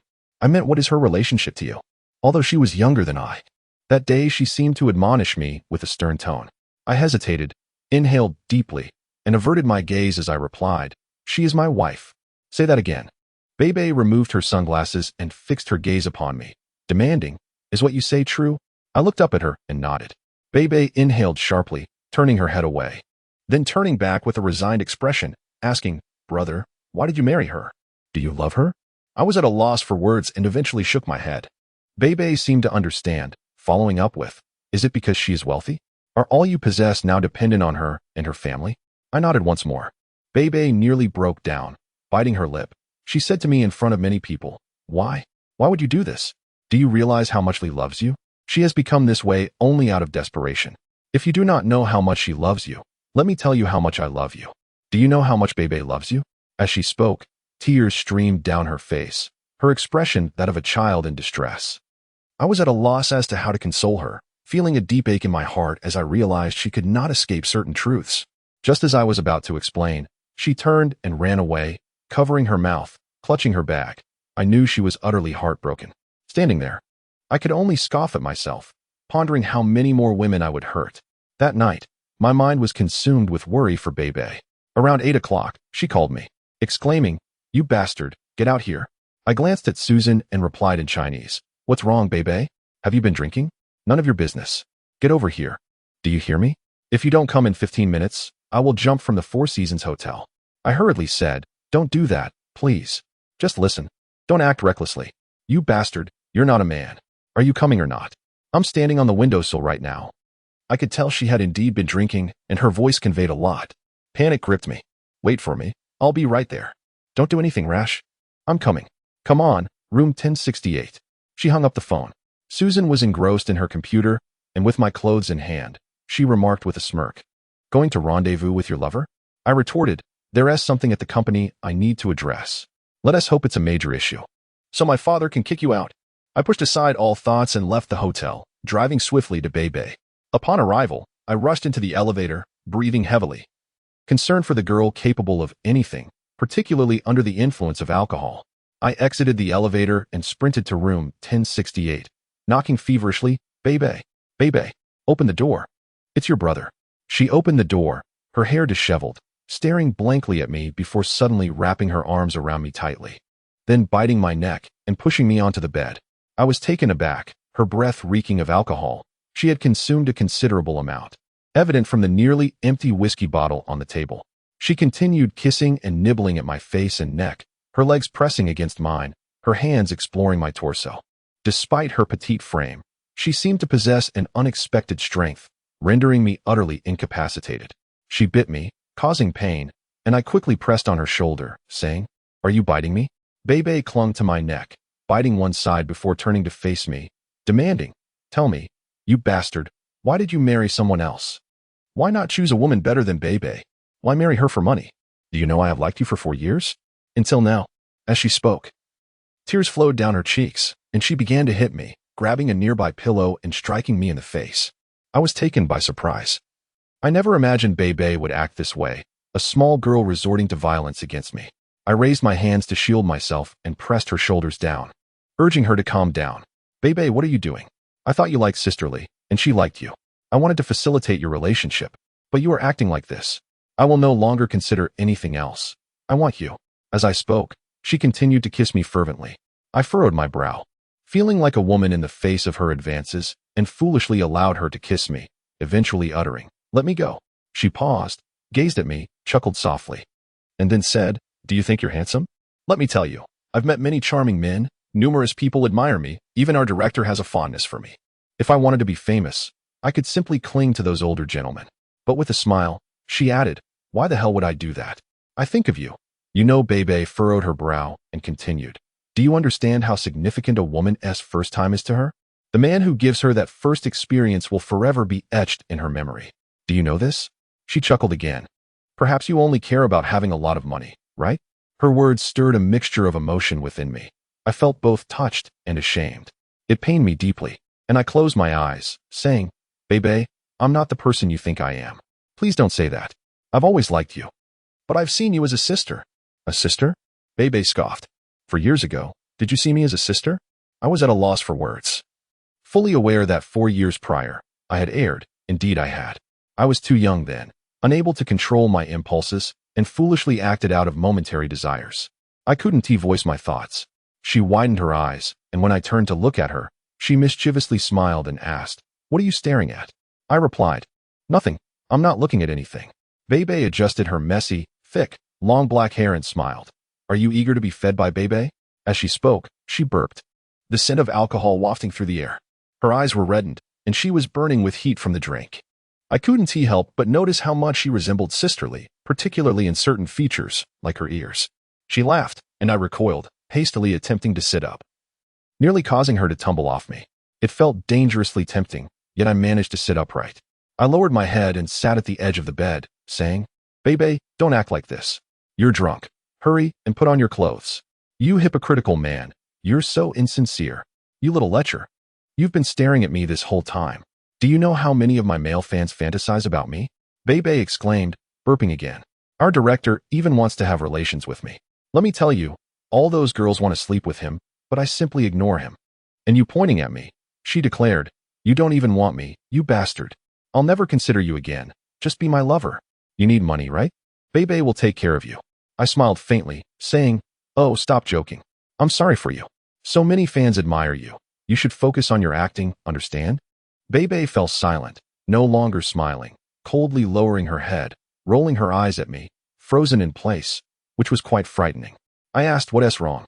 She pressed her lips together, and then her expression twisted in pain, seemingly on the verge of vomiting. I patted her back, but she suddenly threw up all over me, then collapsed onto the floor. I glanced at the mess on my clothes before rushing to help her up. She leaned against me, pushing me away while saying, "Quit taking advantage of me. I'm Bebe. Everyone else, step aside. I'm smoking, what is it to you? I'll just sleep with the director. It's none of your business." As I helped her to the bathroom, she waved her hands and continued her tirade. She was quite amusing. I sighed, then carried her into the bathroom and set her on the toilet seat. She leaned against the wall, opened her eyes, squinted, and frowned, asking, "What do you want?" I replied, "What do you think? Just sit still." I turned on the faucet, adjusting the water. Both of us were covered in her vomit, this girl. Once the water was ready, I urged her, "Come on, let us shower." I pulled her inside, instructing, "Stand still and wash." I didn't enter with her, letting the water flow over her. She closed her eyes and suddenly sat down on the floor, nearly toppling over. I quickly rushed in to support her, her hair soaked. I turned off the faucet and called out, "Bebe, Bebe, are you trying to kill me? I can't swim," holding her with one hand. I let the water wash over her body. As the water cascaded down, her white silk nightgown clung to her, revealing her exquisite form. Yet, I could only maintain my integrity. She seemed to regain some clarity from the water, turning around to embrace me, collapsing into my arms, drenching me as well. She held me close, sweet and adorable. I stood there stunned. Bebe suddenly asked, "Tell me, am I her daughter?" I was taken aback and replied, "Whose daughter?" "Her daughter. That old man's," Bebe declared. "What are you talking about? I don't understand." "Bebe, you're drunk. Hurry up and finish your shower, then sleep." Bebe lowered her head and, clutching my arm, said, "Help me wash." I sighed. "Bebe, I think we shouldn't pursue this further. Seriously, we're both adults. Enough talk. Will you wash?" I offered. "Shall I help you take off your clothes?" She nodded, lifting her arms and closing her eyes. With a smile, she said, "Hold me, brother." I raised my head and replied, "Bebe, stop messing around. Wash yourself. I know you're not drunk. Clean yourself up, and I'll help you dry off afterward." "No, I don't want that. I just want you," she said, wrapping her arms around my neck. I held her arm, warning, "If you keep this up, I'll leave." "Go ahead, leave if you want," she confidently retorted. "Don't do anything foolish," I cautioned. "Watch your step when you leave. I might just drop something on you." Bebe chuckled coldly, reaching for me, saying, "Old man, what are you doing?" I pushed her away, causing her to stagger slightly, and she coldly remarked, "Luyen, you've hurt two women, me and her. I've known since childhood that you slept with my sister." She won't admit it, but one night in her villa. "I heard you both." I recalled that night. It seemed familiar. I was at a loss for words. "Let us go. Just leave."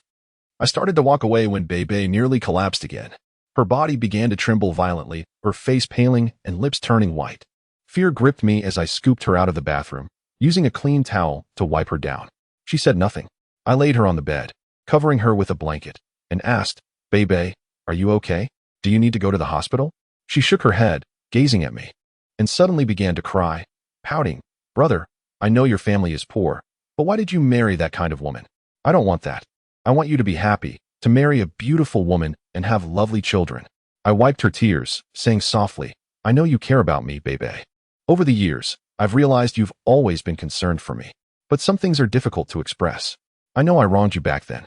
I shouldn't have acted that way. I hope you can forgive me. I do not hold you accountable, truly. Brother, I bear no resentment. Regardless of my growing fame and the heights of stardom I have attained, my affection for you remains unwavering. You are still my beloved. I cannot forget the moments we shared, and I genuinely desire you. I really do." She said this with a hint of sadness in her voice. I looked up, at a loss for words, and turned away, saying, "Beloved, your brother is not a good man.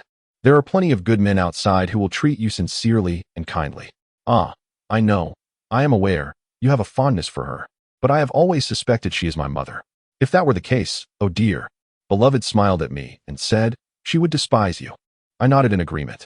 That night, I refrained from any intimate relations with her. I kept my composure. I understood that I could no longer indulge as I once did. Despite her beauty, gentleness, and alluring figure, which made her the epitome of the ideal woman adored by men, I did not touch her. I simply did not. Eventually, she fell asleep, intoxicated, in a deep slumber, and I found myself gazing at her, devoid of any inappropriate thoughts, instead feeling as though she resembled my own child. I pondered within my heart. It was quite possible that she was indeed her daughter. If that were true, should she discover the truth, the consequences would be unimaginable. That evening, I washed my shirt while she slept, and after drying it with a machine, I sat on the couch, smoking a cigarette, contemplating many matters as she turned restlessly in bed, clearly discomforted by the drink, her brow furrowed. I considered leaving, yet the sight of her in distress made me fear for her safety. Eventually, fatigue overtook me, and I fell asleep. In the morning, I awoke groggily, blinking my eyes to see her still slumbering. I brushed my teeth, washed my face, dressed, and tidied myself in front of the mirror. Once satisfied, I turned to look at her. She had awakened from her intoxication, her complexion now fair and smooth, her lips vibrant and full of life. I exhaled softly and smiled faintly. Being cherished by such a delightful girl was not a sorrowful matter. As I approached the door, I paused briefly before pulling it open. However, as I did so, I was suddenly startled by a barrage of flashing lights aimed at me, click after click, leaving me momentarily disoriented. To make matters worse, it seemed the flashes had startled her awake. She bolted upright, hastily covering herself with the blanket. All of this was captured on film. Given the circumstances and her startled demeanor, coupled with my emergence from the room, I understood the ramifications that would ensue. I was consumed by a surge of anger, yet I could not act out violently. I swiftly closed the door, and immediately a reporter inquired, "Excuse me, what is your relationship with her?" I gasped in frustration. "You hurry and remove the film from your cameras." They paused, and one individual suddenly exclaimed, "You are the CEO of SKS, right? I once wrote an article about you. I recognize you. Did you hear that?" I shouted at them, my ears catching the sound of her sobbing within the room. She must have been frightened, unaware of what transpired. They remained silent, simply staring at me, and another attempted to take my photo. I waved my hand, knocking the camera to the ground, declaring, "Do you believe I can have you eliminated in Hengjiang City? Is this what you find amusing?" Soon, a verbal altercation ensued, with them arguing that they were there to interview her and that I had no right to resort to violence. I nodded and said, "All right. Each of you state your price. Tell me how much you want, and delete the photographs or electronic images." Not a single person offered a price. Just as I was about to speak again, several of them fled. I attempted to pursue them, but to no avail. Returning, I addressed those who remained, saying, "I am aware of your newspapers, magazines, and radio stations. Let me be clear. If your media exposes this matter, the consequences will be yours to bear." Ultimately, the remaining individuals deleted the film and electronic images. After they left, I called the hotel manager, demanding, "What are you doing? Can journalists simply lurk outside a guest's room?" The manager kept explaining, and after hanging up, I returned to find her no longer crying. She wore a worried frown and said, "They captured it all.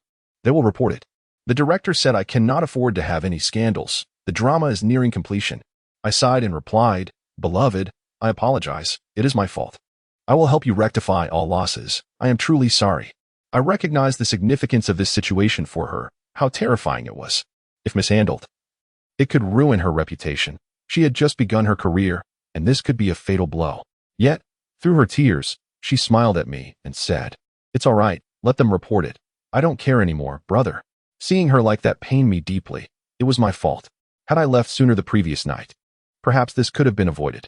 That day, I consoled her for quite some time, while she continued to shake her head, insisting it was fine, maintaining her smile. Before long, news spread rapidly, and numerous websites began reporting. Film star Bebe caught in a clandestine photograph with the CEO of SKS. The head of the film company, which had signed Bebe, called me furiously. He shouted at her over the phone, and she, appearing pitifully distressed, began to cry. Later, I received a call. "Hello? I am Bebe's brother. This is all a misunderstanding. Do not worry. Whatever it costs, I will settle it." "Settle it?" The other party's boss replied. "Do you have any idea how much we at Xingju Film invested in her training? You think you can just smooth things over? Do you have that kind of money?" I coldly responded, "You better watch your tone. I could buy your kind of company 10 times over." Suddenly, the person on the other end became courteous, saying, My apologies. It turns out you are the big boss. As long as you can cover the breach of contract, we have no objections." Just as I was about to speak, Bebe shook her head, signaling me to refrain from proceeding in that manner. I asked, "How much is the compensation?" 8 million. I exhaled and replied, "All right, no problem." Bebe shook her head, indicating she did not want that. I hung up the phone and said to her, "Beloved, it's all right. This kind of film company is not worth signing with. Do not worry, your brother will handle it. Even if I have to go bankrupt, I will ensure you shine." She suddenly burst into tears, throwing herself into my arms, clutching me tightly and calling, "Brother, I do not blame you. Please do not be like this."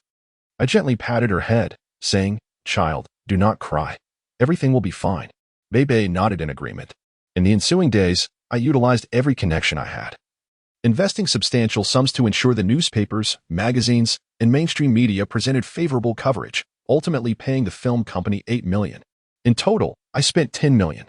Finally, we managed to clear Bebe's image, fabricating the narrative that it was a composite photograph, a rumor concocted by the media to attract readers. I had those mainstream outlets continuously disseminate this information, and eventually, the situation improved significantly. I instructed Bebe not to discuss this with anyone. For those 2 days, I was preoccupied with this matter at the company. Naturally, I faced numerous misunderstandings. Nearly all the employees were aware of the situation. As I walked through the office, I occasionally overheard their discussions. Of course, I remained indifferent to this, except for Mr. Peter, who approached me the day I returned to the company, saying, "Yen, I am aware of what has transpired. You cannot act in this manner, and certainly should not let the media report on it." I nodded silently, and Peter spread his hands, saying, "I do not wish for you to jeopardize your career over these matters. You must remember your origins. You cannot be content with the present circumstances, nor should you squander your wealth on those celebrities, for it holds no intrinsic value." I nodded again and softly replied, "I understand." I refrained from explaining myself to Peter. When he left, he remarked, "If something similar occurs again, you shall revert to your former self." With that, he departed, leaving me staring intently at a fixed point. Linda entered and reassured me, "Do not take it to heart. Peter is not a bad person." I lifted my head and smiled faintly, saying, "No, thank you." Linda pouted, "You are quite remarkable. Do Chinese celebrities often seek out their bosses?" I shook my head. If these misunderstandings, these blows, and the injuries to my pride were bearable, then I could not reconcile with Sister Lee's misconceptions. She finally made an appearance. That day, she called me first. Upon answering, she stated, "Do you know? You should not have acted that way. You should not have ruined her." I realized she had heard the rumors. I hurriedly asked, "What has happened to you these days? Have you been staying home all the time? Why have you not answered your phone?" She retorted, "Why did you do that? She is still a child. Do you not understand?" My heart raced. I knew she had misunderstood. I quickly explained, "It is not as you think. Bebe knows I did nothing. She invited me to her room. You told me to ask Bebe, but Bebe has always admired you. How can I ask? She speaks only in your favor. How can I question you? You are an adult. Do you not know? You should not be so impulsive. I saw that photo online. Given the morning's circumstances, how can I trust you? Speak." I sighed. "Yes, I understand. Nothing I say will suffice, but you should trust me. I am not that kind of person, sister." In my desperation, I exclaimed, "Sister." That day, Sister Lee was particularly strange. Logically, she should have listened to my explanation and believed me, yet she was irritable and refused to hear anything. I still wished to clarify, but she interjected, "You can do anything, but you must not have designs on Bebe. Do you understand? She is your daughter, correct?" I inquired. Sister Lee was momentarily taken aback. After a pause, she responded, "Yes, I swore I would never tell anyone, but I have told you. I hope you understand. You must not lay a finger on her." I replied, "I know, I did not. I hope you understand. Please do not be angry. I sensed it long ago. She is your daughter. Do not tell her, all right? If you do, I will never forgive you. I will hate you for a lifetime." I conceded, "Yes, understood."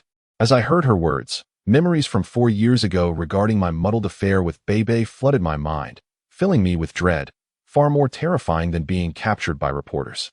Sister Lee continued, "I will repay you for the money you spent on Bebe. Thank you."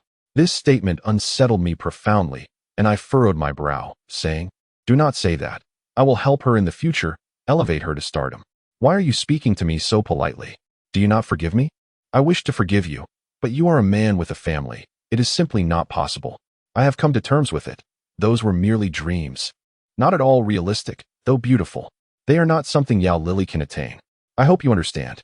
Her words wounded me deeply, more so than any other could. Just as I was about to respond, she added, "Sometimes, I truly hate you. How could you be so foolish? Do you think your father and mother could bear to know of this? It is not my pretentiousness or worldly views, but how can the elderly comprehend?" I replied, "I know. Upon returning home, I understood. Can I see you now?" She responded, "I do not wish to see you. Please do not seek me out anymore, all right? We are not suited for one another. I do not want you to be the man who is scorned by others, nor do I have the courage to follow you to the ends of the earth. We should." My heart sank. Holding the phone, I pleaded, "Please do not. Sister, I have done nothing wrong. Truly, do not treat me this way. You must be strong like a man. I do not want to see you crying." She hung up. I stood there stunned. I began to believe that everyone is inherently pessimistic. Humanity is born with a tendency towards gloom, whether in poverty or wealth. In my youth, I dismissed such thoughts, once believing Sister Lee to be affluent and glamorous, living a happy life. However, later, I realized that it was not the case. Not at all. I once thought that if I acquired wealth, I could alter many aspects of my life, even reshape love, but I was mistaken once more. Because of money, having been thrust into this position, my life became rife with turmoil. Thus, my story transitioned from the straightforward struggles of my impoverished beginnings to the intricate complexities of the present. 2 weeks later, Mr. Peter and Susan returned to America. On the day of their departure, I drove them to the airport. I kissed Susan without uttering a word. As Mr. Peter was leaving, he told me, "There are many rumors. I prefer not to believe them. I reiterate, you can choose anew in all aspects of your life." He patted my shoulder and smiled. I returned the smile, realizing I could indeed choose anew. Yet, if I did, what would I become? This game, once commenced, becomes difficult to abandon. Once you are immersed in it, extricating oneself is not a simple matter. If I were to become destitute, I could not assist Sister Lee, nor could I help her care for the orphanage or elevate Bebe to stardom. She is Sister Lee's daughter, and should anything occur, I would bear responsibility. Those two women might only rely on me, a man. I cannot abandon them. Therefore, I must continue, stowing away all pride, sadness, and helplessness to persist in this game.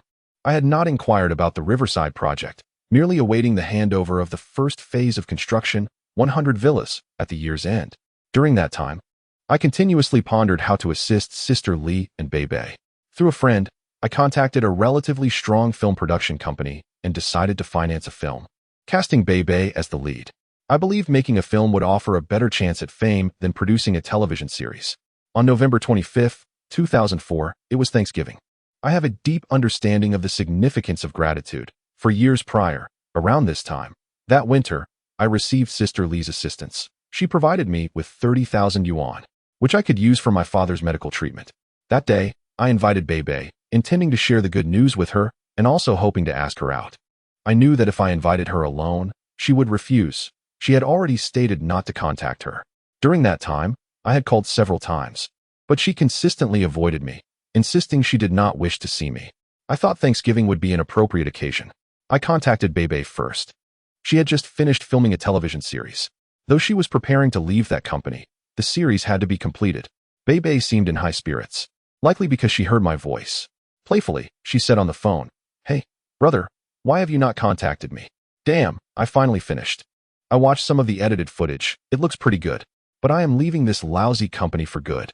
I chuckled and said, "Bebe, let us go out for dinner tomorrow. It's on me." "Sure, sounds great. Tomorrow, I will treat you to a feast." After that, she asked casually about my recent circumstances. I finally couldn't help but say, "Oh, by the way, your sister." As those words slipped from my lips, a certain awkwardness enveloped me. I was acutely aware that Lily was her mother, having given birth to her at the tender age of 16, and I seemed to grasp who her father might be. While these realizations made me slightly uncomfortable, I bore no ill will towards Bebe. After all, she was innocent in this matter. Bebe quickly responded, "Oh, right? Tomorrow, I have plans to meet her too. Let us go out together." I silently acquiesced, then added, "Oh, by the way, don't tell her I'm joining. There has been a misunderstanding." "Don't worry, brother. I know your little schemes." Trying to woo her while acting all shy. Her teasing made me chuckle. Eventually, Bebe broached the subject of Susan, asking, "Has she gone back to America?" I replied, "Yes. She has returned." "Brother, I'm not really angry with you. I know you care for me. Bebe has come to understand that she just wants you to be happy. You know? It's not about how you should be. If you find someone normal to like, I wouldn't be upset at all. Even if you don't end up with my sister." She left that thought lingering, hinting at her maturity. After hanging up, I felt a sense of joy.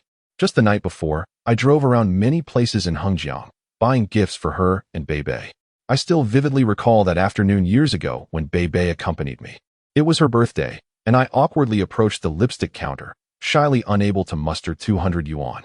I will forever remember that moment. That day, I ventured into those counters selling cosmetics for women, selecting a set more suited to her age. I even purchased a Prada bag for Bebe.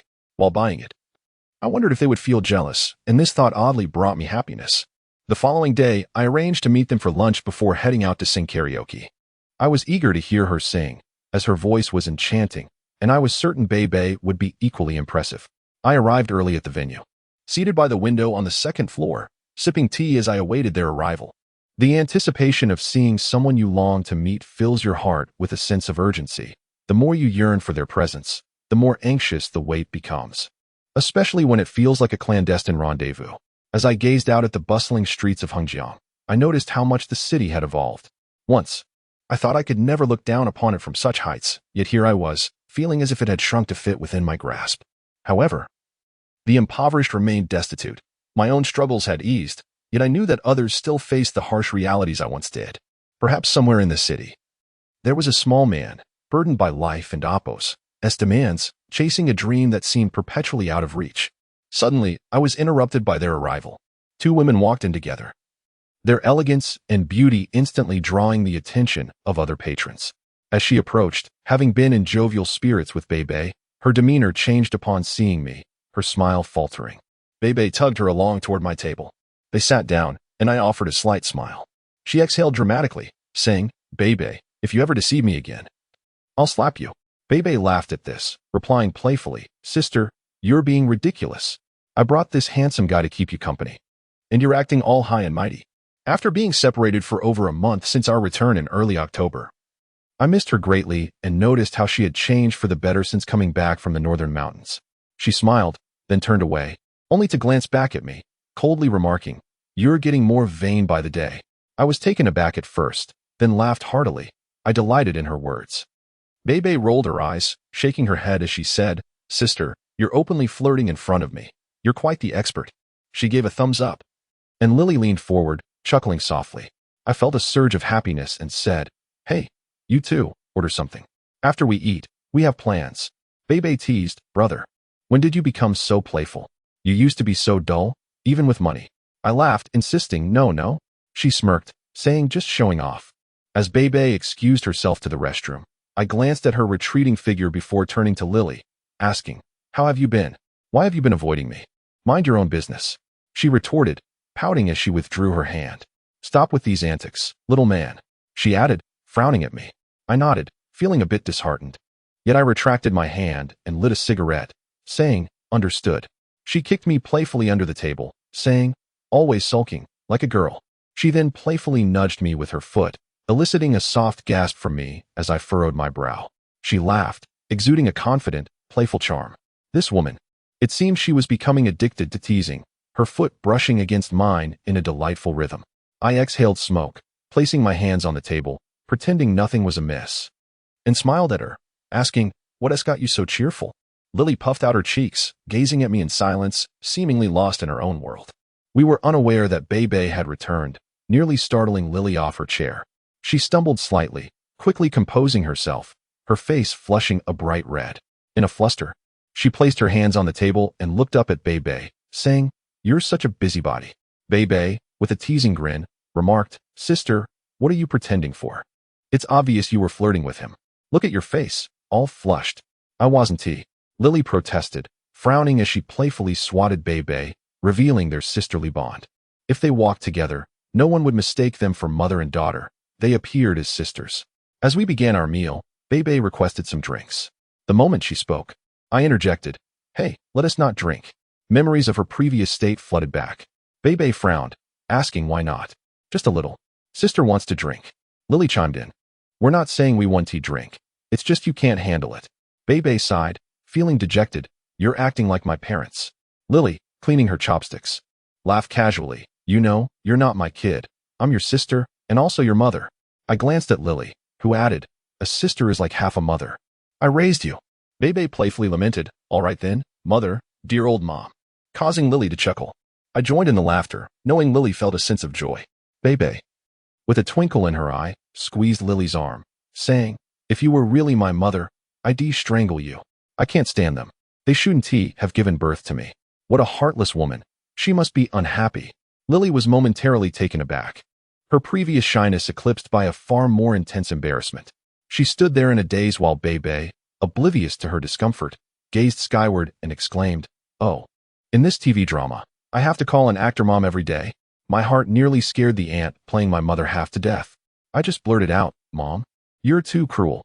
Who told you to abandon me?" Regaining her composure, Lily smiled gently and replied, "Let us not be so harsh. Perhaps your family had their reasons. Who could simply forsake their child without facing some hardship?" Bebe, wrapping her arms around Lily, looked at me and lamented, "Sister and I are truly unfortunate. We've never even met our parents." With a frown, Bebe added, "You, young man, must not bully my sister. She holds you in high regard. Have you been drinking?" Lily quipped, pushing Bebe's hand away and playfully pinching her nose. "You mischievous girl, come eat. You're being quite silly." Bebe laughed heartily, and I joined in her mirth. I then revealed the gifts I had hidden beneath my seat, which they had not noticed until now. Bebe gasped, "Brother, what does this mean? Is it someone's birthday today?" I chuckled and shook my head. "Not at all." "What does it mean then? Are you bribing us?" I glanced at her, and she seemed to understand, pursing her lips into a smile as she accepted my gift. "What is it?" she inquired. Before I could respond, Bebe opened the bag and exclaimed, "You got me a bag? Prada? Wow, it's beautiful." She held it up, slinging it over her arm, and it indeed looked stunning against her white attire. Lily inspected the packaging, then looked up at me and asked, "What's inside?" Bebe peered in and remarked, "So small." Lily smirked, "It's for Bebe, not for me, right? Why not open it and see?" I suggested. As she did, revealing cosmetics, Bebe gasped, "Sister, this brand is quite expensive. Hardly anyone in our circle uses it." With a shy smile, Lily retorted, "Foolish girl, you think being an older sister is outdated? While I was indulging in designer brands, you were still in diapers." She laughed heartily, then turned to me and said, "Thank you." I shook my head, feeling genuinely happy to see them so delighted. Before I could fully register the moment, Bebe suddenly kicked my leg. Just as I was about to move, I straightened up. Her foot lingered on my leg, positioned low enough that Bebe would not notice. I understood her joy, which only heightened mine. Purchasing gifts for the woman I cherished brought immense satisfaction. After our meal, we decided to head to KTV. Bebe jumped up, exclaiming, "Oh, that would be fantastic. I love it." Just as Lily opened her mouth to speak, Bebe interjected, "You. Listen, don't tell me you have something to do. Today we're going all out." Lily sighed. "All right, I'll follow your lead, you little rascal." It became clear to me that in her eyes, I was rather ineffective. Whatever Bebe said, she complied without question. To an outsider, it would be evident that Bebe was like her daughter. We arrived at KTV, where we rented a private room. Back in 2004, KTVs were not as ubiquitous in Hangjiang as they are now. It felt like a luxury to visit the most opulent establishment in the city. Bebe was bundled up tightly, and Lily began to muse. We're not in the same league. Stars are simply more eye-catching." Bebe caught on and playfully nudged Lily, embracing her while saying, "Stars are nothing but illusions. I wonder why fans adore me. I'm just like them." "Don't be ungrateful," Lily retorted. "I wish some handsome boy would surround me and ask for my autograph. I haven't had the chance." Bebe chuckled, "You're just a pretty face. Be careful or my brother might give you a beating." I laughed and added, "Don't blame me. She just has a penchant for charming boys. Why not introduce her to someone?" She squinted at me and said, "Indeed, the charming boys from back then have all transformed. I doubt I have any left." With a humorous tone, she asked Bebe, "What about that rich boy of yours? Haven't heard anything from him lately? Has he forgotten you?" "Humph. Who does he think he is? He wouldn't dare abandon me. He calls from Canada every day, pestering me like I'm his wife." I smiled and said, "Don't be ungrateful, Bebe. It's rare for a young person to be so devoted." Lily coldly laughed. "Yes, nowadays, no young boy is truly devoted. It's all mere pretense. They profess love, yet in the blink of an eye, everything changes." I knew she was referring to me, but I was not offended. Upon entering the KTV room, Bebe tossed her bag aside, removed her glasses, and plopped onto the couch, spreading her arms. "Sister, come keep me company. I'm exhausted." Lily laughed and settled beside her while I busied myself selecting songs. "What shall we sing?" I asked. Bebe replied, "Let my sister go first. She sings beautifully, and I wouldn't want to embarrass myself. Come on, I sing better than you. You and your colleagues practice every day, yet my natural voice is unmatched." She then suggested, "Choose a lot of songs by Fei Wong, and a few by Teresa Tung and Anita Mui." I complied, selecting numerous tracks, eager to hear her sing as I adored her voice. Bebe reclined, took the microphone, and just as she reached for another, Lily turned and said, "Hey, little rascal. When adults are singing, don't shout along." Got it, Mom." Bebe replied, "So annoying. You're just like a mother." Their bond seemed to deepen, and I felt a surge of happiness. Bebe was indeed becoming more considerate. As the melodies filled the air, the first song followed by another, she performed many pieces, her voice resonating beautifully, with remarkable skill and emotion. Bebe and I were lost in the moment as she stood there, her face a picture of grace and melancholy, as if harboring untold thoughts, which only the music could express, transforming her feelings into ethereal notes. Once she finished, she set down the microphone, took a deep breath, and began to applaud, prompting Bebe and me to join in. Bebe teased, "You claim you haven't practiced. That must be a lie." How could you sing so well without any practice? Lily, clearly pleased, smirked and shrugged. No, it's all natural talent. We all laughed, and I gradually moved closer to her. She seemed to notice, glancing at me as I grinned mischievously. Bebe started singing songs I was unfamiliar with, mostly from Hong Kong and Taiwan, and having spent the past 3 years abroad, I was out of touch with new mainland songs. I rarely listened to music unless it was the old tunes on the car radio. As Bebe sang, I kept stealing glances at Lily. The dim lighting made me wish to wrap my arms around her, touch her, and kiss her, but when she turned to look at me, I quickly pretended to be engaged elsewhere. At some point, her hand found its way onto my leg, resting silently as she hummed along with Bebe's melody. My heart raced. After being apart for over a month, the longing was palpable, and I dared not shift, even fearful of standing up. Finally, Bebe concluded her performance, and truthfully, I hadn't paid much attention to the lyrics. I watched the enchanting, graceful, and beautiful Lily in the dim light, regretting bringing Bebe along. Yet I couldn't have invited her out alone either. At that moment, the opportune moment arrived. Suddenly, Bebe glanced at her phone and exclaimed, "Oh no, I must leave. A few of my sisters from the crew have invited me out to play." Sisterly remarked, "Why go at all? There's no need. Those girls only think about drinking when they go out. You are not ordinary people. What if you encounter someone with ill intentions?" "No, I can't go. There's no way. It and Oppos. It's not about drinking. It and Oppos. It's about going for beauty treatments." Bebe exclaimed. Sisterly replied, "All right then, let and Oppos. Let's go together." "No," Bebe remarked. "You all continue to enjoy yourselves. The venue has been reserved entirely for you. It seems a waste to squander money for such a brief period of amusement. You may sing. I shall take my leave first." With that, Bebe hurriedly departed. Left behind were just the two of us, and she furrowed her brow, exclaiming, "Oh, that girl. Always so troublesome. She promised to keep me company, yet she is constantly lured away by those mischievous girls. I wonder if there are any boys involved." In this day and age, there are so many wrongdoers. I reassured her, saying, "Do not worry. She will be fine. She's young, after all. Everyone enjoys playing," I casually remarked. She listened to me, staring in astonishment, and said, "Your tone seems rather bold, doesn't it?" I blinked and replied, "No, what is it?" I foolishly uttered a few words, and as she gazed into my eyes, we found ourselves captivated by one another. In an instant, I could no longer restrain myself. We dove into each other's embrace, fervently kissing and caressing one another. I laid her gently in my arms, cradling her as I kissed her from above. Our bodies entwined. We lost ourselves in that moment, overwhelmed by the intoxicating atmosphere. The television played a random assortment of love songs, and to the accompaniment of such melodies, I held Sisterly tightly. Seated on the sofa, she reclined on my lap, her face tilted upwards. As I passionately kissed her with a fervor akin to an osprey catching its prey, infused with a possessive tenderness. Suddenly, she pushed my head away, looking at me with urgency and exclaimed, "No, we must stop. You need to get up now." I exclaimed urgently, "What is it?" "They can see inside from outside. There is glass. Get up quickly." Her breath was rapid, more fervent than my own. Yet, at such moments, a woman invariably retains her composure. She rose from my lap. Grasping my hand, her gaze fixed outside as if anticipating an impending invasion. I turned and approached the door, twisting the handle from within. There was a hook at the top of the door, and I removed my suit to hang it there, ensuring that the interior remained concealed from the outside world. As I performed these actions, she sat there, gazing at me with a dazed expression. Once I had secured everything, I turned back, leaned towards her, and suddenly kissed her fervently. In response, she clenched her fist and struck me, exclaiming, "What are you doing?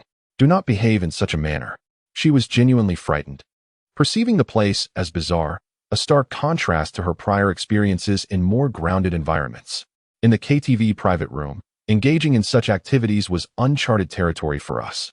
Yet I sensed her yearning amidst the struggle.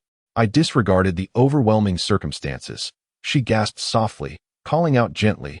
Then, in a commanding yet tender manner, as if soothing a child, she urged, "Let us go to the hotel. Rise quickly. I desire you as well. These days have been challenging. Do not behave this way. Let us go to the hotel. Be good." I furrowed my brows and leaned close to her ear, whispering, "Darling, do not speak. It is all right. Trust me, be obedient.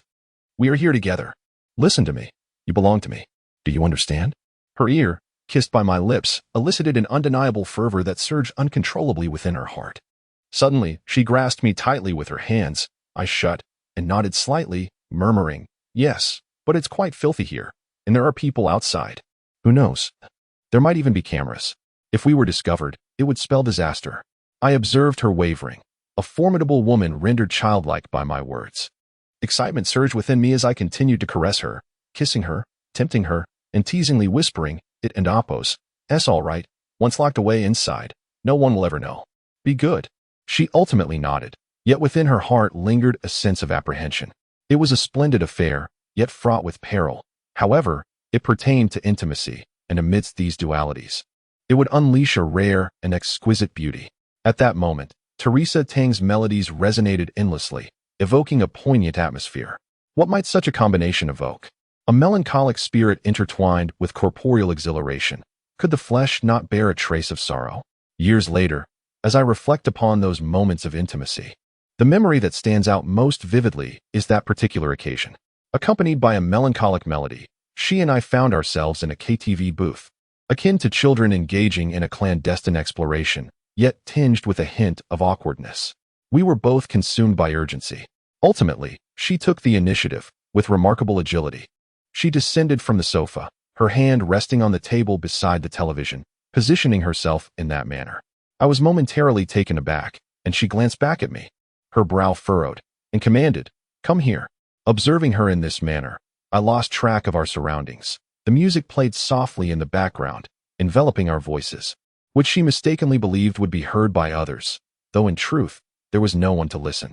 I exhaled deeply, furrowing my brow as I declared, "No, I swear." She glanced at me, lowering her gaze momentarily. With a playful smile, she suddenly grasped my hand and pressed it against herself, tilting her head slightly to meet my eyes. With a mischievous grin, she remarked, "If you dare to misbehave." She pinched me firmly, causing me to gasp in surprise. I then embraced her, exclaiming, "Quickly let go, be good." I glanced back and exclaimed, "There is someone outside." Startled, she immediately distanced herself from me. I chuckled softly, for I had merely been teasing her. Upon realizing this, she furrowed her brows and playfully laughed, exclaiming, "You naughty one." She grasped my hand like a child, and then I held her in my embrace.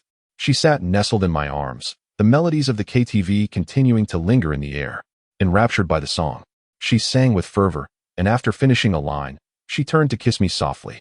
Overcome with emotion, I whispered in her ear, "I love you. Please never leave me." She nodded and simply remarked, "I can't help but think of your family. It saddens me. They may not accept you like this, without descendants," she said, her voice tinged with melancholy. I replied, "You are rather traditional in your views." "Indeed, I am older than you, hence I am more traditional." She smiled and said. I held her tightly, biting her ear gently, and said, "Moreover, even if I were to scold you, you will always be the most beautiful, for you are uniquely you. No one can replace your appearance, and even if you become a little old lady, you will forever remain my precious darling." She turned to me with a radiant smile, gazing deeply into my eyes, her expression filled with earnestness as she fervently inquired, "Xiaoyan, do you truly love me?" Her question was so poignant that I was momentarily taken aback. I nodded, my face clouded with sorrow, and replied, "Yes, without you. I feel as though my heart is being torn apart. I cannot bear a life devoid of your presence. I could forfeit everything else, but I cannot lose you." She closed her eyes, nodding gently, as tears cascaded down once more. Her sorrow seemed to be incomprehensible to anyone. At that moment, a sudden knock resounded at the door, sending us into a brief state of panic. To our astonishment, a familiar voice emerged from outside. "It's me, Bei." We hurriedly distanced ourselves from each other, akin to two elderly individuals who, even in their twilight years, wished to indulge in a hint of flirtation, only to be startled by an unforeseen interruption. Much like children colliding unexpectedly, it was both chaotic and endearing. Sister Lee, having just composed herself, suddenly began to anxiously adjust her clothing, her eyes wide with shock as she gazed at me. I stood by the door observing her. She furrowed her brow and gestured for me to open it.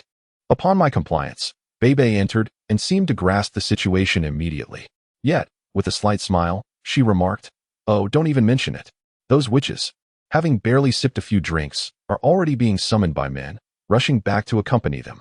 Sister Lee blinked and let out a soft sound, then pursed her lips.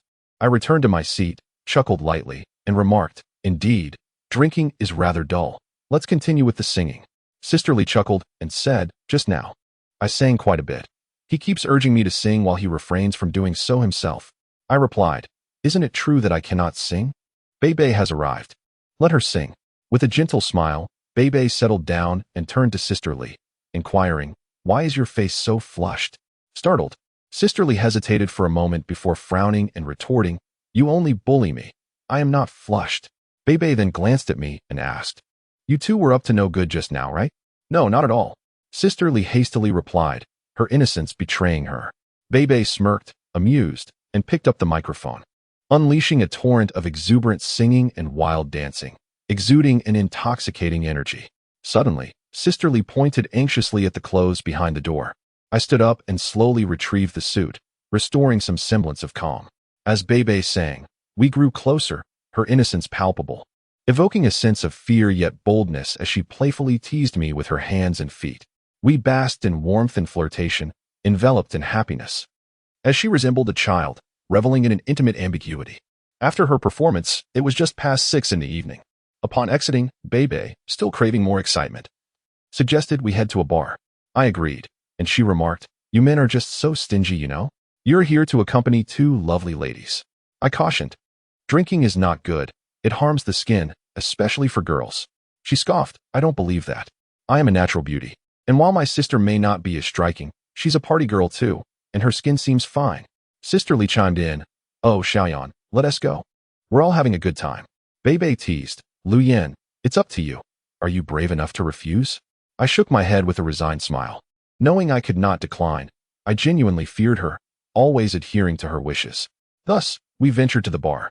Reflecting on that day, perhaps we should have parted ways after leaving the KTV. Many events unfold during our most joyful moments, a sentiment I have often expressed. At the bar, the 3 of us elegantly sipped our drinks. Bebe, in a rare display of abandonment, engaged in playful banter with Sisterly, sharing amusing anecdotes. Bebe donned sunglasses and a hat, scanning the room for handsome men. In my eyes, she bore no resemblance to the stars I had previously envisioned. Perhaps it was due to our familiarity. I felt genuinely elated to be with these 2 women, their laughter resonating in my mind. While I pondered how a poor boy like me had crossed paths with them, and the enigmatic experiences that followed. As I contemplated, the laughter of the 2 women suddenly ceased. Turning my head, I met a terrifying gaze, and in an instant, I faced him, an older man with 2 henchmen. A cigar clamped in his mouth, his eyes filled with a menacing mirth. Bebe was momentarily stunned but quickly exclaimed, this wine is truly delightful. The older man approached me, grinning, not bad, huh? Young and handsome. I exhaled, pursed my lips, lowered my gaze, then raised my head to respond, it's fine. He laughed heartily, but his mirth faded as he leaned in, coldly stating, the boss of SKS, courting my woman? Haha. I glanced at her. She appeared anxious and distressed, unable to utter a word. He scrutinized me again, saying, I feel like I've seen you before, but I just can't recall. I coldly replied, Mr. Lee, it's common for the affluent to forget. There's nothing peculiar about it. I feel I've seen you too. He burst into laughter. So, you fancy my woman? Do you? Want to be with her? He leaned closer, glancing at Sisterly. Sisterly, frowning, interjected, please don't act this way. We only came out to discuss a few matters, and Bebe is here too. Perhaps she meant to shield me from harm, yet her words ignited my ire. I had intended to preserve her dignity before the older man, but unexpectedly declared, yes, so what? They were taken aback. He initially froze, then exhaled smoke, retorting, all right then. Ask her in front of me whether she'll leave with you or with me, whether she'll share your bed or mine.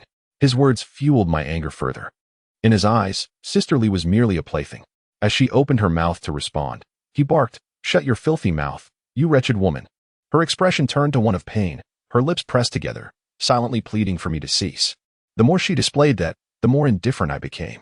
I pursed my lips, turned away, then faced him again. Say that again?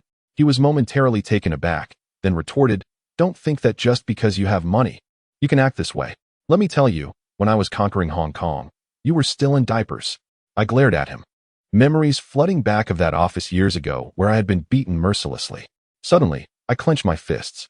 Oh, you're getting anxious, huh? You little bastard. Trying to toy with my woman?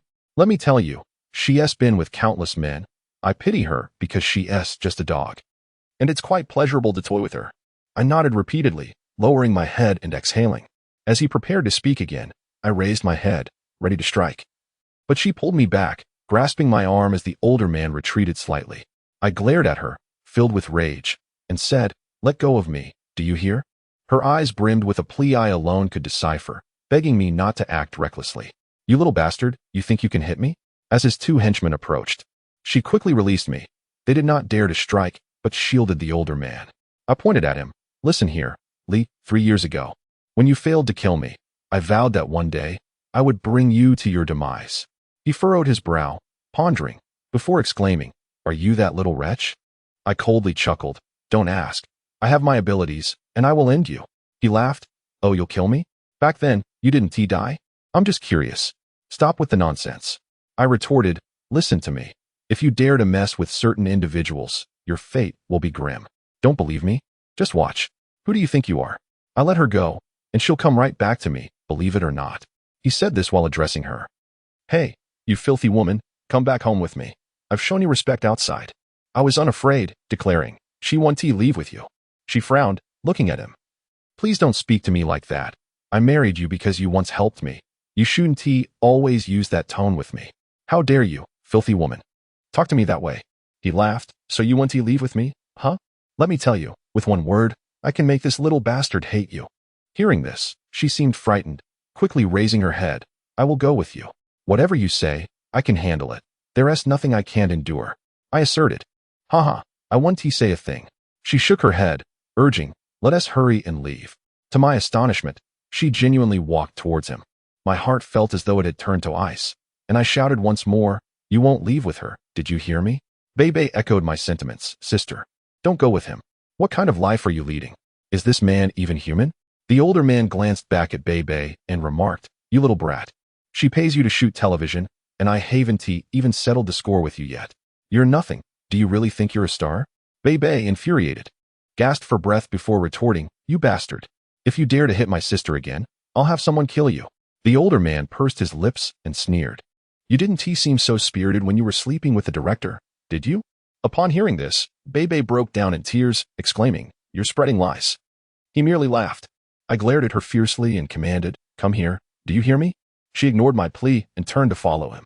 I rushed to grab her, but she pushed my hand away and submissively followed him like a servant. I was perplexed by this turn of events. What threat had he used against her? I stood there, dumbfounded, calling out, "Don't go, don't go." When I attempted to pull her back once more, she declared, "Stop it.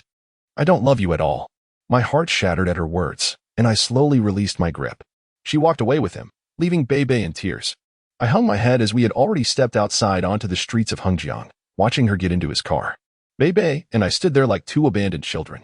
I looked at the distraught Bebe and attempted to comfort her, saying, "Don't cry, dear. Be good." She sobbed and threw herself into my arms, saying, "Brother, I haven't slept with anyone else." He lying. I gently patted her back, reassuring her, "I know, brother understands. Don't dwell on this, be good." I, too, felt the urge to cry, but I remained composed. My heart had grown numb. How could she leave with him? He was a beast, despicable and vile. What kind of calamity awaited her upon her return? I closed my eyes, tears streaming from my heart, cascading down my face, transforming into silent rage. After Liliji left, I suddenly snapped back to reality and realized something. I anxiously said to Bebe, "Bebe, let us hurry to her. He will surely hit her." Bebe pursed her lips and nodded, getting into the car with me. As I drove through the streets of Hengjiang, I felt as though my soul had been lost. What was I doing? Attempting to prevent the violence of a man with a marital title? I hadn't visited that villa in 4 years. There, I had experienced passionate moments with her. Those winters spent entwined in each other's arms had faded into oblivion. I hastily exited the car, and Bebe suddenly said to me, "Don't come in yet. Let me see." I nodded and replied, "If anything happens, call me immediately." After Bebe got out of the car, she knocked on the door, which opened to reveal her. She looked at Bebe, then glanced towards me. They exchanged a few words, after which Bebe returned, and Liliji glanced over again before closing the door. Bebe approached me and said softly, "Brother, let us go back." "What happened?" I inquired. Bebe coldly smiled and replied, "She's fine, nothing's wrong. The old man went gambling."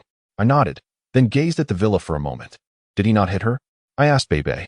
She coldly smiled again, saying, "He wouldn't hit her. P.S. merely throwing a tantrum asking for money. He lost it all himself. Why would she give him money?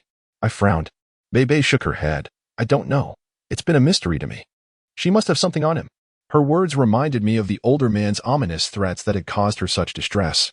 I began to understand why Liliji endured his insults, why she left with him, and why she gave him money for gambling. But what was that threat? I wanted to ask her, so I turned to Bebe and walked to the door, knocking softly. She opened it, wearing a nightgown. Her expression neutral yet tinged with sadness and despair. I held the door and asked, tell me, what was that threat? Why does he have the power to coerce you? Please, tell me. She looked at me coldly and finally said, leave. It's impossible for us. There will be no future for you and me. I pressed her, furrowing my brow. But do you love me? That is all I need to know. She coldly laughed and replied, no love. Her words were delivered with such finality that they were hard to believe, especially given her expression. I insisted, that's impossible. You do love me. Tell me, what does he have on you? Please. There's nothing, she declared. I don't want to waste time on our issues. If we continue like this, neither of us will be well. We should part ways. Her repeated cruelty, her oscillation between being with me and then leaving, puzzled me. Initially, I didn't understand what this behavior revealed about a woman's heart. However, by the time I comprehended it, the situation had become irreparably damaged. I gazed at her coldly, feeling immense sorrow and chill at her words. I suddenly grasped her hand, pleading, don't do this. Please tell me. Tell me. You're hurting me. I hope you will let me go, she said, looking at me. I released her, staring at her, finally asking, let me ask you one last time, do you love me? Speak from your heart. For all the years I have longed for you, don't deceive me. She quickly responded, no love, you can leave. After she said this, she shut the door, leaving me standing outside for a long time, my heart aching. I sighed. Bebe, who had been watching us, said, brother, don't be like this. She will regret it. She will. I lowered my head, a cold smile creeping onto my face as I slowly walked back to the car. I drove Bebe home, and after she got out, she waved goodbye. I didn't accompany her inside. Later, I returned to the hotel and collapsed onto the bed, falling asleep instantly. I knew that this woman was destined to torment me. No matter what, I couldn't bring myself to hate her. The next day, I resumed my work. The winter of 2004 arrived. Following that breakup, we ceased all communication. No matter how I tried to reach her, she wouldn't answer my calls. Eventually, I stopped trying altogether. It was too exhausting. She had made up her mind that reconciliation was impossible. Her heart hardened to the extreme. This left me deeply perplexed by the question that lingered in my mind. What was the secret that had made her so callous? I could only speculate. Yet I could never confirm anything. Bebe signed a contract with the film company I had introduced to her and moved to Shanghai. As the new year approached, the weather in Hengjiang grew increasingly frigid, colder than the years before. During that time, in an effort to distract myself from my pain, I devoted all my energy to SKS Company. Thanks to my efforts, SKS invested in several major projects in China, all of which were set to commence. If these projects proceeded smoothly, SKS's profits by the end of the year would exceed 20% compared to previous years. Mr. Peter was quite pleased with my performance. That day, as I returned from the office, I had just stepped out when a woman approached me from a distance. Initially, I did not recognize her. She was a professional woman, elegantly dressed and strikingly beautiful. I assumed she was not looking for me, and just as I was about to enter my car, she called out, "Hey, Lu Yan." I quickly emerged from the vehicle, and as she approached, I blinked in surprise and smiled. Zhao Lin. She had changed. It seemed she was married, and perhaps even a mother by now. With a gentle smile, she said, "Thank you for remembering me, big boss." I chuckled softly. The unexpected appearance of this former classmate took me by surprise, yet I held a warm impression of Zhao Lin. She was always compassionate and sympathetic, and now she had blossomed into a woman. Her shy demeanor was different from the expression I remembered back then. It was the look of a wealthy young lady regarding a less fortunate classmate with pity, whereas now, she seemed a bit embarrassed. Noticing my daze, she smiled and said, "Congratulations," as she extended her hand. I shook it and replied with a smile, "I just returned this year. I haven't kept in touch with our classmates. I knew it was you, but I hesitated to reach out, as you seem quite accomplished now," she admitted, her tone tinged with nervousness. I could detect a hint of something forlorn in her gaze, an emotion that seemed out of place on the face of someone from a prestigious family. I smiled back and suggested, "Let us find a place to sit. I'll treat you to a meal." Zhao Lin nodded. "Sure. Sounds great, dear classmate." She got into the car, and I sensed an invisible distance between us, a distance she had created, likely due to my current status. As we conversed during the drive, I pondered the reason for her visit. Surely, it was not merely a casual catch-up. Where are you working now? Still at Shengshi? I inquired. Yes, but not as good as it used to be, she replied, pursing her lips. I nodded in agreement. I understand. Suddenly, I asked, oh, are you considering coming over to our side? I assumed she might be interested in joining our company. She quickly shook her head. No, not at all. I quite like it there. Curious, I asked, which department are you in? Public relations? No, she exclaimed, shaking her head. I'm in the quality control department. I paused, momentarily stunned, before casually saying, under Li Chunliang, right? Upon hearing this, she broke into a smile. You Don and Amp. Amp, Oppos, Tino? He and Amp. Amp, Oppos, that's my husband. My hand trembled slightly, causing the car to jolt. Once I regained my composure, I forced a smile. Oh, so you're married. That's wonderful. I could hardly believe it. Even as an ordinary classmate, I did not wish to be overshadowed by that man. Zhao Lin was a kind-hearted woman, beautiful in appearance, and her former boyfriend was quite handsome and wealthy. How had she ended up with this man? We got married a year ago. You were probably abroad at that time, she said, a hint of sadness in her voice. I nodded and asked, any children? You must be very happy? These were mere attempts at conversation. She shook her head, not yet. It seemed she was contemplating something, gathering her courage. Then, she abruptly turned to me and asked, by the way, Lu Yan, do you know anyone at the Provincial Public Security Bureau? I felt increasingly puzzled. She had become the wife of and Oppos, Fatty Li, and Oppos, yet here she was seeking my assistance. Was something amiss with him? I don't know anyone directly, but if you're in trouble, I can help through other friends, I offered. My father was imprisoned a year ago, Zhao Lin said, her voice trembling, as tears threatened to spill. I quickly pulled over to an isolated spot, handing her a tissue. Don't cry, what happened? Corruption, she replied, on the verge of tears. He's in prison. My mother has remarried, and we've lost everything. My brother does nothing but complain. Her distress tugged at my heartstrings. I remembered over 3 years ago when I had no suit to wear, and she lent me her brother's. She and her boyfriend had even visited my place, bringing me oranges. These memories made my heart ache as I witnessed the decline of her family. Zhao Lin, don't be upset. I will certainly help you. I'll reach out to my contacts, I reassured her. She wiped her tears and smiled. Thank you, Lu Yan. I just thought I'd drop by to see you. It feels like my old classmates have become quite remarkable. I asked, you married him. Doesn't his family have significant connections? Perhaps I shouldn't have pride, but I was genuinely curious how such a kind-hearted and beautiful girl ended up with that man. Huh. Zhao Lin laughed coldly. They're all terrible people. Not one good soul among them. They refuse to help at all. His father only says, we can handle it, but nearly a year has passed with no news. They're just afraid of spending money.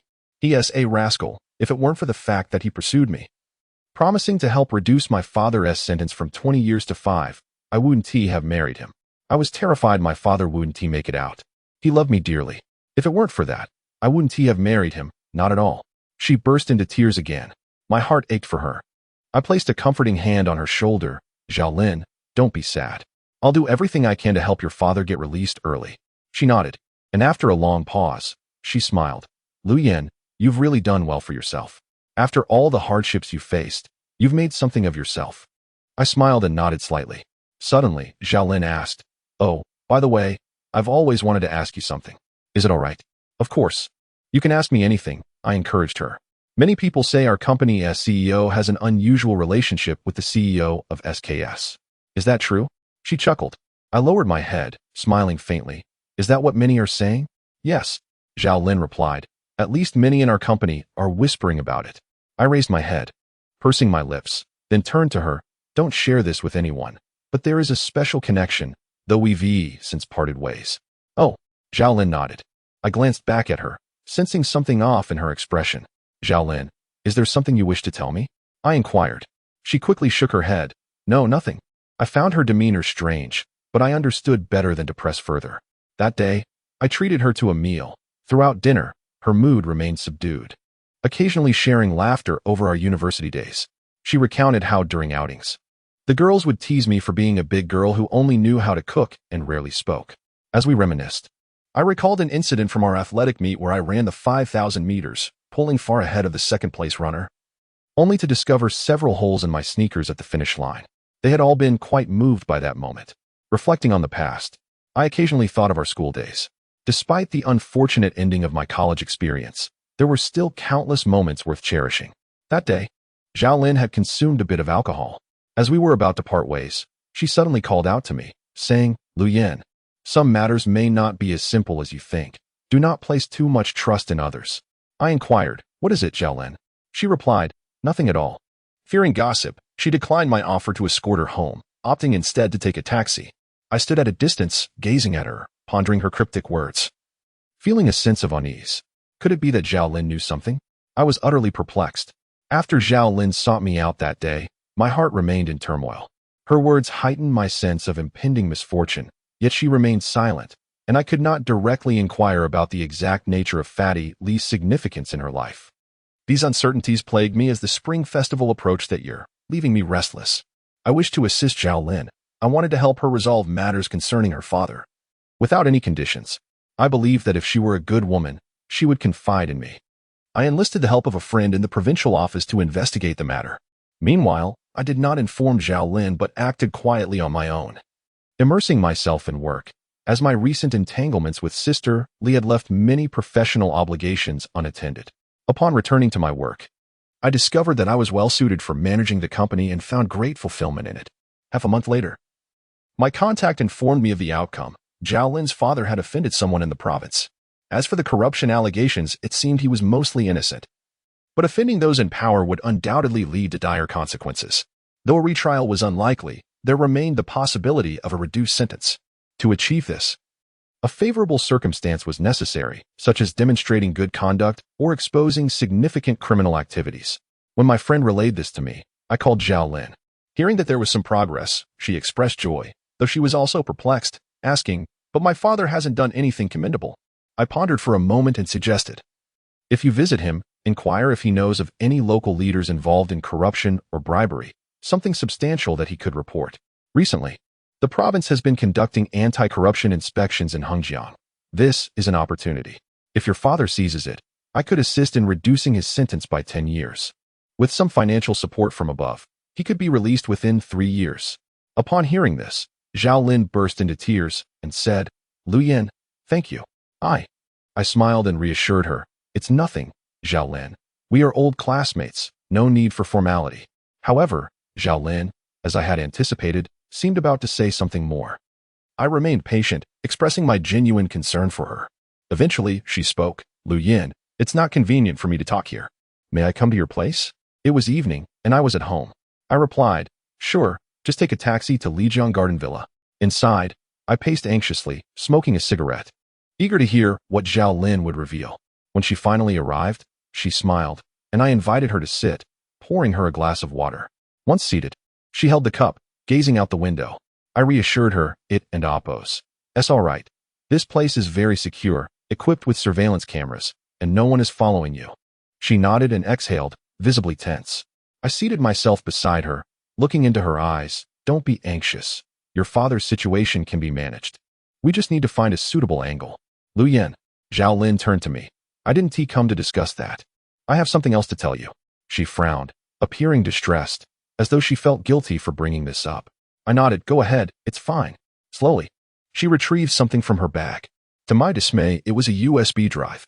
She grasped it in her hand, revealing it cautiously. I sensed an ominous premonition as she stated, "I secretly found this on my father's computer. It was well hidden." I asked coldly, "What?" "Lu Yin," Zhao Lin lamented. "I don't know how to express this. I'm unsure if I should even be doing this, but I feel you are a good person, and I don't want you to be deceived." I stood there, breathless, trembling as I lit a cigarette, then said to her, "It's all right. Just hand it over. Please. Lu Yin, don't look at it. Truly, just don't." Zhao Lin pleaded desperately. I offered a slight smile and reassured her, "It's fine. Just give it to me." I took the USB drive from her hand. Turning it over in my hands, and Zhao Lin looked at me, asking, "Are you all right?" Perhaps it wasn't as I had imagined. I simply loathed her father, an old rogue who had tried to bully me several times. I yearned to escape that household. "Lu Yin, if you can, please help me. He refuses to divorce me and continues to beat me, seeking to drag me down." Zhao Lin paused, then added, "He doesn't know we're classmates. I've never mentioned it, but he has brought you up several times, threatening to harm you. Be careful. He is capable of anything. I nodded, saying, Thank you, Xiaolin. I will be cautious, and you should too. If you wish to divorce, go to the court and file a complaint. Do not fear him. Contact me if anything arises. All right, Xiaolin replied, her heart feeling greatly comforted. My thoughts lingered on the USB drive. After Xiaolin finished speaking, she prepared to leave. But I politely invited her to stay for dinner, to which she declined. Once she departed, I hurriedly took the USB drive to my laptop. As I was about to plug it in, I suddenly froze. I lit a cigarette, sitting there in silence, contemplating whether I should look. Yet, curiosity about her compelled me to proceed. Upon inserting the USB, a folder labeled Top Secret appeared on the desktop. I hesitated for a long while, gripped by a fear akin to that of impending disaster. Torn between reluctance and an overwhelming urge to see, I slightly closed my eyes, then slowly opened them. My heart felt as though it might shatter, suffocated by anxiety, and I was almost unable to sit still. My soul wept, and my gaze gradually filled with hatred. Disturbing images, utterly unacceptable, flashed before me. The trembling cigarette in my hand fell, resembling tears. I sat there, fixated on the screen, where 5 photographs awaited. I couldn't bear to scroll down. Perhaps words could no longer suffice to describe what I saw. Although it was merely her alone, with no one else present. She lay bare on the bed, some posed on their stomachs, her gaze piercing enough to drive me to despair. Every inch of her body was exposed, contorted in ways that chilled my heart. I could not discern whether she was coerced. What did this signify? My God, how could there be such images on his computer? I dared not let my imagination wander further. With one hand clutching my head, I glanced up again, engulfed in a tempest of sorrow and rage. In a fit of fury, I swatted the laptop to the ground. I tilted my head back, striving for calm and composure, yet it eluded me. All the reassurances and the nonchalance expected of a man were absent from me. These emotions struck me harder than any weapon, rendering me immobile. I struggled to breathe. Why did she have to endure this? Why? I had questioned it before, but I always believed that Li Jia was beyond my comprehension. Yet, why had she succumbed to this? In that moment, I despised her. I yearned for her presence, to ask her why, to understand the reason behind her actions. If it were someone else, an unfamiliar face, it would matter little, but why did it have to be this way? I had always sought to help and protect her, doing everything in my power to love her. Was this my reward, a mockery of love? Suddenly, I grabbed my phone, my body tense as I frantically dialed her number. I had never intended to reach out first, but at that moment, it felt necessary. Yet, the line was busy, and the silence deepened my suspicions. Was she so indiscriminate with men? Did she have many affairs? I recalled how we had met, chuckling foolishly. Damn it. My fist slammed heavily onto the table. I felt an urge to kill. I could not contain myself. In a frenzy, I leaned against the wall and stumbled to the cabinet, retrieving a bottle of liquor. I drank copiously, my mind numbed by the alcohol, awash in tears and laughter. In my drunken stupor, I called Bebe. When she answered, she exclaimed, Hey, it's you. You haven't contacted me in ages. Holding the phone, I lay back on the bed, chuckling as I stammered, Bebe, your sister is a damn jerk. Bebe, taken aback, asked, What happened, brother? Why are you drunk? I replied, I drink because I want to. I'm a jerk too, a bastard. I'm so damn. Bebe suddenly grew serious, exclaiming, Brother, I want to allow you to speak like that. What is so good about her? Why torture yourself over someone who doesn't care? There are plenty of people who like you. She is the real jerk, and she'll regret it one day. I knew Bebe was unaware of my true feelings. She assumed my distress stemmed from unrequited love. I gazed at the ceiling, closing my eyes softly as I murmured, Bebe, I want to kill. Are you insane? Tell me what happened. What did she do to you? I'll call her. Bebe insisted. Don't bother. She is dead. I retorted, my mind ablaze. Bebe shouted. Lu Xiaoyan, you're a total jerk, not a man. Let me find out what she did to you. She hung up, leaving me lying on the bed. The alcohol intensifying my headache, but it was my heart that truly ached. After a while, Bebe called back, saying, Brother, what is going on? She claims she hasn't contacted you or hurt you. She hasn't even called. I chuckled bitterly. She answered your call? Her phone is off. I'll call the house. Bebe replied. Give me her home number. I demanded. Why? I want to tell you. Don't contact her. Bebe protested. I gasped a few times, then shouted, Tell me now. My voice boomed, startling Bebe. Fine, I'll tell you. She relented, sending me the number. I dialed her home. And she picked up, greeting me with a soft hello. I yearned to speak, to scold her, to question her, yet I found myself holding the phone, hanging up as I heard her voice. After a moment, she called back, and I found it absurdly humorous. She asked softly, "What's wrong? What happened? Can't you stop drinking?" I replied, "Which one of you is real?" "What?" She responded weakly, then added, "Xiaoyan, listen to your sister. You may hate me, but breaking up will be beneficial for your future, you know?" I scoffed coldly. "Yao Lily, tell me what kind of person I, Lu Yan, am." "What do you mean?"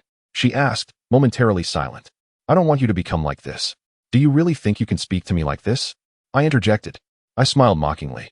"Yao Lily, I demand to know what kind of woman you are. What is wrong with me?" she asked, suddenly anxious. "Nothing is wrong with you. It's this damn society. It's not about you." I snapped. "I don't understand what you're saying. Please, don't be so willful. I hope you can be a man. Even if we're not together, ISNTSKS doing well lately? Haven T they invested in several projects? Mind your own business." I retorted. "Please don't insult me. I'm an orphan." She foolishly replied. I raised my voice. "Are you trying to insult me? That is not what I meant. I just hope you won't act this way. If you have something to say, be clear with me." Her tone softened. In the past, she would not have tolerated my attitude. Yet that day, she bore it all. "Speak." I spoke each word deliberately. "Tell me, what is your relationship with Director Lee?" She fell silent, refusing to respond. Growing increasingly confident, I laughed numbly and urged, "Come on, tell me." Not only did she refuse to divulge anything, but she also hung up the phone without uttering a single word.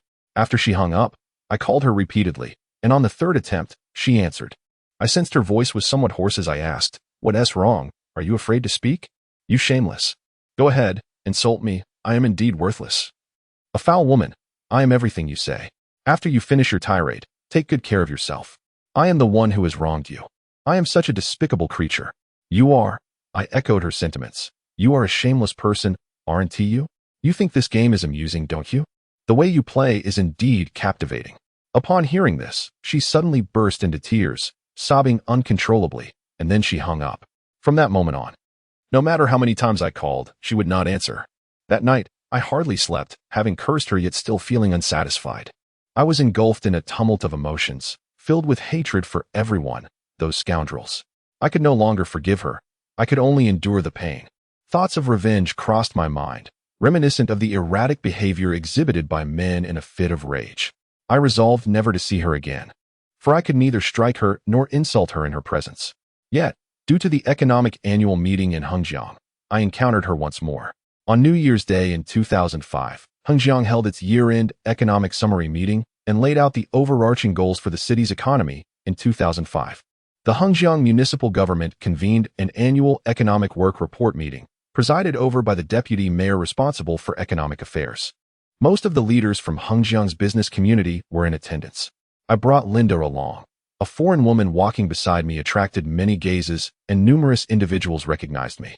Aware of our significance, the meeting was conducted in a banquet format, with circular tables arranged throughout the grand hall, reminiscent of a tea gathering for national leaders.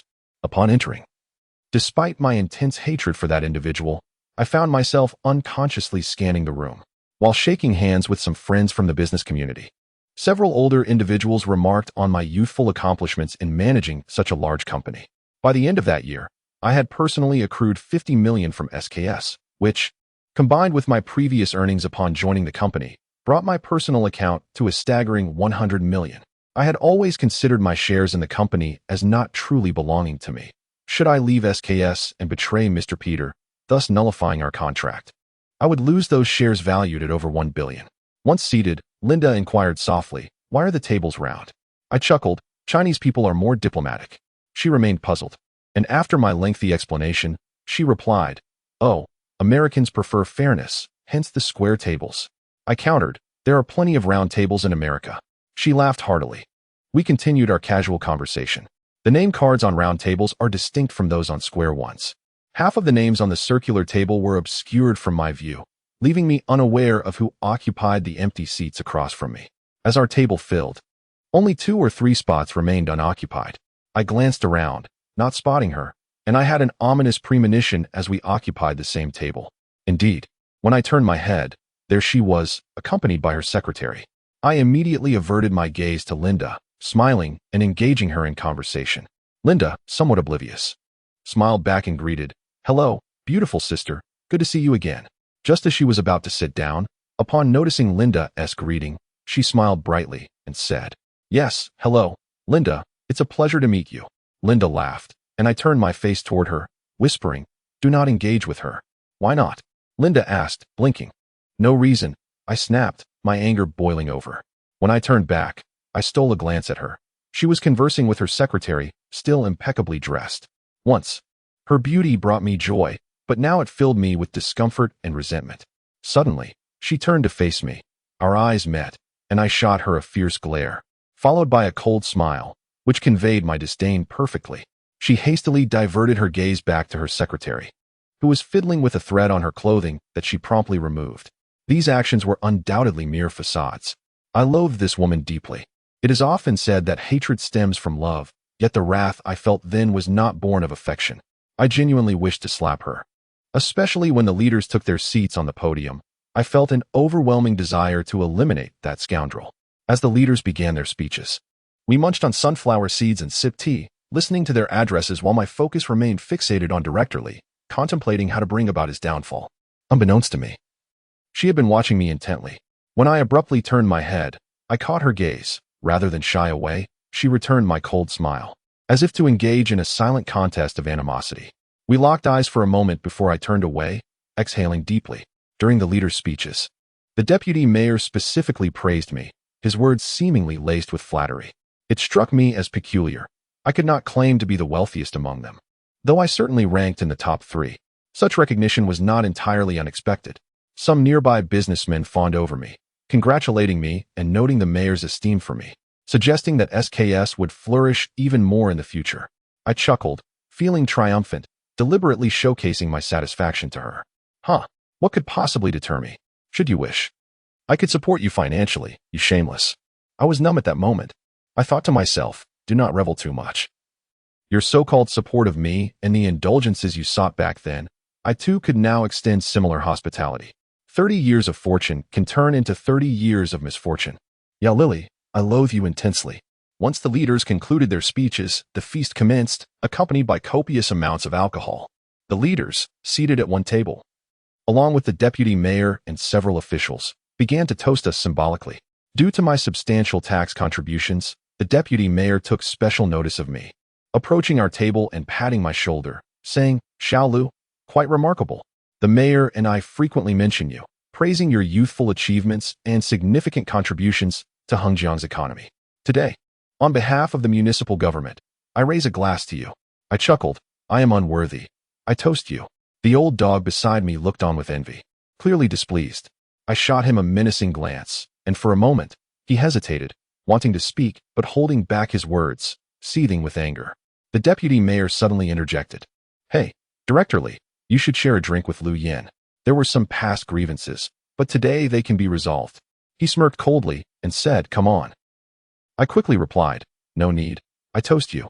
We drank, and after finishing, I leaned close to his ear and muttered, "F your mother." With a chuckle, I added, "Let us allow the great man to overlook the small grievances." What? He stammered, fury boiling within him, trembling with rage.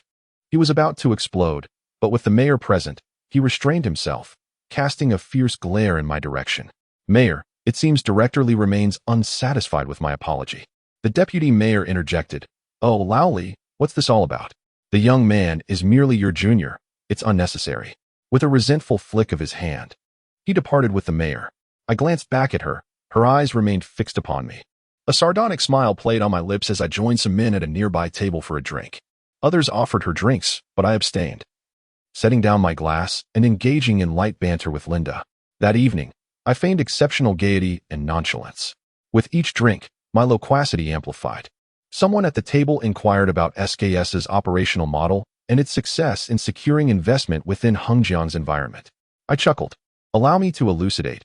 Success in business hinges primarily on competence and individual prowess. SKS thrives due to its relentless pursuit of excellence in its field.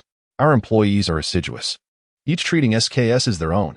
We employ a modified American model adapted to Hengjiang's context. We merely utilize Hengjiang's broader environment as a guide." I paused, casting a glance in her direction, Unlike certain companies or leaders who rely excessively on this environment, resorting to obsequiousness, flattery, bribery, or even self-degradation to advance their careers, such conduct is both untenable and reprehensible. A chorus of approval erupted from the group. As they toasted me, I noticed a distinct discomfort etched upon her face. Her cheeks flushed, and she pressed her lips together, her gaze fixed upon the table, head slightly bowed. I chuckled again, adding, furthermore, it and oppos is crucial to acknowledge the myriad temptations prevalent in contemporary society. We men in business must avoid squandering excessive time on women, for they are often the harbingers of misfortune. The others nodded in agreement, commending my youthful yet profound insight. In truth, my words were directed at her. A consequence of our past intimacy where discussions of romance and affection were commonplace. Her head drooped further. Under the influence of alcohol, I excused myself to use the restroom. Emerging from the lavatory, I caught my reflection in the mirror and was momentarily taken aback by the unsettling visage that stared back. Nevertheless, I shrugged it off, forcing a smile. I harbored no desire for cruelty, yet circumstances had compelled me to this point. As I rounded a corner in the corridor, I was startled to find her standing before me, her head bowed. I regarded her with a frigid smile. Ms. Yao, not accompanying those elderly gentlemen tonight? I slurred. Do you wish for my demise? She uttered. I scrutinized her, then abruptly seized her by the neck, simultaneously grabbing her breast, pinning her against the wall. I have an overwhelming urge to strangle you. Terrified, she recoiled, her eyes tightly shut, tears streaming down her face as her purse slipped from her grasp. Cry for what? You hypocritical harlot. My inebriation was intensifying. She wept bitterly, pleading, please, release me. We'll be seen. A mirthless laugh escaped my lips as I released her, retorting numbly, indeed, lest you be seen by those who have been with you. Lest your affairs be compromised, huh? You possess both beauty and allure, yet beneath that elegant facade lies a wantonness I perceived all along. She lowered her gaze, then lifted it to meet mine, her voice laced with sorrow. Would my death bring you joy? I fixed her with a glacial stare, then turned and strode away. After a few paces, I glanced back to see her crouching on the floor, retrieving her purse. She remained hunched over, concealing her mouth with her hand, seemingly overcome with anguish. Observing her in that state, tears streaming down her face, a pang of sympathy, a flicker of conscience, stirred within me. I suppressed the urge to relent, to show compassion. I averted my gaze once more, and when I looked again, she had retrieved her purse and was slowly rising. She cast a fleeting glance in my direction before turning away. My hands remained thrust into my pockets, affecting an air of nonchalance, despite my earlier mistreatment of her. Was this how a CEO of SKS should treat a woman he once professed to love? She entered the restroom and remained there for an extended period. I paced the corridor, smoking. Eventually she emerged, her face devoid of tears. Lips pursed, head bowed, she slowly approached, seemingly oblivious to my presence. As she attempted to pass, I abruptly seized her arm. She did not turn, her hand remaining in my grasp. I released her grip, exhaling deeply. Tell me, what truly happened? What? She responded, turning to face me. Tell me about those photographs, I demanded. Please, don't ask, just leave me be. She pleaded, shaking her head. Her words fueled my anger. And if I refuse? Do as you please. She retorted coldly, lowering her head before adding, why torment yourself this way? If I could die, I would have long ago. You shouldn't love her anymore. It will only bring you pain. Love you? Huh. I ceased loving you long ago. Don't be foolish. I scoffed. Yes, that's for the best. There is no such thing as love in this world. You are unworthy of uttering the word love. I spat, my gaze filled with animosity. Are you deserving of love? You brazenly flaunt your body. Are you worthy? Regardless of your reasons for being with that man, I will never forgive you. Never. You know nothing of love. Indeed. I am ignorant. I am base, a vile woman. I am. She emitted a mirthless laugh, shrugging her shoulders. Mr. Liu, does my depravity amuse you? Am I a vile woman to your liking, Mr. Liu? If one day you should recall this vile, contemptible woman, I implore you not to despise her child. She is a good girl, and you could care for her. Her mother is a vile woman, but I only hope you can look after her daughter. What do you mean by that? I scoffed. Let me assure you, I will provide for Bebe. She is unlike you. She is innocent. I once loved a woman older than myself. How ridiculous of me. One cannot trifle with older women. I prefer younger girls. If you possess any semblance of gratitude, do not turn her into your lover, please. Whether I do or not is none of your concern. Bebe and I I nearly divulged our secret. She spun around. What? What about you and her? I shook my head. Nothing, nothing at all. Have you been with her? You cannot do this. You cannot be so cruel. You can take revenge on me. Do anything. But do not treat her that way. You cannot bring her happiness. Perhaps, I retorted emphatically. Despair washed over her as she tilted her head back, shuddering and bursting into tears. Xiaoyan, I have committed countless wrongs, but why do you treat me this way? I have never harbored any ill intentions towards you. Why? Stop crying. Your tears once moved me, but now they are meaningless. Why didn't you tell me they forced you? They did force me, truly. She exclaimed frantically. Huh? Do you take me for a fool? Huh? I erupted in maniacal laughter. She fell silent, lowering her head and slowly walking away. I watched her receding figure, her steps heavy, laden with sorrow. A sudden wave of anguish washed over me. I loathed her. Yet I also loved her, did I not? Her departure left me feeling like a helpless child. I quickened my pace, catching up to her. Tell me, were you truly forced? Tell me. She appeared to be in a frenzy, walking and laughing while shaking her head, exclaiming, No, Yao Lily is just a wretched woman. A wretched woman, indeed. I stood there, taken aback, as she walked away without offering any explanation. Clenching my fists, I later regretted my reaction. What had I achieved? Had I dispelled my anger? No, the sadness lingered on. That day, she left, and her departure instilled a sense of fear within me. I never anticipated she might resort to such foolishness. With more than 10 days remaining until the Lunar New Year, I hadn't contacted her at all during that time. Bebe called, saying she was preparing to return for the holiday. I cheerfully replied, Just come here, Bebe. I'll take you out for some fun. All right, brother. She hesitated, as if she had something to say. I urged her, If you have something on your mind, just speak up. It's fine. If you're in any trouble, just let me know. Bebe exhaled deeply. It's been several days since it happened. I didn't want to tell you. But now that Lily is fine, I'll share it with you. What happened? I asked, my concern growing. Bebe revealed, Actually, I'm not in Shanghai. I've been in Hengjiang these past few days. 10 days ago, Lily attempted suicide, cutting her wrist. Fortunately, the nanny discovered her in time, so everything turned out okay. Otherwise her voice broke, and she asked, Brother, what happened between you two? She begged me not to tell you. I replied, Bebe, please don't pry. Is she all right now? Yes, she is fine. Bebe assured me. I forced myself to remain calm, but once she hung up, I collapsed onto the sofa, overwhelmed by fear. The thought that she could have taken her own life haunted me. If she had succeeded, I would bear the guilt. Sitting there, smoking, I repeatedly pondered what had gone wrong, what the reasons were, and how many mysteries remained unsolved. I even contemplated visiting her, yet I remained seated, unsure whether I still harbored resentment or felt too ashamed. Ultimately, that afternoon, I drove to the hospital. Parking at the entrance, I saw her emerge around noon, supported by Bebe and her secretary. The three of them looked weary. As I stepped out of my car, they noticed me. I gazed at her, my confusion melting into a calm understanding. Her eyes, once clouded, now reflected a serene acceptance, as if she had encountered death and emerged unscathed. She appeared tranquil, her face devoid of color, embodying an otherworldly essence. Lowering her head, she climbed into the car, followed by the others. Bebe took the wheel, and as Lily entered the vehicle, she exhibited a maternal grace, yet she remained just a child at heart.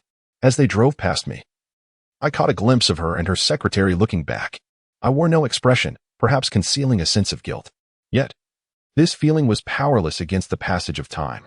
They departed, leaving me standing by the car, feeling utterly helpless, my heart suspended in uncertainty. I was torn between hatred and forgiveness, but even if I chose the latter, I felt devoid of dignity. We were irrevocably finished, separated by an insurmountable barrier. Inside the car, I continued to smoke, gazing at the streets of Hengjiang, suddenly aware that I had never belonged here. I had lost the essence of who I once was. During the Spring Festival of 2005, I did not return to my hometown, as my foreign company did not regard these festivities highly. Therefore, on the morning of the new year, we were still working, and the afternoon was our only respite. Upon leaving the office, I found myself unsure of where to go. Lighting a cigarette, I sat idly in my car. It had been 3 or 4 days since her suicide attempt, and Bebe had been nursing her back to health, maintaining minimal contact with me for reasons unknown. After a while, I decided to drive to the supermarket, where I filled my cart with an abundance of food. I intended to visit the orphanage, wishing to see the children, despite my fallout with Lily. They truly deserved compassion, and during the new year, I sought solace in bringing them joy. I loaded my car with supplies and, smiling, drove towards the orphanage. Along the way, I received numerous messages from colleagues wishing me a happy new year. I decided to respond collectively. Her number remained in my phone, untouched. Suddenly, I noticed her and Bebe's texts, their voices distinct, as I had previously set them up. Bebe replied, "Brother, wishing you a happy new year. I wanted to celebrate with you, but she absolutely refused, so I had no choice." I responded, "Bebe, it's all right. I'm doing well, thank you. Enjoy the new year." After sending my reply, I felt a chill. Having lost them, warmth seemed to elude me. I glanced at her message, which simply read, "Wishing you a happy new year as well." Those few words triggered a wave of sadness within me. I thought, perhaps they were at the orphanage. If that were the case, it would bring me some comfort. Driven by desire to see them, I hurried to the orphanage. Upon arrival, the doorman inquired whom I was looking for. "Is Aunt Zhang there?" I asked from my car. After a brief call, Aunt Zhang appeared, and as I stepped out, I smiled at her. She greeted me with warmth. "Oh, Xiaoyan, come in. Why didn't you come with your sister? She and Bebe arrived early this morning and have been making dumplings." I smiled and nodded slightly. I drove inside, unloading my things, while Aunt Zhang summoned Masterly to assist. Their camaraderie confirmed the rumors I had heard about the previous woman. Noticing no children outside, I asked, "Where are the kids?" "Oh, today I took a few teachers to take them out for fun. They'll all be back for New Year's Eve dinner."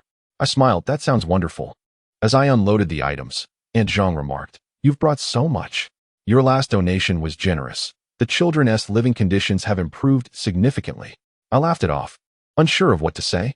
Suddenly, Aunt Zhang urged, "Come inside. We're making dumplings. You should join your sister and Bebe." I replied, "All right." I followed Aunt Zhang into the house, attempting to mask my inner turmoil with a facade of relaxation.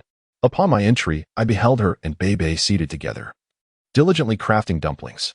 Suddenly, Bebe spotted me and cheerfully exclaimed, "Brother, you're here." I responded with a smile and a nod. I took a seat beside them.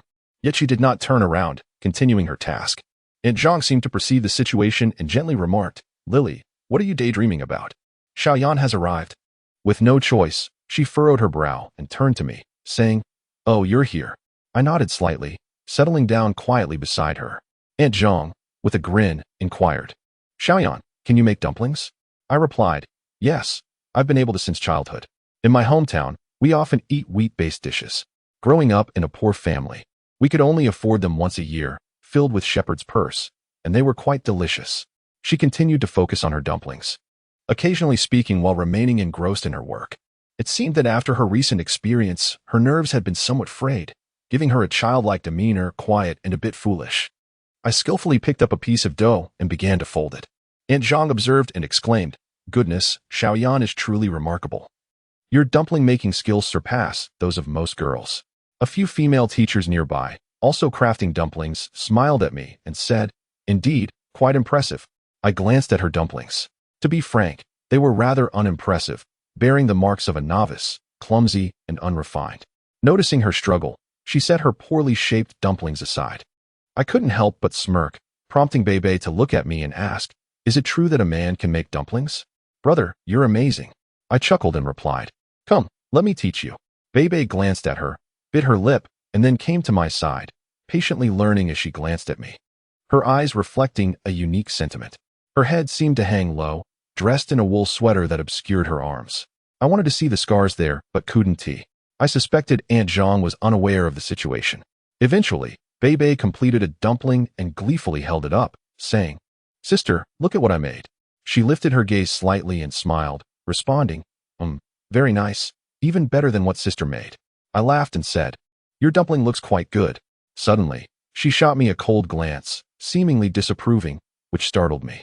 Had I mistakenly overstepped by speaking to her? It struck me as absurd, and I stood there, foolishly grinning. I resumed folding dumplings, but she appeared to be in opposition to me, which I found hilariously ironic. Aunt Zhang unexpectedly asked, "By the way, Xiaoyan, do tell, do you have a girlfriend?" Her question was rather awkward, and I shook my head without revealing the truth. Aunt Zhang continued, "I could introduce you. There are many nice girls in Hengjiang. Perhaps Lily could offer her insights, as her judgment is sharper than mine."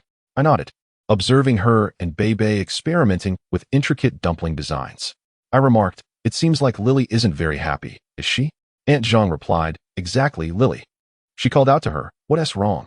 Xiaoyan is trying to talk to you. Lily turned back and asked, what does he want?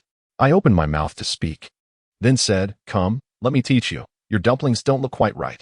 I don't need your help. I can make them, she retorted, pouting like a child. Then turned to Bebe, asking, sister, my dumplings are beautiful, right? Bebe glanced at me, pouting her lips, and I shook my head with a smile. Aunt Zhang seemed to understand and quietly asked me, have you had a disagreement with her? I replied softly, not really, the last time I donated. I didn't go through her, and she seemed a bit upset. Yes, she dislikes troubling others and prefers to handle things alone. It's not right, Aunt Zhang remarked. Midway through our dumpling making, Lily suddenly stood up to go to the restroom. Bebe gestured for me to check on her. I nodded and hurried after her. She turned upon seeing me, then continued walking as though I were invisible. I caught up, saying, hey, I didn't know you were coming. I just wanted to take a look and happened to run into you. What does that have to do with me? She replied. I smiled. Oh, it doesn't matter. What? She queried. I asked, are you feeling better? Thank you for your concern. I'm much better. She responded. I furrowed my brow and said, what do you want me to do? Should I just erase everything? I'm trying not to think too much. Thank you, Mr. Liu, she said, then proceeded into the restroom. I followed her, and she turned back, asking, are you coming in too? I shook my head, standing outside as I heard the sound of running water. She emerged, washed her hands, and I stepped aside. As she attempted to leave, I grasped her hand, but she swiftly withdrew, saying, please respect my space. I exhaled, all right, fine. I respect you. I respect you. I was genuinely angry. I had intended to apologize that day, yet she continued to act this way. I suddenly declared, fine. I respect you. I'll leave. Is that all right? I know you told Bebe not to let me join you for the new year. I'm aware, so why bother? As I stepped aside, I walked briskly away, truly wanting to leave. However, after only a few paces, she unexpectedly ran after me, saying, don't be like this. If you leave, Aunt Zhang will think it's my fault. It is your fault. I shot back, glaring at her. It was utterly ridiculous. Was she not the one who wanted me gone? She retorted, say whatever you like. I'm going back to make dumplings. She did not linger. And just as I contemplated leaving, Aunt Zhang called me back. I realized that if I departed, I would miss the chance to encounter her that evening. Aunt Zhang emerged and asked, Xiaoyan, where are you going? I quickly replied, oh, I'm just looking around. Aunt Zhang urged, come on, finish making the dumplings. We have many other activities planned. I nodded and, upon re-entering the room, felt a sense of discomfort. I sat far from her, avoiding her gaze. And now it was my turn to be lost in thought. Absent-mindedly pinching the dumplings, I felt drowsy, pondering why I was the one in the wrong when she was the one who had erred. Why was I the one seeking forgiveness? I shook my head and continued folding dumplings. That afternoon, I felt profoundly dejected for reasons I could not articulate, like a sullen child. Before dinner, I gathered a few boys to set off firecrackers, and as I ran over, I cheerfully said, here, you can play. I brandished 2 sparklers, and Bebe took one, smiling slightly, saying, these are for children. I'm not playing. After saying this, she walked away, and when Bebe looked at me, I asked, is your sister's head not quite right? You're the one with the problem. Bebe retorted, adding, her unusual reactions only indicate her feelings for you. Do you understand? I don't get it. I shook my head. During dinner, we sat together, with 2 small children beside her. This New Year's Eve reminded me of the last one when I first met her. We had come to the orphanage together, filled with joy, and shared an intimate moment in the room. Reflecting on these memories stirred a complex mix of emotions within me. What had I done wrong? I found it incomprehensible. She had been in the wrong, yet somehow, I was left feeling accountable. She continued to engage with the children, serving them food. Bebe has been gazing at me with pursed lips. I offered her some vegetables, and after a moment's thought, I picked up another piece for her. Before it even landed on her plate, she declared, I don't want this, thank you. I placed my chopsticks down, deciding I would not eat anymore. Aunt Zhang glanced at me and then at her daughter, Lily, remaining silent, clearly aware that we were in conflict. I stood up and said, I'm sorry. I have to leave for a bit. You all enjoy your meal. I felt a profound sadness within me, questioning why she treated me this way, being so willful. Did she expect me to remain unaffected by those photos? I recognized that my words to her that day were excessively harsh, and I had berated her, yet I had no desire to mend things, nor did I intend to. The thought of her suicide weighed heavily on my conscience, compelling me to seek some resolution. As I stood, Aunt Zhang urged, Xiaoyan, please sit down and finish your meal. If you feel wronged, talk to Andy. I returned to my seat and, pursing my lips, remarked, "It's nothing. Some people simply don't want to see me, and that's that." Aunt Zhang chuckled, saying, "Lily, why are you angry? Cheyenne donated money out of concern for you, but he didn't mention it to avoid making you think too much. Isn't that a kind gesture? Look at you. Acting like a child." She shot me a glance before responding to Aunt Zhang. "There is nothing to discuss. Auntie, we're fine." "Fine?" I looked at her and said, "Yeah, Lily, what's wrong? Why do you despise me so? Tell Auntie. I didn't tea. Don't paint me as the villain." She turned her head away, insisting, "I didn't tea. It's just not true." "Fine, I won't say anything. If it weren't for Auntie, I wouldn't even eat." I sat back down, refusing to engage with her, then turned to Aunt Zhang and said, "Auntie, let us eat. No more talk, especially during the New Year." Aunt Zhang smiled nervously, fearing we might truly argue. It was absurd that she seemed ready to confront me. I hastily finished my meal, wiped my mouth, and eventually, everyone sat together chatting. The tension between Lily and me cast a heavy shadow over the conversation. When Aunt Zhang stepped away, it left just me, her, Bebe, and a few children. I took out a cigarette, and Bebe remarked on my attire, "Brother, your outfit looks nice." I replied, "It's nothing special, not as good as what others wear." She shot me a cold smile and retorted, "This orphanage is mine. Don't start trouble." "Why would I cause trouble? I just want to know what I did wrong." I pressed, "Mr. Liu, could you please not trouble me?" She said, frowning. Her visible distress made my heart ache even more, leading me to utter, "So you truly hate me today, don't you?" Bebe quickly interjected, "Brother, don't say that. It's just casual chatting." "Indeed," Lily responded directly, which only fueled my frustration. I shook my hand in anger, stood up, and as I walked away, Bebe tried to pull me back, but I stepped out. I was genuinely upset. She had indeed grown to despise me, and I was left questioning my faults. As darkness enveloped the evening, just as I reached my car, she called out from behind, "Can you not be so immature?" I nodded and managed a faint smile, replying, "When you despised me, I was nothing." I felt a deep sense of loss, akin to a child, as I prepared to enter the car. Just as I was about to get in, she added, "Come out." She confessed, "I'm sorry. It's my fault." Hearing this, I stepped out of the car, standing before her as she looked down, saying, "I'm sorry, it's my fault. I haven't been well mentally. Please forgive me and don't take it to heart. I'm truly sorry." I remained silent as she lifted her gaze, her eyes seemingly glistening with tears. She turned her face away, saying, "Truthfully, I wanted to die, but didn't succeed. I feel so wronged. Why did you scold me like that? Should I really die? Why did God bring me back?" She began to cry silently, tears streaming down her face. Overcome by her words, I suddenly embraced her. She was startled, yet found herself in my arms. I looked at her, unblinking, and earnestly asked, "What do you want from me? Please, stop tormenting me." I acknowledged my own faults, realizing I shouldn't have acted that way. "Why would you engage in foolish acts?" "None of your business," she replied, hitting me lightly, before collapsing into my embrace. Through her tears, she cried, "Why do you keep clinging to me? I don't want you. Go away." Yet, despite her words, her body remained tightly pressed against mine. I looked at her, understanding that she had attempted suicide. And no matter the circumstances, my hatred for her began to fade. I felt a pang of compassion for her, inexplicable yet profound. She continued to strike me, and tears began to fall from my own eyes. I held her close, whispering, "Please stop hitting me. Be good." She glanced at me, then burst into sobs, leaning into my embrace.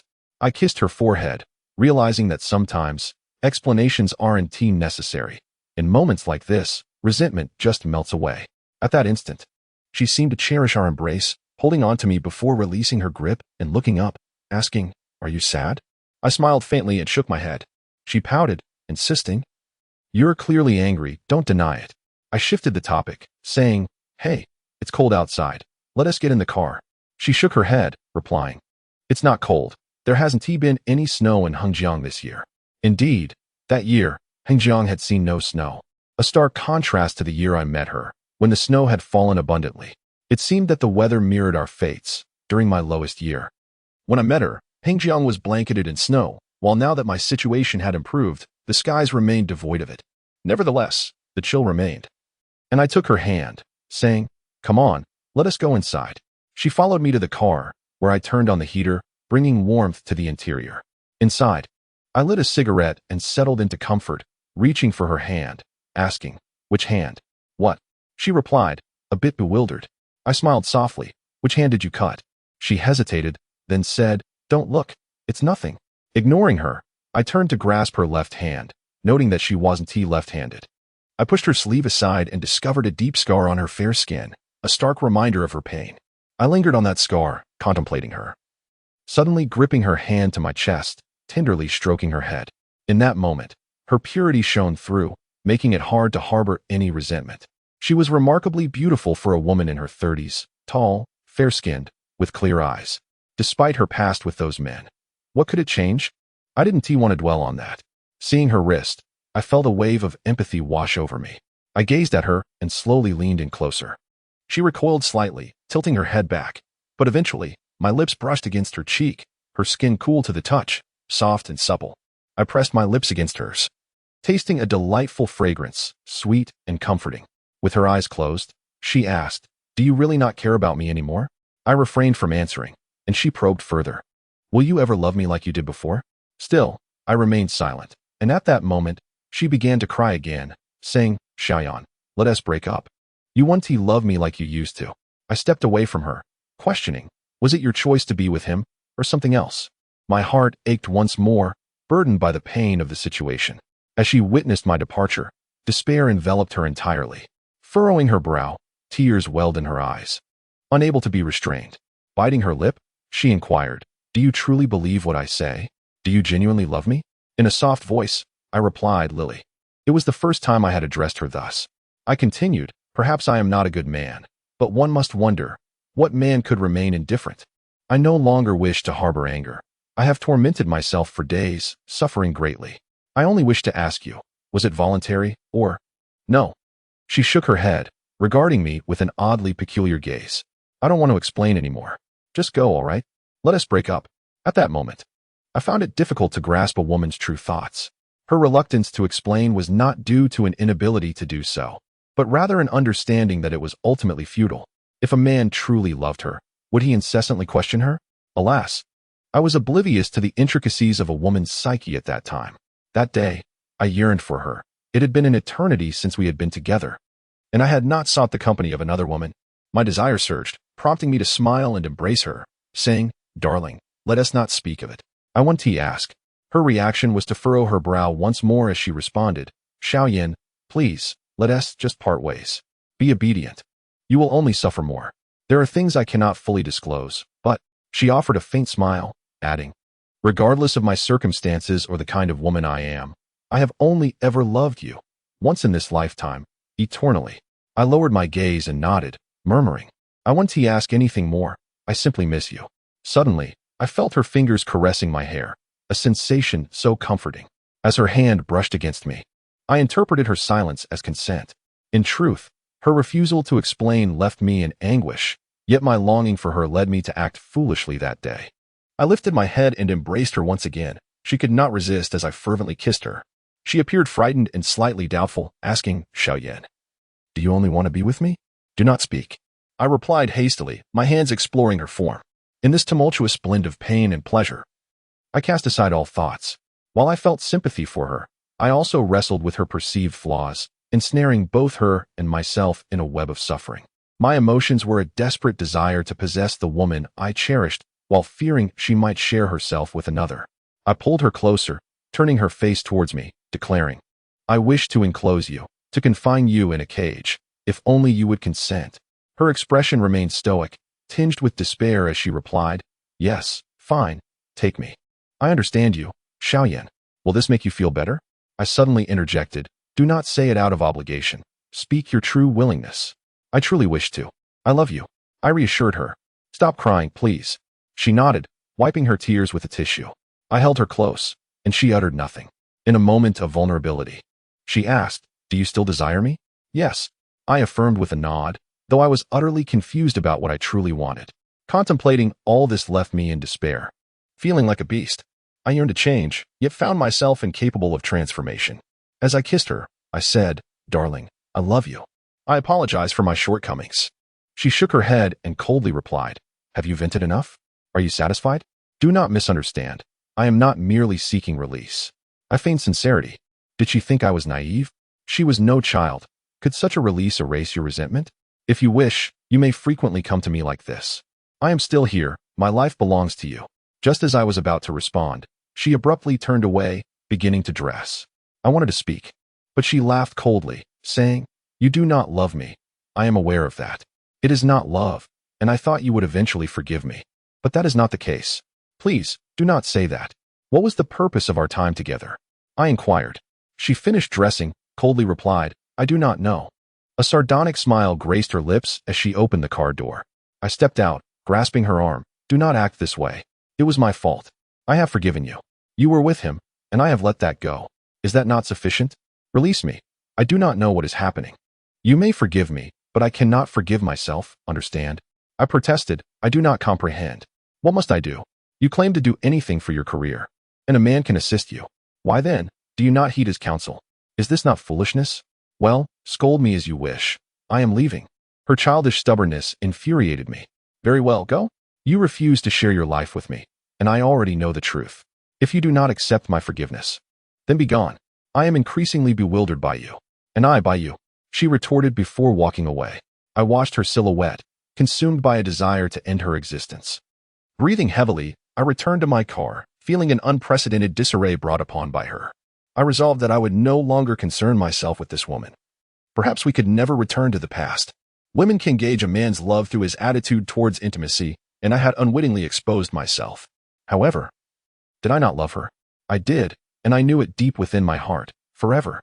Later, as I reflected on that fateful night, I was engulfed in profound regret. I recognized that my actions were misguided. Many matters pale in comparison to greater truths.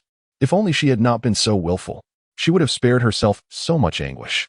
That evening, I did not return to the orphanage to seek her out. Instead, I drove home alone, drowning my sorrows in alcohol at a midnight bar. I drank excessively and smoked incessantly, lost in thought, yet unable to unravel my emotions. I knew I loved her.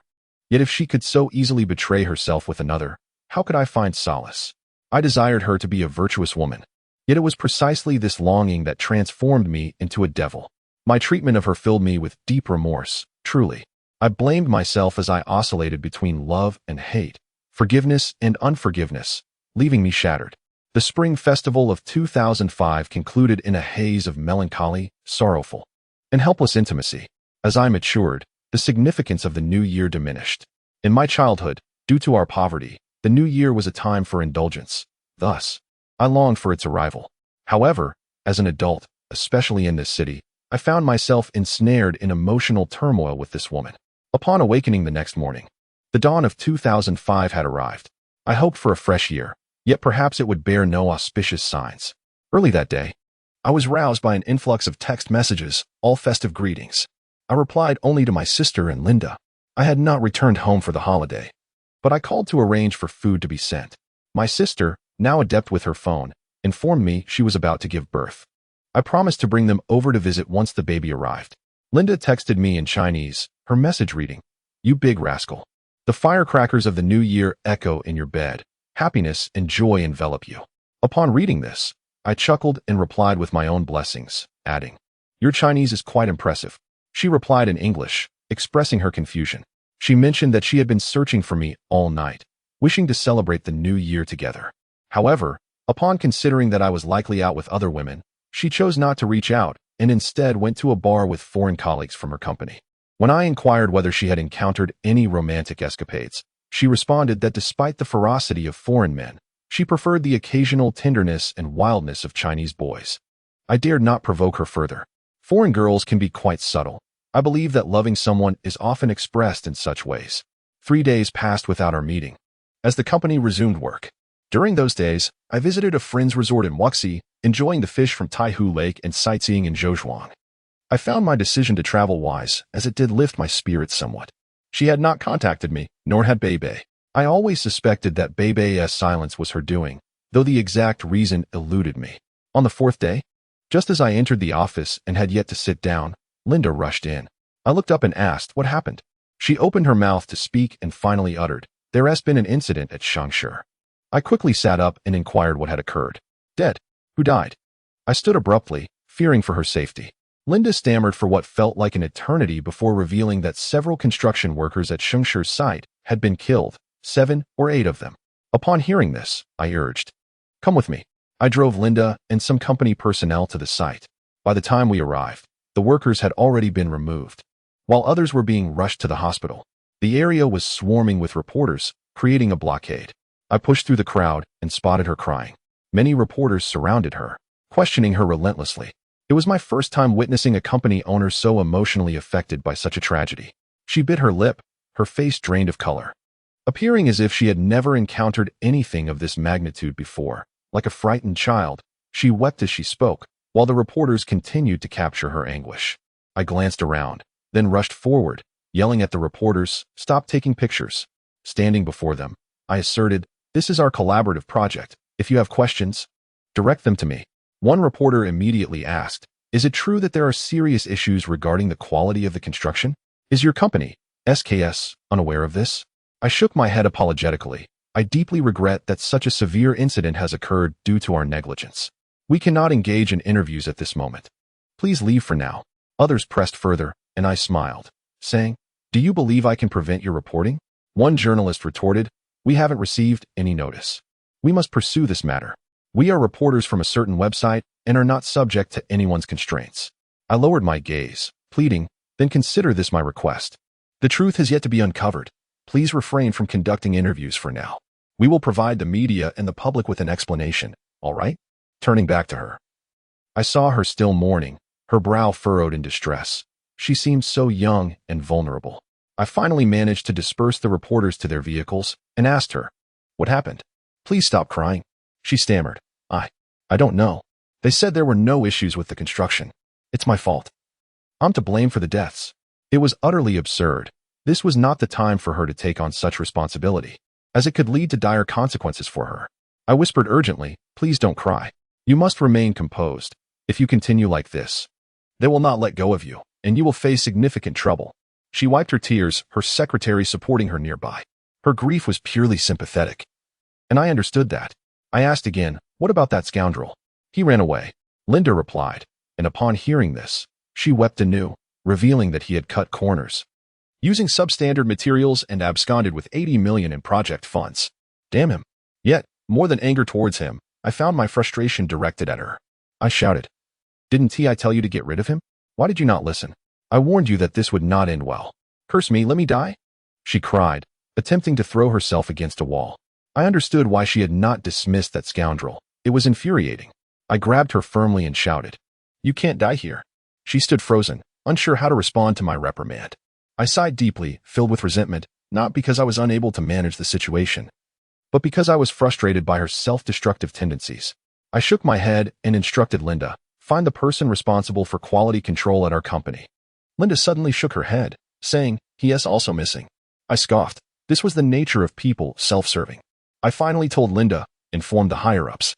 She nodded, and I understood the implications. This could not be concealed. With the quality issues arising from the project, it was imperative to report to upper management.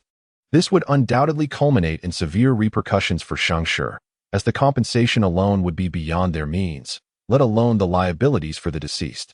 I truly did not wish to speak of her, but when I glanced back, I saw her despairing like an orphan, a true orphan in this world, a woman of stature, yet as innocent as a child. How could she manage a company when she had brought this upon herself? Just as I was about to leave, I heard a commotion behind me. Turning around, I saw her collide with a pillar. In that moment, disregarding the presence of anyone around, I rushed forward and embraced her. My concern was instinctive, akin to that for a beloved family member facing harm. She lay there, eyes closed, blood trickling from her forehead. I held her tightly, shouting, "Lily, wake up, please." I quickly lifted her into a car, where a driver was waiting. She remained motionless, eyes shut, and I gently shook her while pressing my hand to her head to staunch the bleeding. Yet, the blood continued to flow. Someone climbed in with me, and I urged the driver, "Drive faster. Head to the nearest large hospital, Jiangda-affiliated hospital. Call ahead." The person beside me quickly dialed a contact, ensuring everything was arranged. I turned back to look at her, consumed by a frantic desperation. Overwhelmed by dread and trepidation, I ceaselessly cried out, "Darling, awaken. Please, wake up." The two colleagues in the vehicle, hearing my pleas, displayed no surprise. They reassured me, "Mr. Liu, do not fret. She will be all right. She is still breathing." I lifted my head once more, entreating, Drive faster. Please hurry. Tears streamed down my face as I observed her chest rising and falling. Gently, I placed my thumb near her nostrils, discerning the faint whisper of her breath. Suddenly, blood gushed from her head with renewed intensity. One of my companions removed his garment and pressed it against her wound, staunching the flow. I witnessed her body convulse slightly, as if overwhelmed by excruciating pain. A sight that pierced my heart. "You foolish girl, you utter fool," I muttered, my brow furrowed with anguish. In that moment, as she teetered on the precipice of life and death, the depth of my affection and tenderness for her became unequivocally clear. I clasped her hand, rubbing it gently. Abruptly, she parted her lips with considerable effort, as if struggling to speak. Perceiving her intent, I eagerly inquired, "My dear, what is it?" Xiaoyan, she uttered, her brow furrowed in pain. With renewed effort, she continued, "Xiaoyan, I yearn to return to our ancestral home with you, to go home." Yes, my darling. "Do not speak. I will take you home," I replied, her words cutting through me like a blade. With a tender caress of her face, I soothed, "Be at peace. Do not speak. All will be well soon. I truly adore you, a sensation I have never known before. This must be love, is it not?" "Xiaoyan, I fear I have recognized love too late." A faint smile graced her lips, only to be replaced by another grimace of pain. "Say no more. My dear, I understand everything. Xiaoyan understands."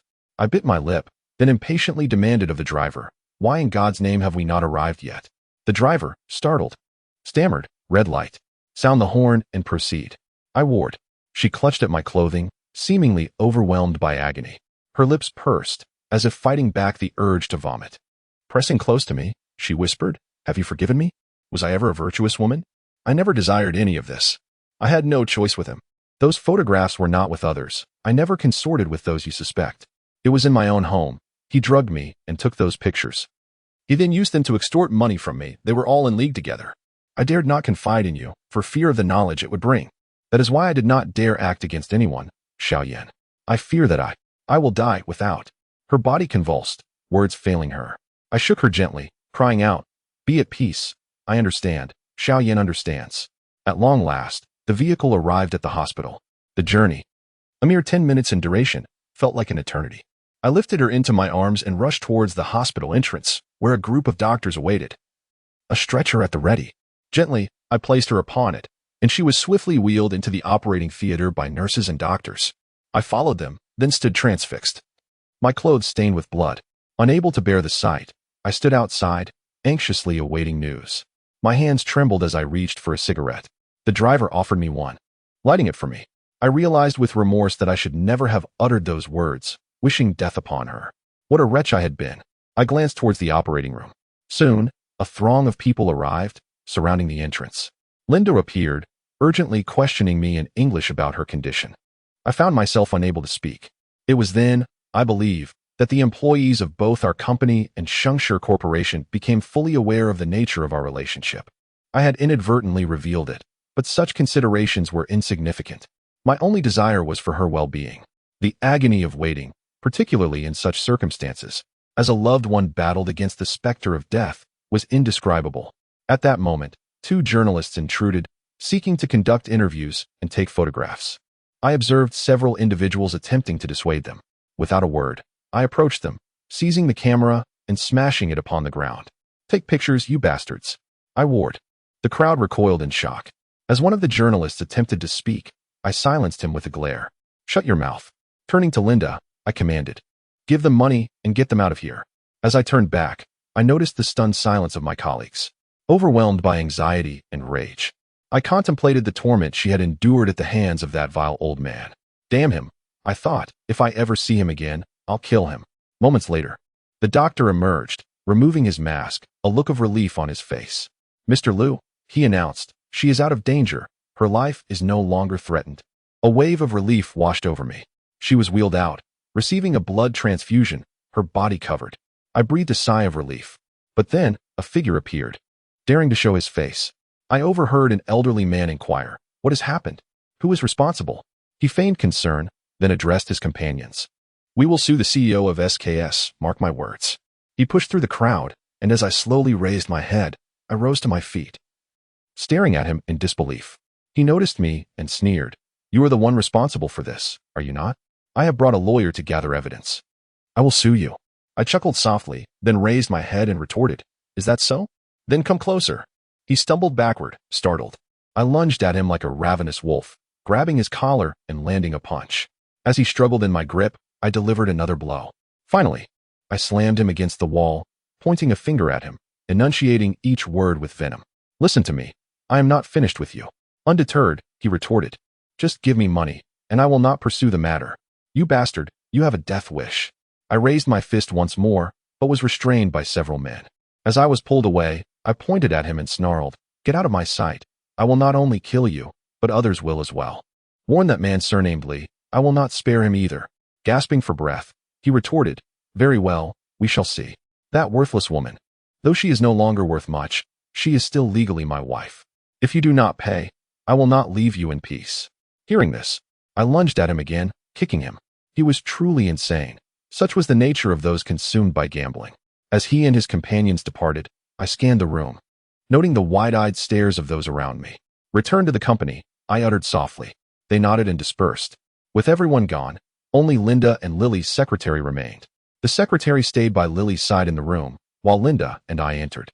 The room was a luxurious private suite, exuding a homely ambience.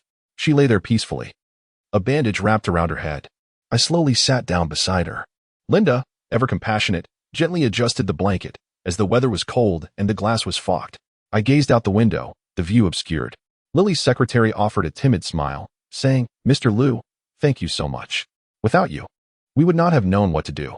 Oh, I replied, nodding. By the way, how is your company faring? Alas, the company is utterly ruined, now a mere shell. The head of the finance department was in league with them, absconding with the funds. The employees are rioting at the company, and I fear they may come here as well. I shook my head, reassuring her. Do not worry. I am here. The secretary remarked, By the way, Mr. Liu, you have generously donated a considerable sum to the Li Jiao orphanage, haven't you? I heard Aunt Zhang mention it. I inquired, Were you also raised in an orphanage? Indeed. I too am an orphan. It was Sister Li who brought us children out of that life. I attended university in Beijing and had the opportunity to study abroad. But my love for Sister Li compelled me to repay her kindness by becoming her secretary. As she spoke of Sister Li, the young girl unexpectedly broke into tears, reaching for a tissue to wipe her eyes. Sister Li treated us as if we were her own siblings and mothers. Without her, we wouldn't exist. Mr. Liu, she has been wronged, and you must help her. She often confides in me. Confides about what? I prompted. She has shared your story with me, always considering me as her sister. She speaks of how deeply she loves you and cherishes a man who loves her in return. Each time she mentions it, her happiness is palpable. The troubles at the company have coerced her. Those people will not relent. They threaten her. She has cried while recounting this to me on several occasions. I nodded, assuring her, Do not weep, my dear. Everything will be all right. I shall do my utmost to assist you all. The young girl nodded, her lips pursed, as if she had glimpsed a beacon of hope. Sister Li lay unconscious from the anesthetic, her head stitched with several sutures, requiring an hour before she would slowly awaken. I took out my phone intending to call Bebe, who was filming in Shanghai at that moment. However, after a moment's contemplation, I decided against it, opting to wait until Sister Li regained consciousness before relaying the news. The thought of Bebe led me to realize the myriad of complications that lay ahead. The enigma of her and Sister Li and Appo's past could lead to greater troubles. This reflection stirred memories of my time spent with Bebe, further complicating my thoughts. Yet, that day, before Sister Li had regained consciousness, trouble indeed arrived. Such is society. Regardless of the kindness you extend to others, when misfortune strikes, there will always be those eager to dismantle your efforts. There was a knock at the door, and upon opening it, I initially assumed the group gathered outside were there to visit Sister Li. Instead, under the leadership of one individual, they proclaimed, We demand accountability. We have worked here for over a decade without receiving wages for the past year. You cannot simply declare bankruptcy without justification. We demand answers. I glanced at the leading man, who exuded a somewhat delinquent aura, and I began to grasp the situation. The gathering was not large. These individuals had come with the intent to create a disturbance. Without waiting for their words to conclude, I swiftly stepped out and shut the door behind me, stating, You seek your wages, do you? Indeed, not only our salaries, but also our future pensions, insurance, and retirement funds must be dispensed. We cannot simply accept her declaration of bankruptcy as final. Her fate is irrelevant to us, But what about the well-being of our families? I coldly smiled and addressed the assembly. You truly lack conscience. The closure and bankruptcy of the company is not a unilateral decision. It is a consequence of market forces. Everything must adhere to the law. You arrive here to protest while the general manager remains oblivious. Is there no sense of morality among you? Who are you? The leader inquired. I smiled again, saying, do not concern yourselves with my identity. Listen closely. If anyone here has been incited by others to create unrest today, the consequences shall be borne by you. We are not incited. We have come to demand our money. They clamored loudly. Fearing their noise might disturb her, I quickly replied, all right, enough of this. How much do you want? I will pay. Their uproar intensified. I cursed. If anyone dares to shout again, I will make them pay dearly. I have stated I will pay, and I shall have my secretary issue you a check. Wait while I consult. Once inside, I inquired of the young secretary. How many employees are still with the company? A few have left, but we still have over 200, she replied. What is the approximate compensation per person? I asked. Well, Mr. Liu, she frowned. They initially demanded 100,000 each, and a few leaders are asking for 300,000. Altogether, that amounts to over 30 million. After deliberation, I said, let us disregard their demands. Ordinary workers will receive 50,000 each, while the leaders will get 100,000. That will suffice. Truthfully, I could have denied them entirely, but considering Sister Lee's future, I authorized a check for 10 million. Instructing Linda to handle the matter along with the secretary. They went to address this that afternoon, leaving me alone in the hospital room. I remember the day Sister Lee attempted suicide was the 5th day of the Lunar New Year, and the following day marked Valentine's Day. Just 2 days prior, I had asked Linda to order flowers for Susan in the United States, as foreigners place great importance on such gestures. Chinese girls also hold a special fondness for this holiday. Therefore, while waiting for Sister Lee to awaken, I ordered 99 roses to be delivered early. Had it not been for this incident, I would not have sent flowers amidst our Cold War. Perhaps these events were destined to unfold as they did. When she finally awoke and saw me alongside the flowers, she gazed at me intently. I smiled excitedly, saying, you're awake. Yes, she nodded. Happy Valentine's Day. I glanced at the bouquet. She looked at it, and suddenly tears began to flow uncontrollably. I gently wiped her tears, saying, do not cry. Do you feel any better now? She nodded and closed her eyes, seemingly wishing to hide from me. I smiled softly. It's all right. Let me see you, dear. No, don't look at me. I want to let you. She raised a hand to cover her face. I gazed at her, finding her incredibly endearing. Even in her delicate state post-suicide, her head wrapped in bandages, yet still radiantly beautiful, which brought a smile to my face. Child, do you want some water? I noticed her lips were parched. Yes, she replied, pursing her lips, a habitual gesture. I poured a bit of water and brought it to her lips, supporting her as she drank eagerly, making audible sounds of thirst. I watched her tenderly and gently said, slow down. No one is competing with you. She abruptly halted, staring blankly. What is on my head? I smiled gently. Nothing at all. She reached up to touch it and felt the bandages, frowning slightly before lying back down, looking somewhat disheartened. After a moment, she asked, do I look very ugly? I sighed. Silly girl, you brought this upon yourself. You scared me half to death, you know. I said earnestly, is it true? If I died, would you shed tears for me? She unexpectedly asked. I chuckled softly. Your secretary knows I would cry rivers. Feeling slightly embarrassed, as I lowered my head, her hand reached out to caress my face, gently stroking it. I placed my hand over hers, feeling the warmth and comfort of her touch, relishing the moment. Fool, I don't want you to treat me this way. Do you understand? It will ruin you, she said, continuing to caress my face. I looked up at her, and she met my gaze, lying comfortably on the hospital bed. The sight of her in such tranquility filled me with joy. Truly, I cherished her lying there, covered with a blanket, her face reflecting the happiness of being cared for. This sentiment often wandered through my mind. I even found myself somewhat perverse in wishing for my beloved to catch a slight cold so I could nurse her back to health, which would be immensely comforting for me. I shook my head, saying, nothing will happen. The flowers I bought were with my own money, unrelated to the company. As for what others say, let them talk. It is impossible to live a life free from scrutiny. She suddenly said, Xiaoyan, please do not assist me further. If the company is to go bankrupt, then so be it. Regarding the compensation, I will repay it. Do not place yourself in a difficult position. I understand how awkward this is for you. It is not a trivial amount. I grasped her hand, insisting, do not say such things. I will find a way. Promise me one thing. I stated earnestly. What is it? She asked. Promise me you will divorce him and complete the paperwork in the next few days. If he refuses, file for divorce. I will make him indirectly. Along with Fatty Lee, pay the price. I hope you will not hinder me anymore, regardless of their past with you, I declared, shaking my head with a cold smile. I do not care what kind of relationship you had with him. I looked at her, and she nodded. I understand. I will listen to you. Do whatever you wish. Do not burden yourself, and please do not take on any of my burdens, all right? If I cause you any more trouble, I will feel guilty for a lifetime. Xiaoyan, she implored, her longing and genuine sentiment resonating deeply within me. I nodded in understanding. She noticed the flowers nearby and remarked, What beautiful flowers. She murmured. I replied softly, Do you like them? Yes. Who sent them? She seemingly asked with intent. Tomorrow is Valentine's Day. What do you think? I responded. Her face lit up with joy amid such trying times, and she said, I like them. I added, I love you, and from this day forth, I will never harm you again. Trust me.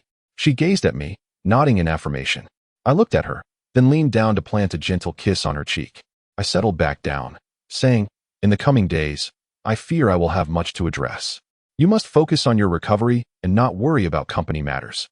I will ensure everything is taken care of. I will visit you whenever I can. She expressed concern about troubling me and urged me to attend to the company's affairs, repeatedly insisting that I not concern myself with hers. Yet, could I truly turn a blind eye? I could not. That afternoon, her secretary and Aunt Zhang arrived, having been informed by the secretary. They brought several sisters and children from the orphanage, instantly filling the room with warmth and lively chatter. Together, these individuals create a warm and familial atmosphere. She toils outside amidst a motley crew of society's misfits, solely for the sake of providing for her large family. Upon their arrival, many children began to weep, gathering around her as she smiled and reassured them, saying, Be good, don't cry. Sister is fine, no tears allowed, be obedient. I felt deeply moved by this scene. Reinforcing my resolve to assist her, Aunt Zhang, with a handkerchief, dabbed at her eyes, while Sister Lee consoled her, saying, Don't cry, I'm okay, it's just a scratch. Aunt Zhang, both exasperated and affectionate, replied, Oh, you child, why won't you listen? Just focus on living well. Why dwell on such matters? When I heard about this from Xiao Lu, I nearly fainted. If something were to happen to you, how could Annie carry on? Sister Lee felt a pang of sorrow and repeatedly apologized to Aunt Zhang. I approached and placed a comforting hand on Auntie's shoulder, saying, Auntie, it's all right. I'm here. She wiped her eyes and said, Xiaoyan, you should scold your sister. Her temperament is unbearable. If she keeps this up, I swear I'll give her a good talking to. I recognized this as a manifestation of an elder's love for a younger, and it touched my heart. I called my secretary outside and inquired about the company's affairs. Secretary Xiao Lu replied, Sister Linda has transferred the funds, but President Zhang. Her brow furrowed as she continued. She mentioned that it was your own money. If Sister Lee finds out, she may blame me. For now, I've kept the money in the company, assuring the staff that it will be disbursed soon. I'm hesitant to touch it until Sister Lee decides. I shook my head, saying, Don't tell her. Just release a portion to keep them from causing a scene at the hospital. Since it's my own money, there's no issue. Xiao Lu nodded in agreement. I peered into the room where Aunt Zhang, surrounded by the children and teachers, wore a gentle smile, indicating that all was well. That afternoon, I returned to the company. As I departed, overwhelmed by the crowd, I offered her a knowing glance. On my way out of the hospital, I contemplated how to bring those rogues to justice and how to confront the corporate headquarters regarding this matter. On my way home, I turned on the car radio and heard that the municipal government had promptly established a special task force, with personnel dispatched from the province to investigate the incident. Such news swiftly reverberated throughout Hengjiang City. I pondered the multitude of challenges she would soon face. An engineering accident resulting in loss of life is no trifling matter. The escape of those individuals is equally grave, not to mention the breach of contract and the failure to complete the project, which poses an even more serious dilemma. She remains in the hospital, and considering this, I feared she would find no peace. I understood that I had to assist her, at the very least, in resolving our company's issues. While driving back, I devised a plan to use the gravity of the accident as an excuse to navigate our company's temporary decisions, allowing us to stabilize for a time. Ultimately, if she were required to make compensatory payments, I would find a way to secure the necessary funds for her. This situation is undeniably complex. Even if they declare the company bankrupt, she would still bear personal responsibility. The penalty for breach of contract amounts to 250 million, a sum beyond her capacity to bear, one she would never be able to repay in her lifetime. My greatest fear, however, lies not in this. It is the possibility that negligence regarding materials, construction, and safety could lead to criminal charges against her. If this matter escalates, the consequences would be dire. What I never anticipated was that Mr. Peter would arrive from America the very next morning after hearing of the incident. I had just arrived at the office when Linda walked into my office, her brow furrowed. "General Manager, I fear you are in for trouble, Mr. Peter is on his way and wishes to convene a meeting immediately. He is quite serious about this matter and seems to be aware of your relationship with the CEO of Shengshi." I nodded, interlacing my fingers, contemplating. "It's all right, I understand." After Linda left, I pondered what urgent decisions he might be considering. I was taken aback when Peter did not enter my office but proceeded directly to the conference room to await our company's shareholders. This was unusual in the past. He always notified me before arriving, at least making a stop in my office first. I sensed an abnormal atmosphere.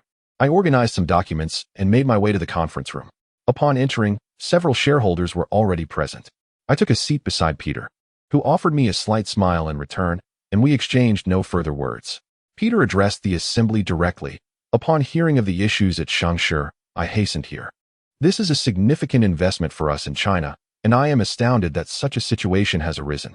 I truly do not understand how you all manage your affairs. Particularly you." He turned to me and added, "Especially you, General Manager. I should publicly criticize you. While you have invested in numerous projects recently, yielding significant profits for the company, your grave negligence in this matter cannot be overlooked." For the first time, Peter spoke to me without mincing words. I felt a pang of sorrow. I recognized my own complacency in this affair. Had it not been for personal relations, perhaps this situation could have been avoided, or at the very least, swiftly resolved. I nodded and said, "Yes, I apologize for the engineering mishap. I take full responsibility and am willing to accept the board's decision." Peter sighed and, furrowing his brow, stated, "Yan, I understand that engineering accidents are sometimes unavoidable in China. However, I have been perplexed by another issue." Others seemed eager to voice their thoughts as well. It was clear that some of the minor shareholders were uncomfortable, particularly those who had come from America. I suspected they had likely been reporting behind the scenes. I replied, "Please go ahead and ask." I pursed my lips. "There are rumors that you have a personal relationship with the female CEO of Shengshi. Is this true?" "I believe this issue is closely tied to the engineering problems we are facing." I lowered my gaze and replied, "Indeed, we are friends, work-related friends. We knew each other before I joined SKS. However, this engineering incident has no bearing on our relationship. You may verify the company's accounts. There are no discrepancies. And I have not extended her any preferential treatment. All dealings have adhered to the agreements established prior to my joining SKS. I believe the other shareholders are already aware of this." Others nodded in agreement. Peter contemplated for a moment before responding, "Very well. If you assert that this matter is unrelated to your personal affairs, then we shall proceed according to the contract." I understood the reason for Peter's personal visit. He was concerned that I might allow personal feelings to cloud my judgment. He was astute, arriving promptly to gather first-hand information. We all nodded in agreement. Peter continued, "According to the original contract, Shengshi is liable to compensate us 250 million. I have heard that Shengshi faces bankruptcy. As for this, I believe they will struggle to produce such a sum. They have mortgaged Shengshi and transferred the company to us. Moreover, they own several smaller enterprises, including a particularly large orphanage that spans approximately 500 to 600 acres, situated near the city center, likely worth 200 million. Their current focus is on the valuable land of the orphanage, which should approximately cover our penalty." I was taken aback by Peter's remarkable insight, despite being in America. He seemed to possess more knowledge about these matters in China than I did. When he mentioned the orphanage's land, I suddenly froze, realizing he intended for Shengshi to compensate us with the orphanage and then sell the land. Mr. Peter inquired, "Does anyone have any objections?" I contemplated for a moment before responding. Peter looked at me and smiled, asking, "What is your opinion?" I hesitated, saying, "The orphanage houses many children. Although it belongs to their company, if we acquire it for the land, first, those children will be difficult to relocate, and second." Before I could finish, Mr. Peter interjected, "We are businessmen, not philanthropists. I trust those children will find their own way." I was at a loss for words. Indeed, We are businessmen, not philanthropists. This statement left me speechless. Mr. Peter then asked, "Do you have any further questions?" I shook my head, remaining silent. I understood that Shengshi must surrender all their assets to us following their declaration of bankruptcy, and all assets would be subject to court liquidation. Ultimately, they must be transferred to us. It seemed like fate. She had sacrificed herself for the orphanage, creating problems that would ultimately return to haunt the orphanage. The meeting concluded, and Peter, now in a markedly different demeanor, smiled and patted my shoulder, stating, "Yin, my comments during the company meeting were for our own good. Do not dwell on them. Although the project faced challenges, our company has suffered no losses, and that is what matters. As for your friend, we cannot allow personal relationships to jeopardize the interests of all shareholders." I nodded in agreement, offering a slight smile. Mr. Peter planned to remain until the situation was resolved before returning. That noon, I accompanied him for lunch, during which he remarked, "Yin, I hope you do not allow a woman to derail your ambitions. At your age, this is a critical time for your career. Many things come easily, but regaining what is lost is far more challenging." It seemed he was issuing a warning, and I understood the implication, smiling and nodding in acknowledgement.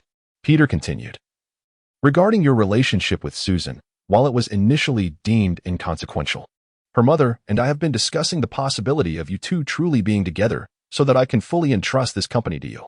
I replied, "Yes, I will consider it." I used this as an excuse to distance myself from him. What does it truly mean to be together? It signifies an inseparable bond, and reflecting on this, I feel that I might be incapable of achieving it. After Peter returned to the hotel, I made my way to the hospital. Upon my arrival, I saw her secretary and two young attendants caring for her, while she was intently reviewing a document presented by her secretary. As I entered, she glanced at me, and I offered a faint smile, uncertain of how to address her. "What's wrong?" she inquired. "Nothing," I replied. "Don't hide it from me. Something must be amiss. Speak up. Considering the circumstances, do not let your personal feelings cloud your judgment." I hesitated. The higher-ups are contemplating the land pertaining to the orphanage. I trailed off. She seemed to grasp the situation even better than I did. Nodding slightly, "I understand. Rest assured, I will secure the funds. I will not sell the orphanage." Her obstinacy made me somewhat anxious, and I asked, "Where will you find such a substantial sum?" I regretted uttering the words. Yet the land was worth at least 200 million. That constituted her entire asset, while the cash I had at my disposal was merely 100 million. Lowering her head, she insisted, "I will find the money. Do not inquire further.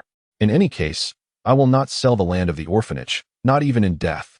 Suddenly, she looked up at me and asked, "Can you wait a while? A few fugitives are under investigation by the public security authorities. It is said they misappropriated funds to gamble in Macau and lost everything." I nodded, saying, "Yes, I will do my utmost." I felt a sense of helplessness, uncertain of what to say. In truth, I wished for her not to endure such suffering. The orphanage could be sold, and I could contribute a portion of the funds to ensure a future arrangement. However, she was unwilling to part with it, which left me in a quandary. Ultimately, it seemed that certain losses were inevitable regarding the orphanage. I pondered the fates of some individuals, believing that their destinies were predetermined. Much like a game of dominoes or the butterfly effect, I often contemplated Sister Lee's fate. Had she not been abandoned, had she not fallen into that orphanage, her life would have taken a different path. Furthermore, had not certain individuals come together, she would never have existed. Everything, it seems, must have an origin. Our company, in accordance with the contract, granted her a deadline of 10 days. All of this was contractually mandated, with only Peter having the authority to make alterations. Sister Lee is unwilling to relinquish her hold on the orphanage, which places me in a difficult position. It is not that I am reluctant to part with money, rather, even if I were to give her all that I possess, it would still fall short. On February 16, 2005, just 3 days after the incident, the investigation team commenced a thorough inquiry into the significant engineering accident at Hengjiang 213. During those days, we were all exceedingly busy, compelled to cooperate with the investigation. The incessant barrage of reports and the relentless auditing of company accounts left SKS in disarray. As for Shengshi Company, the situation was even more precarious. Everyone within the organization was affected, and her hospital room was a constant hub of activity. I pondered that her initial act of self-harm seemed to have bought her some time. Had she not been hospitalized following her suicide attempt, she would have encountered trouble much sooner. Tragically, the number of casualties eventually rose to 15, and the incident was exposed. It garnered widespread media coverage across the internet, television, and radio. The veil of secrecy was lifted, and the nation turned its attention to the matter. The central government issued a directive establishing an investigative task force to address the situation. The engineering blueprints were designed by our company, implicating all the designers, who were subsequently detained. The inquiry began with the design phase, and ultimately, the fault lay not with the design, but with the construction issues at Changsha, where the responsible individuals had already fled. Consequently, the ultimate accountability fell to Sister Lee, whose signature adorned all relevant documents concerning approval, materials, oversight, and safety. For those 2 or 3 days, I was deeply anxious, dreading any news. However, the chatter grew increasingly intense, and on that particular day, Linda entered my office and informed me, "We are in trouble. She could face imprisonment." My cigarette trembled in my hand. At that moment, I was perusing some information online related to the matter, and I furrowed my brow, asking, "Who told you this?" "Peter mentioned it to me," she replied. "He heard it from an official in the Ministry of Commerce. The leaders of the City Construction Bureau have been disciplined, and they are currently deliberating on sentencing. Yao Lily cannot escape either." I nodded and then stood to gather my belongings before heading to the hospital. After Sister Lee firmly declared her refusal to sell the orphanage, I did not linger in the hospital and soon returned. On my way, I sensed something amiss. Unfamiliar individuals stood at the entrance, their presence suggesting they were not ordinary people, and there was a constant flow of movement. As I approached, someone inquired, "Sir, may I see your identification?" "I am the CEO of SKS," I replied. Upon hearing my words, they whisked me aside and stated, "You cannot enter." "Is this a joke?" "As the CEO of SKS, how can you visit her?" Just as I was about to respond, one of them made a phone call, relaying information to someone higher up. I smiled and remarked, "I am visiting as a friend. Your status doesn't matter. Your identity dictates that you cannot visit her." I looked at them and asked, "Who are you?" One individual produced identification, Major Engineering Accident Investigation Team, Criminal Investigation Division. I nodded in acknowledgement, and another person said, "Mr. Liu, the investigation is currently in the evidence-gathering stage. We hope you, as a foreign businessman, will cooperate fully until the investigation is complete. You are prohibited from any contact with individuals of interest." I nodded again, aware of my standing and their relative friendliness towards me. I understood that I could say nothing in their presence. Just as I intended to leave, one of them stopped me, saying, "You cannot leave just yet. We need to conduct some inquiries regarding you, and your presence here today is fortuitous." I merely nodded in response. Before long, several individuals approached from the other side of the hospital, greeting me. "Hello, Mr. Liu. We kindly ask for your cooperation in returning with us to clarify a few matters." I chuckled and replied, "Hasn't the investigation into our company already concluded?" An older man responded, "There is still one matter we wish to clarify. If you had not come here today, perhaps." He glanced at the fruit I was carrying, which I had purchased on my way. I said, "All right, let us proceed." I followed them to the city government, to a makeshift office established for the investigation team. Upon entering, they offered me water and cigarettes. Once everything was settled, the lead investigator smiled and said, "Mr. Liu, on behalf of the government, I extend our apologies for the accident and the economic losses it has caused your company. The authorities have indicated that compensation will be provided. However, we wish to inquire about one matter. Please do not take this the wrong way. Is your relationship with Yao Lily merely that of ordinary friends?" I hesitated, aware that they had traps laid for me. I smiled and said, "Feel free to ask whatever you wish." They nodded and smiled again, saying, "There are quite a few rumors circulating regarding Hengjiang." I acknowledged that there were indeed many rumors, which could not be concealed. After some contemplation, I cautiously replied, "Indeed, I am friends with her. We share a romantic relationship." One of them quickly probed, "Is that so?" I felt a tremor in my hand, understanding the implications of such an admission. In time, as people discussed this incident, numerous versions would emerge, suggesting that the leaders of Changsha and SKS were involved in an affair, that one was the mistress of another, and that collusion between the two companies had led to the tragedy, thereby inflicting lasting scars on both her and me. However, if I refrained from speaking, they would be all too aware of the truth, illustrating that one misstep leads to another. I had been too ostentatious in the past, and the rumors surrounding Hengjiang had already spread. I feared that this would impose unimaginable psychological pressure on Sister Lee. Noticing my silence, they prompted me, "Mr. Liu, do you have any concerns?" I raised my head and said, "Let me put it this way. I have known her for a long time. We met while I was still a student, a mere impoverished scholar. That is the truth. We did not come to know each other through our later collaboration. Oh, one of them flicked ash from his cigarette. Is that so? If you are willing, please elaborate. I replied, does this relate to the investigation? They quickly assured me, no. We have investigated your company, and there are no issues. Everything is legitimate. However, this is quite a coincidence. We do not rule out the possibility that your relationship is purely platonic. Yet, it is rather unfortunate that it coincides with this critical juncture. Very well. I conceded. I met her towards the end of 2000 while I was in my final year of university. My family was destitute, struggling to afford my education. As you may know, she was passionate about charitable endeavors and cared deeply for public welfare. She sponsored me, and that is how we became acquainted. I did not provide exact details about our meeting, but this was close enough. They nodded, saying, indeed, Ms. Yao is commendable in this regard. But how did you ascend to the role of CEO at SKS? I found this question intriguing. I took a breath and explained, perhaps it is fate. After leaving school, I worked at an SKS construction site, where I discovered a significant engineering flaw that prevented potential hazards. This caught the attention of the chairman, who then sponsored my studies abroad. Eventually, I was entrusted with overseeing the East China region, just as SKS had decided to partner with Shinshu. It is quite the coincidence. Yet it is the truth. They listened intently, nodding in understanding, and finally, the lead investigator smiled and said, Mr. Liu, I believe your account, though it may seem peculiar, is entirely credible. As he spoke, he stood up, shook my hand with a smile, and said, Mr. Liu, I truly appreciate your help. I apologize. We are merely following orders from above.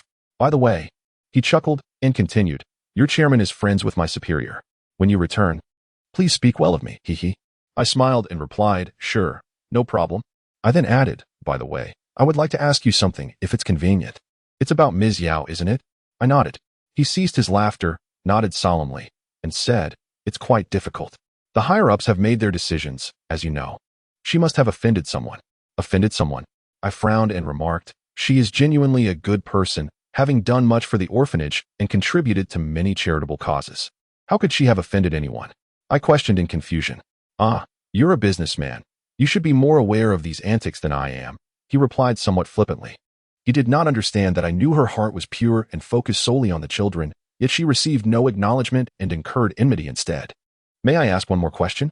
I inquired. Feel free. I will share whatever I can. After all, we are still friends, he assured me. What has Director Li from the Construction Bureau decided? I pressed. He paused briefly, then with a smile said, to be frank, I'm merely sent by the province, which listens to the central government. There are many entangled issues, and I cannot speak further. In the end, everything will become clear. We should wait for the outcome. I nodded, seemingly comprehending the gravity of the situation. Damn it. After leaving the municipal office, I sat in the car, lit a cigarette, and contemplated these matters, feeling a tumult of emotions, accompanied by a surge of anger. Damn it, that bastard. I thought of her and the misfortune she might face, which made my heart ache profoundly. Perhaps she was still unaware of her plight, having been an orphan since childhood and dedicating herself to the orphanage. She faced such a fate after doing so much good. I raised my head and turned to gaze out at the street, the azure sky above, as clouds of sorrow swirled within me. My nose tinged with emotion, I whispered, Dear one, regardless of what the future holds, do not shed tears. I will not abandon you. I discarded the cigarette butt and drove away. Bebe had hurried back from Shanghai after seeing news on television. Upon her arrival at the airport, she went straight to the hospital. They allowed her in for reasons unknown to me. Perhaps it was the effect of her celebrity status. Later, I learned that upon her arrival, others initially denied her entry, but someone eventually recognized her. She then resorted to pleading and charming them, ultimately wearing them down until she gained access to see Sister Li. Given her status, it was easier for her to see her than it would be for me. At that moment, I was unaware of what I lacked. Perhaps if I simply put something forth, it would suffice, but I did not understand it then. After meeting Sister Li, Bebe called me and we arranged to meet at a CAF near the hospital. When she arrived, she sat down, furrowing her brow, and said, Brother, you must save Sister. I nodded and asked, What did she tell you? She said she wants to sell the orphanage. Bebe exclaimed. I began to understand. She had likely pondered this decision for days while inside, ultimately deciding upon it. A tremendously difficult choice. Of course, I thought there was nothing wrong with selling the orphanage. They could find another location for a lower cost, perhaps even purchasing land in the suburbs. I nodded and replied, if it must be sold, then so be it. Just like that, Bebe suddenly sat upright and exclaimed, you cannot simply say sell. You do not know how long she cried when she said it. That place is her life. Do you understand? I smiled gently and said, Bebe, do not be so agitated. If she sells it, I will help her buy another piece of land. I will invest and build a new orphanage. But can't you let your company take less? You are the CEO of SKS. Bebe said, somewhat discontented. I lowered my head, realizing she had a point. Could I not allow the company to take a smaller sum? If it were solely mine, I could easily do so. But with Peter involved, he was intent on managing this matter, which intertwined with my relationships with other women and his daughter. I raised my head, feeling somewhat helpless, and said, Bebe, the company does not belong solely to me. I cannot make unilateral decisions. I smiled slightly and added, in typical matters, I can take charge.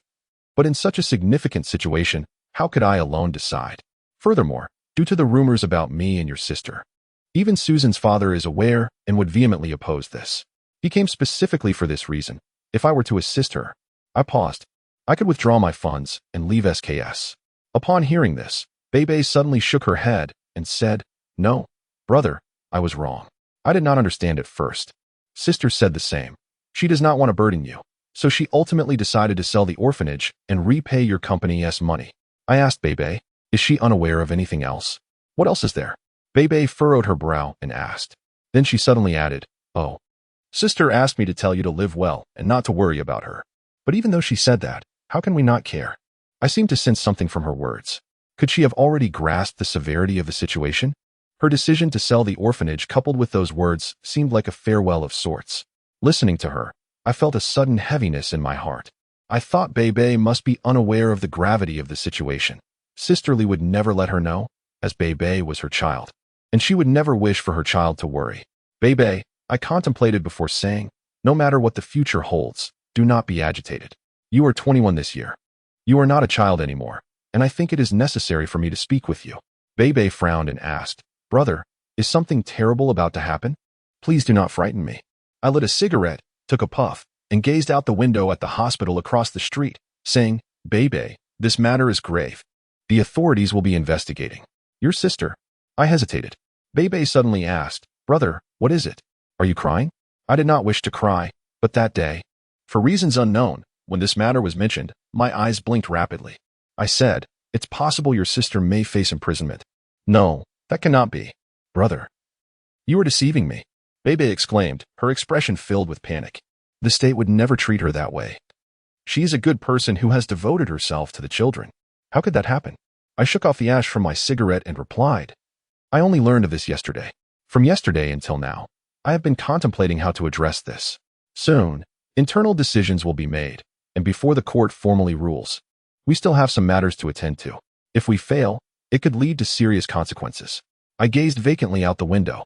Brother, you must save sister. You must. Bebe grasped my arm and cried, looking so pitiful that my heart ached. I took her hand and said, do not cry, dear. There is a glimmer of hope. I will do everything in my power to ensure she does not face imprisonment. You must believe me. Bebe nodded, then asked, do you need money? I have 3 million. Untouched, from my acting work. I can give it to you. I gazed at the obedient and sensible child before me, feeling a deep sense of comfort. Sister Lee had not wasted her affection on her. She was a good girl. Her hand in mine stirred emotions within me, and in Bebe's eyes, I saw a reflection of the closeness shared among the three of us. Smiling, I said, foolish child, you earned that money through hard work. Save it for clothes and such. As long as you are well, I believe Sister Lee will be happy, understand? Whatever happens, remember to think of me, all right? And don't do anything foolish. Bebe looked at me, nodded, and suddenly said, brother, I love you. If Sister Lee ever lets you down, will you marry me? I chuckled and nodded. I viewed her as just a child.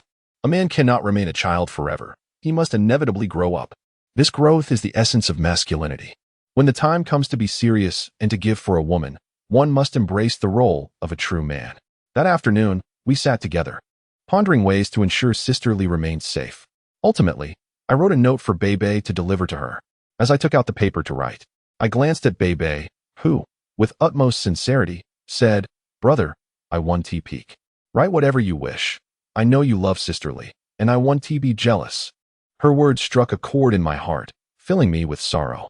I penned the following: Lily, this is Xiaoyan. I love you. This is the first time I address you this way, and the first time I express my feelings in writing. You must feel special, right? Perhaps this was all predestined. I have always believed that living requires courage to face everything, regardless of the discrepancies between our hearts and reality. And despite our acts of justice and kindness often yielding disproportionate results, this world is complex, vast, and anything can happen. Therefore, I hope that no matter what occurs in the future, you can face it with strength. Be the most resilient, brave, carefree, lovable, and enchanting darling. We have shared much joy and endured numerous hardships together, yet we have faced them all. Did you not express a desire to return with me to my hometown? You will, so focus on your recovery and confront life boldly.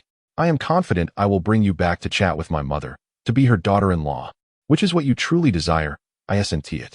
I often question whether our bond aligns with societal morals. Our age difference raises concerns about societal acceptance, and I fear condemnation. Yet, I have come to realize that we are not at fault. Our connection is not wrong. This is a matter of fate. So let us face our love with courage. Bebe is obedient and understanding. Upon seeing me today, she expressed her filial concern for you. You must find solace in that. Correct? One day, when she learns everything, she will surely be happy. For now, let us put our faith in this. No length of paper can convey my longing for you.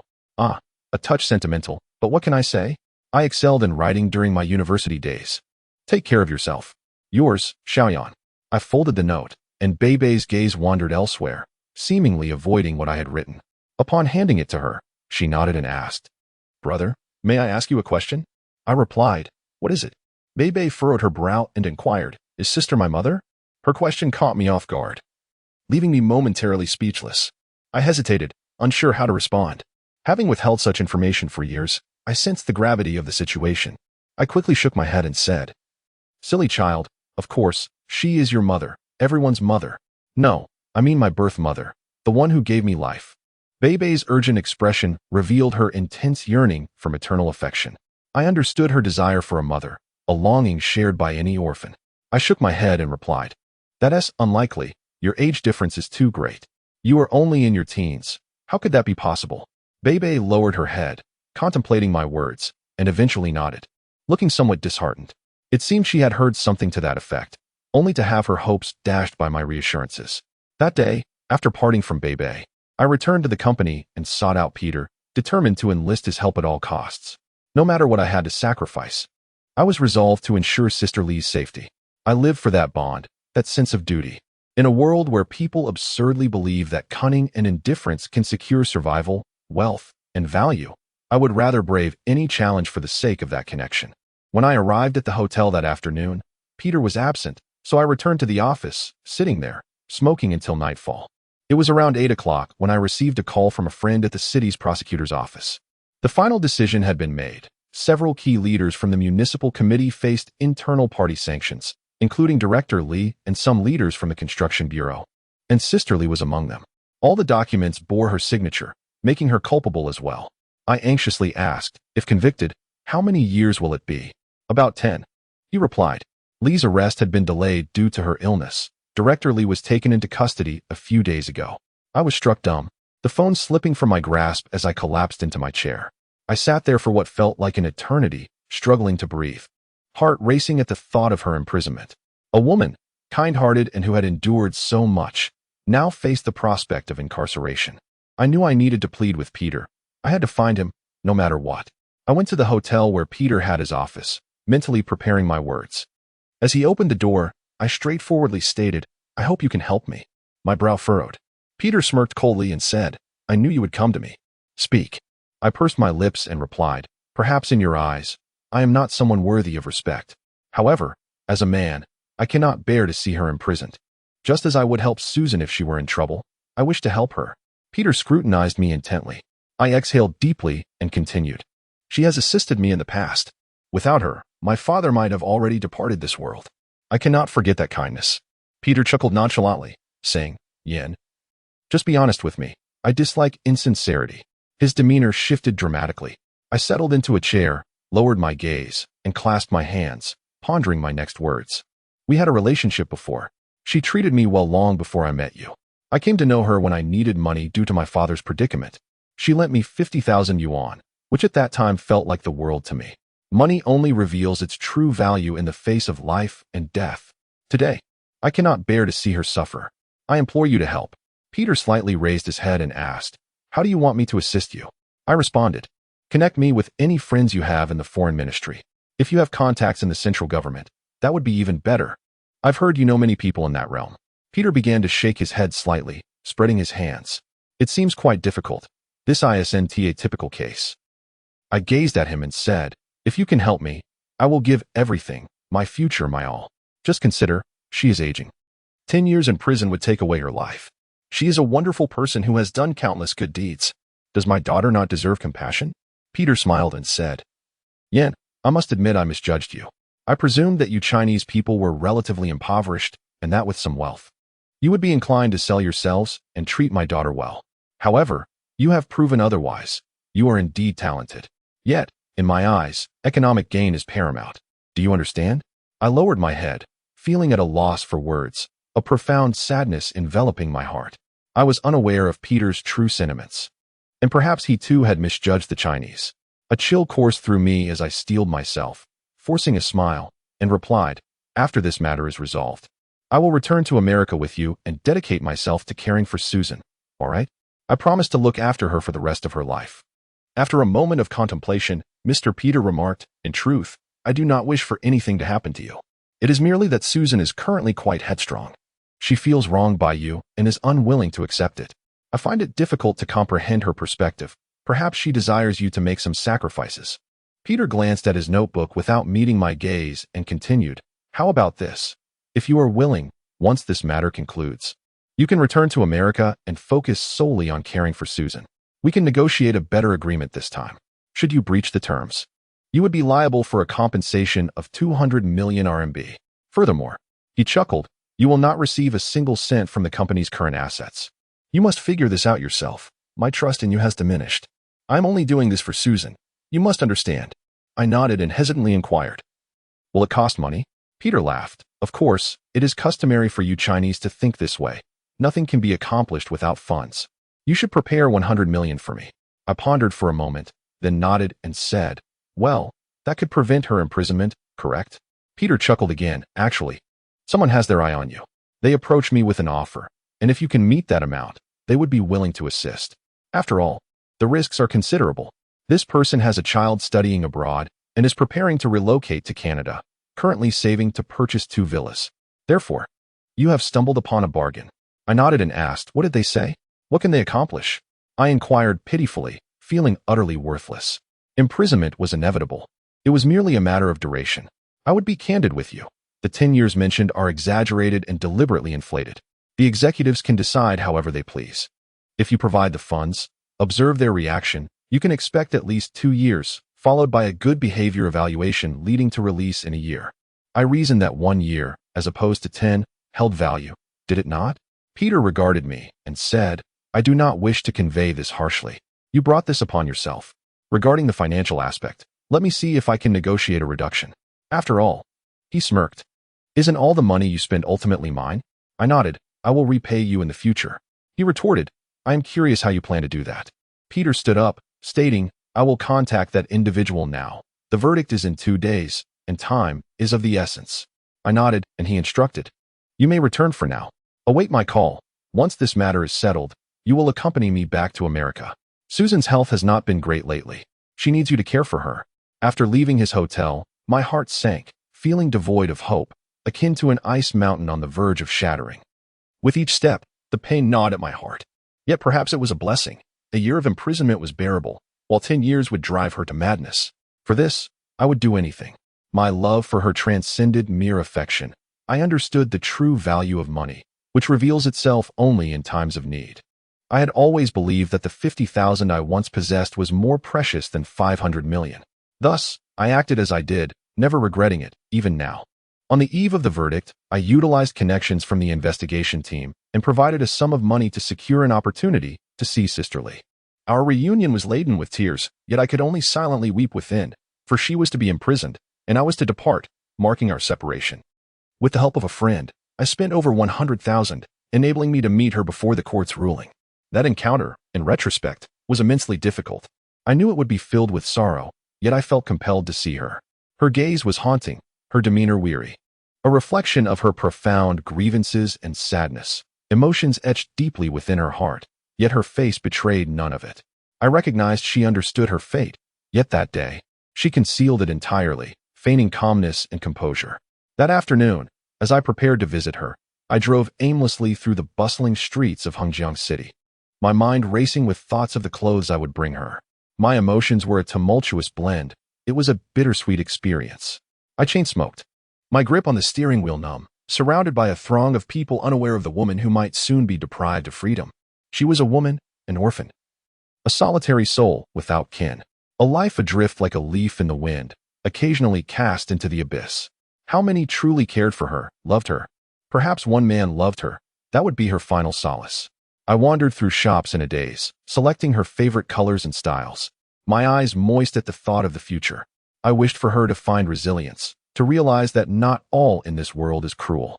At last, I beheld her. As night fell, I cautiously entered the hospital. The guards seemed to understand, and one approached me, whispering, "Mr. Liu, you have an hour." That's the allotted time. I nodded, murmuring my thanks. It had been 4 days since my last visit.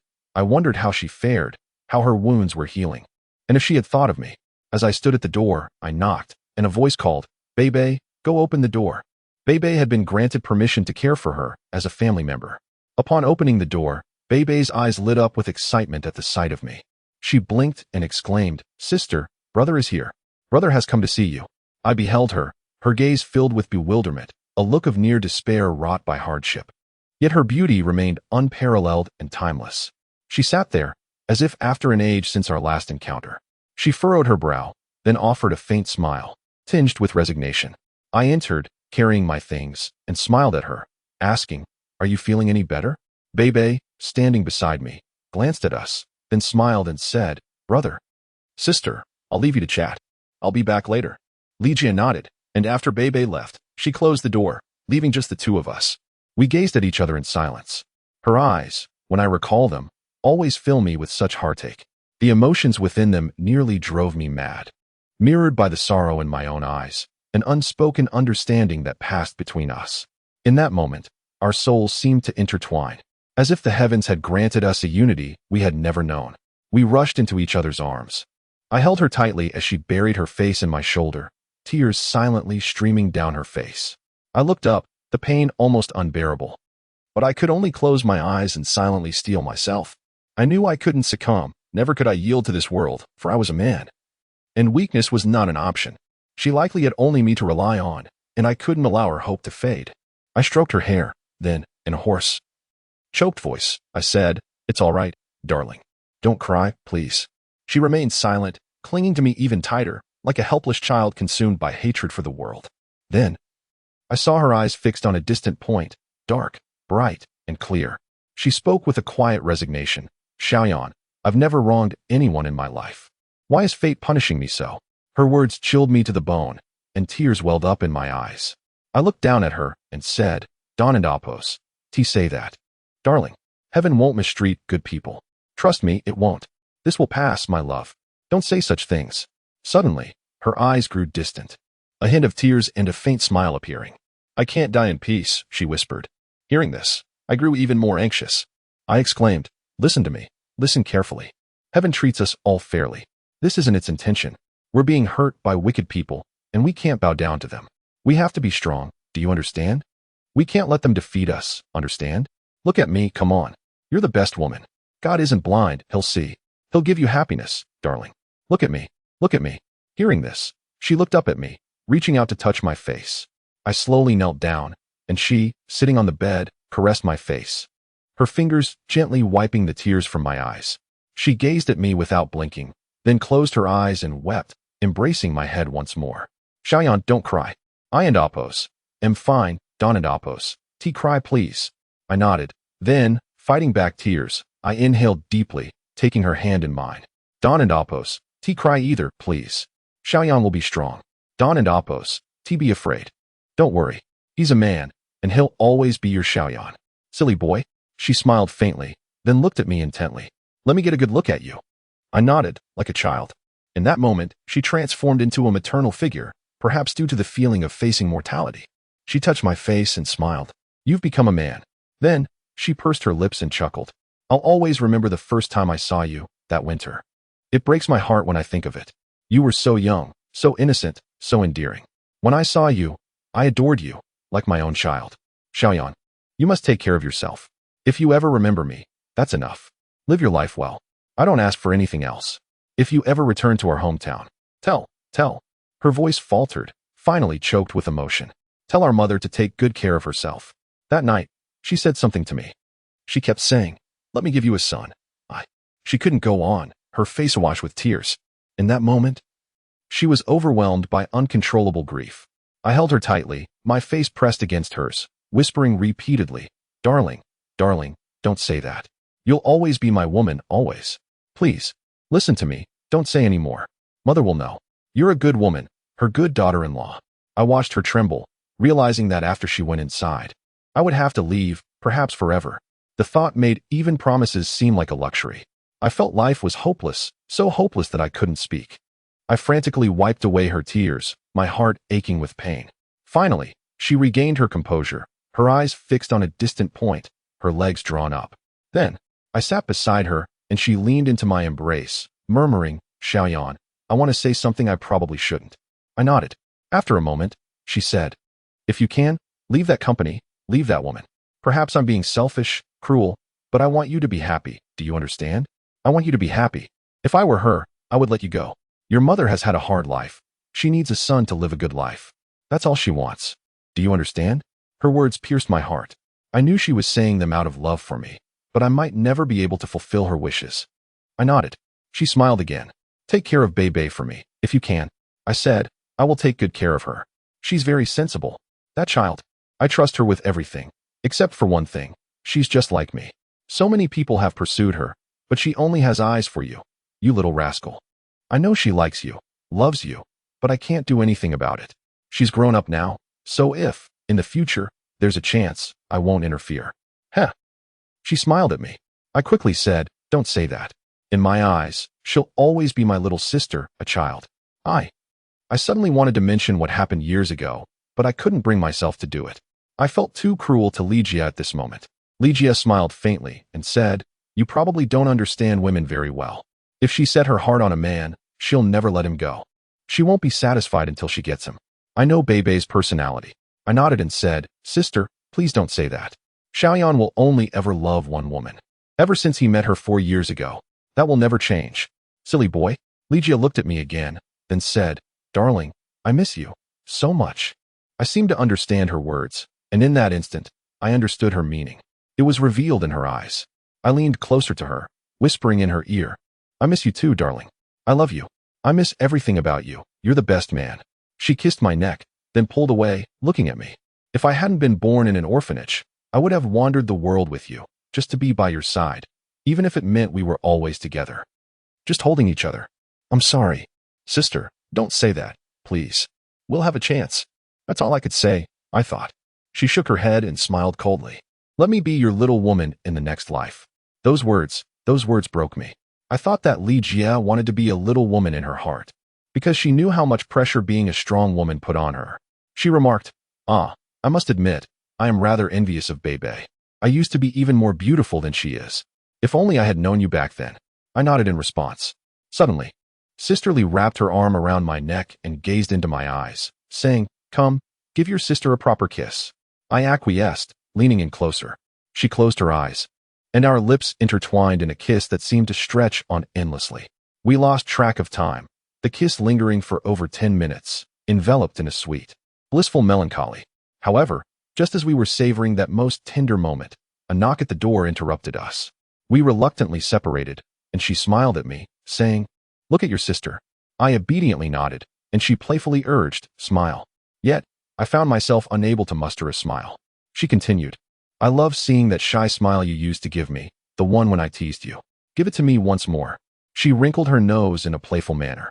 Still, I could not smile. Tears threatened to spill from my eyes. Are you not going to smile? Will you not listen to me? She pressed. I forced out a faint, strained smile, And she responded with satisfaction, "Good boy. Tomorrow you." She took a deep breath and said, "Tomorrow, you must not attend the sentencing. Do you understand?" I replied, "Sister, I must go." She reiterated firmly, "Did you hear me? Do not go." Furrowing my brow, I insisted, "I will listen." "Then do not go." She replied coldly. I nodded, about to speak when someone entered, announcing, "Mr. Liu, I'm sorry, but it's time for you to leave." I stood there in a daze, and Sister Lee turned to the person, saying in their presence, "Darling, go back. I love you." In that moment, I could no longer contain myself. I broke down in tears and embraced her tightly, saying, "Sister, wait for me. I will ensure you are safe. Just hold on for a year, and you will be free. Do not worry about anything outside. The orphanage will remain as it was. Everything will be just fine." She too shed tears, yet she pulled away, urging me, "You must be a strong man. Never allow others to look down on you. Do you hear me? Be strong and do not let yourself suffer any longer," she proclaimed with a powerful voice. I comprehended her final intention as I gazed at her. She turned her head away. Reluctantly urged by another, I began to move towards the exit, my eyes fixated on her. I had no desire to leave. I longed to accompany her, even to the depths of hell. Yet, her head turned aside, and her figure lingered in my mind eternally. At the moment the door closed, I felt as though I could no longer support my body, leaning against the wall. Struggling to maintain control, my fists clenched tightly. I refrained from disclosing the fact that I had spent money to assist her, for I knew that would only serve to humiliate her further. If she were to learn of it, she would be plagued by guilt for a lifetime. As the court's verdict was pronounced, tears flowed from those who needed to weep, and curses were uttered by those who wished to condemn. Bebe collapsed in my embrace, her face pressed against my chest, soaking my clothing with her tears. Others looked at me with confusion, wondering how a beautiful girl found solace in my arms. Their gazes filled with inquiries. After many had departed, I gently patted Bebe's shoulder and said, "Be good, do not cry, be obedient." She responded softly, wiping away her tears. Once she was composed, she gazed aside, her eyes brimming with tears, filled with incomprehension as she uttered, "What is wrong with this world? It's so terrifying." I shook my head slightly, helplessly replying, "Bebe, society is complex. It is never as innocent as you perceive. The naivety bestowed upon you by the world is often a guise for greater cruelty." Bebe furrowed her brow as we stepped outside together. She seemed to struggle with each step, needing to lean gently against my shoulder. Once we reached the car, we sat in silence, unsure of what to do or where to go, like children who had lost their loved ones, lost in a daze. I produced a cigarette and lit it. Bebe leaned against my shoulder, saying, "Brother, please don't leave me. If you go, I don't know how I will survive. I have no family left in this world." Her words filled me with dread and unease. I knew I could not fulfill her wish. How deeply she desired my presence. Yes, she had no family. Her feelings toward me were intricate, transcending mere romantic affection. I understood that in her heart, she regarded me as an elder brother, even a guardian. She was so reliant on both me and Sister Lee, yet both of us were preparing to depart from her life. I remained silent, and Bebe, with a furrowed brow, asked, "Are you going to leave me too?" "Sister entrusted you to take care of me," she murmured. "Bebe, many things do not unfold as we wish. Life is inherently lonely. Often, our dreams are not within our control. Do you understand?" "I don't understand," she replied softly, shaking her head. "I don't understand anything. I just don't want you to leave me. I will watch over you. Don't be afraid. We can wait for Sister to come out, and you can marry her. We can live together. Rest assured, I won't disturb you. We can live like a family." Upon hearing her words, my eyes became misty as I helplessly gazed out the window. The cigarette in my mouth tasted bland, and I found myself harboring resentment towards this world, which separates lovers and shatters all heartfelt wishes. Suddenly, I turned to Bebe and exhaled, "Bebe, listen to me." "I'm listening," she replied, pressing her lips together, her beautiful face appearing so sorrowful. I extinguished the cigarette in the car's ashtray, then fixed my gaze on a distant point and said, "After I leave, you must act well. Once in Shanghai, do not dwell on other matters. Return to see your sister when you can. Do not think of me. Prioritize your career. I hope you become a powerful, beloved star, shining across China, Asia, and the world. You are her hope." And I paused, adding, "You are also my hope. Only when you succeed can we have a future." As I spoke, she fell silent, realizing that I was indeed preparing to leave. Her bewildered, anxious gaze met mine, and she suddenly grasped my hand, exclaiming, "No, You cannot leave. Are you joking? I am not. I pressed her shoulders gently. I know this is cruel, but I do not wish to deceive you. I must leave here soon. I am returning to America because of what? Bebe asked pitifully, sensing something amiss. I withheld the true reason, saying, due to work commitments. I must return to America for a while. You just came back to China. Why must you go again? Why now, when sister needs you? Can't you apply to stay? Bebe's eyes filled with fear, as if she sensed the loss of happiness. I shook my head, and in that moment, she began to cry again. Her expression exaggerated as she lamented, You don't want me anymore. You are all leaving me. She wiped her tears with one hand while continuing to speak, embodying the essence of a forlorn little girl. My heart ached at the sight. I dreaded a woman's tears. When she wept, I lost my composure. I hurriedly embraced her, saying, Be good, do not cry, be obedient. If you cry, I want to know how to handle it. You are a grown-up now, don't behave like a child. Look, many people adore you. You can appear in entertainment magazines. If you continue this way, what if someone captures it? How embarrassing that would be. No, I don't want to be a star. I don't care about that. I don't care for fame or wealth. I only want us to be together. If you leave, we will be apart forever. Silly girl, that one tea happened. I will return again. Come on, smile for me. Let me see how beautiful you are. I stifled a smile, looking down at her. Your makeup is ruined from crying. Be good. A beauty should not cry so carelessly. Bad guy, you're a bad person. She playfully hit me with her hand, declaring, I dislike you. You cannot leave. You mustn't tea. She cried out, brother, and once more threw herself into my embrace, holding me tightly. In that moment, Bebe was utterly adorable. A girl who could evoke compassion in any man, making one ponder what it would feel like to be a father. Faced with such a girl, malice was impossible. Years later, I would always believe that a man who enjoys the company of a young girl, wishing to bestow upon her fatherly love, seemed to have aged prematurely. That day, Bebe lay in my arms, weeping like a little kitten, resembling her mother in every way, possessing Sister Lee's character and beauty, playful, willful, mischievous, yet so gentle and obedient. If such a woman were to encounter no good man in her future, it would be one of humanity's cruelest fates. That afternoon, I finally managed to soothe Bebe. Eventually, her tears ceased, as if they had all been shed. She maintained a demeanor of grievance, ignoring me. Whenever I looked at her, she averted her gaze. Her nose crinkled as she stared out the window. As I drove, I reached out to touch her hand, but she pulled away.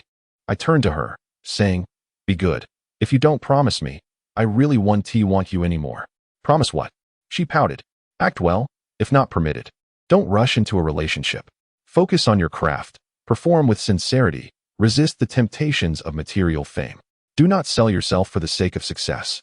This must not happen. Sister Lee and I narrowed my eyes coldly. In truth, we have not seized our own lives. Do you understand? Upon uttering that phrase, I felt an abrupt maturity wash over me. Indeed, following Sister Lee's incarceration, I had matured instantly, shedding the childishness I once possessed. Bebe nodded, saying, You must promise me one thing. Speak, brother promises you. I exhaled deeply. You must love my sister for a lifetime, and Bebe pursed her lips and said, You must also love me. If my sister no longer loves you, you must let me love you. She spoke with an air of seriousness and authority. I turned to her and asked, What is so good about my brother? I don't care. Will you promise or not? She seemed to have been sad for such a long while, yearning for a moment of levity, as she grasped my fingers tightly. I nodded and replied, Yes, I promise you. Perhaps children are inherently infatuated, I mused, for was I not equally besotted when I first met Sister Lee? In my youth, I was so enamored, so willingly devoted. At that time, Bebe mirrored my own feelings, and perhaps children should not fall in love with adults. Such affections can be cruel and pitiful. With their capriciousness, dependence, and innocence, they transform the men and women of the adult world into fairy tales. Yet, that person remains trapped in the complexities of adulthood. That night, Bebe stayed over at my place, and I insisted she return to Shanghai the following day, to which she agreed. We lay together on the same bed. Initially, I intended to sleep on the sofa, but Bebe would not allow it. With a sincere expression, she said, Brother, come sleep here. I am not a child anymore. I understand everything. With my sister not by your side, let me take care of you for now. I nodded in acceptance. We lay on the same bed, sharing 2 blankets, exchanging gentle words, yet nothing more transpired. At that moment, The distinction between male and female was a matter we chose to avoid, for my beloved and her family were enduring the agony of imprisonment. Bei felt like my child. Her innocent sorrow met my repressed indifference. We would both grow from this experience. I believe it is through encountering terrifying circumstances that one matures, transforming into true men and women. That night in Hengjiang seemed to usher in another winter. The wind howled outside, and to my astonishment, snow began to fall at midnight. I thought perhaps this was fate, a snowfall that appeared to embody her grievances, her tears.